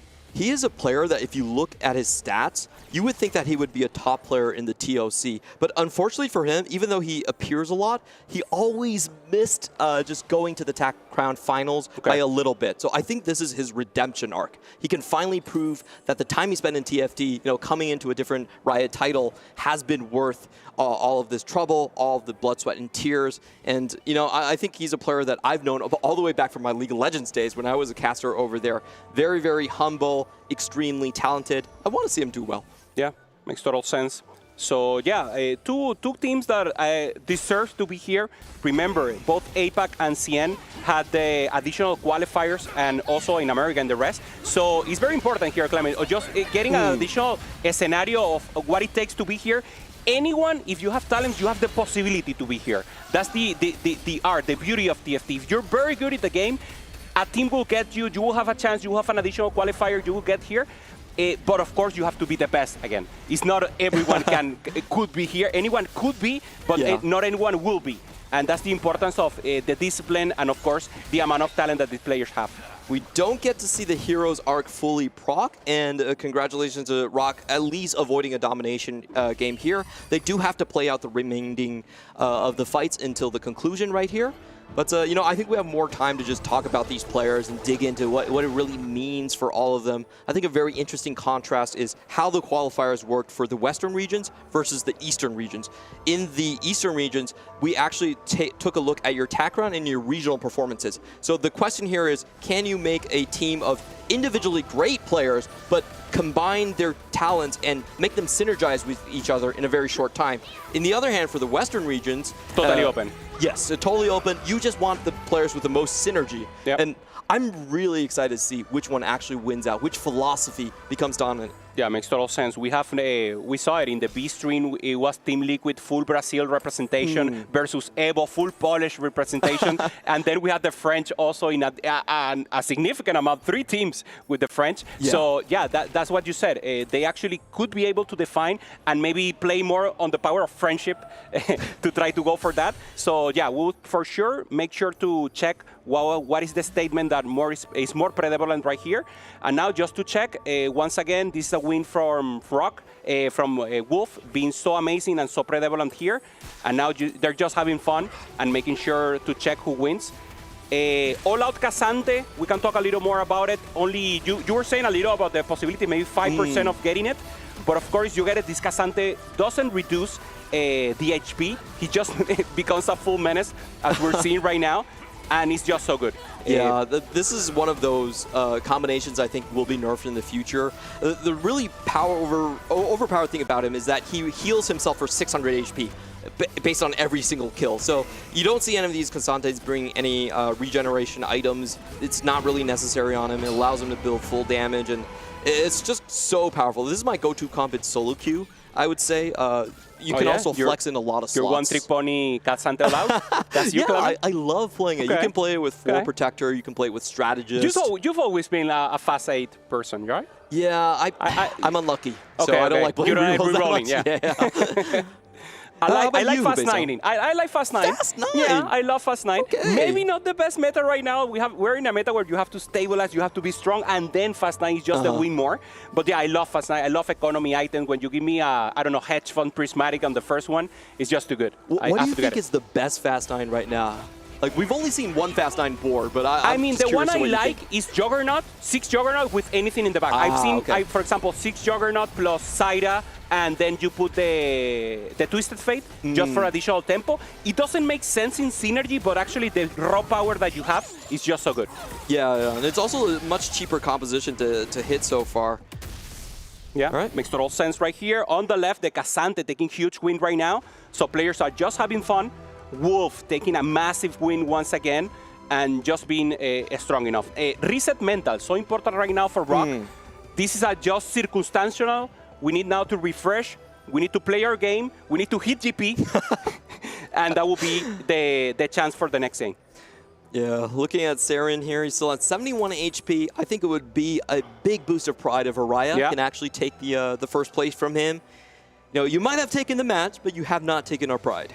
That's nice. So Araya making some switch here, just trying to access the front line with an additional power-up. Kennen gets now resistant. So pretty good against Saren. Pretty good against anything, right? You have so many, a meta right now, there's so many instances of damages, especially better, I don't know, in Yumi, when you're up against Karma or something like this. But this is just good enough, and Araya will try to go for it.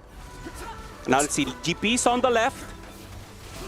Unstoppable right now for the Kobuko, just trying to get visual CC. There's the other cast. can we get any surprises? Will this Darius go into reset mode? Yeah, he's anti-tank, but Kobuko is just too strong. Kobuko is out, so he's ramping up right now. Oh. K'Sante pretty strong. K'Sante? Yasuo Can he do is this? not. He's healing. 1v3? There it is. K'Sante! Oh, all out. Taking the win and Araya, as you say. We need to get Showmaker back in here, let him do the meme for us live. I'm pretty sure EWC can pull that off. Makes total sense. And this is good. This is good to see from Araya. As you said, the only one that is not Korean from the team, the Filipino, the superstar from the Philippines. Not any Filipino, the superstar. He's been playing amazing. He has so many acolytes. And now taking a huge win here, making a statement that is not lost. We still have a chance, team, and this is a huge boost of morale at least. And remember, this is a 3-game series, so they have a possibility to turn it around. I think it's going to be a great mood booster if they can just take down Saren here. It's like, you might have been gifted the GP3, but it doesn't matter. And I have to say that through my experience of playing All Out, this is actually one of the few compositions that can deal with GP quite easily. The reason being that GP doesn't have focus damage. Yeah. He always targets the lowest HP, so he's not going to throw all of his damage at All Out at the same time. You can usually regen back. Yeah, makes sense. Normally, GP, as we know, stretchy arms, he wants to access the backline, get someone who's actually not strong enough, but the people with more HP right now for Araya are the strongest one. So he actually doesn't care right now. Okay. Oh, he just K'Sante executed is him. out. Whoops. And now only the Darius is the one taking damage, but it's just too strong. It will be a GP win, and Araya will stay with 1 life and the possibility of going at least second right here against the Wolf. There's still that AVP that is determinant for the MVPs further down the line. You know, you drop this match, you win the entire thing, and maybe this game is the one that gives you the MVP. Still $50,000, pretty good catch. Making sense. Very far down the line, though. Saren trying to roll and find the Kobuko 3, not finding Kobuko 3, not finding Yasuo 3 also. So even though very lucky in the start, not having luck here at the end, but still, this is just a huge composition right now for him. Getting also the 5 mech, having this chance to get an additional super mech with good damage, good defense. And now just trying to take the win here. Positioning, not changes in the lag. Okay, Kobuko on the left. This will be important to try to get that additional damage on the left. Yeah, I think this is the right move because what we saw in the previous fight, even though the Edge of Night is procced, then the all-out K'Sante goes onto the Kabuko and just gets stuck there. So yeah, he's not playing. K'Sante, triple stunned right here for the K'Sante. 4th one, takes out now the Kobuko, and now it's K'Sante versus the GP. GP takes him out, and it will be a win once again. Wait, the Akali? No, not enough. They're just laughing, having fun right now. Wolf taking the win, Saren. With the Super GP, he didn't even need it. Kobuko 3, he didn't even need it, the Yasuo 3. This is just a ridiculous game, and just a reminder that, you know, TFT sometimes is a game of chance and luck and RNG, and this... he knows it himself. Look at that smirk on him. He knows that game was kind of gifted to him. Yeah, we're seeing now Wolf and the rest of the team. We see Panda, we see Araya having a possibility here.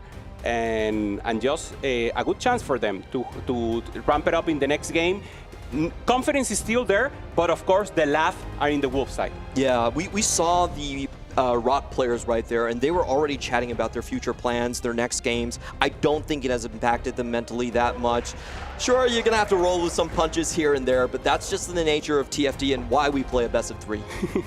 Yeah, honestly, I don't think I've ever seen a game be so spoon-fed to someone. I mean, listen, a 2-star GP and then solo leveling. What more could you possibly need to win the game? And Wolves, they just took that and they ran away with it. And just zoom in right here. Yeah, that's what you need to do. Just hit. I don't know if it's clear, but yeah, there you go. Just hit. That's what you need to do. That's it. Just get a 2-star GP at 2-1 and you're golden. That's honestly, and I have to say, scriptwriters are on point. My guy, whoever it is, my hats off to you if I had one. Sensational. But you know what? You have something else to follow up with that next game because, I mean, still, they knew from the very beginning it is going to be an uphill battle for them to be able to fight that. Something as strong as that in such an early stage of the game. So you were saying, Clement, that they were thinking about their future plans. I think that continued in that game. They were already focused on that second game because it looked so incredibly difficult, Hupe. Yeah, totally. I mean, when you know you're against that beast, you're against that monster, you have to get a plan. So they tried to. They contested. They didn't hit early, and in the end, it was just too strong. Araye making also a good opportunity here, getting a good comp in. Clement, your favorite, the Olar Tosante. Yeah. So I think if we don't think about the GP in the early game, this could be maybe a closer series. But of course, this is a premium unit right now. Even you, Armstrong, you were playing it in the cell phone just now, making I think you were in third. Yeah, if I'm not mistaken. I just told them, boys, listen, hear me out, help me out. Tell me something to play right now just to get a top 4. I played GP. I ended up hitting it. It took forever to get the stretchy hands power up. But even when I got it towards the very end, I had 1 HP, and I still managed to get top 3 at the end. So even if you're like extremely bad at the game like myself, you can still make it work with something like GP. But we're talking about some of the best players in the world here, and having such a massive lead in the early stages of the game, you just have to run with it. And we saw like even something like Casante trying to capitalize at the end there, Clement, but it didn't work out. Yeah, I do want to say, to give Wolves some credit, where credit is due. Of course. They did play a super high-tempo game after knowing that they had that great start. One of the best moves, I think, was from YGQF. He knew that 2 members on Rocky Sports were contesting Sorix, and he just took all the Yumis. He's like, you know what? I'm going to force yourselves to contest amongst each other, and that hastened the game. That hastened the demise of Rocky Sports. Yeah, this is what we're talking about. We're talking about the EWC champion of last year, and they're starting their journey in the best way possible by paying off whoever's writing the script. That's Not only that, also check PayPal. No, also the min-maxing. Even though they already have a dominant position, they were still holding the unit for the rest. They were holding Nafiri, they were holding Aatrox to make sure the Cal composition didn't have a possibility to reroll. He had to go to level 9. He had a reroll. He needed to reroll with the elements. He couldn't. And of course, you're putting the rest of the player, the enemy, in a dire spot. You're making sure that they cannot play the game. So this is perfect right now for the Wolves. Yeah, and this is where the team play comes in. You just know from the beginning, Syrian's going to be able to carry it, so you do your best to just keep that advantage going, and that's exactly what Wolves did. But now, Rock are, I want to say, they have their backs against the wall, and the Wolves are closing in bit by bit, so they have to do something in that next game. They have to go for a mental reset, and on some level, you got to believe that there was really not much that you can do in that first game. So you have to come out, you have to change your, I want to say, just work on your mental, get yourselves ready, mental reset, and then just jump into that next game in the series. Because outside of that, there's not much to be done, I think, Hupe. Yeah, 100%. We saw the graph, and it was funny because normally we see you lose a little, and then you step it up. No, it was Serene all the way, getting full HP, dominating the board. And I mean, that's the game you want to have for the first one. Yeah, those are some hard stocks to get in on. You know, they're always on the top level right there. And I do want to say this for Rocky Sports. They've been together for so long. Yeah. This is a previous squad from Navi, from MSJ. They lived in the same gaming house for a very, very long time. They've seen through thick and thin. Araya is new, of course, but he was also the best performer in the last game. So I think they're mentally prepared. I think they are going to bring that stoic Korean esports attitude that we've seen from so many other teams from the region and make a strong comeback. Well, honestly, I believe so. And I think that we definitely have something cooking for that next game of the series. And again, I don't even need to bother asking you. You're here. You should be here. You're here now. You saw that last game. We still have at least one more, quite possibly 2 left in the last series of the day. So we're going to be taking a very short, teeny tiny break, and we'll be back with the second game of the series between Wolves and Rock.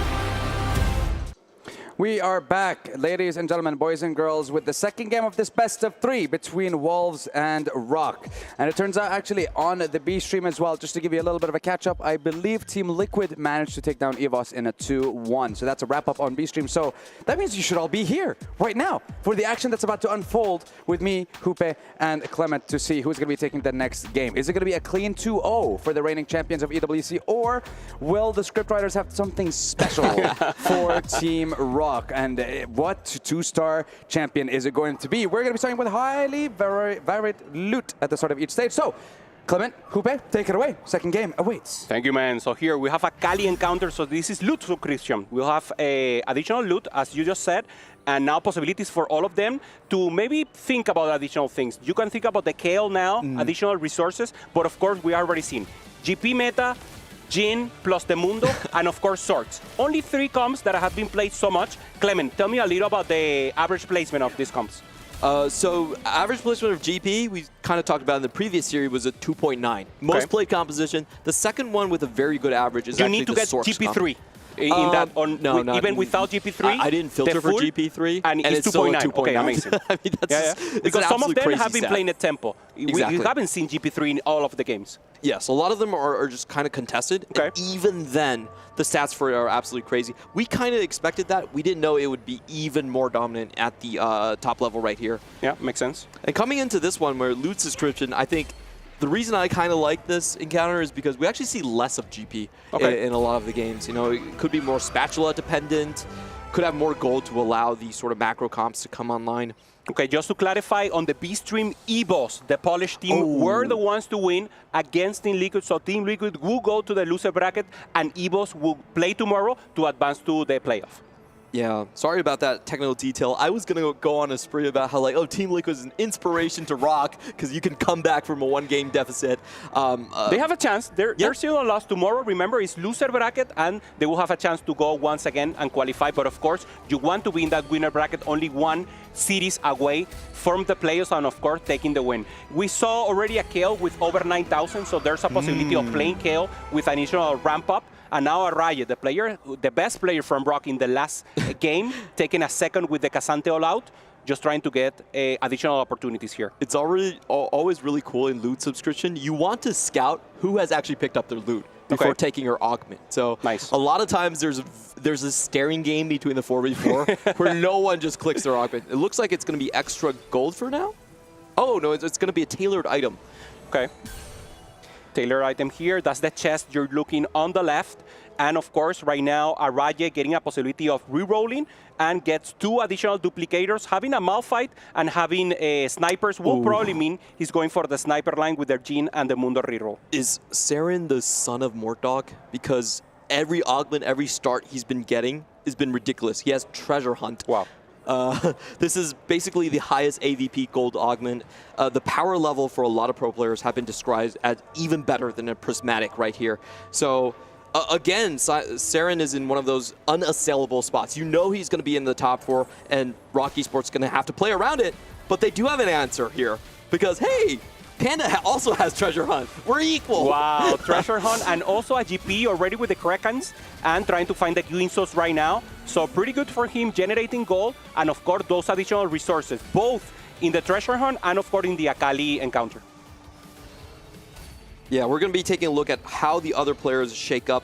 Again, we've talked about a loot subscription giving you a lot of spats. So one of the comps that we see a lot more would be the Crystal Gambit. You can get that additional Crystal Gambit with just the spat and the belt if you have it online.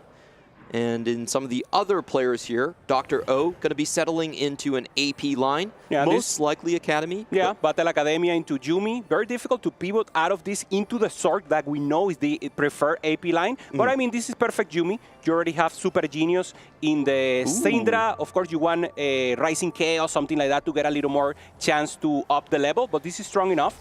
And on the other hand, we have already a Shojin Slam for Sanjop. And this could possibly be that Zork line. Yeah, if you see the Shojin, it's usually not going to be the Prodigy line because you don't actually need mana regen there. So the other AP lines open, most likely going to be towards the Sorks. And this game looks a lot more normal for Rock Esports so far. They're maintaining their win streakers. Panda and Araya both 100 HP, and Dr. O as well. So the tempo now shifting over towards the Korean squad. Yeah, looking good. Right now, Honglian for Wolves gets a GP. Stretchy arms already, Clement. So finding the best fruit possible, the best power-up, and finding it early game. Also, solo leveling, if I'm not mistaken. So there's the possibility right now for him to just do what they did in the last round. So Seren got it in the last, and now Honglian with an additional possibility. The difference is a GP1. It's normal. It's balanced. It's balanced. Yeah. Yeah, we got this. We got this. So GPs are basically like Sis. There are always two, in every single lobby right here. And we're going to have Panda and Honglian both contesting on this same line here. It's going to be interesting to see if Honglian can actually win out on this. He does have the Titan Slam. It's not a preferable item, but for his spot, given that he does have the solo leveling, it's pretty good for the CC immunity and just how much HP you can use to stack up to CC immunity. Yeah, makes sense. Yeah, when you have the Titans, normally you want to get an additional duelist in, just trying to ramp up the Titan a little more. Normally the Kale, anything very cheap is good enough, at least for stacking and getting an additional goal in the early start. Right now, there's another GP that could get him significantly closer here to the GP2. So Seren with the possibilities here only gets the buy. YGQF staying out of that GP. And now Araya is the one who has to make the decision if he wants to contest or not to get the GP out of the way. Oh, free for Panda? Oh, Panda got it. Sweet, sweet. Even on 97 HP is able to find that one. There's a couple of players that are still holding on to a lot of different combinations. I think Suruudu, we're not sure where he's going. He is forced into a reroll line, basically, with those champ duplicators. Not decided as of yet. Okay, gets the super mighty mech in right now here for Panda, so looking strong.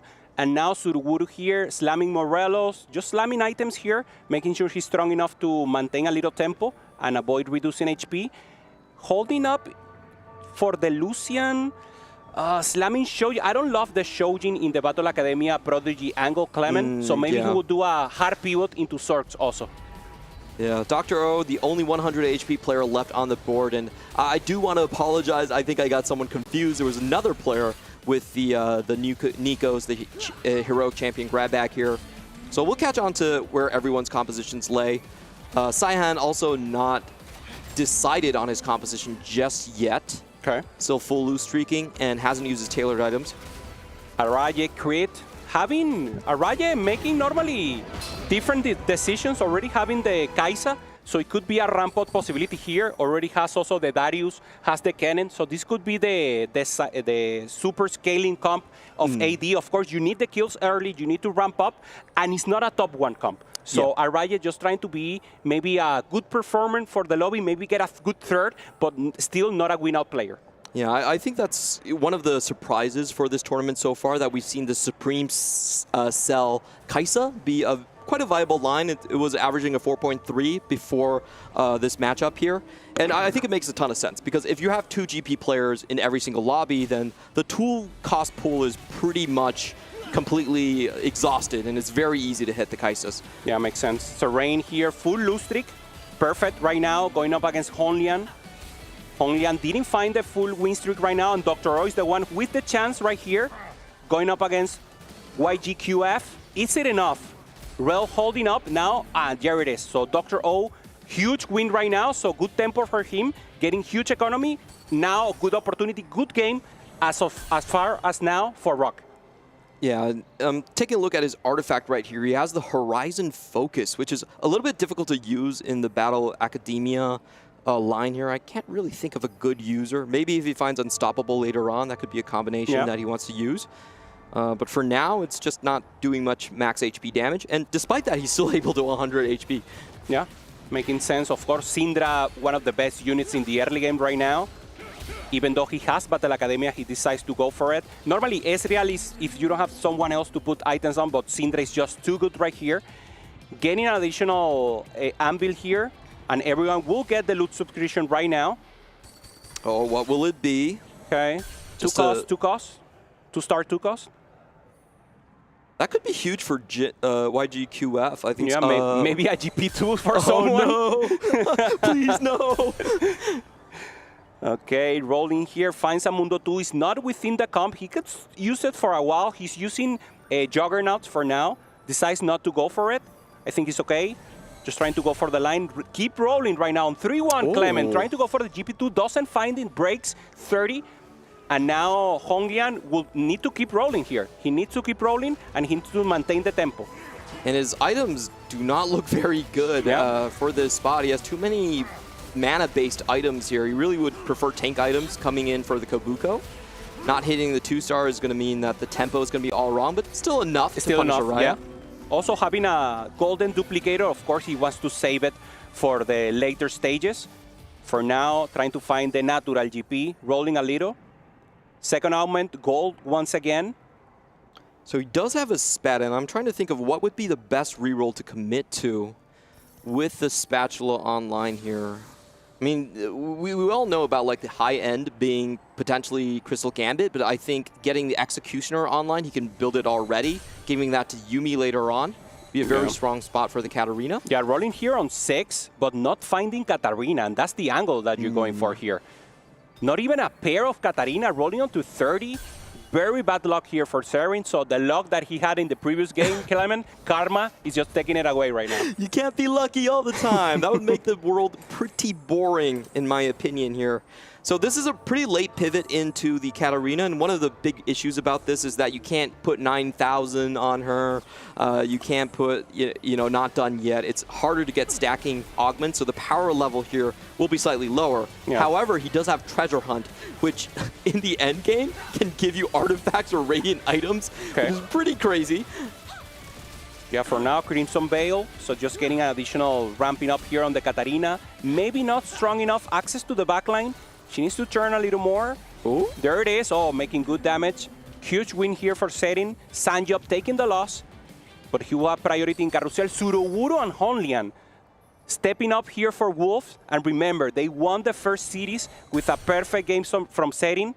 And now with these two players, once again, the chance to take it all and maintain as the leader. Remember, this is the defending champion right now for EWC and just trying to maintain in the winning bracket. Really good adaptations here from Honglian. The best level 6 board is actually going to be 4 duelists when you're playing GP. So if you want to stabilize here, if you're not like some of our pro players that can always find Ryze on level 6, then this is the exact board you want to be. It also makes Araya's life very, very difficult as he's going into the Kaisa line.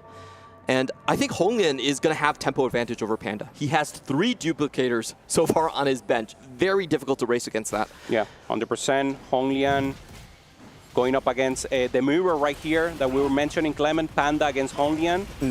Just trying to hold up, and already so many Kobukos. Also, Yasuo's here, level 6. Normally you roll level 7, but I feel he's just trying to hold up additional units right now. As you said, already the duelist on front and not the Yasuo. That's why he has the pair right now on the bench. And now good possibilities here. Suruwuru maintains the win streak and also Honglian. So Wolf in a dominant position getting into this carousel. We started seeing Forkos, Boulevard, and Ash, not the ones we're looking for. Yeah, this is such a great turnaround, and I think a big thing was just the 2-star 2 cost that was given on the loot subscription. It was Rock Esports all the way in Stage 2. Stage 3, they gave them something to stabilize around, to just shove the items onto, and they were able to make great use of it. You know, YGQF getting that Jin 2, playing around it. Honglian, I believe, getting the Kabuko. And Suruwuru, I don't remember his board off the top of my head, so that would be one I would really want to check since he's win streaking so hard. Yeah, possibilities here. Making a cash out for the Crystal Gambit. Just getting additional resources. Not committing so much. Just making sure he gets an additional resources here. Come on, just make the GP2. I know you want to. just make it. He's thinking about not making Panda's life harder, but I'm just transitioning, bro. Okay, pretty tough here. Honglian decides not to keep rolling. He's level 6. And remember, there's a chance he rolls additional here on level 6. You're trying to find the Kobuko and the GP just to get ahead of Panda in this early game, but of course you want to roll at 7. So what's the trade-off here? Do you want to roll now and grief the opponent and maybe not cap out in the end? That's something to think about. I'm a firm believer at just rolling all your gold on 6. Okay. I think 4 duelists is good enough. And but that's because you think 7, you're not lucky on reroll, Cameron. That's also Maybe? true. That's also true. Okay. I've never been able to hit if I go 7 directly. So, yeah. Yeah, it's tough.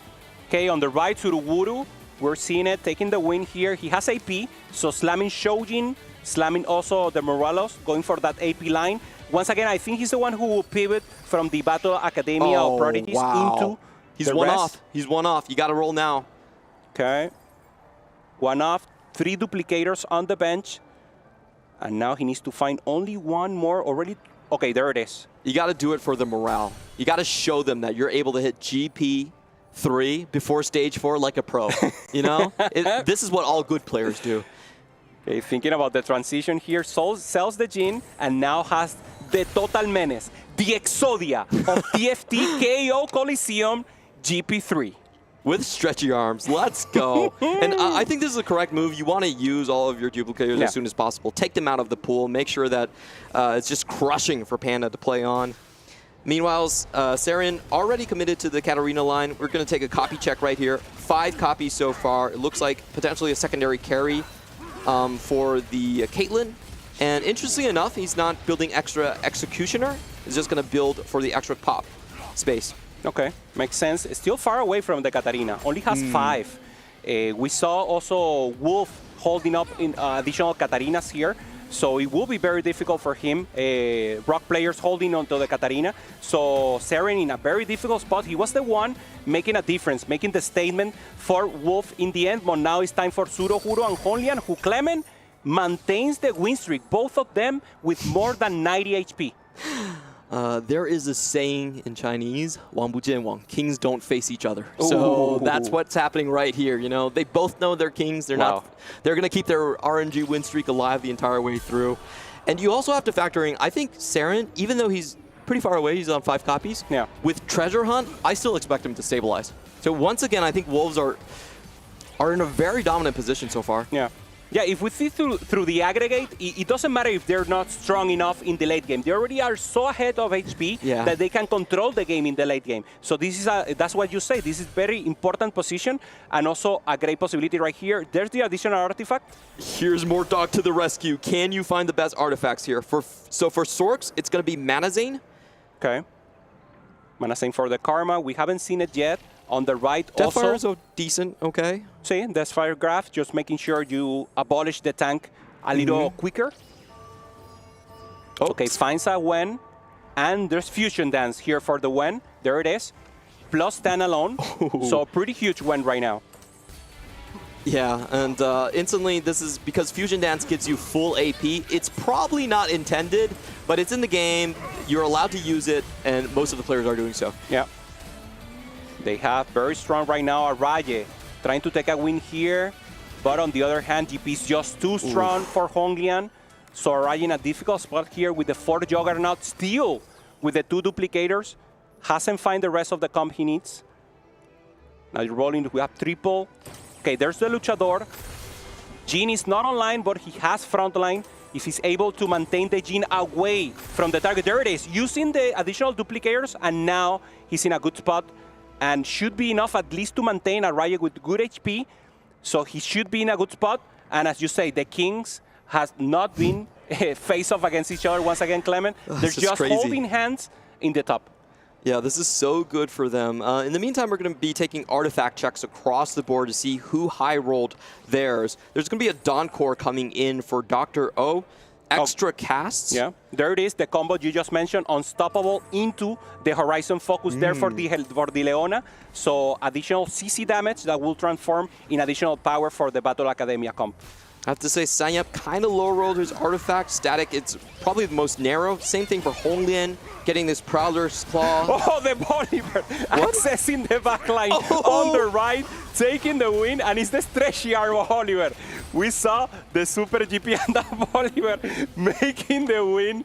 I mean, this is so fun. I want Boulevard to be meta, Clement. This should be the way to go in the AD comps, in the AP angle, the AD3. but of course, very difficult to get there, especially with the tempo that GP players can and reroll players are able to accomplish right now.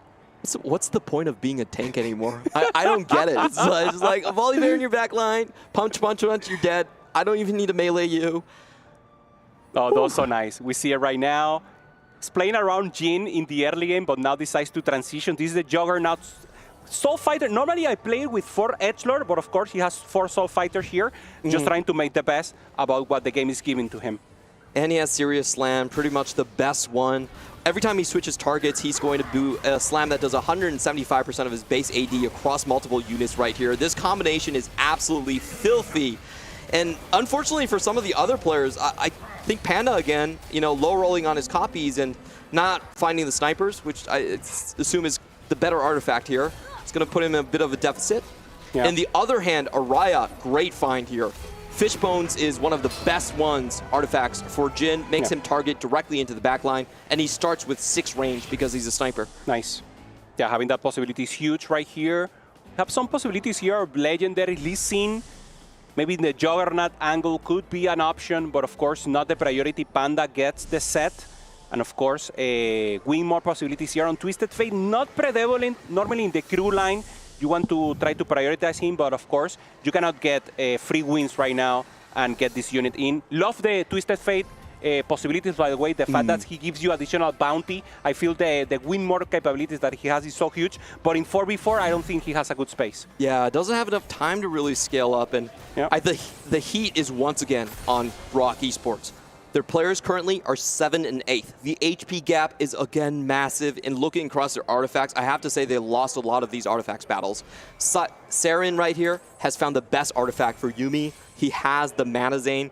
The Treasure Hunt is going to stabilize himself very hard. The question is, can Panda and Sanyap survive? Can they take this into a Game 3? The important Saren, he knows that he's not hitting the Katarina, so he goes level 7 and just try to get an additional board. So he knows he's not winning, but just not going 7s, not going 8s, should be good enough for him. And now rapid fire. Once again, Boulevard with the Serious Slam. It's just so huge. He needs to kill the target immediately and get the Serious Slam. So he needs to go weak side right now. There it is, the Boulevard! Taking the win, it takes out Sanjop. Rock in a very difficult position, and Panda almost falls. Also Clement. Wolf in a full dominant position.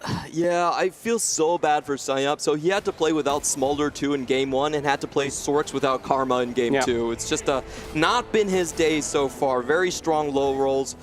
Mortdog not blessing him enough. And we'll see Panda. Can he find that GP? How many copies is he off? He's still 2 copies off. He probably has to sell the Katarinas at this point. This is going to be his last life. Yeah. Or is he going to hold the Katarinas to the end? Making sure Seren didn't hit. This is the reason Panda holding up against the rest, but he's not strong. He decides to sell Clement. He didn't find. And now possibilities for Rain to be even stronger, and Honly and continues with the win streak right here. And let's see if Panda is in an enough position here, and I think this is not good enough. Going up against Seren, he was holding the Katarina for him, but Seren already has a Yuumi 3, a Yuumi 2 with perfect items here. Oh, but the Katarina is going in the wrong direction. GP is going to have a lot of time to kind of work through these carries here and get additional range. Yeah. Will that buy him the chance to snipe the Yuumi? Yuumi's on the GP right now, taking it out. And yeah, it's a win right now for Seren. Panda falls in 7th place, and now the only opportunity for Rock is to go 1-2, but Araya and Dr. O are not in position to do so. Yeah, this is a very hard situation to climb back through, because when you're playing 4v2, the rest of the team is going to hold all of the cards that you want. They have much more pool control. Yeah. So, you know, we have rarely ever seen teams come back from this spot. It did happen once today with Vitality. Yeah. Let's see if Rock can pull off another T1 miracle. also. Getting a 7 and an 8.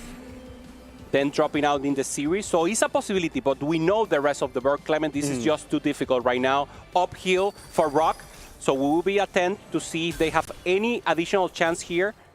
Suruwuru, strong, on the right, getting a Shadow Clone. On the Karma, on the left, Seren, and Rock with very, very slim possibilities here to take a win, so this should be a Game 2 decider. Yeah, it does look like it's going to be a sweep, but we don't know until the very last second. One of the reasons I believe that it's hard to come back, it's also because Treasure Hunt from Serene. Serene with Treasure Hunt is just way too high cap. It's very difficult to defeat this board coming over. We're going to have to need a lot of fight RNG for Rock Esports. They need to rotate into the weakest player over and over, and they also need to avoid themselves. Yeah, for now, Serene in the win streak, just going up against his own teammate. This will be an HP transition right now. Serene taking the win, and Dr. O taking the loss here. YQGF also. Is it enough? Yeah, Araya taking a hit here, Clement. So they both has lost. So this is just getting worse and worse for Rock. Yeah, if you're playing serious Slam Volley Bear and you place higher than 6th place, I think you've done your job. Yep. Yep, well done, well done. Fun comp, you know, memeing a little bit in EWC. That's good for them. Serene finding now the Katarina 3-star. So no more holding for the rest of the game. So Wolf just getting stronger right here. This is just too much. We see him in the face on the top. They were just already advancing and enjoying Dr. O. Wow. Trying to find here Battle Academia Prodigy. Doris doesn't have the 5 Prodigy right now.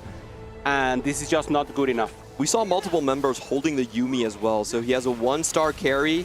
And if this Jin is... We'll see if this Jin is a teammate. Yeah, or, he's a luchador. Opponent. He's a luchador. He has a chance. Go, Jin. Luchador, luchador, luchador. Oh, he did a luchador passive there. Oh, he did the Kobe. No. Okay, Dr. O with a win here, but it's against his teammate. So both of them very low. YGQF with a possibility to fall down. But remember, both of them, Dr. O and Araya, needs to go 1-2. And Serene just got stronger with the Katarina 3. It just looks impossible. Let's see if there's a chance here.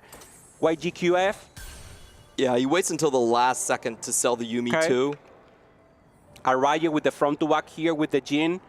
Looking strong, but is it enough? He needs so much RNG. He needs to headshot that Samira instantly. We'll see if he can do it. He has random attacks right now. So if the random 4-shot lands onto someone, miracles can happen. 5 Bolivars also for YGQF.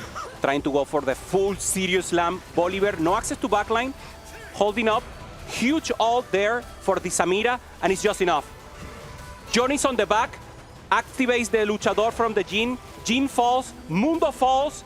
And it's a win. Don't come down, Jin. Don't come down. It's a win for Wolf. Falls down. Rock falls down. Araye. And it's a huge, important, taking the fist down win here for Wolf. Defending champions for TFT EWC, making a statement here, Clement. I want to apologize to Wolves. My expectations for them were much lower than what was showcased. They have just put on the most dominant series of EWC TFT we have ever witnessed. Amazing expression here. They're laughing, they're enjoying, having fun, and this is what we love to see. On the right, even though they lost mental, still okay. They know they still have a chance. Rock will play tomorrow in the loser bracket, and Wolf will advance also tomorrow in the winner bracket. And remember, tomorrow we have some deciders. Some of the teams will advance directly to playoff, and the other teams will have to fight it out in the lower. Yeah, and I think for Rock Esports, they can look at this experience and say, hey, we lost to a GP2, we lost to solo leveling in Game 2 as well. There was a lot of augment disparity, especially with the treasure hunt stabilizing for Serene. There's a lot of things that were out of their control. They played a good game, but unfortunately, you know, signing up low rolling both times, it was not really ever felt like a salvageable situation for them. Also losing the gamble, the lottery on the artifacts. Not getting additional, the Yuumi getting the mana, saying the rest, only getting an additional utility and just trying to hold up.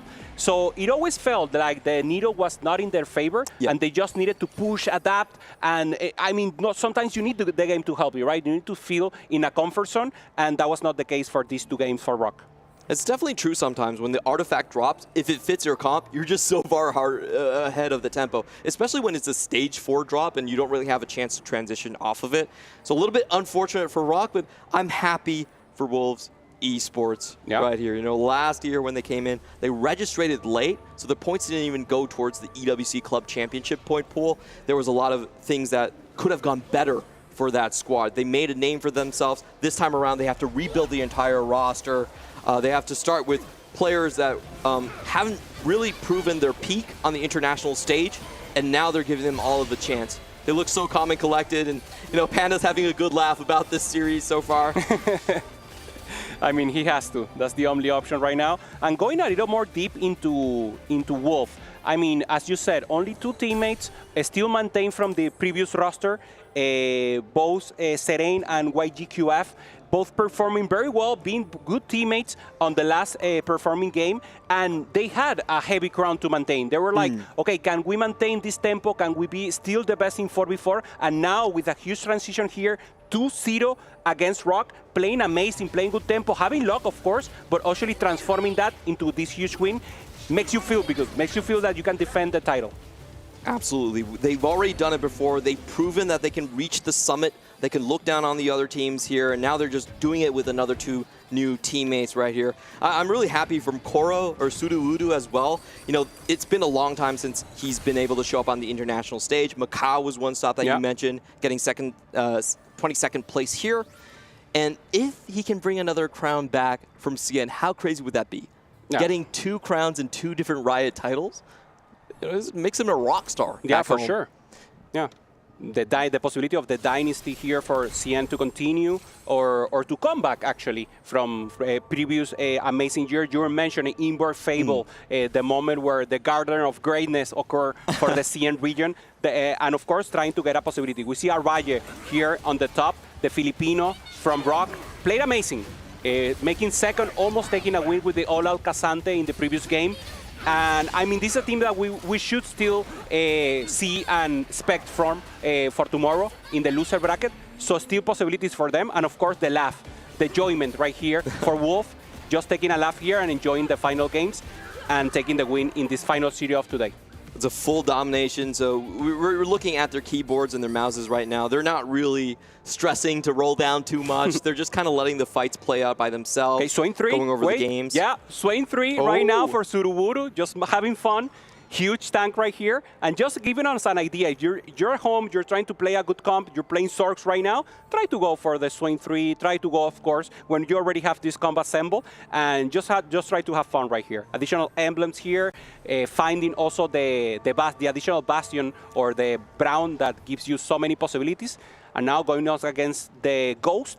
So Suruwudu will go here, and Honglian is the one facing up Serene. I really want to find a streamer out of these players, someone that's willing to go for the 3-star 5 cost just to entertain everyone, get us back into the series maybe a little bit. Is anyone going crazy? I mean, Suruwudu is the only one. He had the Pandora's bench, but I mean, he's very far away from something else. I wanted to say Pandora's, but that's actually backup dancer. So I'm sorry to dash your hopes, but it's like, he's not going to go for anything I mean, big. That was close. Okay, getting the brown right now, brown 2. Also, on the other hand, 7 Battle Academia with a Super Katarina here for Serene. Finally finding it. Being Grief, I mean, Rock did what they had to, Clement. Yeah. They hold the Katarinas. They were trying to help the rest. They were trespassing HP when they could. But, I mean, the juice was not strong enough. And it was very clean from Wolf, getting the precision and making sure they go in the right direction to take the win. Yeah, it's just unfortunate for Rock Esports. They lost both of the reroll contests both times in the GP reroll, the Prodigy rerolls. They also weren't able to hit as smoothly. And Sanyap just had a terrible day with his luck in the shop so far. So, this is kind of a write-off game. Didn't feel like they had much options to come back in these games so far. And I think another important thing I would mention is the use of Econ. In 4v4, Econ is so important because everyone is griefing you. Sure. The value of Econ goes up exponentially. And if you're playing the reroll, you actually see a lot more players willing to take up things like just the Golden Rain and just getting extra. Gold, 100%. Yeah, and we saw it. We saw it throughout the series today. Everyone trying to go for that economy preferably because you have to roll in places that you normally wouldn't. We saw 3-1 rolling for the GP. We're talking about it before today. Maybe we'll see a lot of people rolling on 3-2. No, they're rolling on 3-1. They're making sure that they get the GP early, even though they don't have economy breaking thresholds, Clement. And this is a new game right now. This is a total new game. It is very game warping, and once again for EWC we see a 2-cost dominated meta. I think there's a lot of compositions that I feel like might be unexplored in the 2-cost space because so many people are taking things out of the pool. You know, the Kai'Sa's working a lot better than anyone expected. The Jhin we just saw. Yeah, there's a Kalista Jarvan board that is a possibility, but of course it's not explored, it's not optimized yet, but I'm sure we will see it in a patch to come. I wonder if Shen Zaya comes back, maybe. That's one of my favorites. Fan service. I mean, Shen Hero is very good. Ah, yeah. Not as good as maybe Cannon, but Shen is looking very strong. Yeah, with the new Bastion buffs, I think there might be something there. 100%. Okay, now once again, Serene here. Mana Saint Yumi getting pop-off access to the backline, going up against a Ghost. So Suruwuru going up against Hongyan. That will be the other fight. Suruwuru taking the win, so we will have at least 2 additional rounds here, Clement. I wonder why they're keeping the camera on Dr. O's face. That just feels like he's just staring off into the void and contemplating about the game so far. Meanwhile, we do have Wolves enjoying their time so far in Riyadh. For Honglian and Suruwuru, this is going to be their first. Actually, Honglian was also here. Forgot about that. He was playing with Weibo Gaming previously. So if he seems familiar, that's going to be why. So rest once again, Araye, one of the leaders, or at least a well-performed player right here for Rock. And Wolves, once again, they're still laughing. They're still having fun. I mean, it's tempo vibe, right? Yeah. If you win this predominantly after just 2 games, you need to feel good for tomorrow. So this is very important also. The mental, you need to be cold. Of course, coldness is good in TFT, but also a little hype, a little emotion that the effort that you have shown so far is being demonstrated right here for Wolf. Boys, Totally. is this still game 1? It looks a lot like it. It's very, very, very eerily similar. Once again, I couldn't wait because GP, solo leveling. May not have been a 2-star, but madness.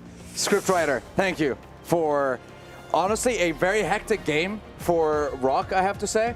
I mean, we were talking about them being able to mentally recover after the first game, but how do you mentally recover after a series that seemed so, I mean, from my perspective anyways, it seemed a little bit one-sided in terms of just how strong the start for Wolves looked?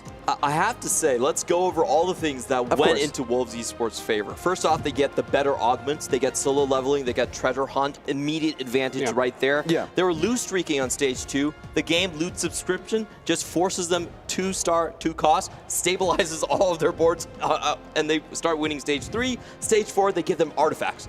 And they also win on that front. So if I'm Rock Esports, I kind of feel like I didn't get to play the game. That's a little bit unfair. Yeah. So a lot of things going right for Wolves Esports. They definitely deserve all the credit possible. And I think on the other hand, if you're looking at Rock Esports, they might want to consider holding on a little bit more. They were rolling very aggressively, trying to contest, trying to hold the other team down. But when the other opponent just has such good spots, maybe that's not a viable strategy. Yeah. I want to recognize also YGQF playing the Bolivar Samira, double Bolivar, Sirius Lamb, making the win there, accessing the backline. That was just so impressive. And I think it shows the reason that why they were laughing. They were having fun there, Sandstorm. Yeah. They knew the game was done, and they played a comp that is normally not seen that much, and it was good. It actually performed, and they did 4-0 to the rest of the game. And you know what? I mean, even someone as uneducated as I am when it comes to TFT, I understand one thing, and one thing alone. And is this. If we can get a little zoom in on this one, right? GP OP. I know it's not as clear. GP is ridiculously OP. You know what? That's a secret. You want to climb in your solo queue? Play GP. You want to get better at the game? For now, before they patch it, play GP. Right here. GP is exceptionally OP. And honestly, if you get solo leveling, that's a guaranteed top 2. And there's nothing more that you need from that. But Wolves, I mean, look, they were given certain tools. They made it work quite easily, and Rock, again, another mental reset going into today's or tomorrow's games, because tomorrow's games for them is going to be elimination, which is going to be, I want to say, like, incredibly stressful. But let's go over to Wolves, who managed to get a clean 2-0 victory. So let's head on over to the stage with Ian, who's right there. I'm right here. Thank you very much. Well observed there, Sandstorm. I'm here with Serene of Wolves. I've got to ask first, that third game finished what feels like forever ago, but you've got to keep playing. Your opponents are just sitting there waiting for you to finish. Are you hiding strats? Are you taking your time? Are you punishing them by making them watch? What's the deal? 就其实刚才第2场你们其实早早就已经结束了，对面选手都已经被淘汰了，然后你们还继续相当于把这个流程给走完啊。那就想问你，当时你们战队里面的讨论是，就是想可能隐藏一下你们的后期战术，还是说有这个舞台就好好表演一下呢？是偏表演的，我们都在相互争吃鸡。然后第3的法师因为克制第1的那个船长嘛，所以被我带走都是很不甘心。We definitely wanted to put on a show for them. Like internally, because we knew that we already won, so we would just play. Everyone was playing to win it all. But you know, eventually the mage lineup managed to beat the Gangplank lineup. So it was it felt good. I can tell you that you enjoyed that. That's for sure. How does it feel to high roll this hard in a series, especially in Game 1? 就想问你，因为这次对决中你们的运气也实在是太好了，尤其是第1把，当时相当于开局就是一个2星的船长，再加上这个独自升级，就想问你当时感受是怎么样的？团队里面沟通是怎么样的？当时第一反应看到自己的那个2费卡合成2星的时候是想发火的，结果一看是张船长版本最强的阵容的核心2费卡，当时就呐喊了，然后给队内也说就告诉这个好消息，队内也在很兴奋，特别兴奋。Initially, when I auto combined into a 2-star, I was actually almost gonna like cuss out, you know, like I was actually pretty angry, and then I realized that hey, wait a second, it's Gangplank. Yeah. It is the single best hero in the champion in the entire game, yeah. And you know, and it's the core for so many of the top meta lineups. So you know what, I just told my team. We pretty much won here. Everyone was super happy about it as well. And, you know, the vibe was just awesome throughout the whole team. Yeah, you could see that. It was incredible to watch. Right, I've got to talk about the fact that you are the reigning defending champions with Wolves here. You've got a different roster this time around, a couple of changes. Can you do it again, but with this version of Wolves? 那这次你们来到电竞世界杯作为卫冕冠军，但是你们也换了2个人，就想问你们战队是否准备好，就是再次获得这个冠军呢？当然，我们的目标就是这个。Absolutely, winning this championship is our only goal. Well, you said it. Let's see if you can do it. There's a lot of belief in this team, the defending champions here for TFT at the Esports World Cup. Cannot wait to see them back in action. Thank you very much. Back to the desk. The smile on his face could not be any wider or bigger in any way. And he knew after that question, it's like, oh, how does it feel to high roll that hard? He knew exactly how happy he was. It's like, oh, we just win the game. Guys, it's done. Game 1's over. That's it. GP, 2-star, solo leveling. There's not much more that you need than that, honestly. But again, they were given the right tools and they made it work at the end of the day. Hoope, what I want to say, going from a series that was so incredibly close between Twisted and Flash Wolves, and then jumping into this one that seemed so incredibly one-sided because of, I want to say, the certain tools that they were given. Yes. I think we got to see the entire spectrum of TFT and what you can expect to see in these kinds of games and in this kind of tournament. Yeah, we already know the meta, we know GP, we're having fun with Boulevard. We're seeing Jin also as a possibility to maybe counter that chances. Katarine is actually performing once again. Battle Academia is a possibility here, but of course, Clement, the name of the games is Augment, also having a good chance. Very new augments, some of them very broken, as Treasure Hunt that you mentioned, and actually turning around the game. I really want to see where the meta eventually ends up. We've only got the first day of games behind us. Yep. It seems very tempo focused, but there were squads in the previous EWC that actually played really interesting ways. They played very unorthodox win conditions. Wolves was one of them with Lee Sao. He loved emblem play to try to get a leg up. So I just want to say, for all of our viewers that think it's all GP all the time, I think there's more in this meta for us to discover. Yeah, and I feel like with us finding out so much on the first day of the tournament here at EWC, we already know, like you guys mentioned, GP absolutely busted, and then we saw that there might be other 2 costs that are going to be on the rise. Kaisa, Jin, those are going to be other options for the teams. And like yourselves, I want to see what's going to happen in day 2, 3, 4, and yeah, look at this. Is just I don't know what to say. Yeah, they're showing us the meta. Honglian, both of the 4 of them were actually playing to win the game. We see obviously on the first play Honglian with the Super GP. We see Katarina 3-star. We see the Sork with the Swain 3-star also as a possibility. And once again, just huge dominance right here. When you get that line, the solo leveling that you love, sounds it's just too good. It's just so amazing, and it's so easy to play the game when the game loves you and you hit. Yeah, as you said. That's it. Just hit GP 2-star, hit solo. I mean, it doesn't even have to be 2-star. Just hit GP, get solo leveling, Guinzoo's Edge of Night, IE, or whatever else you need. And then there you go. But you know what? We wrapped up, I want to say, the first couple of games for Group C and Group D, and now we get to have a look at the brackets and what tomorrow is going to look like as well. We see the opening matches, and of course, you know, Flash Wolves, Twisted Minds game of the year for me personally, and I'm curious to see what's going to happen between them and Citadel. And of course, tomorrow, 4 teams will qualify, 4 teams will be eliminated as well. So a roller coaster of emotions in the second day of the competition here, Hupe. Yeah, Group D also with good possibilities here. We already saw Wolf winning right here. So they will go to advance for the finals against Evo, the Polish team that also played amazing against Team Liquid. Team Liquid, the Brazilian team, didn't perform, actually not getting the good spot. And then obviously Rock versus Team Liquid could be a good chance also for the front end in the end.